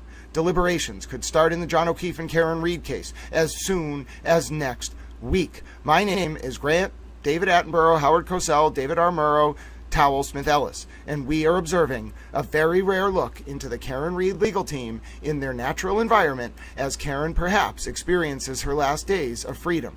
Will this be one of the last times that Karen Reed walks out of the courthouse a free woman? Oh, we don't know. Am I keeping her in the shop because I'm a towel? Yes. No, Karen, how dare you run from the Karen cam? You don't understand, Karen. There are people who want to watch you on the Karen cam. You can't just run away from the Karen cam. That is absolutely a violation of intergalactic Karen cam law. Oh, sorry, Larry, DUI guy. I had to put a logo over your head because you're not a towel. Have you considered the fact that I moved logos around the screen to put them on Larry's head because that's hilarious? Also, I am a towel, ladies and gentlemen, and I think that was some kind of intense huddle with the Karen Reed defense. We caught it on the Karen cam. We were observing the Karen in her natural environment, ladies and gentlemen. What incredible moments here at the end of the day with commentary from your favorite towel, David Attenborough Towel. It was about 3:48 p.m. or so. We saw the very rare Karen in her natural environment cam, where, yes, ladies and gentlemen, I even tracked the Karen cam. Did you see me doing my real-time towel video editing? Did you see me chasing the Karen cam around, ladies and gentlemen? Oh, goodness, I have to say, that was quite a moment. I was at my towel filmography best. I traced Karen around. I had the Karen cam tracking her. We got the lawyers and Karen in their huddle, zoomed in on the Karen cam. Karen thought she could escape the Karen cam, but no, ladies and gentlemen, the camera Karen once loved has become her eternal prison. Oh, goodness, ladies and gentlemen, the moments, ladies and gentlemen, I have never seen anything like it before. This is simply incredible. We are observing Mr. Reed and Mrs. Reed. Oh, they sit there, ladies and gentlemen. They look deeply concerned. If Mr. Reed has aged 1 year during this trial, he has aged 40 years, ladies and gentlemen. No time on the golf course, nothing, ladies and gentlemen. Mr. Reed, perhaps his daughter's last days of freedom. Oh, goodness, ladies and gentlemen. A man whose head is hung low in despair. Swing low, sweet chariot. Swing low, sweet ship. Free Karen Reed. Down goes the good ship Hinden Reed. And you might be saying, why are you doing this, sir? Well, we still have the Karen cam. Court is still in session. I'm a towel, and the lawyers are at sidebar. What do you expect me to do, ladies and gentlemen, as we await to watch Hank Brennan's cross again? Other than me somehow saying hello to the Sheffield flannel and all the wonderful Sheffield flannels that are in Sheffield and know the Sheffield flannel. Did you know that the Sheffield flannel is a titan of the towel flannel world? The Sheffield flannel walks tall, ladies and gentlemen, as one of the greatest flannels we have ever seen in our entire life. Sheffield United is the greatest football club in all of England, and also they were the greatest team in the late 1800s and early 1900s, and so Sheffield United shall be praised, and all of the towels are forevermore blades. So all the Sheffield flannels, I hope you're having a wonderful evening, and know that Sheffield flannel is a super towel. Oh, ladies and gentlemen, I enjoyed being able to do that. I very much have a fun time taking a look at what's going on in the court, ladies and gentlemen. I can go from Super Towel announcer mode to Super Towel David Attenborough mode to Super Towel auctioneering announcer mode and then horse racing announcer towel mode. What do you need me to announce, ladies and gentlemen? Bring me to your event and I will make it exciting. It's like Jim Ross and the King announcing the WWF in the spring of 2001. Oh, yes, ladies and gentlemen, I could make paint drying on a wall exciting if I really wanted to. Have you ever thought, ladies and gentlemen, the good ship Hinden Reed Ladies and gentlemen, have you ever considered the fact that paint drying on a wall is actually far more interesting than you think? There are a number of molecules that are actually violating the laws of gravity and sticking to a wall in a way that doesn't cause them to technically drip down in a way that can be perceived by the human eye. Ladies and gentlemen, I'm pretty sure we could look at a wall. Oh, Dewdrops, Kiki, and Riri, you are the super towelettes. You have a good little walk there. That's a good way to wait for the sidebar at the end of the court day to end. But I must say, ladies and gentlemen, I think I could describe paint drying and probably make it interesting. We could make it a physics lesson. We could talk about how Chloe the dog has an anti-gravitational propulsion system, and she's also a non-DNA based entity. Ladies and gentlemen, I am a towel. Oh, goodness. Yes, I'd say Mr. Reed is in for that lesson, Claudia. There's no doubt about it. But yes, ladies and gentlemen, if you're wondering why haven't we started the recap, well, first, we have a very unique end of the day Karen Cam look into chaos. Yes, ladies and gentlemen, we have a Karen Cam look into the world of Karen Reed, ladies and gentlemen. We are looking at Mr. Reed, Mrs. Reed, just sitting around, and they are prisoners of the Karen Cam. And you might be saying, sir, that's not a thing. There's no such thing as being the prisoners of the Karen Cam. Well, you might have a point about that. And ladies and gentlemen, we could be coming to the end of the day. Oh, goodness, ready your towels. Will we? Nope. It was a false start, ladies and gentlemen. It was just Laura McLaughlin going to her desk. Yes, why would you not want to watch Little Towel comment on the comings and goings of people onto the Karen Cam? Yes, this is what we live for, ladies and gentlemen. We live to call Karen Reed a towel. Now, also, I've thought long and hard about it, and I think I would like to render my formal conclusion, which is that Karen Reed is not a towel. Now, that might seem antithetical to my previously rendered conclusion, which was that Karen Reed is a towel. But nope, I just need to be like Dr. Wolf on the stand, and I just want to let you all know that Karen Reed is not a towel. So therefore, I was consistent in my opinion, and Karen Reed just had a towel attached to her arm, and therefore she is not a towel. Do you see what I mean? Completely consistent. You got to trust me. My company, I don't have a company, but if I did, one time it had contracts for the DOJ. Have you ever considered that, ladies and gentlemen, that I am a towel?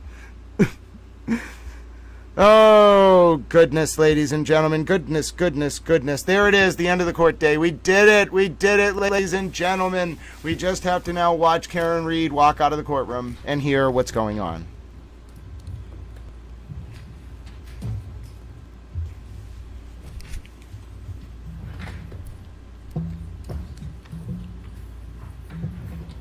Thank you, Tori.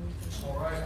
Thank you, Judge Cannoni. What a wonderful day. Oh, ladies and gentlemen, it's your favorite part of the day now. Oh, goodness, we had a day, didn't we? We had a day together, Little Towels, and it's about to get even better. You know what time it is. I know what time it is. Did you know that I got a new background where I blend into the chat? Oh, look at me. I am a little towel. Ladies and gentlemen, I feel like I've really honed this 1940s sports racing announcer voice and sports announcer voice, and I am thrilled to share it with you.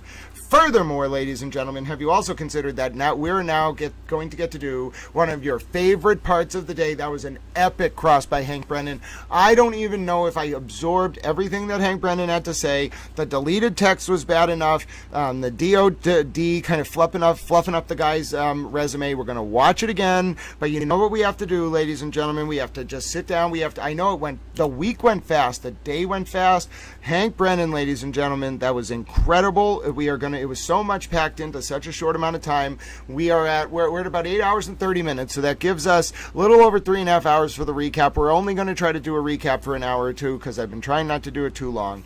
So, ladies and gentlemen, and we're going to be back together this weekend, by the way, because we have recaps to do. We have things to get caught up on. And since that was only Hank's cross, and he's going to get a recross now, and Alan Jackson isn't even done on redirect, we know that big things are coming. And if you missed it, ladies and gentlemen, the news of the day, this trial is going to be submitted to this jury by next week. It's almost over, ladies and gentlemen. It is almost over. The very final day of testimony, ladies and gentlemen. We're going to see if we can get coverage of Karen Reed coming out of court.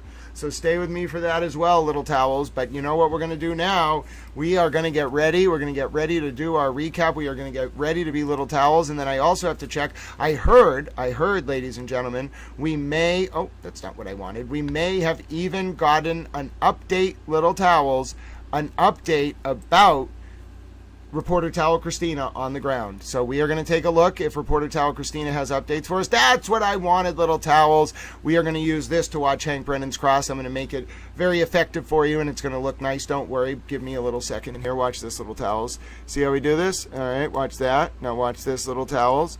Hold on. Ready for this? All right, there we go, little towels. And when Hank Brennan does his cross, it's going to be right there for you. And you know what the best part is? Your chats during the recap are actually more front and center than they are during the stream. And that's my favorite part, little towels. But I'm also not going to disappoint Reporter Towel Christina. She works hard. She's a wonderful super towel. She sent along some updates from the ground, and I'm going to see if I can load them up. Yeah, I wouldn't be surprised if Karen Reed's going to take a drink. And also, ladies and gentlemen, you know the rules. If you get a video or a clip of Karen leaving court, it'll probably happen up next 10 to 15 minutes. Take a look around on the Twitter. You let Little Towel know what you find. I heard Reporter Towel Christina had updates for us. And oh my word, Little Towels, Reporter Towel Christina did not disappoint. Look at this, little towels.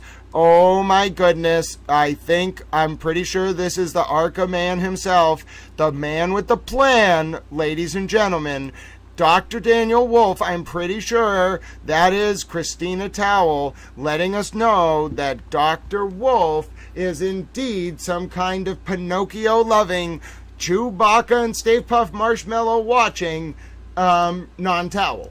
Oh, goodness. What is that man doing, ladies and gentlemen? Christina Towel, this might be one of your best ones yet, my dear friend. You are hilarious. Oh, goodness, little towels. Goodness, we are going to get ready for this recap, but that is hilarious. I enjoyed that. Now, get ready, ladies and gentlemen, because we have a long recap to go. It's not that long. It's actually Hank Brennan's. Oh, yep. And let's take a look at this picture, ladies and gentlemen. What else to see than this before we begin our recap? Hold on, little towels. I know this picture is hilarious. I love it too. I got to figure out where to... We are literally running out of meme space, ladies and gentlemen. We are going to get to the point where there's not enough room for memes on this screen. It is literally just a wall of memes. And apparently we are invading northern France peacefully with sporks and towels. But anyway, I have to show you this picture because what are we going to do if we don't get to look at this wonderful picture, ladies and gentlemen? Yes, it's Hank. Oh my goodness, towel friends, it's Hank Brennan, ladies and gentlemen. Oh, and also, friends, I know you love this picture, but I have even bigger news. Look on the right of that screen. I'm going to have to zoom in for you. I don't want to take Hank off the screen. That would make me feel absolutely terrible. I'm going to have to duplicate this screen. Hold on, I got a plan. So I'm going to click well, then I'll have to leave it on that screen. But hold on. So take a look at Hank. I know you all are thrilled to see Hank Brennan, ladies and gentlemen. He is the super towel. He had a wonderful day. There he was, walking in, cool, calm, collected. Oh, yes, I can already see Allie 90211 is trying to compose herself. She has no obligations, but she's seen a picture of Hank, and we are all better off for it. Oh, yes, ladies and gentlemen, I'm just going to leave that picture of the super towel Hank up for you for a second.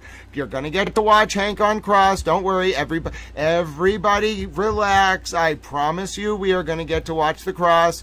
Do not lose your minds. There was a lot there. I know a lot of you are saying, Grant, I can't possibly understand that cross unless we watch it again. Well, we're going to watch it again. Do you know why? Because you are little towels, and Towel loves you all. All right. Yes, Miss Lisa, this case is going to the jury next week, dear friend. It is going to the jury next week, and there's nothing anybody can do about it. So, folks, hold on. I saw an updated photo. Hold on. Sorry. I'm uploading a YouTube short of the text message fiasco.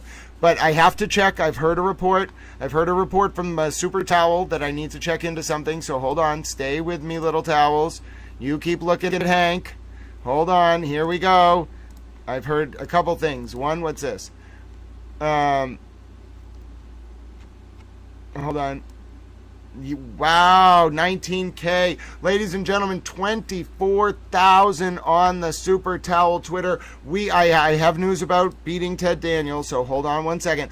Oh my goodness. Oh my goodness. This is the greatest thing I've ever seen. Oh my God, I can't believe it. Oh my God. Oh my God, the Super Towel themselves, Just Being Nosy has just come through with the greatest thing I've ever seen. Didn't think it was possible. Reporter Towel Christina is amazing. We had an amazing update earlier, but wait till you see this, friends. You're not going to believe this. It is very possible that some of you may not be able to contain yourself when I show you what I'm about to bring up on the screen. Just Being Nosy is quite literally one of the most hilarious beings I've ever seen, and they're incredibly talented with their audio analysis. They are a super towel. And if you're saying to yourself, how could this possibly be that amazing? Well, we have a new emoji now. Do you understand? I'm going to make this into an emoji, hopefully by the end of Hank's Cross. Look at that. Oh, ladies and gentlemen, I can't put it over Hank, but my word. Ladies and gentlemen, have you ever seen anything like it in your entire life? Are you so pleased? Are you literally pleased with yourselves? I have never seen anything like it. It's getting a place of honor. We're getting rid of the old invasion planning room photo. Look at Randy with his spork and towel, ladies and gentlemen. It is as glorious as you imagined. It is as glorious as I imagined Wicked Uma.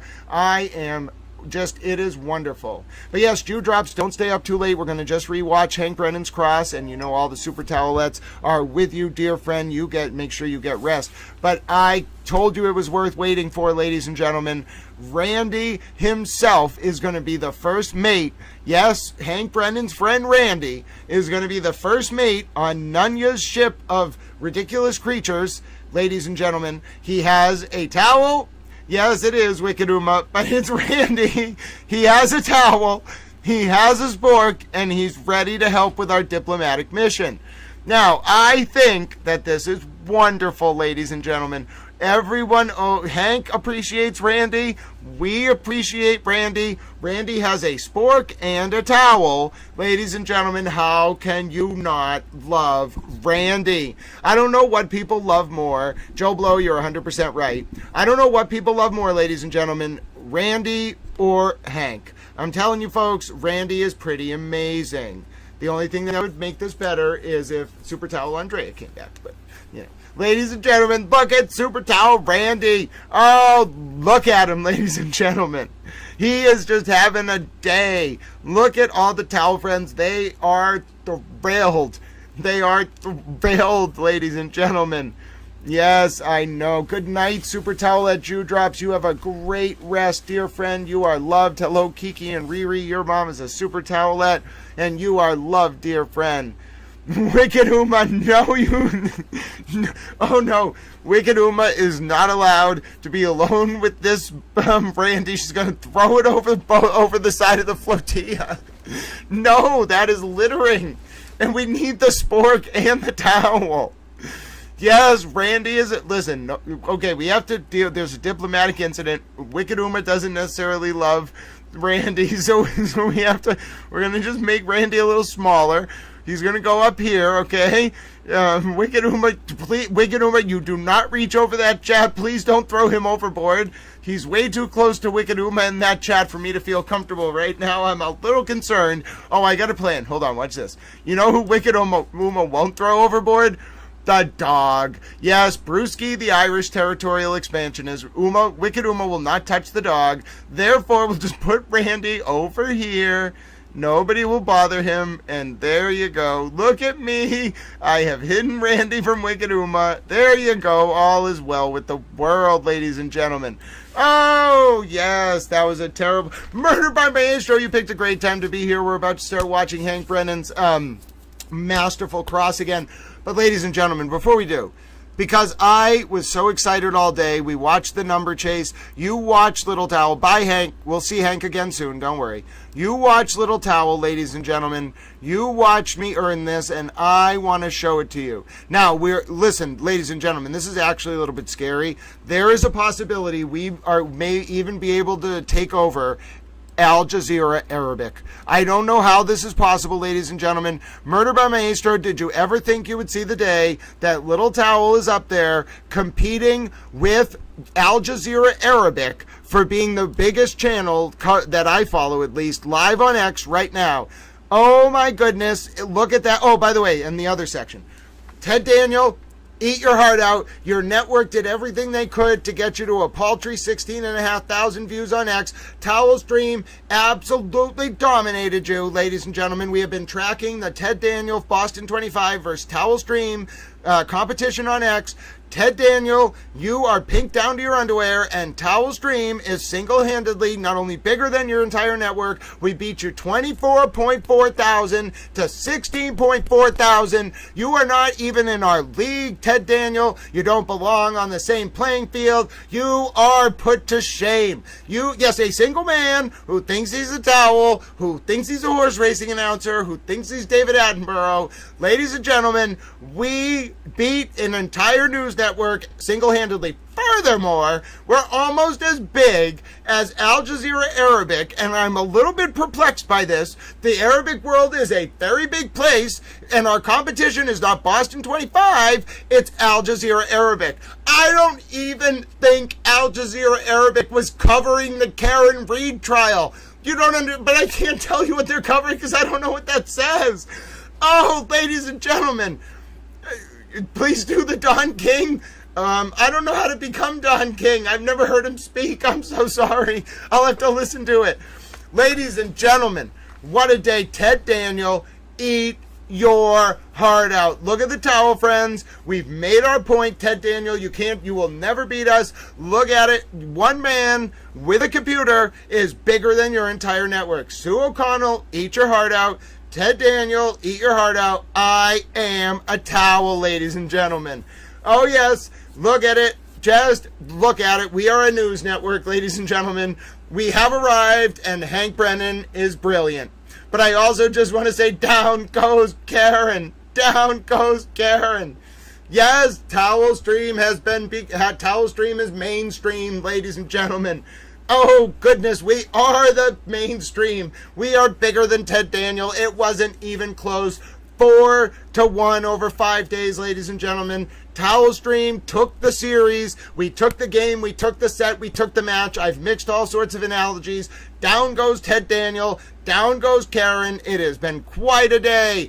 Oh, Alex, I am also a proud towel. The next time we see Ted Daniel, we can say, Ted Daniel, eat your heart out. This stream, which is run by one man on a computer, but with lots of towel friends from around the world, is bigger than your news network. How do you feel about yourself? Oh, yes, it was. It was great, Allie 90211. All right, so now that I have sufficiently yelled about how we dominated Ted Daniel, it's not even close. Ted, listen, Ted, I think you need to reconsider. Ted, listen, I know your day job is you really like it, but your network, I don't know if you can cut it. I just don't know if you can cut it. I don't know if you're meant. Listen, I don't know if Ted Daniel has the makings of a varsity athlete. I'm sorry, ladies and gentlemen. Listen. Yes, and Jew drops. I was as well. I just can't wait to watch this again. All right. I'm not just gonna keep rubbing it in. I love it though, Linda A. I agree. The last of the theater in the round. Ladies and gentlemen, theater in the round will not die so long as Towel is around. Hey, that was kind of a repetitive rhyme, but it worked. Ladies and gentlemen, I am a towel. That was absolutely glorious, and we dominated Ted Daniel. Yes, we're going to keep a live tracker just so I can continue to laugh at Ted Daniel because he is pink down to his underwear. And if you're wondering, Tal, why do you keep saying that Ted Daniel's pink down to his underwear? Well, one, because he took a picture in a pink shirt, I think, with a free Karen Reed person one time. And two, it's funny because in the 50s, Richard Nixon ran against some woman. I think her name was Nancy. I don't remember. Maybe I'm thinking of Nancy Reagan. Anyway, he ran against this woman and he wanted to call her a communist, so he called her pink down to her underwear. Now, I am not a communist. I am a towel. I'm also not a Marxist. However, I think it's hilarious to say pink Ted Daniel, eat your heart out. We're bigger than your entire network and you are pink down to your underwear. That makes me laugh, ladies and gentlemen. I cannot tell you how much it makes me laugh. What a day for Mr. Brennan, though. Absolutely right. You know what time it is, though. Oh, actually, you know what? Is Colleen Henry here? Maybe before we start the amazing Hank Brennan cross, ladies and gentlemen, we have to do it. We have to do it for Colleen Henry. We have to do it for the towel friends worldwide. We would be remiss if we didn't. Colleen Henry knows what's coming, ladies and gentlemen. Allie 90211 knows what's coming. I don't even have to say it. Murder by Maestro, I bet you know what's coming. There's only one way that we can begin Hank Brennan's cross. There's literally only one way. It would be a violation of intergalactic towel law if we did not do it. Yes, Colleen Henry, you're here, and you know what that means, ladies and gentlemen. There's only one clip that you want to watch before we start the Hank Brennan cross. There's no recap today. The recap is literally going to be me saying, Hank Brennan destroyed this man, and now you get to watch the cross in full. The recap is just Hank Brennan being Hank Brennan. So, therefore, we have to start the day. Maybe we'll even start the recap with the clip, Colleen. Oh, yes, get in here, ladies and gentlemen. Murder by Maestro's here. I'm in elevated towel spirits. I love being with you. We got hours to go on this recap, and then the weekend off. This case is going to end next week. I got to be somewhat coherent in my recap and make sure that I explain the primary details, but then we can watch Hank Brennan and I can be a towel. All right, you know what? We're going to do a special towel preview of the Hank Brennan clip while I compose my thoughts and we get ready to start the recap, and we're going to aim to start the recap by 4:15. So let's take a minute or two to say hello to Murder by Maestro. He's a super towel. Let's say hello to all the other super towels coming in. Oh, goodness, ladies and gentlemen. Yes, Allie, you know it's coming. I know it's coming. The world knows it's coming. But the question is, do some of the towel friends know it's coming? Oh, Colleen Henry knows it's coming. Ladies and gentlemen, the one, the only, the Call Me Hank clip. Take it away, Hank.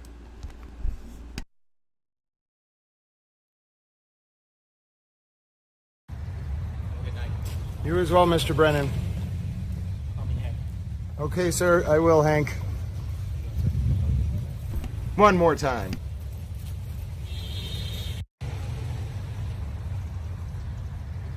Good night. You as well, Mr. Brennan. Call me Hank. Okay, sir, I will, Hank.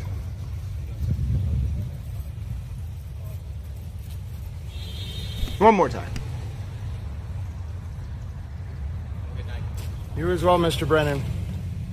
Call me Hank. Okay, sir, I will, Hank.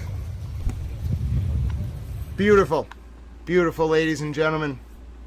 The people love the Call Me Hank clip. It's not a debate.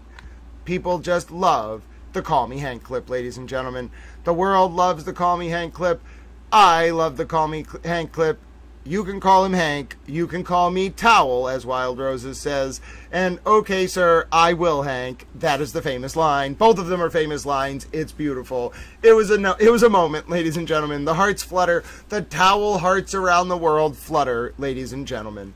All right. Okay, all right. So it's about, let's do this. Let's get ready. It's a little past 4:15. We're going to start our recap about 4:16. All right. Everybody get ready. I know you love to be in the recap, folks. Recap crew is the best crew, ladies and gentlemen. We're all the best crew. We're all best towel crew.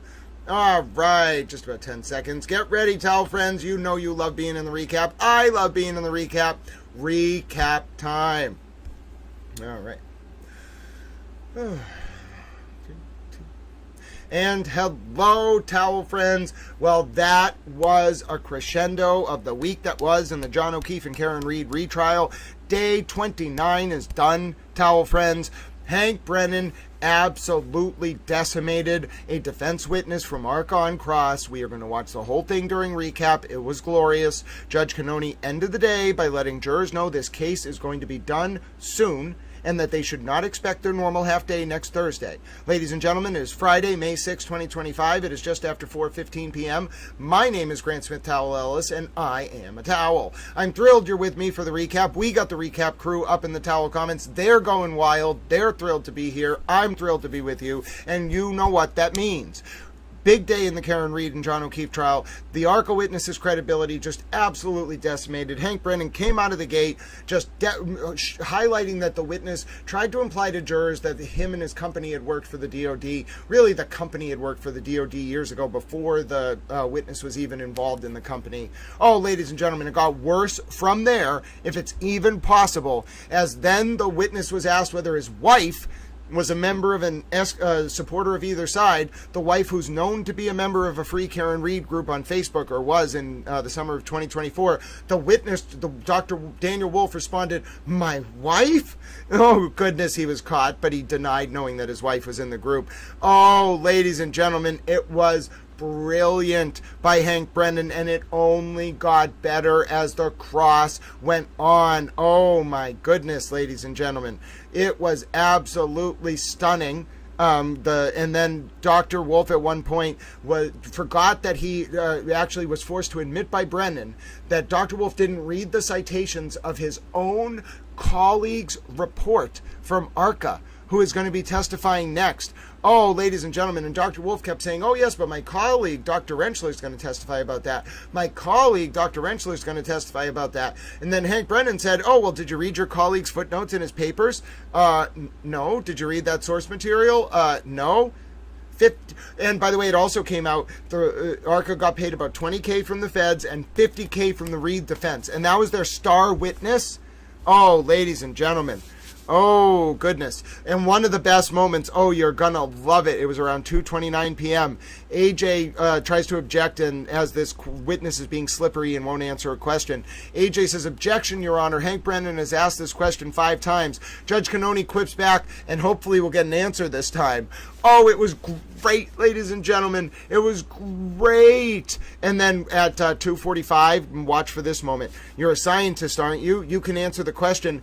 Look over here, can't you? Because Brennan caught the witness looking at the defense again. Oh, it was great. And then Hank Brennan said, bless you, to someone who sneezed. That was hilarious. And then we'll look at just the witness's report getting decimated. Oh, ladies and gentlemen, I hope you're ready for this. My name is Grant Smith Ellis, and I am excited, ladies and gentlemen. I am excited. Yeah, it was bad news bears. Absolutely bad news bears, ladies and gentlemen, for the Karen Reed defense. We're going to start it. It was such an epic day for Hank Brennan that we are going to start our recap with one of the best clips. The Towel Friends demand this clip, ladies and gentlemen. This is the clip that the Towel Friends want to see. It is the clip of Hank Brennan, ladies and gentlemen. It is the clip of Hank Brennan talking about calling him Hank. You as well, Mr. Brennan. Okay, sir, I will, Hank. Oh, big news here, ladies and gentlemen. Look what Colleen Henry has shared. We break into the Call Me Hank clip. Look at what Colleen Henry has shared. John DePetro show from Bill McIntyre, ladies and gentlemen. Look at this. What is this, ladies and gentlemen? This seems to be evidence of Mrs. Arca, ladies and gentlemen, being thrilled about her husband's testimony. The husband who said he didn't talk to his wife, didn't know what she was talking about. Oh, ladies and gentlemen, this is not good. Real-time breaking news here. Let me show you, ladies and gentlemen. 1 sec. I'm going to bring it up for you right here. There it is, ladies and gentlemen. Look at that, folks. So not only do you have the situation with Wolf's wife getting caught in an FKR group, I'll show you that in a second, but you have this, ladies and gentlemen. Do you see those texts? I can zoom in on it for you here if you can't see it yourself, ladies and gentlemen. Take a look at those tweets from Mrs. Arca, Mrs. Wolf. What do those say, ladies and gentlemen? Hold on, I'm going to zoom in. The super towel, Bill McIntyre, and this is thanks to Colleen Henry for the find within seconds of it going up online. That's how you do it, ladies and gentlemen. What is that from Mrs. Arca? Oh, that's not good, ladies and gentlemen. Are those text messages, or are those tweets from Mrs. Arca reacting and talking to, or it looks more like reactions on a Facebook group where Mrs. Wolf was reacting to comments about Mrs. Wolf. Oh, ladies and gentlemen, very interesting. Oh, very interesting. This is during the recap, too, just breaking a few minutes ago. And you might be saying to yourself, so Daniel Wolf and his wife, who is Daniel Wolf's wife? Did this come up during testimony? Oh, yes, little towels, it did. And let me just show you one of these images of Mrs. Arca, Dr. Daniel Wolf's wife. Definitely may have had some connections to one side of the case or the other. And you may say, well, Grant, is this because she was in a Free Karen Reed Facebook group? Yes. Look at it, ladies and gentlemen. There it is. That is definitely Mrs. Arca talking. Those are her reactions on the Facebook group. And there's Mrs. Arca confirmed as a member of the Facebook group, ladies and gentlemen. There it is. There's Mrs. Arca. Oh, recross is going to be brutal, ladies and gentlemen. This is bad, folks. This is bad news. Oh, and we found it in real time. Great job, Colleen Henry. You are a super towel. So that's, I mean, ladies and gentlemen, listen, it was as bad as could be for the Reed defense. I think that's the only way to say it. This makes it even worse. And now, you know what we're going to do? We are going to look at Hank Brennan's cross. Hank, you know we want to see this. The world wants to see Hank Brennan cross Dr. Wolf again. We want to pick it apart. We want to see the details. We're excited, and we're going to do it. All right, so we got to pull this back a little bit because I have the exact start of Hank's cross. I have the cue point. It is 1:40 p.m. or so. So we're going to go back just a little bit, ladies and gentlemen. I'm going to turn off the subtitles. You don't need the, well, you might actually need them because Hank doesn't speak very loud. So we're looking for about 1:50 p.m. Get ready, folks. I was an excitable towel before this began. I may have been yelling a little bit. I did not want to, but if you've been waiting for the chance to rewatch Hank Brennan's cross from today, now's the moment. Counsel, we have a juror that needs to leave at 3:45, so we're going till 3:45 today. Okay. Now the juror is going to enter, and then Hank's cross is going to start. Hold on, so let me jump us ahead. That is tough. I got very excited. Here together. All right, Mr. Brennan. Take it away, Hank.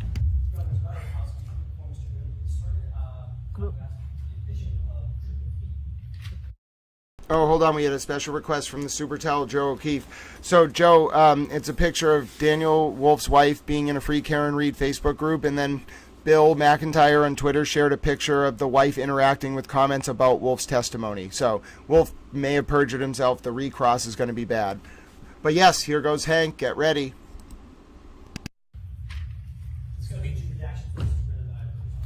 All right. So, okay, great. Thank you.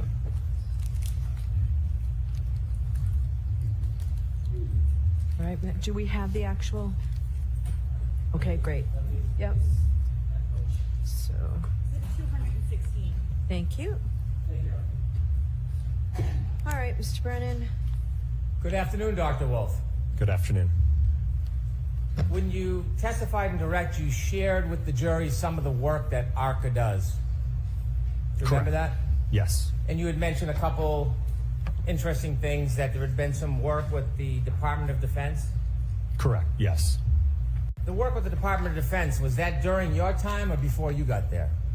That would have been prior to my employment, yes. So when you were telling them about working with the Department of Defense, that really had nothing to do with you. That was ARCA before you began working there. ARCA as a whole, yes, the work that we do, yes. Not you. As I said, I wasn't involved specifically in that project, no. And you mentioned that you did some stuff, or the company does some things for the NHL? Yes. You didn't tell us much more about what you do. There's other things that ARCA does as far as clients, right? Certainly. Did you share with us that you work for lawyers and law firms? Yes, we do. And you do litigation, insurance companies? Yes. Okay. Is there any reason why you highlighted the Department of Defense that you don't do, and the NHL, but didn't share the rest of the stuff with us? That's just some of the prominent clients that we have. I see. You provided us a CV, didn't you? Yes. And that's like a resume, tells us a little bit about your education experience. You get to highlight some of the things, your accomplishments. Yes. You shared with us you've been the Director of Accident Reconstruction at this company, ARCA, since 2017? No, not since I started. You started with ARCA in 2017? Correct, yes. When did you become the Director of Accident Reconstruction? I think that would have been in January of 2024, so about a year and a half. About a year and a half ago? Yes. And you received your certification from ACTAR? Yes. Did you pass the test on both parts first time? I don't recall if it, I think it was I had to retake, I think, the practical section in the afternoon. Well, you would recall something like that, wouldn't you? Did you pass both parts on the first try? Like I said, I think it was the second part I had to retake. Well, this is a pretty important test, isn't it? Not really. It's your certification.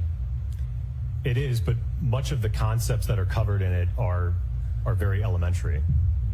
Well, not so elementary. You had a hard time with part of it, didn't you? Well, with respect to the portion that I had to retake, it's a practical exam where you have to reconstruct an accident. You have to determine approach angles, departure angles, and it can be very sensitive to those inputs. And unfortunately, if you mess up one of your first angles and you carry out that calculation, then the whole problem is graded wrong, even if you did all of the math correct. So we understand there's a multiple choice question part. That's the easier part, correct? I don't know if it's easier, but there is a multiple choice part. There's a more practical part where you actually have to go out in the field and do assessments, kind of like the things that you did today. You don't go out into the field, no. And, when did you first take that second part that you did the test? I don't recall. You don't remember when you took the test? No, I don't. Suffice to say, you took it again. Correct. And ultimately, you passed both sections of that test? Yes. In your CV, you list your schooling and you list your degrees, don't you? Yes.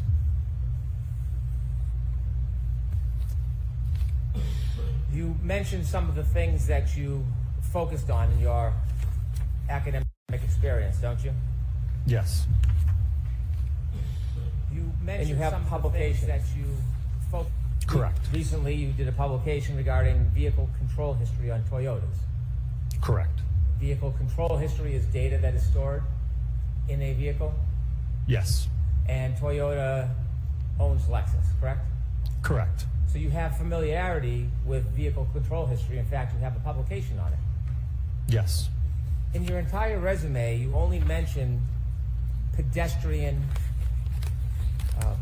collisions, or that you're involved in pedestrian type events 3 times. Is there anything specific in your resume or your publications that show a published accomplishment, for example, in pedestrian collisions? Do you have any publications that have been peer reviewed or published in that area? No, I don't have any publications in pedestrians. You write or you note areas of specialty, and you list a bunch: accident reconstruction, human factors, EDR, commercial vehicle, HVEDR, pedestrian bicycle accidents, nighttime visibility, and a number of others, correct? Correct. Is there anywhere in your resume that notes particular classes that you've attended and completed regarding pedestrian collisions? No, I haven't taken any classes in that. You haven't taken any classes on pedestrian collisions? No. Have you ever taught regarding pedestrian collisions? No. Have you ever been a speaker in a presentation about pedestrian collisions? Yes. Okay. Is that listed in your resume? I don't list lectures or presentations, no.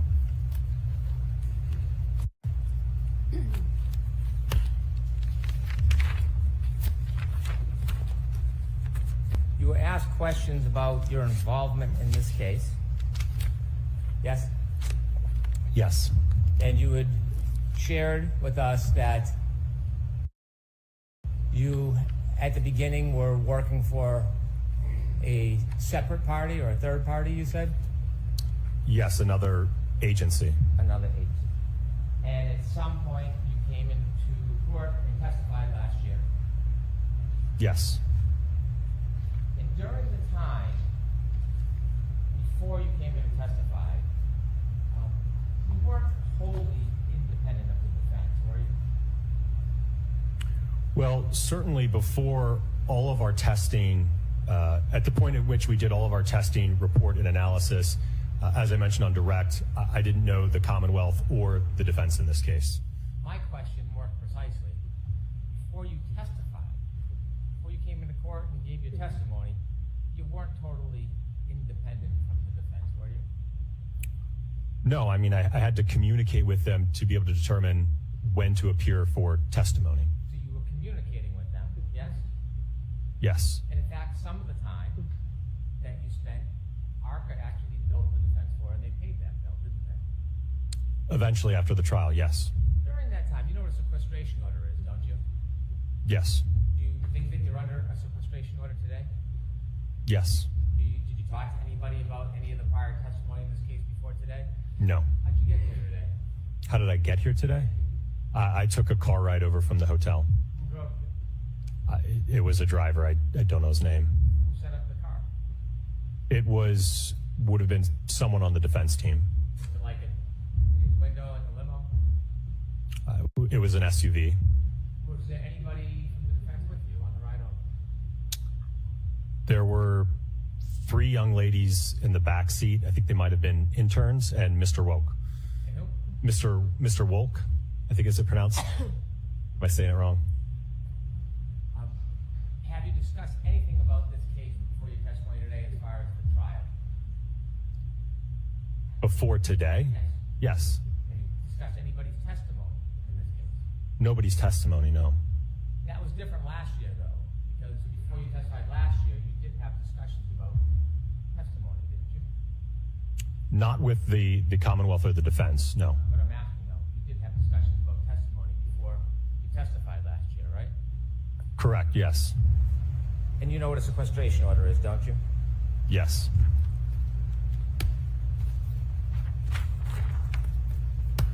After you testified last year, the court ordered you to provide all of your text messages, all your communications with the defense, didn't they? Yes, earlier this year. And when you were ordered to provide all of the actual verbatim communications with the defense, did you provide those communications? Yes, all of the records that I had at the time I provided. Well, not the records. You know what I'm getting at. Did you provide the communications? I provided everything I had in my possession, sir. A text message isn't just a time and date. It's actually substance when you text somebody, isn't there? Correct. And when you texted, how many texts do you think you had with the defense? From what I recall, I think it was around 50 texts that I sent. It wasn't 100, maybe it was 50?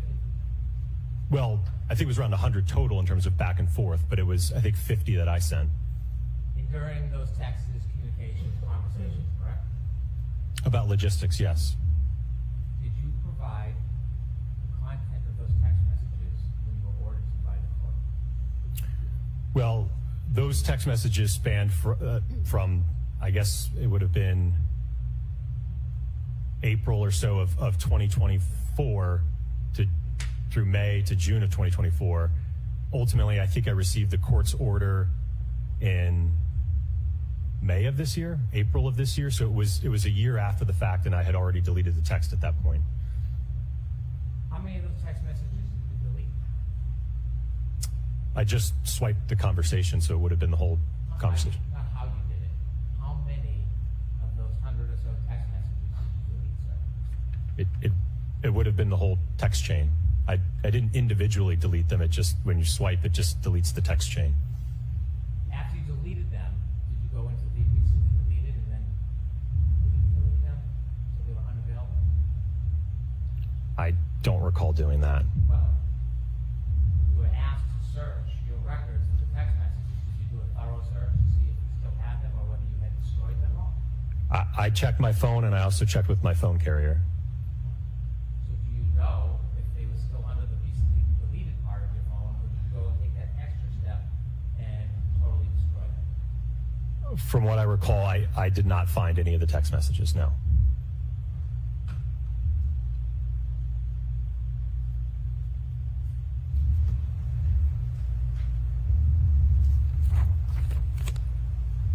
Is there any reason why you deleted all of your text communications with the defense?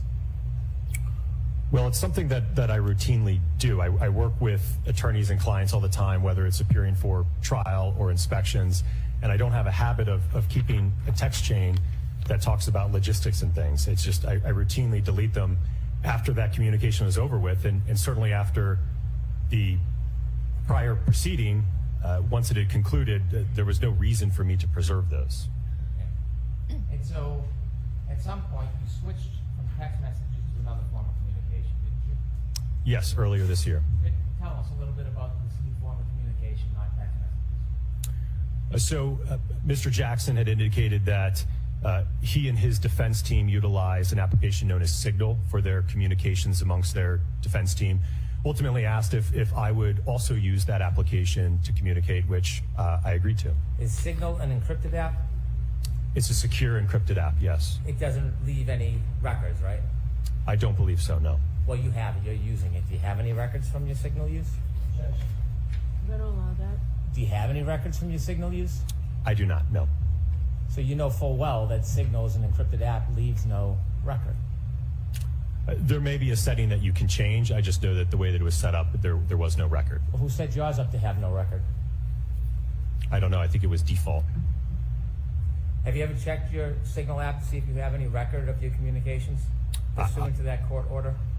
Well, I don't have the application anymore, but at the time I did check the application.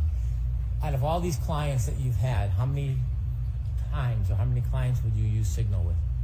This was the first time. Have you used it since with other clients?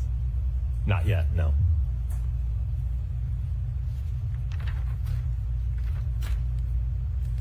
Before you testified last time, at the last proceeding, or should I say when you testified at the last proceeding, kind of like today, you attempted to portray yourself as totally independent, didn't you? Sustained enough. When you testified at the prior proceeding, did you attempt to portray yourself as totally independent? Yes. The truth is, before you testified, you were communicating with the defense and attempting the best you could to assist their cause, weren't you? I wouldn't characterize it that way. So before you testified, you wrote out questions that you thought could help, that you should be asked when you testified, correct? So something I routinely do before testifying is prepare an outline of topics and questions that would best help be able to get out my opinions and the analysis I undertook, ultimately so that you all have an understanding of what I did. So I'm asking you a question. You gave the explanation, but you're skipping over the answer to my question. So I'll ask you again. Before you testified, did you write out a list of questions that you wanted to be asked? Yes. And when you listed out the questions, you also listed out the answers, didn't you? A general response. It wouldn't be verbatim to that. I didn't say verbatim, but did you list out the answers to each and every one of the questions that you had prepared? Yes. So for every question, there's an answer that you provided so that you could follow a script, so to speak, yes? I wouldn't characterize it as a script. One of the questions asks, so not being able to inspect vehicles is something that is not uncommon in your line of work? And your answer, absolutely not. Remember writing that out? Yes. And then you put a footnote, a comment. And you said, not sure if you want to put this somewhere in the direct examination. I have a feeling they are going to argue I didn't personally inspect the vehicles. I had enough information from the material I reviewed, so it wasn't necessary. Need to show the jury it doesn't matter in this case. You write that? Yes. When you're talking about they, I have a feeling they are going to argue I didn't personally inspect the vehicle. Who's they? That'd be the Commonwealth. And so when you were writing out these questions as is your routine with the answers, is this the mark of independence to you? Well, I think, again, whether the Commonwealth asked me that question or the defense asked me that question, my response would be the same. It wouldn't change depending on who called me to testify. There are a number of cases, by the time I get involved, the evidence is gone from the roadway, the vehicle is gone. So it's certainly not necessary to inspect a vehicle. And I wanted the jury to have an understanding that because I didn't physically inspect the vehicle, it didn't affect my analysis in the case. So you think that showed independence? Yes. Then you also had another question. Would it be fair to say that because you do a lot of nighttime visibility work, your cases frequently involve pedestrians? Remember that? Yes. And you said, yes, unfortunately, there is a direct correlation between time of day and pedestrian fatalities. Is that true? Correct, yes. And do they happen more often in the day or at night? More often at night, yes. Statistically speaking, by the way, this case involved nighttime, doesn't it? Correct. Statistically speaking, most of pedestrian fatalities occur during the evening and night hours.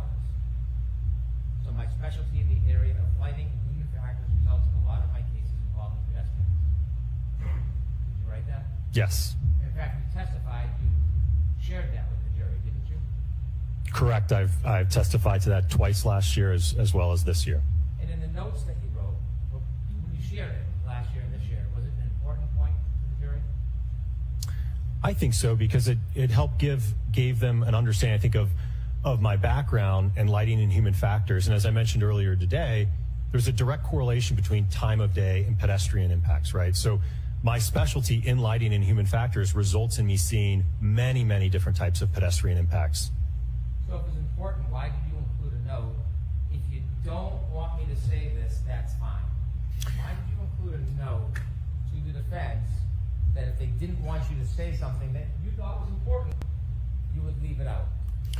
Well, I think because I didn't want to confuse the jury about a statistic that just because we have inclement weather and dark lighting conditions, it doesn't automatically equal a pedestrian impact, right? We have to look at the evidence and the damage to the vehicle and the injuries to determine whether or not a collision occurred, not the visibility. So you weren't trying to mislead the jury, you were trying to help them because they wouldn't understand something that you were trying to explain? Is that the way you're phrasing this? I think at the end of the day, it was to help them understand my background, how it relates to seeing a lot of pedestrian impacts. Something was important that helps the jury get to the truth. Why would you offer to leave it out? Well, I didn't leave it out. No, but you offered to. You would have if requested. Why did you invite, why did you invite somebody else to interject in your independence and guide you to leave something out? Why would you even provide that invitation to them? Again, it's because I didn't want them to get hung up on a statistic that just because we have more pedestrian impacts at night and in bad weather, that this alleged incident happened at night under bad weather, to give it more weight, to weight the evidence more because of that statistic. You done? Yes. If you make a mistake in court under oath, would you take the affirmative step on your own and correct that mistake? I'll allow it. I would do my best to do that, yes. Well, when you say do your best, would you do that if you became aware of it? Objection. I'll allow it. Yes. Before you testified in a proceeding last year, there was a hearing that you testified in front of Her Honor and other people that were here, correct? Correct. I wasn't here. No. You were. Yes. And you testified about your experience, didn't you? Correct, yes. When you were sharing your experience with the court, it was important for the court to have an accurate understanding of what your experience was because it was being evaluated in that hearing, wasn't it? Correct. When you testified to the court, you testified that you had been qualified as an expert to testify over 20 times, didn't you? I don't have the transcript. I believe I said approximately 20 times. The reality is you hadn't. You've only testified and been qualified 11 times at that point. Correct. I misunderstood the question. I thought it also encompassed deposition, so I added those two and approximated at 20. And at some point when you realized you had made a mistake in your testimony to the court, you had a chance to come back when you testified last year and fix it and clarify the record, didn't you? Correct, which is why I provided a comment with the specific breakdown for clarification. And when you came back and testified under oath the second time, on the record under oath, did you clarify and fix the mistaken testimony that you had provided just days earlier? I don't recall being asked the question, no. It wasn't whether you're being asked. The question is, did you take the affirmative step to fix the misstatements under oath that you made? Objection. I'll allow it. Move your vote. Sure. Oh, this is bad for Alan. The objection was sustained, was overruled, and Alan still wanted a sidebar, which means Hank's going to get to ask this question when he comes back. Oh, ladies and gentlemen, bad news bears for the Karen Reed defense. My name is Grant Smith Ellis. You won't want to miss this. Tune in. I can't believe we're here. We're seeing it, ladies and gentlemen. We are watching Hank Brennan just lead up and just decimate this witness. And there's only about 20 seconds before we come back into session. Ladies and gentlemen, my name is Grant Smith Ellis. Alan Jackson just basically got told by Judge Cannoni to go sit down. Hank's going to ask his question. This is going so bad. Oh, I can't listen. This is so bad, and it's going to get so much worse. It's so bad for the Reed defense, and it's going to get worse. They can't stop it. Hank Brennan's going to absolutely flay this man. Take it away, Hank.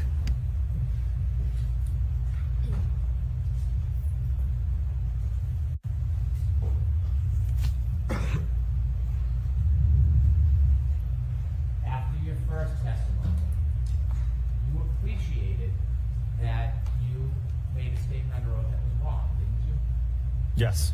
In fact, you made a note. I realized in my testimony I said about 20 times, when you asked me how many times I've been qualified, I misinterpreted your question, which is my fault, but in looking at my D&T list, it's 11 trials, 7 depositions, 18 testimonies total. Not sure if you want to clear it up, but just leave it. Correct. Yes, sir. Did you just leave it? I'm not responsible for asking the question, sir.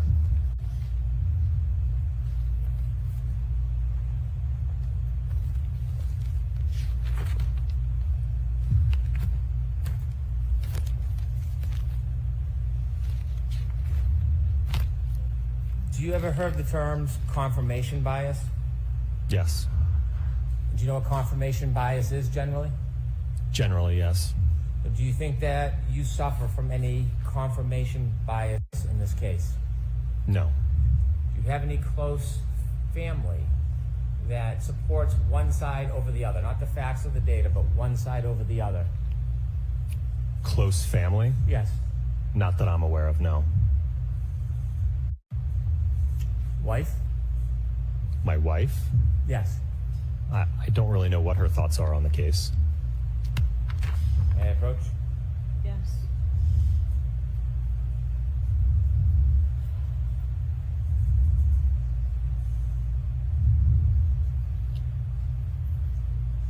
Take a look at that document. Have you seen that before?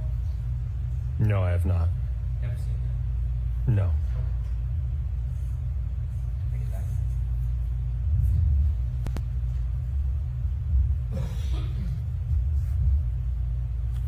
You're unaware of anything that may influence you to lean one way or another? Correct.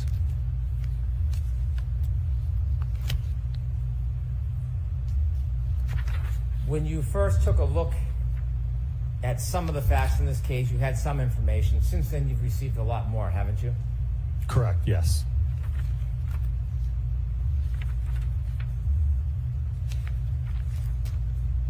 Part of your testimony today to this jury was to provide opinions that you do not think that the holes in Mr. O'Keefe's clothes are consistent with some type of collision. Is that fair to say? Yes. In coming to that opinion, you relied on some of your testing that we saw in those videos, didn't you? Yes. And that testing involves a hybrid 3-arm, doesn't it? Correct, yes. A hybrid 3-arm is an arm from a crash dummy. Yes. That's not the technical name, but that's what it's often referred to. Yes. And you and Dr. Rentschler have been working together on this case, haven't you? Yes. You've discussed ideas and shared thoughts. Yes. In fact, you've worked so intimately together, you know some of the things he's going to testify if he comes to testify, you've said many times today, right? Yes. And so some of the data that you shared and some of the opinions overlap with each other, wouldn't you say? Certainly. He's going to rely on a lot of that test data, yes. When you were forming your opinion about holes in clothes and potential abrasions to somebody's skin, all of those tests, all of those that you did, were using a crash test dummy arm, weren't they? Yes. In your report, you cite, or Dr. Rentschler cites, 3 different sources regarding testing clothing and skin, correct? I'm not sure. Well, haven't you read his report? I've skimmed it, but I don't know what the basis are for his opinions. Did you see footnotes 24, 25, 26 24 being skin tissue cutability and its relation to lacerations, severity, indices. Did you read that? Let's see if there's a foundation. No, I didn't read that reference. Did you read 25, the book that is cited, Forensic Pathology, 2nd edition? I'm going to have you come to sidebar. Told ya. Called it. Ladies and gentlemen, yep, I realize, don't worry, I'm going to fix the Dr. Wolf image. We're at sidebar anyway, but ladies and gentlemen, my word. It's not us, by the way. It's fixed. I fixed it. It wasn't us. It was just the feed. Ladies and gentlemen, my word, I cannot believe this is happening. I cannot believe how amazing this is. What a moment, ladies and gentlemen. We're here for it. You did. No, it's unpaused. Don't worry, friends. It's fixed. Yep, it's fixed. I cannot believe, at the sidebar, ladies and gentlemen, I cannot believe Hank Brennan brought the wife question in. I literally pulled up the wife question immediately. We are now at sidebar. Oh, ladies and gentlemen, if you're watching it, this is what you get when you're an informed towel viewing audience, ladies and gentlemen. You get to sit here and watch everything you knew was going to happen come true. We send our prayers to the O'Keefe family, ladies and gentlemen. Oh my word, it's all coming true, ladies and gentlemen. It's all coming true, ladies and gentlemen. It's all coming true. This is the moment. This is the moment. We're here for it. You are watching Hank Brennan's masterclass, ladies and gentlemen, come to fruition, and we have until 3:45. We have an hour and 34 more minutes of Hank Brennan. Oh, ladies and gentlemen, Super Towel at Jew Drops, don't worry, I'm sending you a towel hug. I know you're excited. Hank Brennan is masterfully executing this cross, and it's going to get better.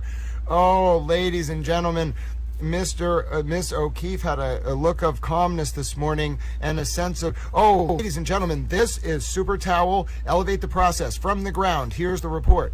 Miss Peggy O'Keefe had a look of calmness this morning, sense of reassurance. She has regained her strength. Ladies and gentlemen, Hank Brennan. Hank Brennan has brought the one thing all the towel friends from around the world have been praying for, strength and prayers to Miss O'Keefe. And Miss O'Keefe, the reporter towel, Elevate the Process on the ground, says Miss O'Keefe is strong. Ladies and gentlemen, we send our prayers to the O'Keefe family. We are going to watch Hank Brennan's masterclass continue in just a few seconds here. We're ready. Hank, the world awaits. What do you got for us next? Take it away, Hank.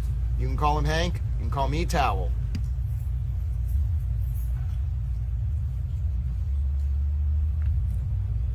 Let me again ask you about this book that is cited in Dr. Rentschler's report. By the way, have you read Dr. Rentschler's report?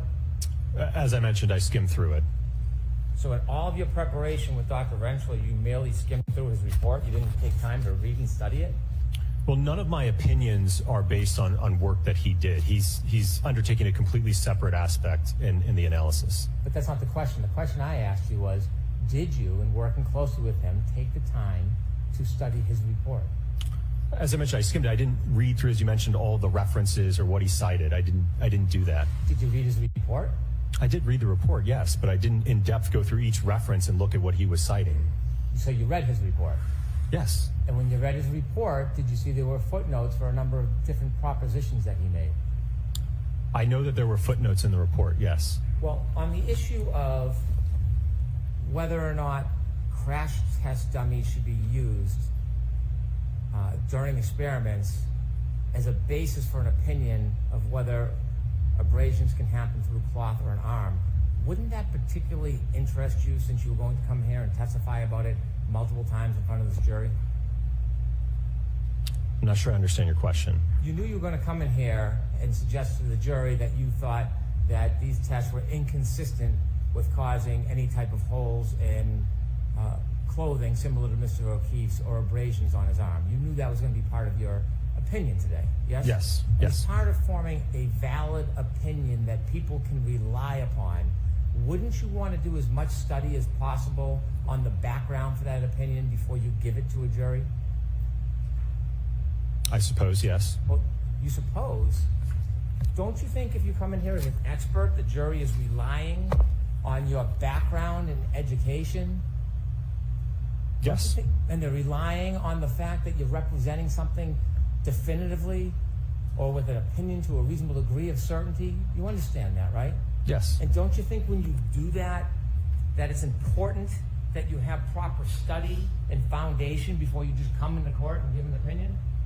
Well, I will note that the ATD crash dummy is a generally accepted test device to use for not only assessing occupant forces in motor vehicle crashes, but also to assess impact forces. So that the use of that device is certainly generally accepted.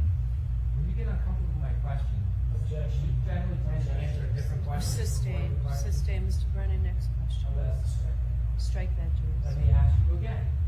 Don't you think, as an expert, it's important when you come in and you're going to present an opinion based on science or engineering or whatever you want to do, that you study the basis for that opinion before you give it? Yes. When you saw in Dr. Rentzler's report references to this very issue about what should be used when you're doing demonstrations or study of what can cause tears to clothing, weren't you interested in the basis for those opinions? Well, again, it was something where Dr. Rentzler and I worked together, and we were in agreement that we could utilize the ATD arm clothed. When you decided to have an agreement that you could use that arm, did you read The book that he cites as support, Forensic Pathology, 2nd edition, Vincent J. DeMaio? Did you read it? No, I did not. Did you brief it? No. Did you peruse through it at all? No. When you decided to come to this agreement that's going to have a foundation for your opinions, did you look at footnote 26, understanding the acute skin injury mechanism caused by player surface contact during soccer, a survey and systematic review? Did you review that? No, sir. Have you seen any articles that support the proposition that a hybrid 3 arm of a crash test dummy is appropriate to use when you're trying to provide a foundation for an opinion about whether or not tears can happen to clothing or abrasions to skin? Do you have any support for that in your report? Well, again, Dr. Rentzler is going to be addressing the... You're shaking your head. So I'm going to let him answer the question first, Mr. So as I mentioned, Dr. Rentzler is assessing the injuries to the arm, okay? He indicated to me that we could utilize the hybrid arm to assess the injuries to the arm. So you have no independent experience or research or knowledge, not Dr. Rentzler, you don't have any independent research or science or knowledge to support your idea, your theory, your opinion to this jury about the tears to the clothes and to the skin. I was relaying the observations from the testing that we conducted with the ATD. Ultimately, like I said, Dr. Rentzler, it's my understanding that he will testify to the abrasions or the lacerations to the arm. You've given multiple opinions about this to this jury, didn't you? Correct, yes. I'll ask you one more time. I'll ask it this way. Name, other than someone called Dr. Rentzler, name the papers, the studies, the learned treatise, name the resource materials you relied on as the basis for those opinions. That a hybrid 3 arm can be used in these type of demonstrations as a basis for that type of opinion. I certainly... ATD crash test dummies can be used for impact testing, yes. Not impact testing. You're talking about tears to clothes, abrasions to skin. And I'm asking you for the third time. Name one journal, one paper, one study that supports your proposition that you're relying on the basis of your opinion in front of this jury today. Name one. I did not cite any in my report, no. Can you think of one that you didn't cite? Not that I'm aware of, no.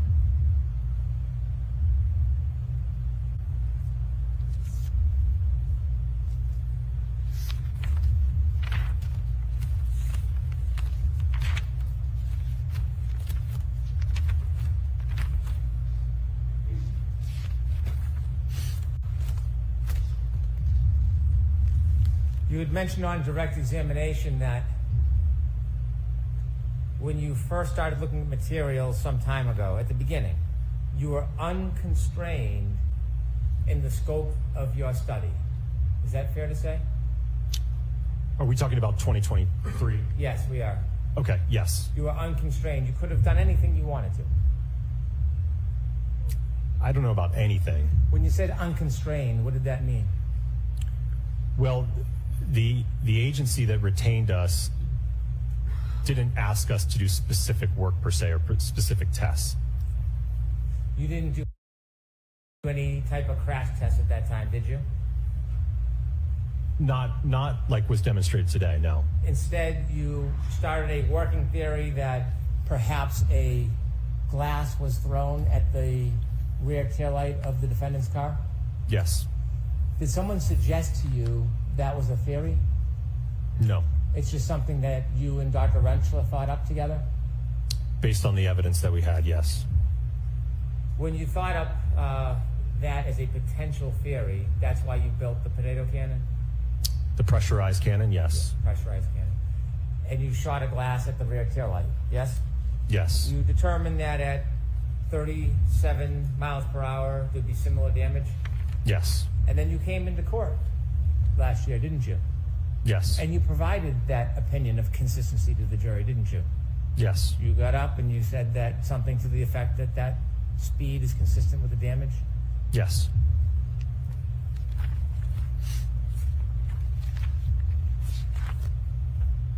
Now, when you gave that theory last year to the jury, did you know about other evidence in this case? For example,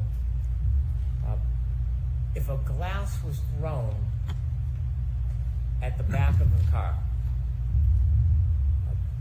how would the bottom of the glass bounce off the car and land near Mr. O'Keefe's body? Objection. Ask it differently. Did you consider, when you came in last year and opined, gave your theory about a glass being thrown at the tail light was consistent with damage, did you think about how, if a glass was thrown at the rear tail light, the bottom would have bounced off the vehicle wherever it was and landed near Mr. O'Keefe's body? I'm aware that it was found near his body, yes. Knowing that it was found near his body, well, you knew his body was about 7 or 8 feet off the road, didn't you? Yes. Knowing the bottom of the broken glass was found near his body 7 to 8 feet off the road, did you consider if somebody threw a glass and broke that taillight, cross your mind how would the bottom of the glass bounce with him to where his body ended up? No, I did not analyze that part of it. If a glass was thrown and bounced off that car, did you consider how the speaker would be left at the curb? No, I did not evaluate that. If glass was thrown at the car and broke the taillight, did you consider how the debris field would end up on that line? Well, it's my understanding, I think that there were plows that came through that night, so I don't know that where the debris field was eventually found, if that's where it would have been at some point earlier. Did you ever talk to Lieutenant O'Hara or anybody from the state police to see if the plows went all the way to the side of the yard or were just down the middle? Look into that at all? No, I did not. So did you give any careful consideration to if the glass was thrown and hit the back of that taillight, how would it be a debris field on the front lawn of somebody's yard? I don't think that was a part of our scope. It was more or less to determine whether or not, if the taillight was impacted by a projectile like a glass, could you get generally consistent damage to that taillight? That was the objective of the test. So when you came in and testified last time, you weren't considering all of the other evidence that may not support that theory, were you? I think our objective was to determine whether or not the damage was consistent with an interaction with John O'Keefe. On direct examination today? Objection. Sustained. You weren't fully embracing that theory today, were you? Objection. I'm going to allow that. I don't know if I agree with that.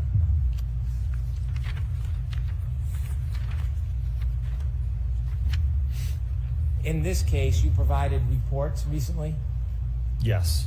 When did you provide your report? Was it April 6th? April 6th? Or was it May 6th? I think it's May 7th, May if I'm 7th. not mistaken. So you provided a report May 7th, yes? Correct. And do you know when this trial started? Early April? You provided your PowerPoint. When did you provide your PowerPoint? I think it would have been Thursday of this week. Well, it wasn't last week. Sorry, maybe Wednesday. Wednesday or Thursday. Wednesday. Is that fair? Yes. In looking at pedestrian accidents, it's important to try, if you can, understand the exact positioning of the body, isn't it?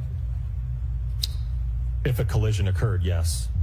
And if a collision occurred, you can't always identify the exact position of the body, can you? No, oftentimes it can be very difficult, yes. You would want to know if it is a collision between a car and a pedestrian, whether the person was fully impacted or it was a clipping type incident. Wouldn't you want to know that if you could? That would certainly affect the trajectory, yes. And you would want to know, if you could, the body posture, whether the person was standing up straight or crouching. If a collision occurred, yes. Whether they were turning or standing straight or they had their arm out. That's helpful information, isn't it?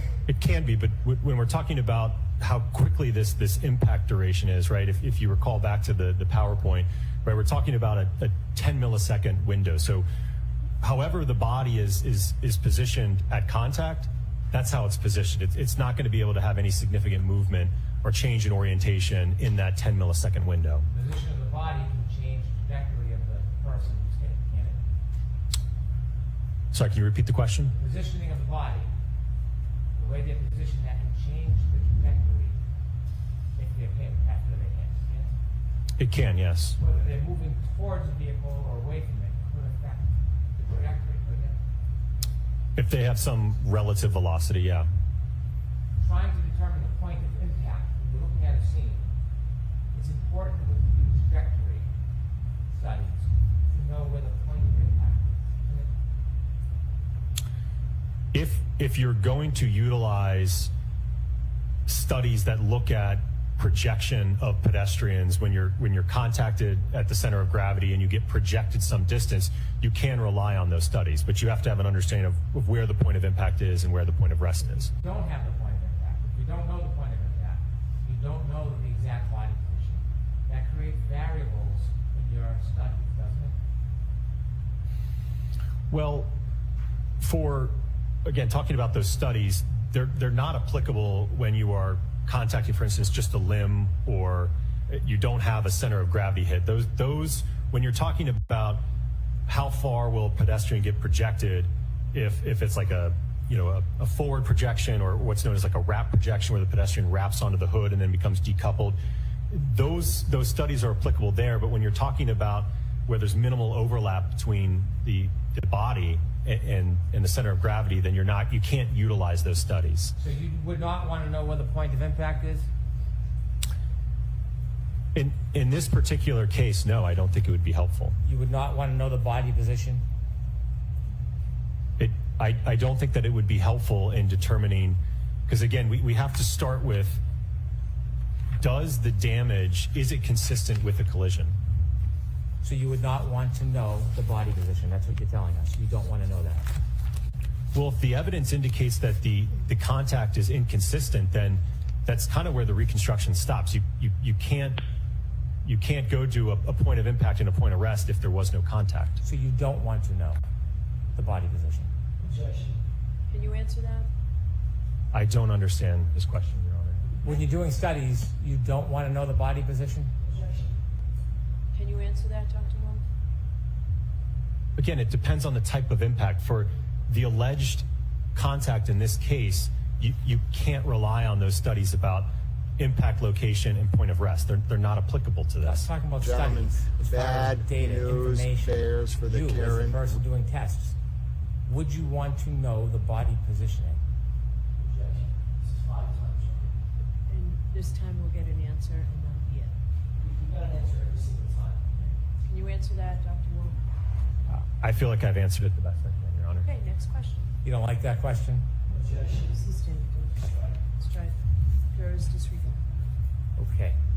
When you were doing these video demonstrations, was it important to be as accurate as possible? Yes. Data changes if information changes, right? Ultimately having a conclusion regarding data, don't you? Yes. Could I have PowerPoint page 12, please?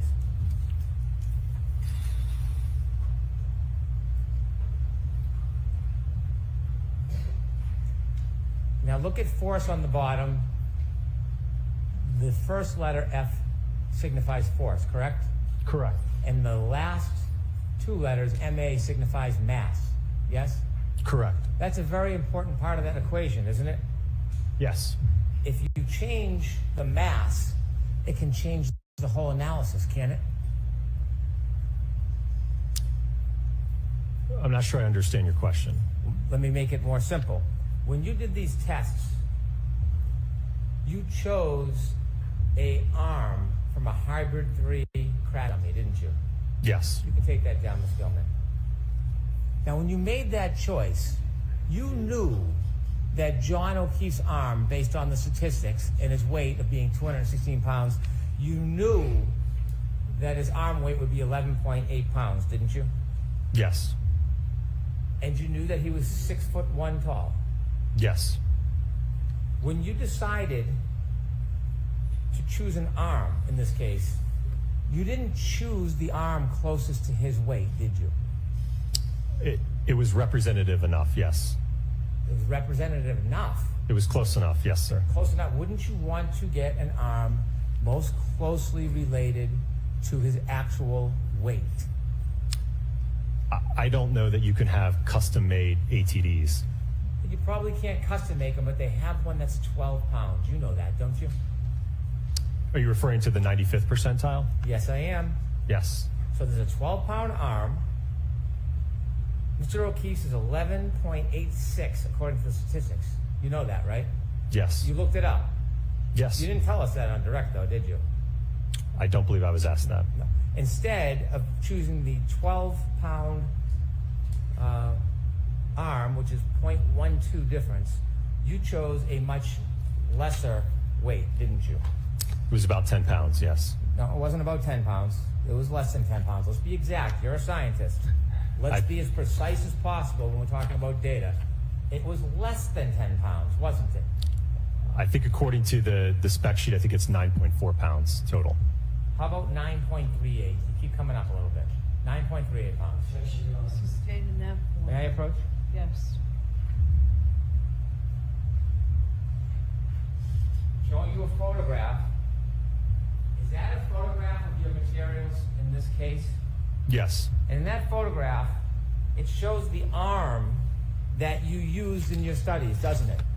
Correct. And it shows that that arm weighs 9.38 pounds, doesn't it?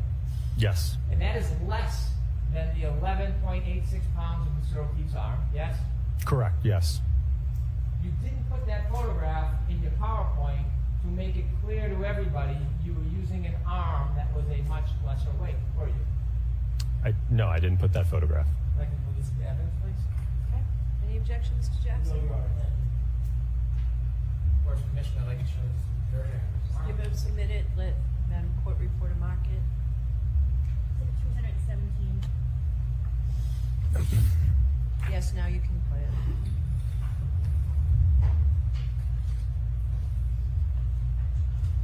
This is the arm that you used in all of your videos, right? Correct, yes. And you can see, could you zoom in, Ms. Gilman, on the weight? 9.38 pounds. Yes. There's a bigger difference between 9.38 and 11.86 than there is 12 and 11.86, isn't there? Correct, yes. So when you do the math, and have you done the math before on this? When you do the math, it's 26% difference, isn't it? In terms of more force? No, of mass, weight, 26% difference, Okay. right? I'm going to trust you, yeah. Well, do you have a calculator? I do. Can you do it? Sure. Okay. And before you do that, you took this from Mr. O'Keefe's 6'1". You used a crash test dummy what is the height on it? Well, the ATD, I believe, is 5'7". The Rescue Randy, I think, is 6 feet tall. We'll talk about the Rescue Randy later. We have questions about Randy. But let's talk about this. 5'9". You said 5'7". It's actually 5'9". Sorry, 5'9", yes. 5'9". And it's 170 pounds? 171, I believe. Mr. O'Keefe's not 170 pounds. No, not his whole body. He wasn't 5'9". Correct. Okay. So when you do the math and you take the 9.38 pounds based on the 171-pound doll, and you look at the percentage, doesn't it come out to 5.48% total body weight? Yes. Okay. And so the difference, when you look at it, it's a 26.3% difference from his actual weight, isn't it? Correct, yes. And so I'm probably at the 6th grade level on this, but isn't it very basic that the more something weighs, the slower something has to go to have damage? And if something weighs less, the other part that collides with the force has to go faster? The force is going to be greater if the mass is greater. So if you throw a 5-pound rock into a window, you can throw it slower to cause the same damage if you have a 2-pound rock. I don't know if I agree with that analogy. Do you agree that based on the 26% difference, in order to actually be accurate, to be specific, to be scientific, you then have to adjust the speeds that you presented on your demonstrations, and you have to reduce the speed by 26%. I don't agree with that. You don't agree with that. You think that having a lighter arm, so what you're telling us is having a lighter arm will cause the exact same amount of damage to the taillight studies as a heavier arm. Is that what you're telling us? Well, if you look at, for instance, the 29-mile-an-hour impact test, that's significantly more kinetic energy. So the momentum of a 6,000-pound vehicle moving at 24 miles an hour, 29 miles an hour, that's going to overcome whatever the mass is that it's hitting at that point. You're sidestepping my question. Objection. Sustained. Ask a question, Mr. Brennan. Just ask a question, no more. My question is, are you telling us that having a lighter arm does not impact the damage in these tests as opposed to using the heavier arm? Certainly not in the field test, no. And so you disagree that when you look at the weights of those arms, do you disagree there's a 26.3% difference? Yes. You disagree? No, I'm sorry, what was your question? Do you agree there was a 26.3% difference in the arm weight that you used opposed to John O'Keefe? Yes, the hybrid arm compared to Mr. O'Keefe's arm, yes. And you are denying that there needs to be an adjustment to your calculation because the mass, MA, is different. You're denying that. I think, again, if you're, and this is something Dr. Rentschler, I believe, will No, I want touch to on. talk to you. I don't want to talk to Dr. Rentschler. Well, because when you're addressing the forces for injury and the mechanisms for injury, right, you would account for the difference in the weight. So you're saying that it makes no difference that you use an arm that is 26% lighter. Is that what you're saying to us? No, I don't think it would have made a significant difference, especially if you look at, for instance, if you're looking at the 95th percentile hand and the 50th percentile hand, they both weigh 1.25 pounds. They're the exact same weight. There's about a pound more roughly in the forearm and a pound more distributed in the upper arm. That's not my question. It's not whether it's significant or not. I'm asking you, are you saying under oath right now that the 26.3% difference had no impact on the calculations in that study? It would have no impact at all? The calculations, yes, but in terms of the damage, no, I don't think that 1 pound difference, when we're talking about something that's 6,000 pounds, striking something that's, quite frankly, whether it's 9.4 or it's 11 something, it's not, you're not going to get a difference in the damage. Why don't you have a 3-pound arm up there? Well, I think that's unreasonable, sir. What's that? I think that's unreasonable. What's the difference? It's a 6,000-pound car, according to you. What's the difference between 26% and 40%? Well, I don't even know that I agree with your percentage because, again, you're accounting for the whole part of the arm that goes up to here, which we did not strike that part. It's, how much lighter? 2 pounds and what? How many ounces? Sorry, what was your question? How much lighter is it? The arm that you use? In terms of a percentage? No, in terms of weight. The weight. 9.38. Right. Mr. O'Keefe, 11.86, right?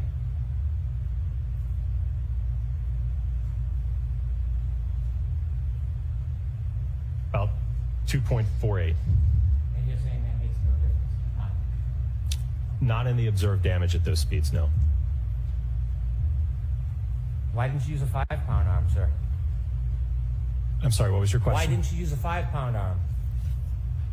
Again, I don't know that they make a 5-pound ATD arm.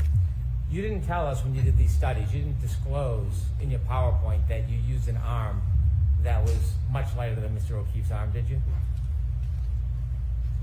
I don't know that it was, I didn't give the weight in the presentation, no.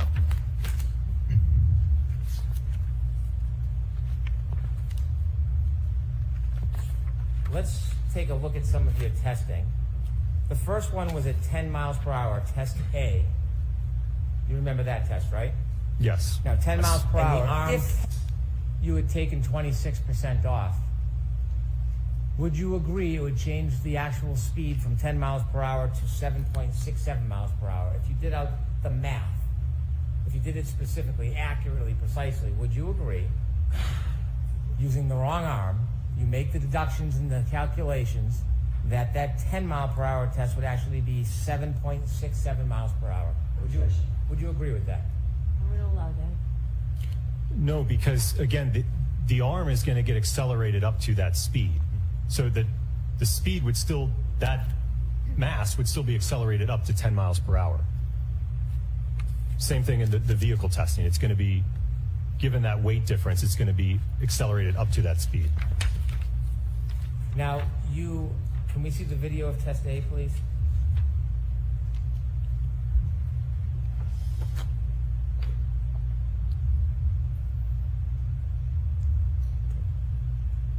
Now, this is your study, 10 miles per hour, you claim, with a arm that is 9.38 pounds, correct? Correct. Mr. O'Keefe, 11.86 pounds, yes? Yes. Yes. Okay. Now, this light on the end of this, you're trying to replicate the light on the back of a Lexus? Correct. If a Lexus at 6,000 pounds hits a person, the Lexus isn't stopping automatically, is it? No, it would move at a common velocity with the arm. It would continue to push forward through the arm, yes? It may, yes. And the arm can push into the light before the body turns, yes? I don't know that I agree with that, no. If the light on the Lexus, not at this speed, but if the light on the Lexus was broken or breaks and it hits the arm, it's not going to bounce off the arm, it's going to push through, isn't it? It's going to move at a common velocity with the arm. And that will move not only the arm, it will move the person's body, won't it? It may, yes. It may push the body, it may throw the body. I don't know about throw. And the light, if broken, will continue to press against the arm until there's separation. Isn't that fair to say? It could, in some instances, again, it could bounce. It could, because it's not always the same. It's a dynamic process, isn't it? It is dynamic, yes. You could do the test many times and get very different results, couldn't you? I don't know that I agree with that. Would you get the same result every time? I think you would certainly get similar results. Every time? If you had the exact same impact location and speeds, yes. Well, that's my point. What if the impact location moved a little bit? Could it change? Well, is Dr. Welcher changing? I don't know if, again, I was relying on what he provided This in his isn't on report. Dr. Welcher. I'm asking you. Objection is unlawful. No, it's not. Okay, so jurors disregard that exchange between counsel. Next question. If the body position change, you may get a different result. Isn't that fair to say? I was going after what Dr. Welcher had represented in his report analysis. So we did testing to analyze his orientation that he had demonstrated in his report. You don't like that question either? Objection. Sustained. If the body position changed, it could change the result. True? I don't know what you mean by body position. Do you mean the whole body, the arm? What part of the body? Okay, let's start with the arm. If the arm position changes, it could change the result, couldn't it? Well, I'm not aware of any other orientation that Dr. Welcher provided in his analysis report as to alternative orientations. If the arm position changed, could it change the result? Yes, I mean, I presume if you don't have your arm on the taillight, then yes, you'll probably get a different result. What if it's bent in a different way? Could that change the result? Again, I haven't reviewed anything that indicates that there was a different orientation that Dr. Welcher suggested. You're a scientist, right? You can think. I'm asking you. Just a general question over here. If you bend the arm, could it change the result? It could. Thank you. Okay. When a pedestrian is struck, they are not held stationary on a harness, are they? No.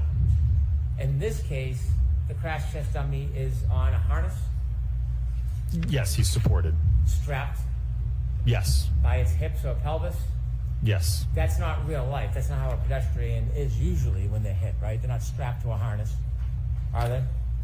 No, and again, the purpose of this test was to evaluate the arm. We're not looking at the whole body here with this test. And when we talk about injuries, part of injuries is not just the impact, it's the drag, in this case, from the car, isn't it?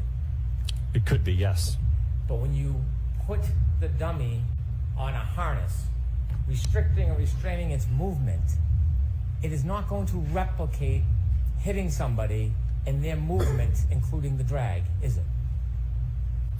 I don't know that I agree with that, because it will replicate, again, when we're talking about that impact pulse of 10 milliseconds, it will replicate that. And that's ultimately what we're after, is what's happening in that 10 millisecond window in terms of the contact and the damage and the acceleration. I know that's what you're after. What I'm asking you is, when you end it, when the light stops, unlike a Lexus, and the dummy is stationary, unlike a person, it affects the aftermath, the drag and the push after, doesn't it?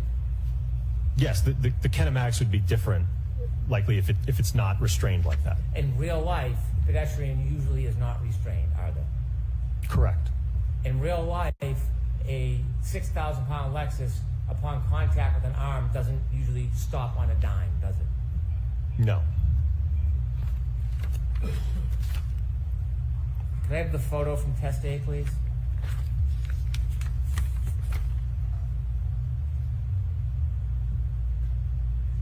And so there is no break, but there is a crack in this light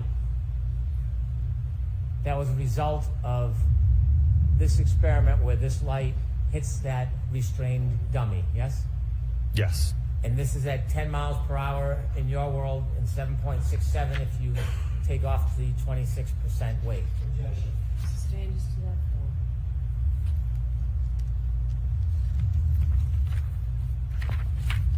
We can move to test B, please.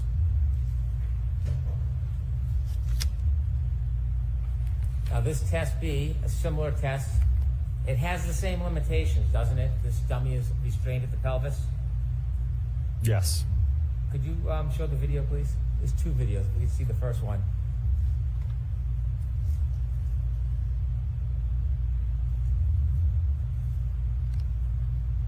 And was the dummy restrained by its head as well? Yes. Was its arm restrained in any way?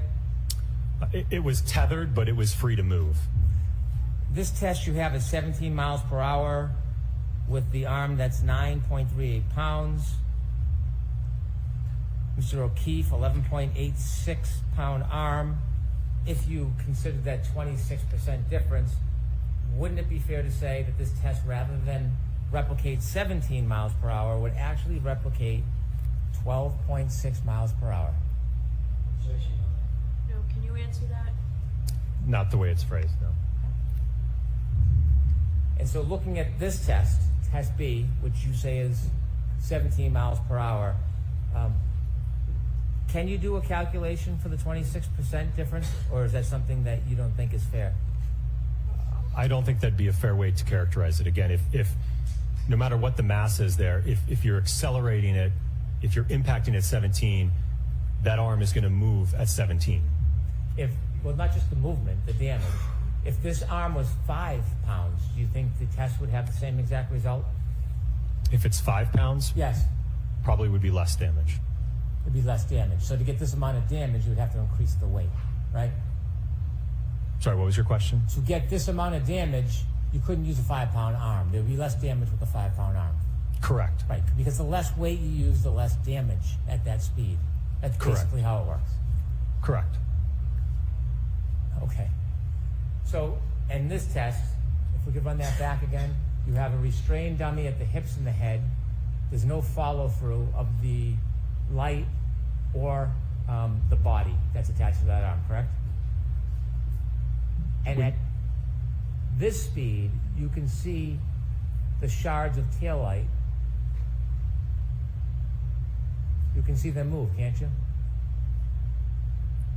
When you say move, you mean just Not stationary. Yeah, I mean they're moving from the taillight as they break. Detached from the taillight. Correct, they're broken. That could create a debris field, yes? Yes. And you can see them floating in the air, some of them actually floating and then touching the sweater. Do you see that?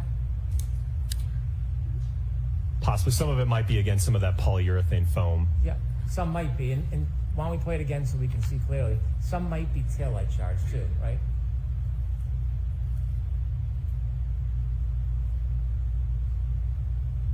That black object spinning, that's not poly foam, is it? No, it would not be. That'd be taillight shard, right? Correct. And so, even at this speed, you can see in this type of collision, there is significant amount of taillight shards that are broken from the taillight and spewing into the air, yes? Well, I think on the one of the slides I had, I think I showed the fragments that were left, and from what I recall, I think there was 4 pieces from the taillight, from the lens. If you could put that back a little so Dr. Wolf can see it again, to the point of the collision.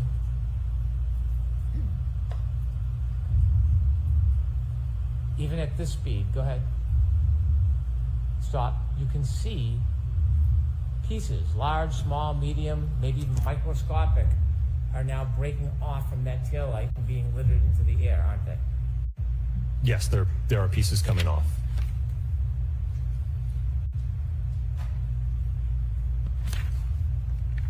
If we can go to test C, please. Now, in test C, you actually use only an arm. Isn't that fair to say? Correct. You don't use a body or a crash test dummy. No. You don't, in fact, this is not the 12-pound arm either. This is the 9.38-pound arm. Correct. And when you do this test, you have the arm. It's basically just an object suspended in the air, isn't it? Yes. And you said, I think on direct examination, I think you said that this is the same as if it was on the dummy. Is that your testimony?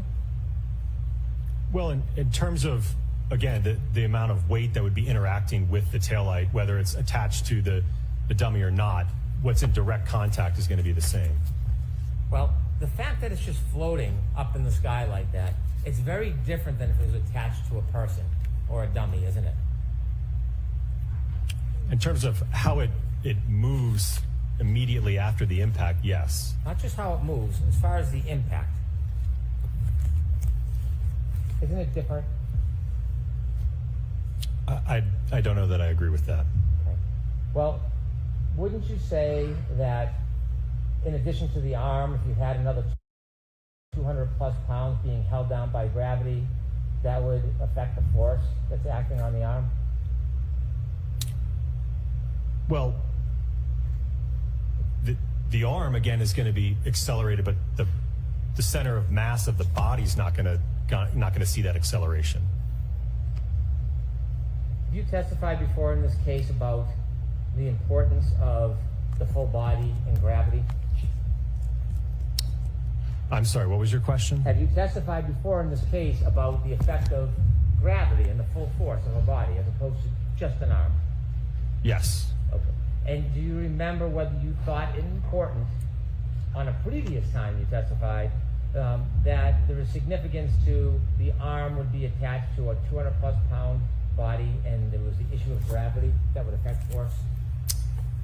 From what I recall, I think that had to deal with whether or not the pedestrian would be projected based upon an interaction with the arm or a full-on center of gravity hit, right? When we're only hitting the arm, we're not hitting the CG of the body. You did test B, and you claim it was at 17 miles per hour, test B. Correct. And we saw the damage. This is at 15 miles per hour, test C. Could you play this, please?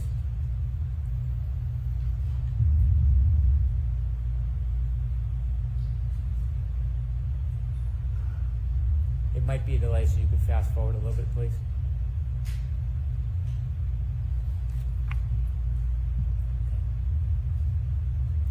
How many times do you think that arm spun around?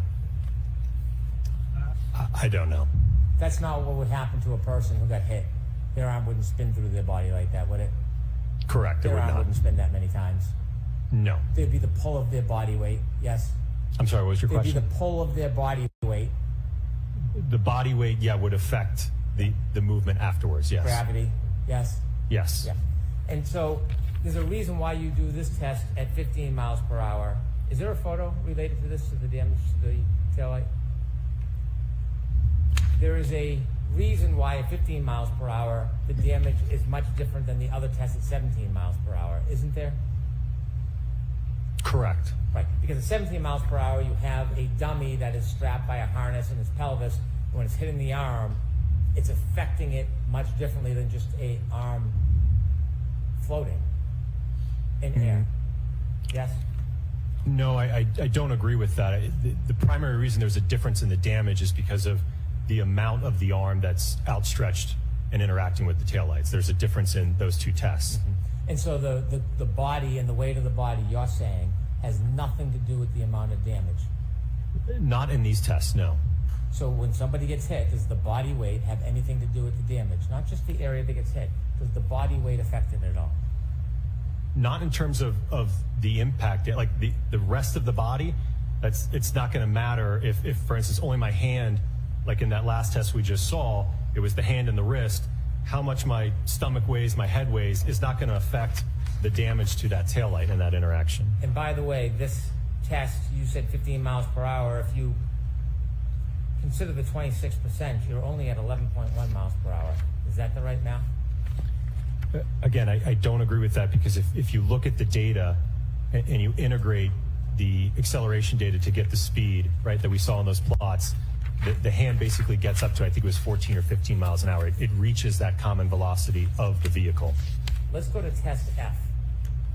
On test F, you place the dummy.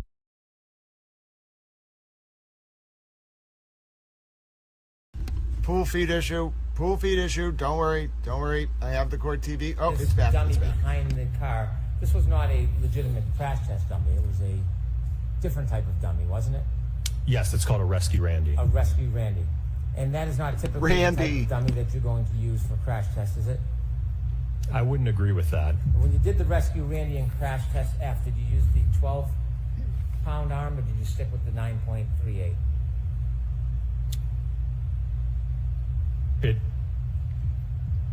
The hybrid arm wasn't attached to the Rescue Randy. The hybrid arm was not. Is that what you said, or it was? It was not. No, not in the full impact test. Okay, so what was the weight of the arm on the Rescue Randy? I don't know specifically the weight of the arm. I know that the total mass of the rescue Randy was 200 pounds. Isn't the weight of the arm important when you're talking about impact with the arm? I don't think relative to the rest of the mass of the body. So now the mass of the body counts, but before it didn't. Objection. Sustained enough. Okay. If we can see in test F, we have some photographs. Start with the first one, if you could widen that, please. Now, this is a direct hit. Correct.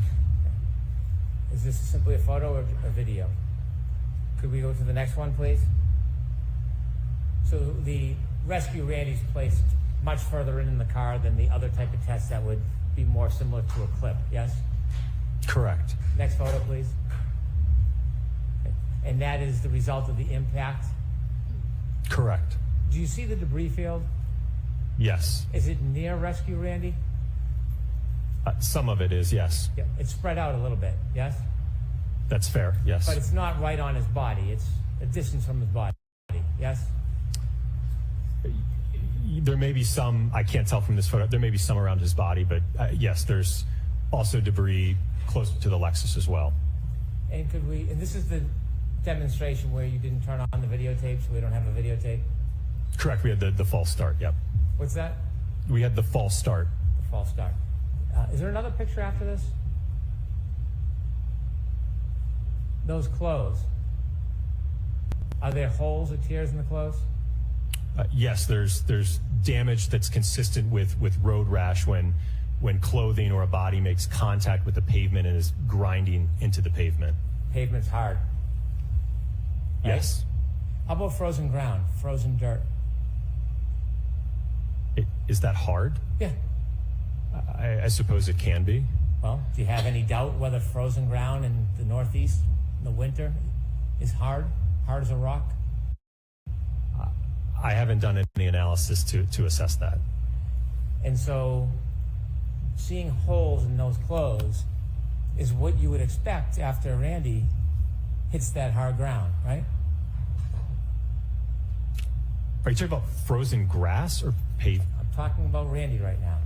These holes in the clothes are what you would expect after Randy hits the hard ground, correct? Objection. I'm going to allow that. Is that what you'd expect? Your Honor, I need a motion. All right, jurors, feel free to stand up and stretch. You heard Judge Cannoni, ladies and gentlemen. Everyone take a stretch break. We are at side bar in the John O'Keefe and Karen Reed retrial. The cameraman trolled me. He knows, ladies and gentlemen, the cameraman knows. Do you understand? I know that cameraman. He is a very nice man. He's a very, very nice man. He's trolling me by filming the light and then filming the fan after because he knows I'm going to be like, oh no, it's the fan. Hank Brennan is literally in a masterclass right now. I hope you're all watching. Take notes. Take notes, ladies and gentlemen. It is Hank Brennan's world. We're living in it, and I'm here to watch it happen. Oh, ladies and gentlemen, we're going to rewatch this cross during the recap. Don't you worry, but here we go. Take it away, Mr. Brennan. I mean, Hank. Sir.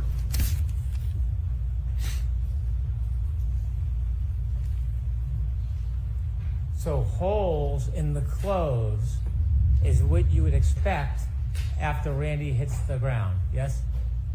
If there is prolonged sliding contact with the asphalt, certainly you could expect to see tearing, large holes, material fraying, and even transfer of pavement material onto the clothing. You've done no studies on hard ground, like a front yard, have you? In terms of a pedestrian sliding on the grass? In clothing tears, yes. No, sir. And if you could go back one slide. You see the debris field is near but not on Randy? Can you tell if there's any small pieces or microscopic pieces on or in Randy's clothes in the study? Did you look? No.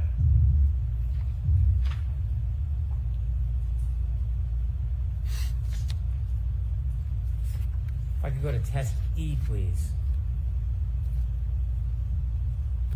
Test E, you cite as having a speed of 24 miles per hour, correct? Correct. And that's with a arm that is 9.38 pounds.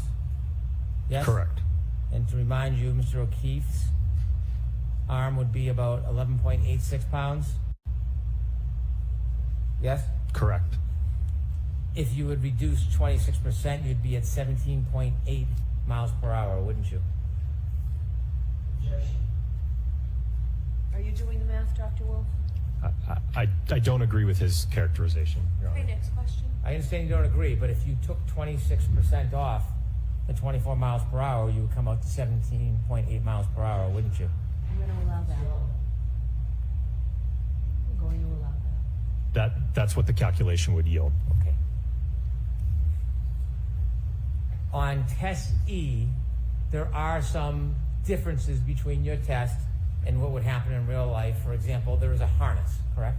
Correct. And the harness prevents the dummy from being thrown naturally. Correct. The harness affects your ability or one's ability to see the study and see what the trajectory would be after impact, correct? Well, that wasn't the purpose of the study, to assess the trajectory, sir. I understand. I'm not trying to criticize, but it affects the ability to see the trajectory when the dummy's on a harness, doesn't it? Yes. Could we put up the first video on this, please? A photo 115, if we can start with.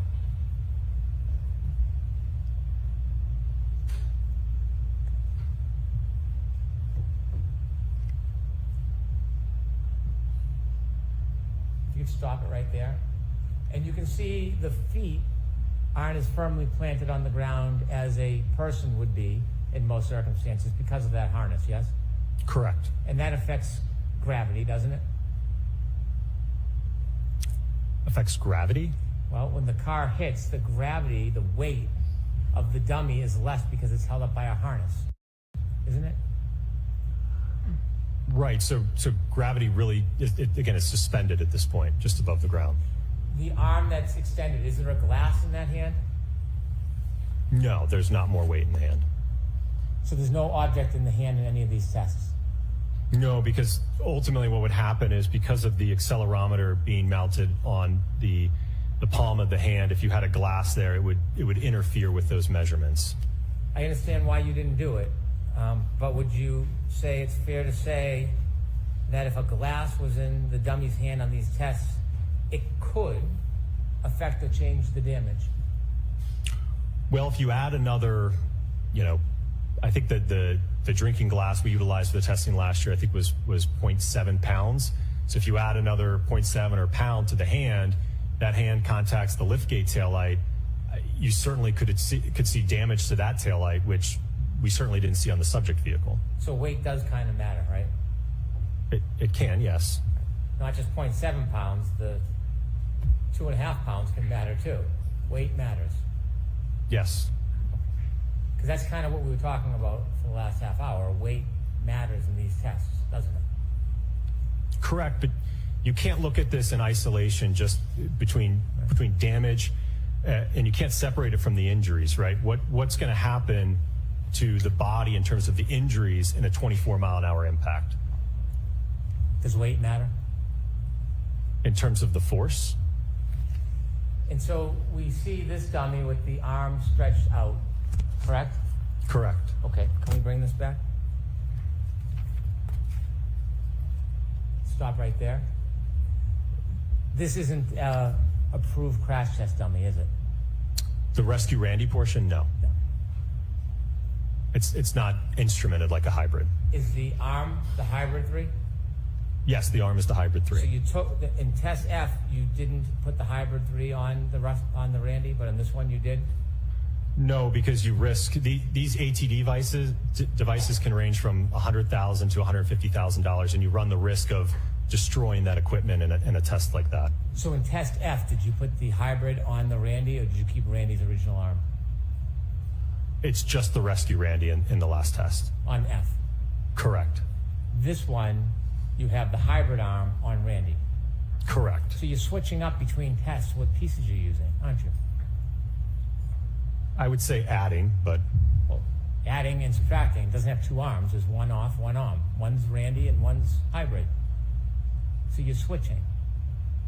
Yes. Different result. I'm not sure I understand your question. Okay. Are you trying to say a different result between test F and this test? Because they're not the same test. Oh, I understand. I understand. If we can have this come back a little bit more. Okay, and let it run.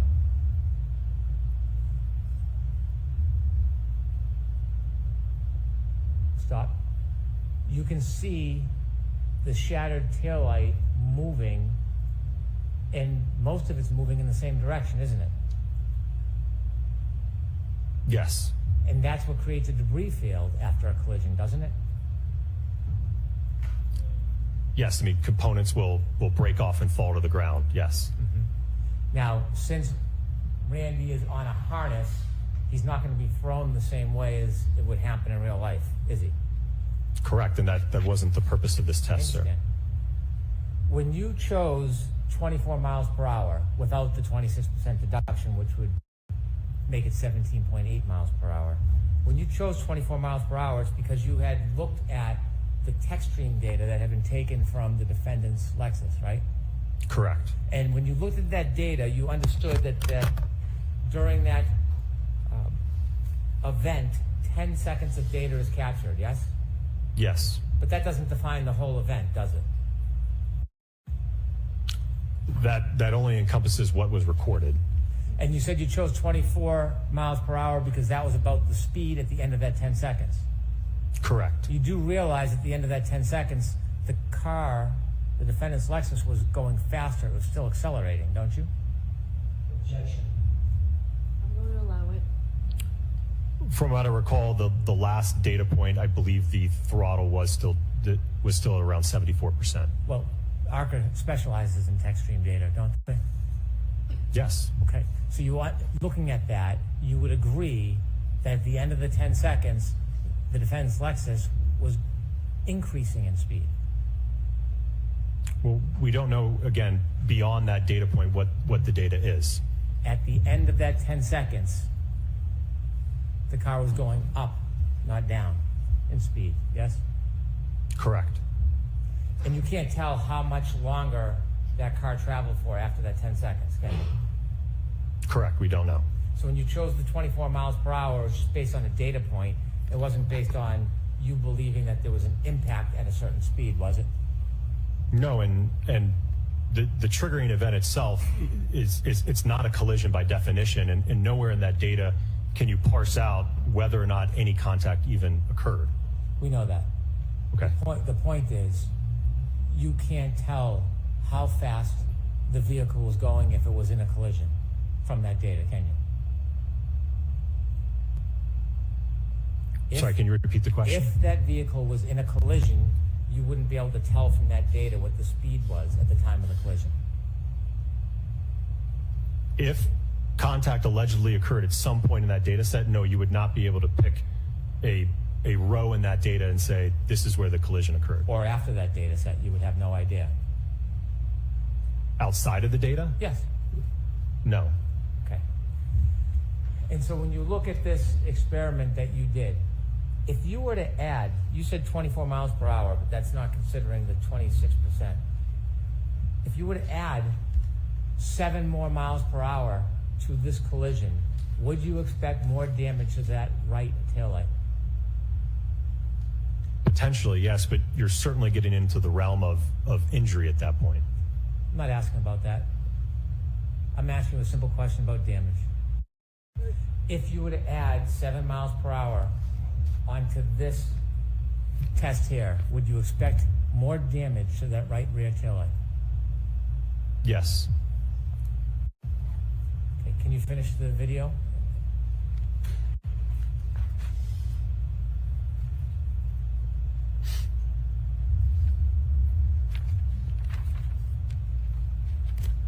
Now I want to ask you some questions. You can stop there. I want to ask you some questions.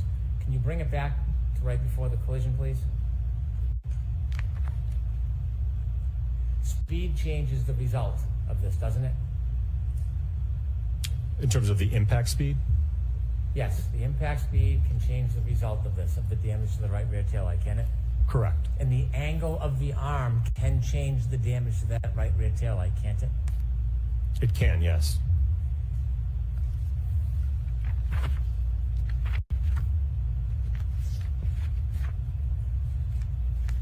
Did you take any pictures of the debris field after the impact and damage in this test E? Did you take any photographs of the debris field? I believe so, yes. Was it included in your materials that you provided us? It should have been in all of the test materials that was provided, yes. Was the debris field within a certain range? Was it within a certain circle, 10, 20, 30 feet? That sounds about right. And so a debris field, although it might scatter, it almost forms kind of a ring, doesn't it? It can, yes. And it can form that ring away from where the body lands, can't it? It can, yes. And in this test, which you say is 24 miles per hour, without the reduction to 17.8 miles per hour, in this test, upon impact, there is a number of pieces of taillight that shatter, isn't there? Yes. Did you count how many?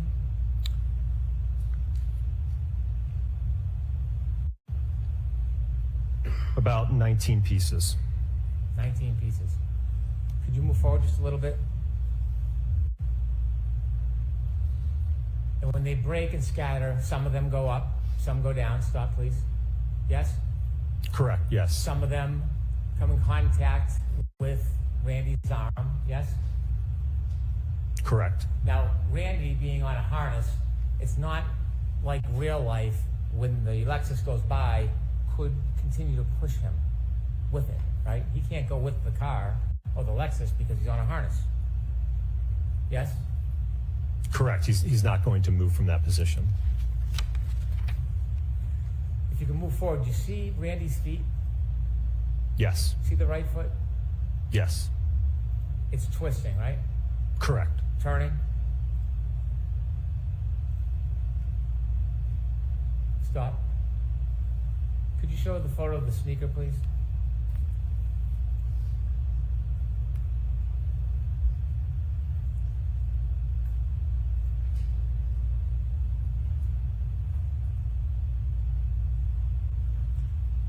When you were reaching your conclusions that you offered to the jury today, did you consider this photograph? No. Did you know that this sneaker was up against a curb in the area? Yes. And you didn't consider this at all? Wasn't a part of my analysis. Okay. You can go back to the video. You see the spin and rotation on the foot? Yes. Can you keep going? And the turn of the sneaker? Yes. Okay. I want you to go back, Ms. Gilman, please, to the point of impact. In your studies, you would agree there can be a clip of a pedestrian that causes significant damage to a taillight where the pedestrian incurs no lower body injuries whatsoever. That can happen, can it? Well, I don't know that I would describe this as a clip to the arm. This is a full-on impact to the arm, so it's not a clip. Again, you saw at the 15 miles per hour. I think that's more analogous to a clip or a side swipe where the arm just kind of gets brushed out of the way. This, I would say, is a full-on impact to the arm. Okay. To use your words, in a full-on impact like this, a pedestrian could be involved in a full-on impact causing that amount of damage to the taillight that's reflected in this video, but suffer no lower body injuries. Isn't that fair to say? I don't address injuries, sir. Well, let's play it forward. Do we ever see Randy's knees hit the car? Hips? Ribs?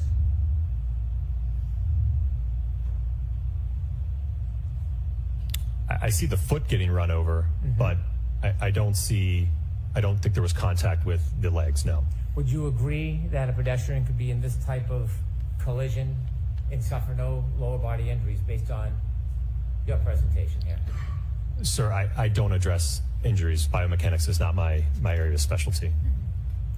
You said it's common in vehicle pedestrian collisions that there is some type of bumper displacement. You Correct. said that? Yes. Okay, bring it back to the beginning, please. Stop. Any bumper displacement in this collision? In this specific test, no. You said that on direct you would expect that there would be some panel deformation. What does that mean? So if for instance, let's say the hand is not contacting the taillight or a portion of it is contacting the lift gate, you could see deformation to that body paneling. You said that you would expect to see, not that you could. What you said on direct is you would expect to see panel deformation. Yes. And you said in this case there was none, right? Talking about the defendant's Lexus. You said, I would expect to see panel deformation, and in this case, the defendant's Lexus, there was none. That's what you told us on direct. Correct. Let's watch let's watch your video. Play it ahead. Is there any panel deformation, in this? No, sir. Okay. So when you said on direct examination, relative to the defendant's Lexus, you would expect panel deformation, there was none. There are examples, one that you gave us yourself, where there is a collision causing this amount of damage to a taillight where there's no panel deformation. I'm going to allow it. Right? If I recall, I think you're referring to my prior testimony in another proceeding where I had not conducted this testing yet. So ultimately, that's part of the reason why this testing was conducted, to evaluate that. In this case, the damage to the right rear taillight, there's no panel deformation there, is there? Correct, there is not. When somebody is wearing a hat and they're involved in a collision similar to this, can their hat fall off? Potentially. Did you look at photos? Is there a photo of the hat, Ms. Gilman?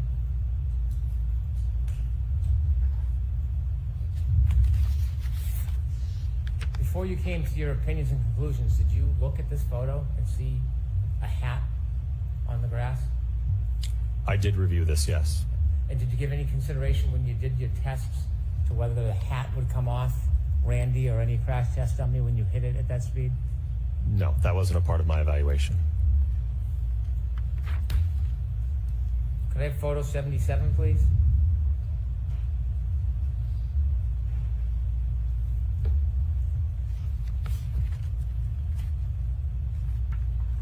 What's that, sir?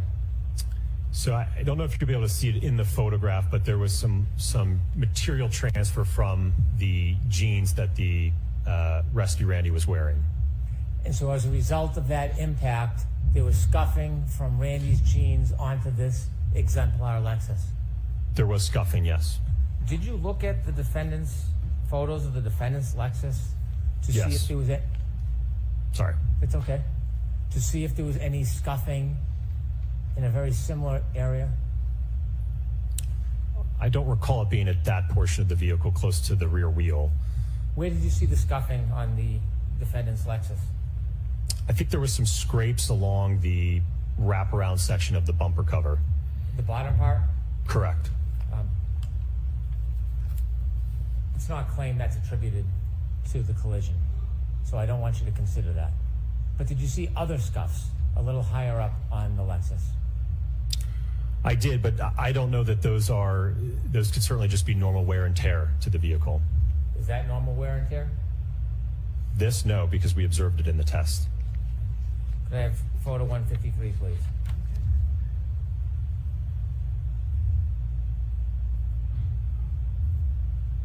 Now this is a photo without the hatch back up. This is just the lighting fixture, right? Correct. And could you close up in on that? And you would agree if you went 7 miles per hour faster, it would cause more damage to that, wouldn't it? Yes. When the taillight is shattered and it spreads through the air, does it have the potential to impale a person, for example, on their nose?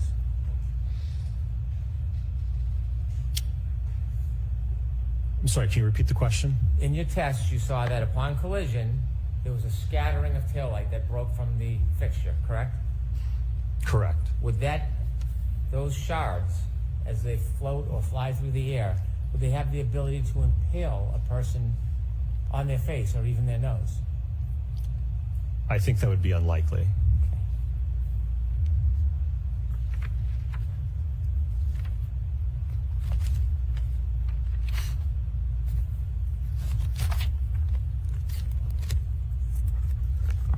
And finally, we've discussed, you now would agree with me that weight does matter, doesn't it? It can if it's significant, yes. I have no further questions. Great, Mr. Jackson. Gotta love how Hank ends the cross, ladies and gentlemen. Gotta love how Hank ends the cross. Sorry, there was a lot of crosstalk in there on that motion. That was an incredible ending, ladies and gentlemen. Absolutely incredible cross. And yes, ladies and gentlemen, we have had a request from the Super Towel Banana. Banana is a new friend in our chat. Let us welcome Banana, ladies and gentlemen. We are honored to have you, dear Super Towel, and we have to discuss some Turtle Boy developments during our recap. Now we got an hour and 15 minutes left to hang out together. And by the way, ladies and gentlemen, I am so pleased that we got to spend time together. As you saw, Hank Brennan just tore through that witness. 12 different sections of that cross. The wife's culpability, like literally there was a picture on the screen of the wife being in an FKR group while the witness was like, I don't know if my wife supports either side of the case. Oh, ladies and gentlemen, what a day. What a day indeed. And then, of course, other sections of the cross. Hank with that brilliant moment, ladies and gentlemen, where he said over here mid-sentence while the witness was trying to look over, ladies and gentlemen, at the Karen Reed defense. Oh my word, Hank Brennan is brilliant. And look at me, I'm back with you on a little towel. Oh yes, I'm so glad we're welcoming Banana to the chat, ladies and gentlemen. Banana's going to feel so welcome. I am so excited, ladies and gentlemen, and I am excited to talk about this Aiden Turtleboy Kearney docket. I brought it up specially for Banana. I love that username. I love bananas. I don't know if this person was like, I love bananas, so I'm going to make a username about bananas. Who knows? I think it's hilarious. But yes, ladies and gentlemen, I got the docket. We looked at that cross. How great was Hank Brennan on cross? We could be 12 hours into a stream. I get to watch a Hank Brennan cross twice. Oh my goodness, I'm so excited. I'm going to go for a ride later. I'm going to get some snacks. Ladies and gentlemen, I am like that kid in that meme video who's like, I'm having a great night. Oh goodness, I can just feel the positivity, ladies and gentlemen. Oh, look at Banana, so pleased to be with us. I'm so pleased to have you here. All right, so I got the docket. Let's pull it up. Hold on here. It takes a little bit of finagling. There it is.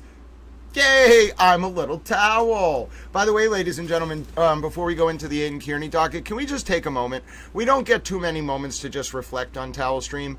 We broke all sorts of Towel Stream records today. Did you see these numbers over on the YouTube? I get to say numbers because Towel does numbers, kid. Ladies and gentlemen, hold on one second. Hold on. I have a plan. I got rid of your towel comments by accident, but I have a plan. I have a plan to bring them back. Don't worry. Ladies and gentlemen, do not panic. Your towel comments will return. Do not panic. All right, so I have it here. Hold on for you. Hold on. I got to get the towel comments up first. That's more important than anything else. There's your towel comments, ladies and gentlemen. Now, did you see? I love banana peels. Jack D65. Oh, by the way, I love that Jack D65 is here, and Jack D65 loves banana peels, and Banana is in the chat. Listen, Banana, I don't know if you're aware of this, but sometimes people come in the chat, and we're just like, okay, you are going to be a meme now, and we love it. All right. But yes, that said, okay, ladies and gentlemen, we broke all sorts of Twitter records. We hit 28.5 thousand people. Ladies and gentlemen, we did not beat out Al Jazeera Sarah. I don't know what that says, but it was a great day to be a towel. All right, now let us go back because I don't want to just, I do want to say Ted Daniel, eat your heart out, but we blew him away a long time ago. He was at like 14K. Now we got to take a look at this Aidan Kearney docket, so you go ahead and take a look at it. It's right here, ladies and gentlemen. Aidan Kearney has a trial coming up on Monday. I have put in a request with the court for access to Aidan Kearney's, to a special Zoom with permission to broadcast it for media. The clerk informed me that I had to put in a formal request through the Public Information Office, which I did, and then the I didn't get a response from my email, but the clerk also told me it's up to the judge on Monday. So the clerk is aware there is a request, ladies and gentlemen. Numbers, yep, Towel does numbers. Kid. And ladies and gentlemen, there is a request. We are going to cover the Aidan Turtleboy Kearney case on Monday. Now, we have talked about this before, yes. So, ladies and gentlemen, if you take a look at Towel's Twitter, we've had a discussion all day. We did a Towel poll earlier. There's a Towel poll on the Twitter. We have a very difficult situation Monday in the sense that we're going to have dueling hearings going on, including the very end of Karen's case. This Karen's case is probably going to end Monday or Tuesday. The jury's going to be deliberating. So it's going to be an epic week, and I do think Aidan Kearney could be heading towards conviction on this RO violation. Now remember, Aidan Kearney is facing a number of different charges. We're going to give some context here. We have an hour or so to spend some time doing this, so let's do it for the Super Towel Banana. Aidan Kearney is facing a number of different charges. He faces 10 remaining felony counts or so due to an October 2023 series of charges that were bound over by a grand jury on December 20th or December 21st or so of 2023. Okay, those charges are for intimidating witnesses in the context of the Karen Reed trial.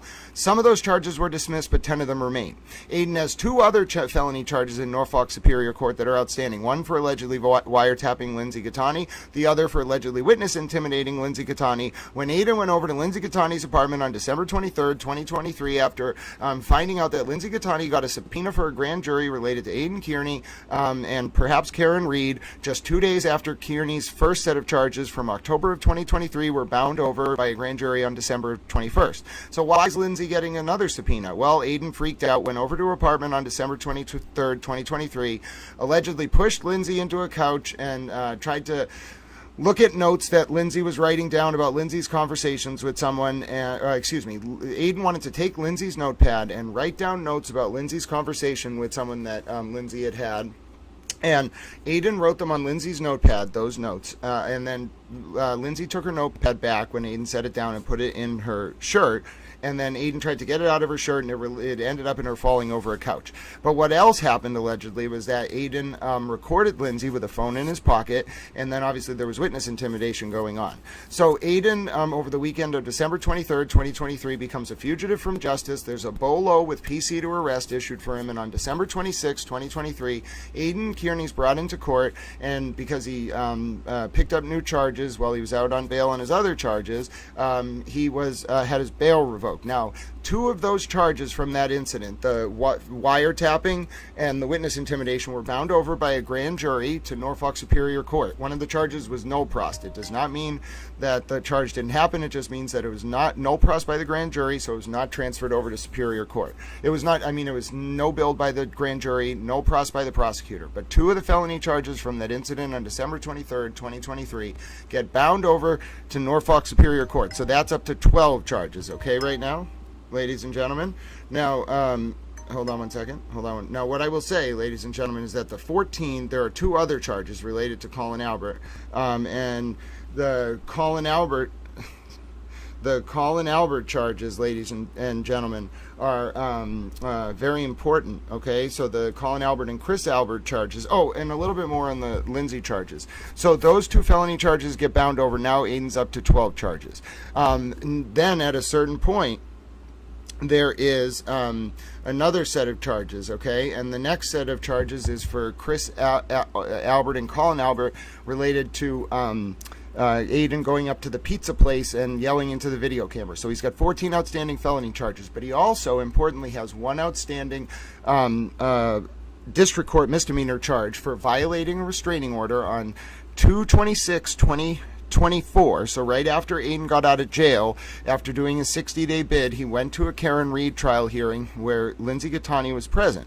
Now, what happened was, as Aiden Kearney got into the courthouse, he was asked to leave and go outside, and he went outside and went across the street. But he stayed in the bushes, and as Lindsay was leaving court later, after Aiden already knew she was there and had been told about the restraining order, he didn't leave, and there's a video showing Aiden in the bushes near Lindsay as she's leaving. So that's why he got criminally charged. You can see the case number is 2454CR000255 out of Dedham District Court. We're taking a look at some motions, ladies and gentlemen. You can see they're on the public court docket, and we're going to try to find out what's going on in the Aiden Kearney case. And if I can just take a look, I think as long as they are accessible, I should be able to. All right, ladies and gentlemen, now let's take a look here. Little Tal's got to put them together, but I think we should be able to actually take a look because we got some motions here. One of the motions down at the bottom is a little weird, so I want to actually see if I can pull it up. It's the defendant's motion to quash trial subpoena filed with the following, if any, supporting documents. So I just want to take a look at what this is, and we'll bring it up on stream. We'll talk about it a little bit. We got a request from our new super towel friend, Banana. We love their username, and the towel friends are certainly enjoying hanging out with them in the chat, which makes me a little happy towel. I'm not going to cry. I'm just going to be a little towel. I am a towel, ladies and gentlemen. What are you going to do about it? All right, so let's get that settled. Now, let's take a look at this. What exactly... Oh, and so let's talk about Monday. So, towel friends, what do we want to do? I think what I'd like to do is do simulcast coverage, because a lot of what happens with hearings is that, so especially a pre-trial or like a trial in district court happens very quickly. Like they do jury selection on one day, and then they're into trial the same day, and then it's like done the same day. It's very rare that a district court trial is more than one or 2 days. But what's going to be interesting Monday is how are we going to cover this? I think we should, a lot of people, the vote on the towel poll earlier was overwhelming that we should have Aiden's hearing as the primary coverage and then cut into Karen's hearing as we think it's important. Now, what we can do, and what I think is the best solution, we watch Aiden's hearing, okay? Anytime it goes to recess, we then start watching Karen's hearing from the beginning, okay? And then as soon as Aiden's hearing comes back into session, we pause Karen's hearing, go to Aiden's hearing, and then when Aiden's hearing goes out of session, we go back to Karen's hearing. Does this make sense? Are we all going to be able to follow this? We're going to need multiple notepads. All right, but I've thought about this a lot, ladies and gentlemen, and we want to cover this RO violation case. Now, friends, you know what's interesting? I actually have footage before. I have footage of this this journey here into court that day. Let me just bring this up for us first. Actually, I think this is actually quite important. So let me just show you this footage of walking into court that day. All right, ladies and gentlemen, I think it's important. I actually have the footage of February 26, 2024, which is the operative day in question, which is the date of these alleged violations. Now, this was a crazy day, ladies and gentlemen. I don't like this. I don't know if you understand what it used to be like going to. I know some of you do, but I don't know if you know what it used to be like going to some of these hearings. It was absolutely wild. So this is, I think it's Lindsay, and I think it's Jen McCabe, and some of the. This was a really interesting day. I think this was the day. I don't remember if this was the day I stood on the courthouse steps and flipped everyone off. That might have been another day.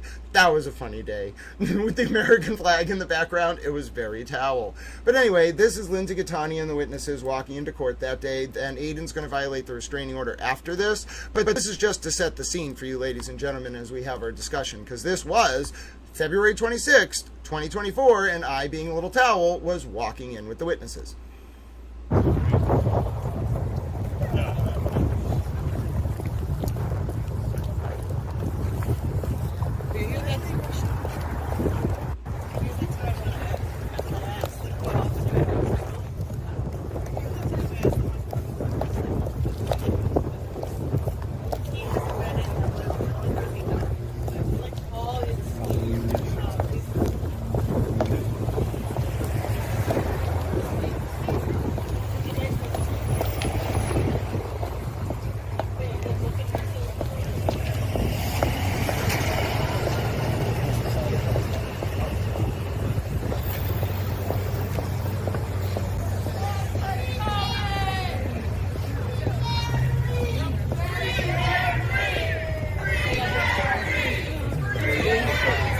Say something stupid. Do it. Do it.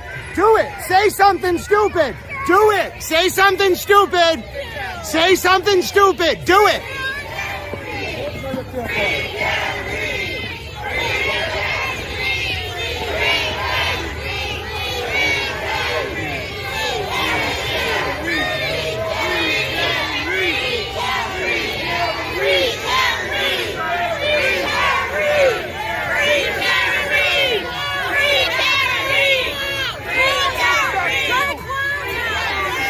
Keep moving, asshole. Keep moving, dickhead. Keep moving, Dick Reed. Hey, Dick Reed, keep moving.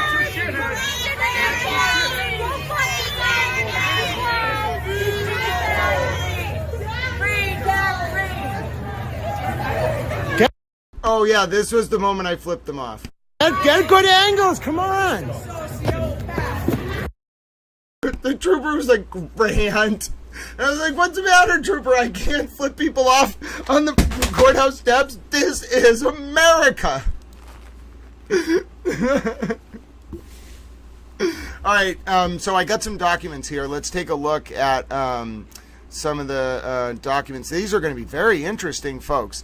It looks like Paul O'Keefe was subpoenaed in the Aiden Turtleboy Kearney case. Oh, goodness. It looks like Paul O'Keefe is being commanded to appear on June 9th at 2025. Hold on, little towels. I got to... and then there's also Paul O'Keefe's motion to dismiss. So we are going to take a look, ladies and gentlemen. I have it here. Give me 1 second. All right, and then Paul O'Keefe has requested a hearing on the matter. So I'm going to bring it up for you now. This is exclusive, ladies and gentlemen. Exclusive to Towel Stream.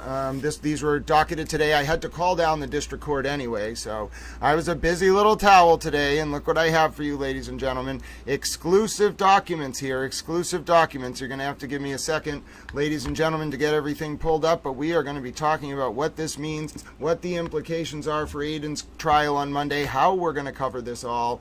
Oh, goodness, I'm a multitasking towel, ladies and gentlemen. Now, I am going to go ahead and I'm going to take a look. Look, I got the first page for you here. So I have confirmation, ladies and gentlemen, that Aiden Kearney has attempted to subpoena Paul O'Keefe. Ladies and gentlemen, he has attempted to subpoena Paul O'Keefe. Oh, goodness. Now, if you take a look on your screen, you can see that I have the document. Paul O'Keefe's opposition motion to quash the subpoena. We're going to read it, ladies and gentlemen. This is the kind of breaking news you get on Towel Stream. Take a look, ladies and gentlemen. There it is. You see it in real time. There's your preview. Now, give me a second. We can't even watch little Karen Reed. Not little Karen Reed. We can't watch Karen Reed leaving court, ladies and gentlemen, because we have to focus on this. So everybody relax. Towel has to make this into a PDF.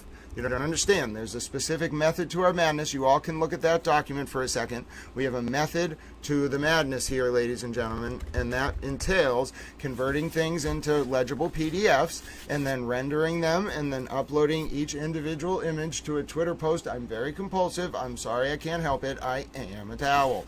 But you go ahead and look at that. We're going to read through. We still got over an hour left on Towel Stream. This is only a 3-page document. Don't you worry about it, little towels. I'm going to have this done in no less than 20 minutes. We're going to discuss the legal argument, discuss the implications of Paul O'Keefe. This is breaking news, ladies and gentlemen, on Towel Stream. You are the first in the world to see this. Towel had to get a lot of work done today in preparation for these two trials next week. I've put in the formal request to be able to cover the Aiden Kearney case with the district court. I have been a good little towel. I've been working really hard. I've been trying to be a good little towel. I'm just so grateful you're all here, and it's 11 hours in. I should have had a Red Bull today. I only had one energy drink, but I still got enough energy to talk with you all, discuss this, go over the different parts of this subpoena here and the motion to quash. I have now combined the files. Sorry for the delay, ladies and gentlemen. Sometimes you have to create PDFs, download them, have them open. It's very frustrating. I don't see why Adobe Acrobat has to automatically open the PDFs. I might have selected that setting one time unintentionally, so I probably only have myself to blame. All right, so anyway, you close that. Now, I know you all are very interested to hear what this is going to be about, but we literally can't even go over it until I do what is the important thing, which is I have to generate it as a PDF. If it's not a PDF, people aren't going to be able to understand what's going on. So, you all take a look. That is the preview. I can tell you Paul O'Keefe has moved to motion to quash. GSE, Aiden, Turtleboy, Kearney, and Lindsay Gattani, District Court Trial, Paul O'Keefe. Motion to stop, motion to quash. Big news, ladies and gentlemen, big news here. I am a towel. All right, so got that generated. Now all we need to do, ladies and gentlemen, is open this PDF for you in a Chrome window or any window, really, and we're good to go. All right, this is going to be an interesting legal analysis. Let's see here, so close that. All right, now you can see here, that is the preview. I mean, you can see that it is very real, ladies and gentlemen. Paul O'Keefe has moved to quash the subpoena issued by Aidan Kearney, and Paul O'Keefe's grounds for doing so are obviously that it seems Kearney's trying to torment him during his brother's murder trial related to his brother. Kearney is trying to subpoena Paul O'Keefe. This is disturbing, ladies and gentlemen. This is just one of the most disturbing developments I've ever seen in a criminal case. We are going to take a look at this full motion here. This is very frustrating, but all right, hold on a second. So you see the first page of the motion. I'm going to get rid of that first page. Then I'm going to actually bring the full motion up for you here, towel friends. I have generated as a 4-page PDF, so it's actually readable for us. And I appreciate the patience. Please don't get frustrated with Little Towel when things happen in real time. As you know, we adapt on the fly. We're not even done with our Karen Reed and John O'Keefe retrial. We may not get to a recap today. The recap today may literally just be Hank Brennan's cross, ladies and gentlemen. But I have the full document for you here. I'm going to pull it up for you now. Give me 1 second. Just have to load it into the PDF window. All right, there it is, Little Towels. Breaking on Towel Stream, ladies and gentlemen. There is the motion to quash. You see it? There it is. So let me center it for you. We're actually going to zoom in a little bit, so give me 1 second. There is the motion to quash, Little Towels. There it is. And we're going to read through it. This is nowhere, ladies and gentlemen. Big news on Towel Stream. You can see it there. I know you all are wondering, what are the rest of the documents going to say? I feel like I'm pulling one of those like YouTube streamers where I'm like, oh, look, I have this document. Nope, I won't do it, ladies and gentlemen. I will absolutely not do it. I must promulgate it. I must promulgate it in the interest of transparency and public accountability. I shall promulgate the document, and then we shall discuss the document once promulgation has thus taken place. But you can see that Paul O'Keefe, now comes Paul O'Keefe, and hereby request this court quash or modify the defendant's trial subpoena served June 4, 2025. This subpoena commands Mr. O'Keefe to appear before the Dedham District Court on the 9th day of June 2025 at 9 o'clock to give evidence of what he knows relating to this criminal action. This subpoena further commands Mr. O'Keefe to bring with him and provide copies of all text messages, emails, and social media messages between or among Paul O'Keefe, Lindsay Gattani, Catherine Peter, and Jennifer McCabe. As grounds for his motion, Mr. O'Keefe states as follows. Oh, goodness. Oh, this is going to be quite a motion. Ladies and gentlemen, good thing we had an extra hour at the end of Towel Stream. You all go right ahead, ladies and gentlemen, and buckle in. I am ready to go over this with you. I just want to make sure I understand the full nature of the legal arguments that are made in the case. Okay, so give me 1 second here, Little Towels. And then we're gonna read it together. All right, 3 pages. All right. Okay, so it's going to be under a Rule 17, which means you can challenge the subpoena and any document requests under Rule 17. Now remember, under previous Rule 17 motions, Paul O'Keefe, Aidan Kearney tried to get copies of the cell phones where the videos that were taken of Aidan that day were stored, and he lost those motions. So Aidan has not had a lot of success, ladies and gentlemen, under Rule 17. And your towel comments are paused. Please forgive me. I know you probably are weighing in, but I cannot see your towel comments right now. They are frozen on the stream. But that said, let's continue reading. Rule 17 provides that the court, on motion, may quash or modify the summons if compliance would be unreasonable, this is going to be a good argument, or oppressive.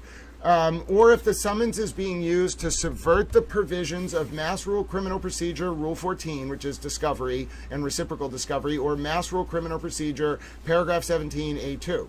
Legitimate objections brought pursuant to a motion to quash may be wide-ranging and may properly include objections to the general lawfulness of the command to produce and other issues. Citing to Commonwealth v. Casera, 63 Mass Appellate Court, 747, the pin site is 751, 2005. It is well settled in Massachusetts that Rule 17 shall not be used as a discovery tool. So with this, discovery is like when you're in a case with someone and you want to get documents from them, like you can get discovery. But in a criminal case, discovery is handled through a very specific process called Rule 14. Now, the distinction here between Rule 14 and Rule 17 is Kearney can't move under Rule 14 to get these documents because they have to be in the care, custody, or control of the state if Kearney wants to be able to move under Rule 14 to be able to use them. Does that make sense? So what I'm saying by that is, if the documents are in Paul O'Keefe's possession, care, custody, or control, or any of those other people, Lindsay or Kate Mafia Masshole Pete or Jen McCabe, whoever the people, I feel like sometimes Aiden, when doing these motions, is he's like, I'm just going to list random people. But anyway, they have, if the documents aren't under the care, custody, and control of the state, then you have to use Rule 17. Now, this case law citation is a very important point because what it's saying is, if you can't just use Rule 17 to engage in discovery that would otherwise be precluded by Rule 14. That's kind of the basis of the argument here. Now, we need to see where this really gets fleshed out, but I think this is a very good and strong argument. I'm not a lawyer. Nothing about this is legal advice. I'm literally a towel. Get a lawyer if you have questions about the law. Do not take legal advice from people who think they are anthropomorphic towels on social media that tell you that they are not giving legal advice because they are not lawyers. They are towels. All right, this is the Lampron standard, which you can find 265 and then pin cited at 269. Because Rule 17 is reserved for evidentiary materials and not invoked merely for the exploration of potential evidence, the evidentiary standard of relevance applies. Yep, a defendant is required to make a factual showing that the documents sought are relevant and have evidentiary value to the defense. In other words, the defendant must show that the documentary evidence sought has a rational tendency to prove or disprove an issue in the case. All right, so general standing kind of Rule 17 objection. This is a very good start. So how do we write this up? Breaking news. Aiden Turtle Boy Kearney is attempting to force John O'Keefe's brother Paul to miss the final days of the John O'Keefe of the Karen Reed retrial in order to attend one of Kearney's own criminal trials happening in Dedham District Court starting this Monday, June 9th, 2025, as a witness.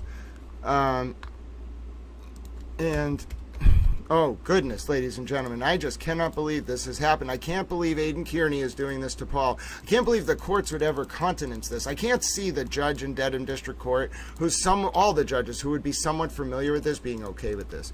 Read Paul's full motion. Hold on. Paul's full motion to quash here. All right. And then, hold on. Wow, that is intense, ladies and gentlemen. Paul, in turn, has moved to quash the order or modify same under Rule 17. Kearney's trial on Monday that begins at 9 a.m. and will be simulcast with the Reed trial has to do with allegations that Kearney violated a restraining order held by Lindsay Gattani on 2/26/24 while outside of a Karen Reed trial. Kearney was filmed in the bushes after being told to leave the area because Gattani was attending the Reed case that day. Oh, goodness, ladies and gentlemen, there you go. I got it written up. It took me a second. Now we can actually read the legal arguments because that is the important part of this, isn't it, after all? 55 minutes left on the stream. Feels like a perpetual countdown some days trying to chase all of these stories, ladies and gentlemen. But it's not just stories, it's real lives, it's humans. We must do them justice, we must do them honor, and we must do so in an authentic way by getting this information out, by making sure it's cogent, making sure it's relevant, making sure it's timely. That is the job of a little towel, ladies and gentlemen. Yes, that is the job of a little towel. Is it 6/6/25? Yes, it is. It is June 6th. 2025. It is a beautiful day. It is a beautiful day to be a towel. Sometimes you just have to be a towel. All right, so let's get back to reading this motion because I did what I needed to do. No, I need to do one more thing. I'm sorry. Thanks for bearing with me. All right. So Rule 17. Oh no, I jumped forward a little bit. Because Rule 17 is reserved for evidentiary materials. And not invoked merely for the exploration of potential evidence, the evidentiary standard of relevance applies. Okay, so we saw that a defendant is required to make a factual showing that the documents are relevant and have evidentiary value. In other words, the defendant must show that the documentary evidence has a rational tendency to prove or disprove an issue in the case. So we read that. Rule 17 further requires the subpoena is made in good faith and is not intended as a general fishing expedition. A documentary trial subpoena is improper if it is burdensome, frivolous, or constitutes unwarranted harassment of witnesses. Yeah, no, he's never going to win this. I'm telling you, no trial judge in their right mind is going to support this kind of thing. Now listen, yes, the rights of a criminal defendant are strong, but the most likely, I think the trial judge is going to be like, okay, we are delaying this trial. We are not having this trial while you're going to burden Paul O'Keefe. Like, even making him go to the motion hearing is egregious. It's kind of like an affront to the judicial system. So the way that I think about this is that just on its face, what the argument is that it's designed to harass Paul O'Keefe in the middle of his brother's, the trial related to his brother's murder, which is just absolutely heartbreaking. Oh, goodness. I can't... Of course Aiden would do that kind of thing, but as much as I'm not surprised, I'm also just like, why? Why did it... Why? Of course he would do such a thing. We are discussing live on Towel Stream now. All right, let's continue, ladies and gentlemen. Sorry that your towel comments froze. I will get them back up in a second. I will bring them up on the towel YouTube. I know some of you have comments and questions. I'm doing a little bit of a multitasking towel here. Thank you for your indulgence. I apologize for the multitasking. Oh, this is big, ladies and gentlemen, though. I can't believe Aidan Kearney's doing this to Paul O'Keefe. Obviously, Paul... Sorry about that. I'm turning on the stream so I can see your comments on mobile as they're loading. It's so sad. It's so sad that Aidan's doing this to Paul. Now, I think most judges would say, no. But you never know. You never know, ladies and gentlemen. At least no for... we are discussing, at least I would hope most judges would say no to it, ladies and gentlemen, just on the basis that it's just such an egregious sort of abuse in some ways. It's really abhorrent, ladies and gentlemen. And so, my word. But yes, you'll get a chance right now, little towels, for us to continue. But really, the news itself is just heartbreaking. All right, let's continue to read. And actually, hold on one second. Let me see if your towel comments are back. Sorry for the delay. I apologize. So there was a bunch of comments that scrolled by. I'm just going to refresh them. We're not going to get to see all of them. I know. I can't believe Aidan Kearney is doing this. So many of you in the chat. I just want to extend a special appreciation to all of you who are paying attention to this, listening to the details of this case. And again, thank you so much for all your kind words and comments, but we try to monitor these cases and stay informed because it matters. Now also, ladies and gentlemen, who knows how this is going to play out? There is just so much going on, and this trial is starting Monday, as I mentioned. One of Aidan Kearney's trials starting Monday. It's Judge Pomerol hearing the motion, apparently. Okay, so if Judge Pomerol is hearing the motion, this could go against Aiden Kearney, because Judge Pomerol is the judge who who sent Aiden to jail, and Judge Pomerol doesn't have a lot of tolerance. That Judge Pomerol is the chief judge of Dedham District Court, so a lot of the other judges in Dedham District Court kind of ebb and flow. You might see a judge there for, I don't know, like maybe like 6 to 12 months, and then they'll rotate, but you don't ever rotate if you are the chief judge. So that is Judge Pomerol's courthouse. In fact, sometimes when I hang out in there, like between sessions, Judge Pomerol takes his robe off and he walks around and hangs out. The fact that the judge hearing the motion is a judge named Judge Pomerol. But yes, the other thing is, ladies and gentlemen, I know the Super Towel Olive 19, obviously we don't know if trial's actually going to happen, but I know the Super Towel Olive 19 is very interested. If people are wondering or want to go, the Olive 19, one of the Super Towels in chat, wants to go to Dedham District Court on Monday to support Lindsay. So if any of you Super Towels, if this is what you are a member of the public, you are entitled to go. If any of you would like to go, you are absolutely able to do that.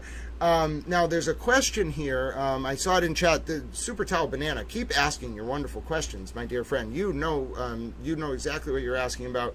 Now the question about the coif, it's very interesting because I think this has been discussed online, so I see where you're getting this question from.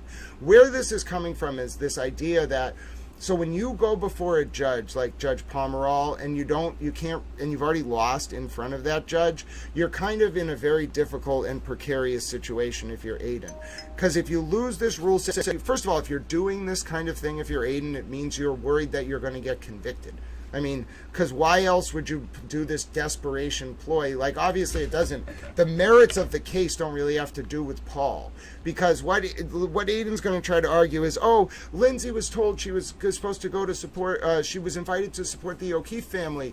But really, the O'Keefe family was told Lindsay wanted to come to support them. That doesn't matter. It's irrelevant. It's absolutely irrelevant. Lindsay's desire to go to the hearing that day to support the O'Keefes, or whether the O'Keefes thought whether Lindsay thought she was going because the O'Keefes wanted to support her, or whether Lindsay was going because she wanted to support the O'Keefes. That's immaterial to why Aiden Kearney stayed in the bushes on video after he was told to leave. So that's kind of why it's like immaterial to the overall case. It's an absolutely absurd attempt to bring in Paul for absolutely no reason.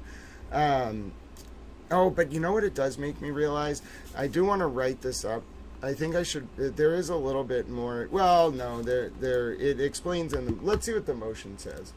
Upon information and belief. Actually, you know what? Hold on. I want to go back to my Twitter because I posted something, but I don't actually want to post it until we read the motion. So I'm going to delete it.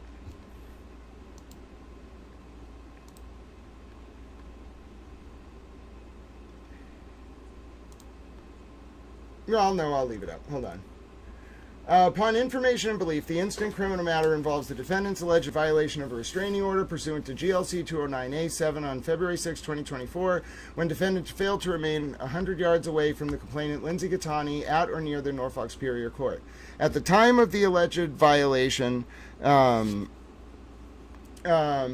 yes, you should banana. People who want to go and support Lindsay absolutely should. Defendant failed to remain 100 yards away from the complainant Lindsay Gattani at or near Norfolk Superior Court. All right, hold on. I do have to rewrite this because it actually talks about what happened in the case. Hold on. But I bet a lot of people already saw it. Yeah, well. Oh yeah, no, I think I said enough. I said enough because I said she was at the Karen Reed trial. I was so worried I didn't do a good job explaining it, but I think I did a good job. I don't need to get into the details.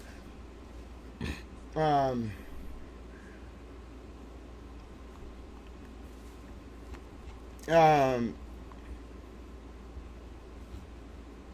well, yeah, I mean, okay. Okay, hold on. I need to breathe a second. Let me breathe. I did my write-up the way that I wanted to do it, and then Peter asked me, one of the lawyers in the comments, was like, it's not really an encumbrance on Paul O'Keefe. Yeah, it is. It's clearly harassment, in my opinion. Just my opinion. I think it's a form of, like, lawfare, you know, like weaponizing a seemingly good faith. It's like a pretextual kind of subpoena, in my opinion.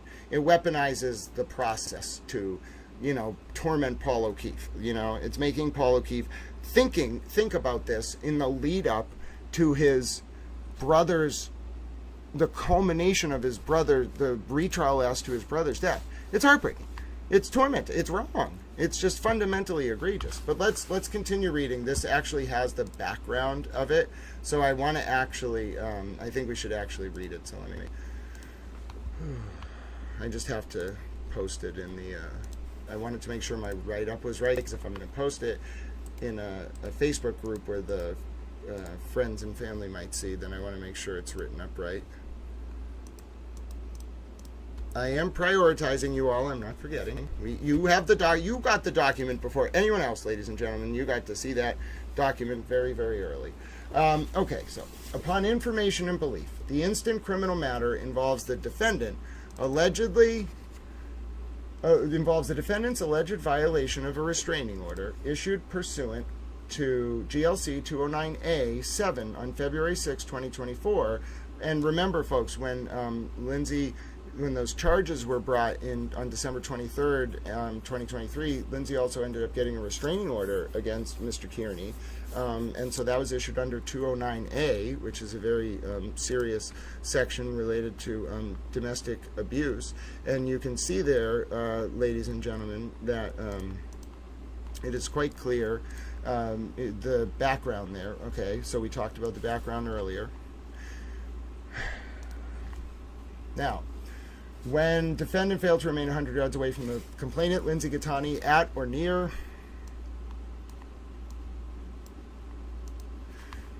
the Norfolk Superior Court. At the time of the alleged violation, Mr. O'Keefe, Catherine Peter, and Jennifer McCabe were also in attendance at the criminal trial of Karen Reed. What? Wait, what? No, I don't think Kate was there that day. Was she? She might have been like around the block, but I kind of remember her. I don't remember her being there because I walked to the back of the parking lot and I remember I met each of the groups of witnesses, and Kate definitely wasn't in the parking lot. And I think Aiden had an order on Kate that day that was active. Aiden had a restraining order on Kate that was active. So I don't think Kate was actually there. I think someone was asking about a quaff. We'll get back. So we'll keep the quaff thing here. A quaff is a continuance without a finding. And the question is, would Aiden Kearney take a plea? Now, of course, Aiden has been talking and fishing for a plea recently on all of his cases. So would he take a plea? Now, this kind of thing, the fact that Aiden's making this motion, remember, we're reading Paul O'Keefe's motion to quash the subpoena. The fact that Aiden's making this motion is pretty desperation heave. Let's see. So, at the time of the alleged violation, Mr. O'Keefe, Catherine Peter, and Jennifer McCabe were also in attendance at the criminal trial of Karen Reed.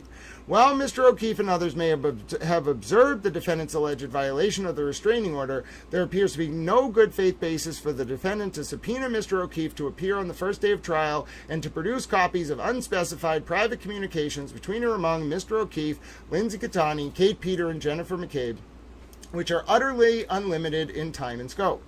This court should quash or modify the defendant's subpoena because there is no demonstrable relevance to Mr. O'Keefe's attendance on June 9th or the production of limitless and undefined private communications which are immaterial to the Commonwealth's allegations against the defendant in this case. This is, I like this. I like this lawyer. This is a good lawyer.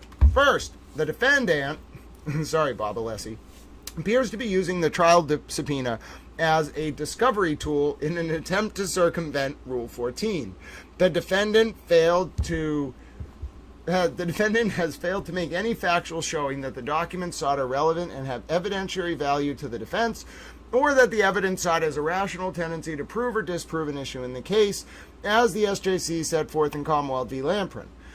With respect to trial testimony, there's virtually no relevant information that Mr. O'Keefe could offer which is not readily available by alternative and less oppressive means. The entire series of events giving rise to the Commonwealth's case was captured on video by multiple sources, and there is no shortage of other witnesses who can correctly identify both the defendant and Ms. Catani. You see what Paul's saying here, his lawyer saying? Why Lindsay went to the trial is irrelevant. Whether Lindsay thought she was going there to support the O'Keefes, or whether the O'Keefes thought Lindsay was coming to support that, whether Lindsay thought she was going there because the O'Keefes wanted to support her, or whether Lindsay was going to support the O'Keefes is irrelevant to Aiden's charges. It's literally irrelevant. Second, even if the communication sought have some collateral relevance here, the defendant's demand is unreasonable, oppressive, and unduly burdensome in proportion to the needs of the case. The untailored demand for copies of all text messages, emails, and social media messages between or among Paul O'Keefe, Lindsay Catani, Kate Peter, and Jennifer McCabe seeks an unbounded volume of private communications without regard to subject matter, relevance, or temporal limitation.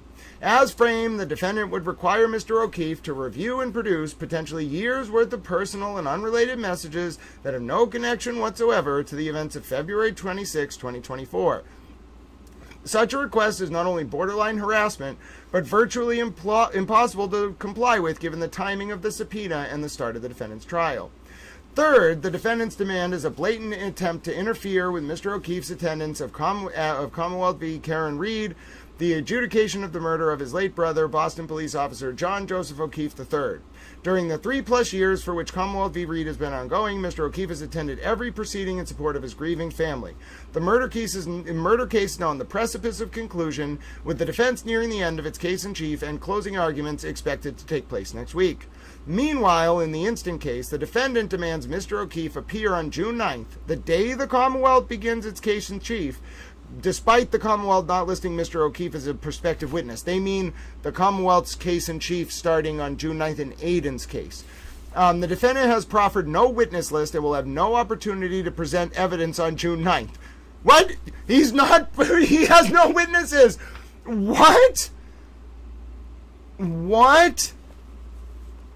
He has no witness list? I don't understand.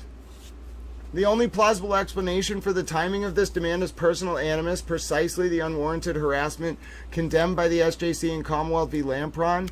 A complainer witness should be forced neither to retain counsel nor to appear before court in order to challenge potentially impermissible examination of her personal effects and the records of her personal interaction. Accordingly, the subpoena should be quashed or at the very least modified to avoid undue burden and oppression to Mr. O'Keefe. And Mr. O'Keefe respectfully requests a hearing on this matter. And then here's the subpoena. So I'm so confused. Why is he doing this? Why is Tim Bradle issuing a subpoena to Paul O'Keefe when Aiden hasn't submitted a witness list? What? I don't even understand what this means. This is incredible. The judge is never going to allow this. First of all, how can you serve a Rule 17 subpoena on someone when you haven't submitted the witness list? What are you going to say? Your Honor, we forgot. I remember the judge ruling he needed to submit his witness list 1 week or 2 weeks before the start of trial. Oh, I just didn't submit my witness list? Hold on, and let me take a look at the docket. Let me just make sure he didn't submit his witness list. Hold on. Did he? I don't think he actually submitted his witness list. This is quite a development here, folks. Aiden Kearney is trying to torment Paul O'Keefe through a subpoena in a case involving Lindsay Catani, where Aiden Kearney is being charged with violating an RO that starts on Monday.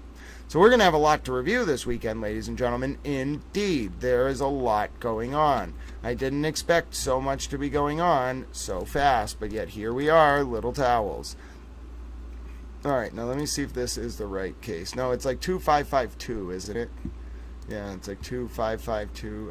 I remember we were looking at it earlier. 255. Yeah, I got it. Let me just check if there's a witness. What do you mean? This is definitely the right number. I was just looking at it. 2454. 2454. Ending 255. All right, I got it. All right, let's see if there's a witness list. So I'm looking over at the docket here, because this says there's no witness list. Yeah, there's no witness list.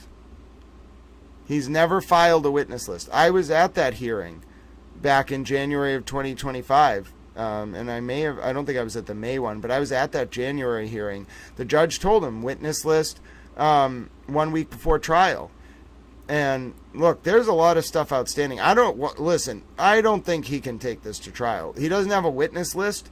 How is he subpoenaing someone without a witness list? I'm utterly baffled. Yeah, I know, exactly. But that's what I'm saying. So it seems like it's just to make Paul appear for a pretrial motion hearing so that Paul can't be over at the Reed hearing. Like, it's disgusting.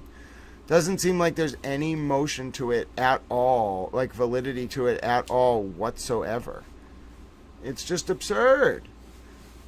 Oh, I know, ladies and gentlemen. So, all right, folks, if you haven't heard, Monday, there's a very special towel called Olive 19.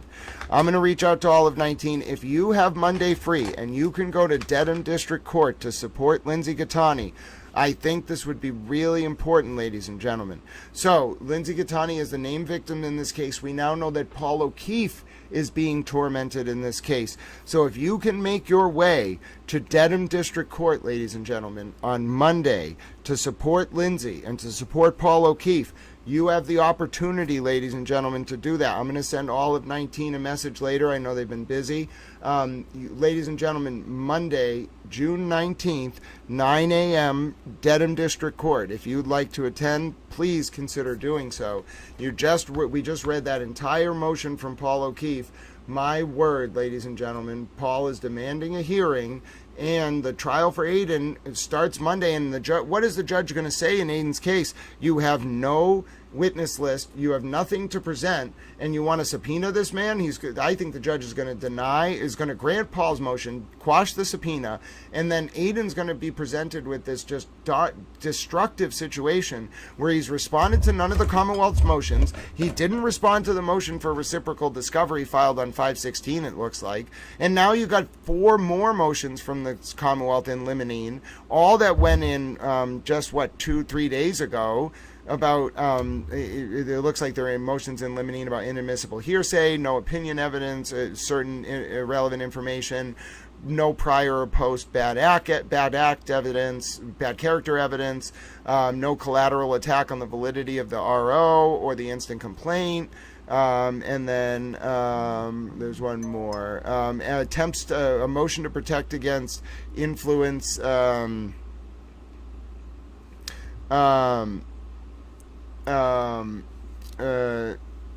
Attempt to influence the jury.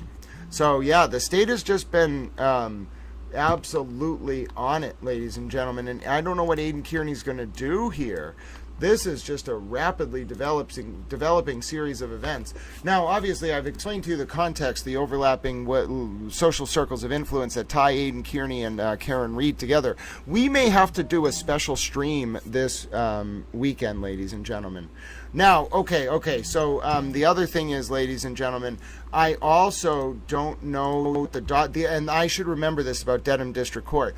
The docket, ladies and gentlemen, of Dedham District Court is not always as updated as I would like it to be. Do you know what I'm saying? So I'm looking at the docket of Dedham District Court as it's reflected as of 6/6. That doesn't. And what the other thing is, I should have known a little bit better that maybe this isn't fully updated, because what I see on the district court docket is defendant's motion to quash trial subpoena. I knew right away it was not, Aiden wouldn't quash a trial subpoena, he would issue one.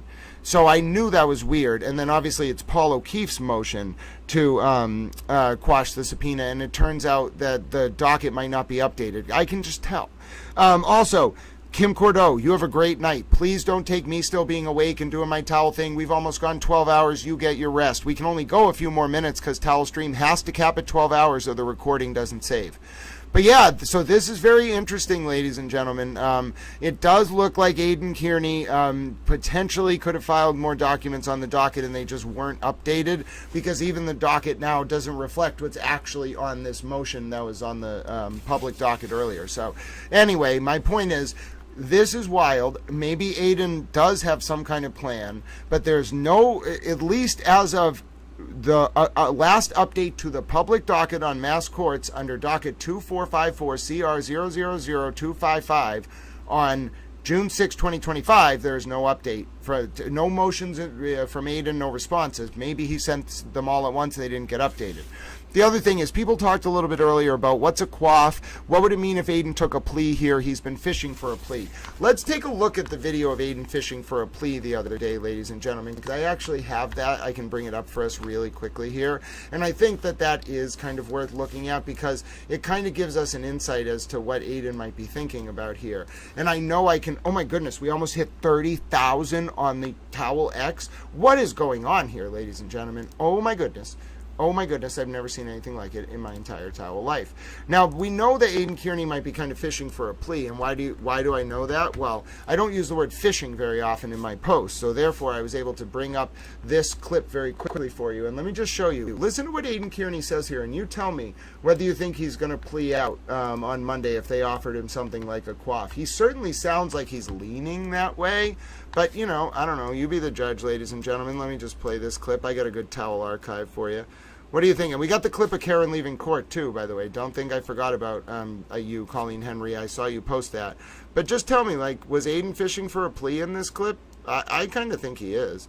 There's going to be no recap today, by the way. The recap is just going to be Hank Brennan's cross. I'm just going to repost Hank Brennan's cross and be like, this is the recap.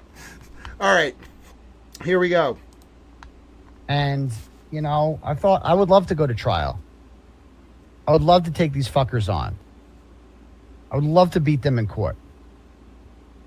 But if the Commonwealth came to me and offered, like, you'll never go to jail, but you have to do this in return, right? I would consider whatever they offered. I would have to at this point. So if I'm offered a deal where it's like you can have no jail time, whatever, thank you for that $10. I appreciate that, because I did already win, and we're going to free Karen Reed. And who gives a... So folks were asking, what's a quaff? There's different levels of pleas in Massachusetts. The lowest one is like pretrial probation or diversion. It's like a 287-76, and you don't have to admit to sufficient facts under that schema, and it's a way of like resolving the charge. The system is designed to resolve charges, even if the victims are, in cases like, may really want to go to trial, etc. It's mostly designed to just resolve through pleas, because it's a very overwhelmed system, and the judges encourage people to plea. And the next level up from pretrial probation is called a quaff. Now, the distinction between the 287-76 and a quaff, a continuance without a finding, very similar disposition. They both will get sort of removed with a dismissal at the end, but with a quaff you have to what's called admit to sufficient facts, ASF, and that has certain legal implications. I'm not going to go into them here, but if you take a quaffing it, this is the most common resolution in the criminal justice system. It doesn't render on your record as taking a guilty plea or anything like that. Now the next thing up is obviously a guilty plea, but then you could get like an Alford plea, which is very rare, and then there's something, a not guilty plea. So those are the 5 levels of pleas. Now, a plea of anything but not guilty entitles you to certain benefits if the state agrees. And what Aidan is really hinting at there is they want him to give up Karen Reed, I think, and he's like, if I got the right deal, I would. So... but yes, we also have video of Karen Reed walking out of court, so we're going to take a look like that. But yes, we're going to do, you know what, we might even do 2 weekend streams this weekend, ladies and gentlemen, because we need to get caught up for Monday. There is no way in a million years we are going to be able to dual stream the Aidan Kearney trial and the Karen trial unless we're fully caught up on both of them. So we are going to have to take a little bit of time. We don't have a choice. I do have footage of Karen Reed leaving court, by the way. The math is a lie. Karen Reed, the cookie is a lie, and you are a towel. The cookie is a lie. All right, this is Karen Reed leaving court. What do you got to say? Karen, your opinion on Wolf, does that prove your case? I believe so. No impact, no collision. What did you think about Brennan trying to discredit him? I don't even know where to begin. The math is wrong. The numbers changed. It was 26.3. 9.38 is a 21% decrease. So that math is a lie, and it's not even any basis for a force calculation. Are we going to hear from? Apparently, is not aware of that. Are we going to hear from Richard Green in this trial? No. Why not? I believe the evidence is all out, and in part from Ian Whiffen. Will you have? Are you still disputing the 227, or I mean the 6 o'clock, the timestamp of Jenna? That's been addressed. Are you still? Are you? Dr. Wrenchler and then anybody else after that? Dr. LaFasada. Yeah. I love you. Oh, that's actually kind of cute. Gee, thanks. I just know Chrissy Karen, Bellows. any decision on testifying? TBD. All right, so did you hear? She only has 2 witnesses left. They're not calling Richard Green. They're only going to call Wrenchler and Dr. Sabradosa. They're going to be done Monday, friends. We're going to be done Monday or Tuesday. I know it's almost over. All right, so listen, we are covering Karen. It's going to be the final day of the Karen Reed trial. We're going to prioritize the Turtle Boy trial. 1, because Lindsay Gattani is a special person. She's an honorary super towel, and we are going to cover it. Okay, so we're going to cover the Aidan Kearney case, and then if there are breaks or whatever, there's going to be a motion hearing involving Paul O'Keefe. Anything that goes on in the Aidan Kearney case, we're going to cover. Then during any breaks or recesses or jury selection that's not televised, we will go back to the Karen Reed trial. So we have a plan, and ladies and gentlemen, let me say this. We're going to do towel streams Saturday, Sunday, and then we will be back Monday. We have to do 2 days of streams this weekend because there's no way I can get you caught up for both of those cases and both of those trials Monday morning from 7:30 until 9. I'm going to be a mad towel trying to get all of that set up. So we have to do it Saturday, Sunday. We have to do exhaustive overviews of the Aidan Kearney and Karen Reed cases. It's going to take me like 8 hours each day, but we're going to do it. It's worth it.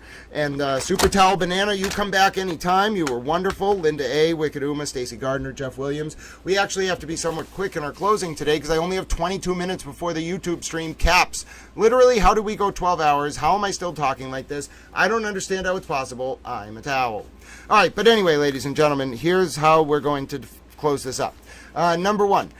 We will be back. So listen, special towel stream Saturday, special towel stream Sunday. Keep very attuned to what's going on. They will be early in the morning. I want to sleep in a little bit, but let's give me an hour and a half in the morning. So we'll start at 8 or 8:30. The latest 9 a.m. That is a very late morning for Little Towel if we start at 9 a.m. Both days this weekend, full catch-up Karen Reed, Aidan Kearney cases, so many bombshell developments going on. If you want to support this channel, did you know you can like and subscribe? You don't have to send any donations. You don't need to pay anything. Just like and subscribe. Help other people learn the value of this public information service. We try to uplift and engender cogent public discourse, such as to ward off the usurpation of our representative forms of government around the world. It means so much to me. Now, the other thing is I'm going to do it. I'm going to do our towel back scroll chat because, ladies and gentlemen, you are worth it and you are loved. All right, I have to go quick, though. Tenacious P, Colleen Henry, Jeff Williams, Peony and Rose, Eva, God bless you, dear friend. Turtle Boy 2, hello. Why would he plea out on Monday? Well, because it's one of the cases. So Turtle Boy 2, he's got to, please, segment it. He can't get a package deal, probably.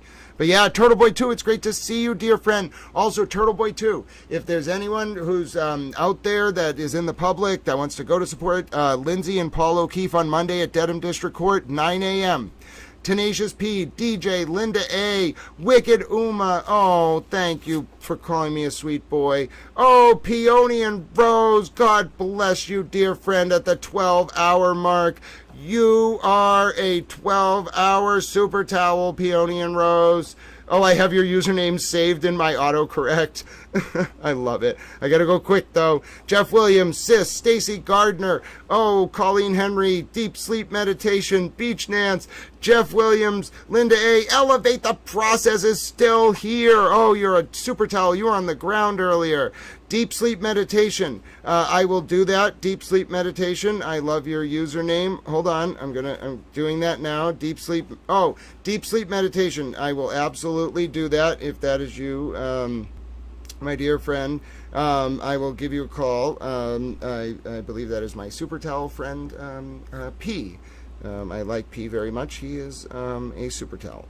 Okay, I will do that. Let's see. Kim Cordeau, God bless you. It was quite a day. Banana, you are a super towel. I saw you up in the chat. Cat in a hat, God bless you. John DePetro was here earlier. Oh, could Banana ask, could TB put Paul through all this, potentially get the text from Paul, and then say, JK, I'll actually take a quaff. He's just doing this to get info or harass. No, I don't think that, I don't think it'll work like that, because the Rule 17 motion would, like, I think it would get denied pretty quickly, but, and I think even because Aiden lost the previous Rule 17 motion, I don't see Aiden being able to win the text. The only thing he might be able to win is Paul O'Keefe testifying. So, yeah, I think it's just a delay tactic. And, yeah, no, for him to do it, I think he's just trying to force Paul O'Keefe to have the hearing Monday, even if Paul wins, and then maybe take a quaff. I don't know. Kim Cordeau, God bless you for being here. But yes, towel friends, definitely try to go down to Dedham on Monday. Very important if you can support Aiden Kearney and Lindsay Gattani. Ange Wittick, Holistic Psychology. Oh, goodness. Oh, goodness. Look at all of you, friends. My King of Kings. Oh, you are all super towels. Hold on a second. I'm being a little super towel. Hold on. I have to be a super towel. If you're wondering what am I doing, I am being a super towel.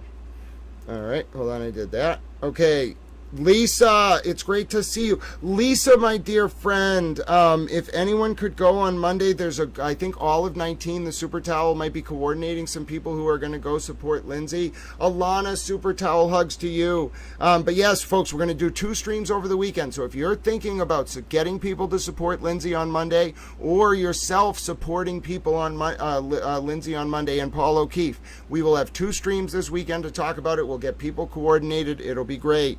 Okay, hold on. I gotta keep scrolling back. Eva, my King of Kings, Cat in a Hat, DJ Wicked, Uma. Oh, ladies and gentlemen, there's so many of you. Oh, and you stayed all the way. Amber Am, I saw you in there. You stayed all the way to the end. All right, and we actually have to do a quick close because otherwise I'm going to run out of time and there will be no recording of this on YouTube. Ladies and gentlemen, if you learned something today, if you benefited from this stream, if you came here and you left with a smile because you said, oh, look at that little towel, he's beaming, he must just be a happy little towel. You know what, ladies and gentlemen, there is a way you can pay it forward. One, you can give super towel hugs to super towels like Alana. We love you, Alana, you're a super towel. Also, ladies and gentlemen, you can do what I think is the most important thing possible, which is you can look for reasons to do small acts of service and demonstrate unconditional universal love for those around you. Whether it's something as simple as donating to homeless veterans, looking at people on the street and saying hello, calling a friend or family member you haven't seen in a while, donating 200 tomato plants and having them designated honorary towels like Francis Futrell did once, or, ladies and gentlemen, simply looking for reasons to be a helper. I think it was said once by Mr. Rogers on Mr. Rogers' Neighborhood that we should look for the helpers. And that, ladies and gentlemen, is what I think this stream can be at its very best. 10 hours in, 12 hours in, it doesn't matter, ladies and gentlemen. This is a stream. Peony and Rose, Elevate the Process, super big hugs to you. This is a stream based on proving to people that it is still possible, that a better, fairer world is out there, and through small acts of kindness, those principles of compassion will ripple outwards, and they'll bring about a new digital epoch defined not by the current realpolitik where people preserve, expand, and demonstrate their power, but a new soft power world order defined by preserving, expanding, and demonstrating our capacity to engage in universal love as made manifest in small acts of service. And then we'll have a new age of Aquarius the water bearer carrying a towel, doing small acts of service, and I will have completed my purpose on this earth, my towel eudaimonia, or my towel summum bonum, and the ancient Greek and the Latin, respectively, will have been fulfilled. Yes, it's 12 hours later, and I am still speaking in Latin and ancient Greek. I'm hilarious. All right, we got to say bye to the Towel Friends on X. Towel Friends on X, join us tomorrow and Sunday, Saturday, Sunday, catch-up streams in preparation for the dueling trials on Monday. Aidan Kearney, Karen Reed, what will happen? Lindsay Gattani, the named victim in the Aidan Kearney RO violation case Monday. And of course, Paul O'Keefe now brought into that motion hearing will be happening involving Paul O'Keefe in Dedham District Court on Monday. And then simultaneously the end of Karen Reed's case. She's not testifying. No Richard Green. 2 witnesses left. Closing arguments coming up. Oh, ladies and gentlemen, youtube.com/@GrantSmithEllis. I'll see you this weekend. We'll say goodbye to the X-Friends. You get a few minutes early, which means I spend a few minutes with the YouTube Towel Friends right now. Towel Friends, I think I have heartburn from talking so much. I have had so much fun with you today. I feel so loved. Ladies and gentlemen, now that the X-Friends are gone, let's just show this. Almost 30,000, ladies and gentlemen. That is a new towel stream record by far and away, ladies and gentlemen. Peonian Rose says, apparently I use my left and right brain, apparently very effectively, and I'm very talented and intellectually scientific and logical. Yes, and I also just want to love and be loved and be a fluffy little towel. Yes, it's good to know that there's a Hank Brennan out there, absolutely. Look at this, ladies and gentlemen, though. We broke a new towel record over on the X. We almost hit 30,000. Ladies and gentlemen, how much higher can we go? I'm serious, folks. We're going to get to a level where who are we going to challenge next? We've already taken on the entire country of Qatar. I don't know why we doubled Ted Daniel. Ted pink down to his underwear Daniel. He's not a commie, he's just a free Karen Reed supporter, and I'm not a commie either, I'm a towel. But anyway, nowhere to go from here but up, ladies and gentlemen. Breaking all sorts of records, being all sorts of towels. Listen, you've changed my life for the better. You've made me realize that there's a lot of good people out there. This is a community I want to continue thriving, not just for my sake. I'll be okay. I'll figure it out. But it's so many of you who found homes here, who found friends here, who found compassion here. It lifts me up. I'm going to go to bed like a fluffy little towel tonight. I won't have but a care in the world. Well, I'm going to have some cares, but I feel like such a more fluffy little liberated towel. And I have 2 hands, ladies and gentlemen, and apparently I'm a mad genius like Doc Brown in Back to the Future. Oh, that's so wonderful. All right, when I say God bless every one of you, I mean it. If I could meet every one of you in person and give you a big towel hug, I would. One day, don't make me start talking about the diplomatic animal flotilla again. I will travel around the world, and I will be on a boat with a bunch of animals, including kangaroos and peacocks. Oh, no. Kangaroos and peacocks and pandas and koalas and penguins and Brewski the Irish setter who has territorial expansionist agendas. And then also camels. And we will bring them to Jerusalem, and then I will visit you all on the way and give you big towel hugs. Yes, ladies and gentlemen, I am, and we had, yes, ladies and gentlemen, the biggest moment of the day. John DePetro told Peggy O'Keefe, ladies and gentlemen, that she is the mother of all towels. Oh, ladies and gentlemen, it was a moment. We absolutely embrace Peggy O'Keefe as our honorary towel mom. Yes, Peggy O'Keefe is the mother of all towels, ladies and gentlemen. What a beautiful day. Colleen Henry, God bless you. It's time for bed. Towel's got to go get snacks, and then I got to upload this thing of Hank Brennan, and then I'm going to bed. God bless every one of you. Towel loves you. Be well. We'll see each other this weekend. I'm going to go set the stream up for tomorrow and Sunday and Monday now. I'll be asleep by 11, hopefully. My name's Grant Smith Ellis. I love you all very much. Be well. Be safe. We'll talk tomorrow. Please reach out if anything goes wrong. You know where to find me. X, Facebook. The easiest way to reach me is X. I will see the DMs quickest usually. Facebook takes like 5 days. I just have so many messages there. I'm working on it. I don't know what to do. I need a manager or some kind of assistant. Colleen Henry's going to help me. All right, friends. Until later, I love you too. Holistic Psychology, it was so great to see you today. It's so true. We would just feel the energy. All right.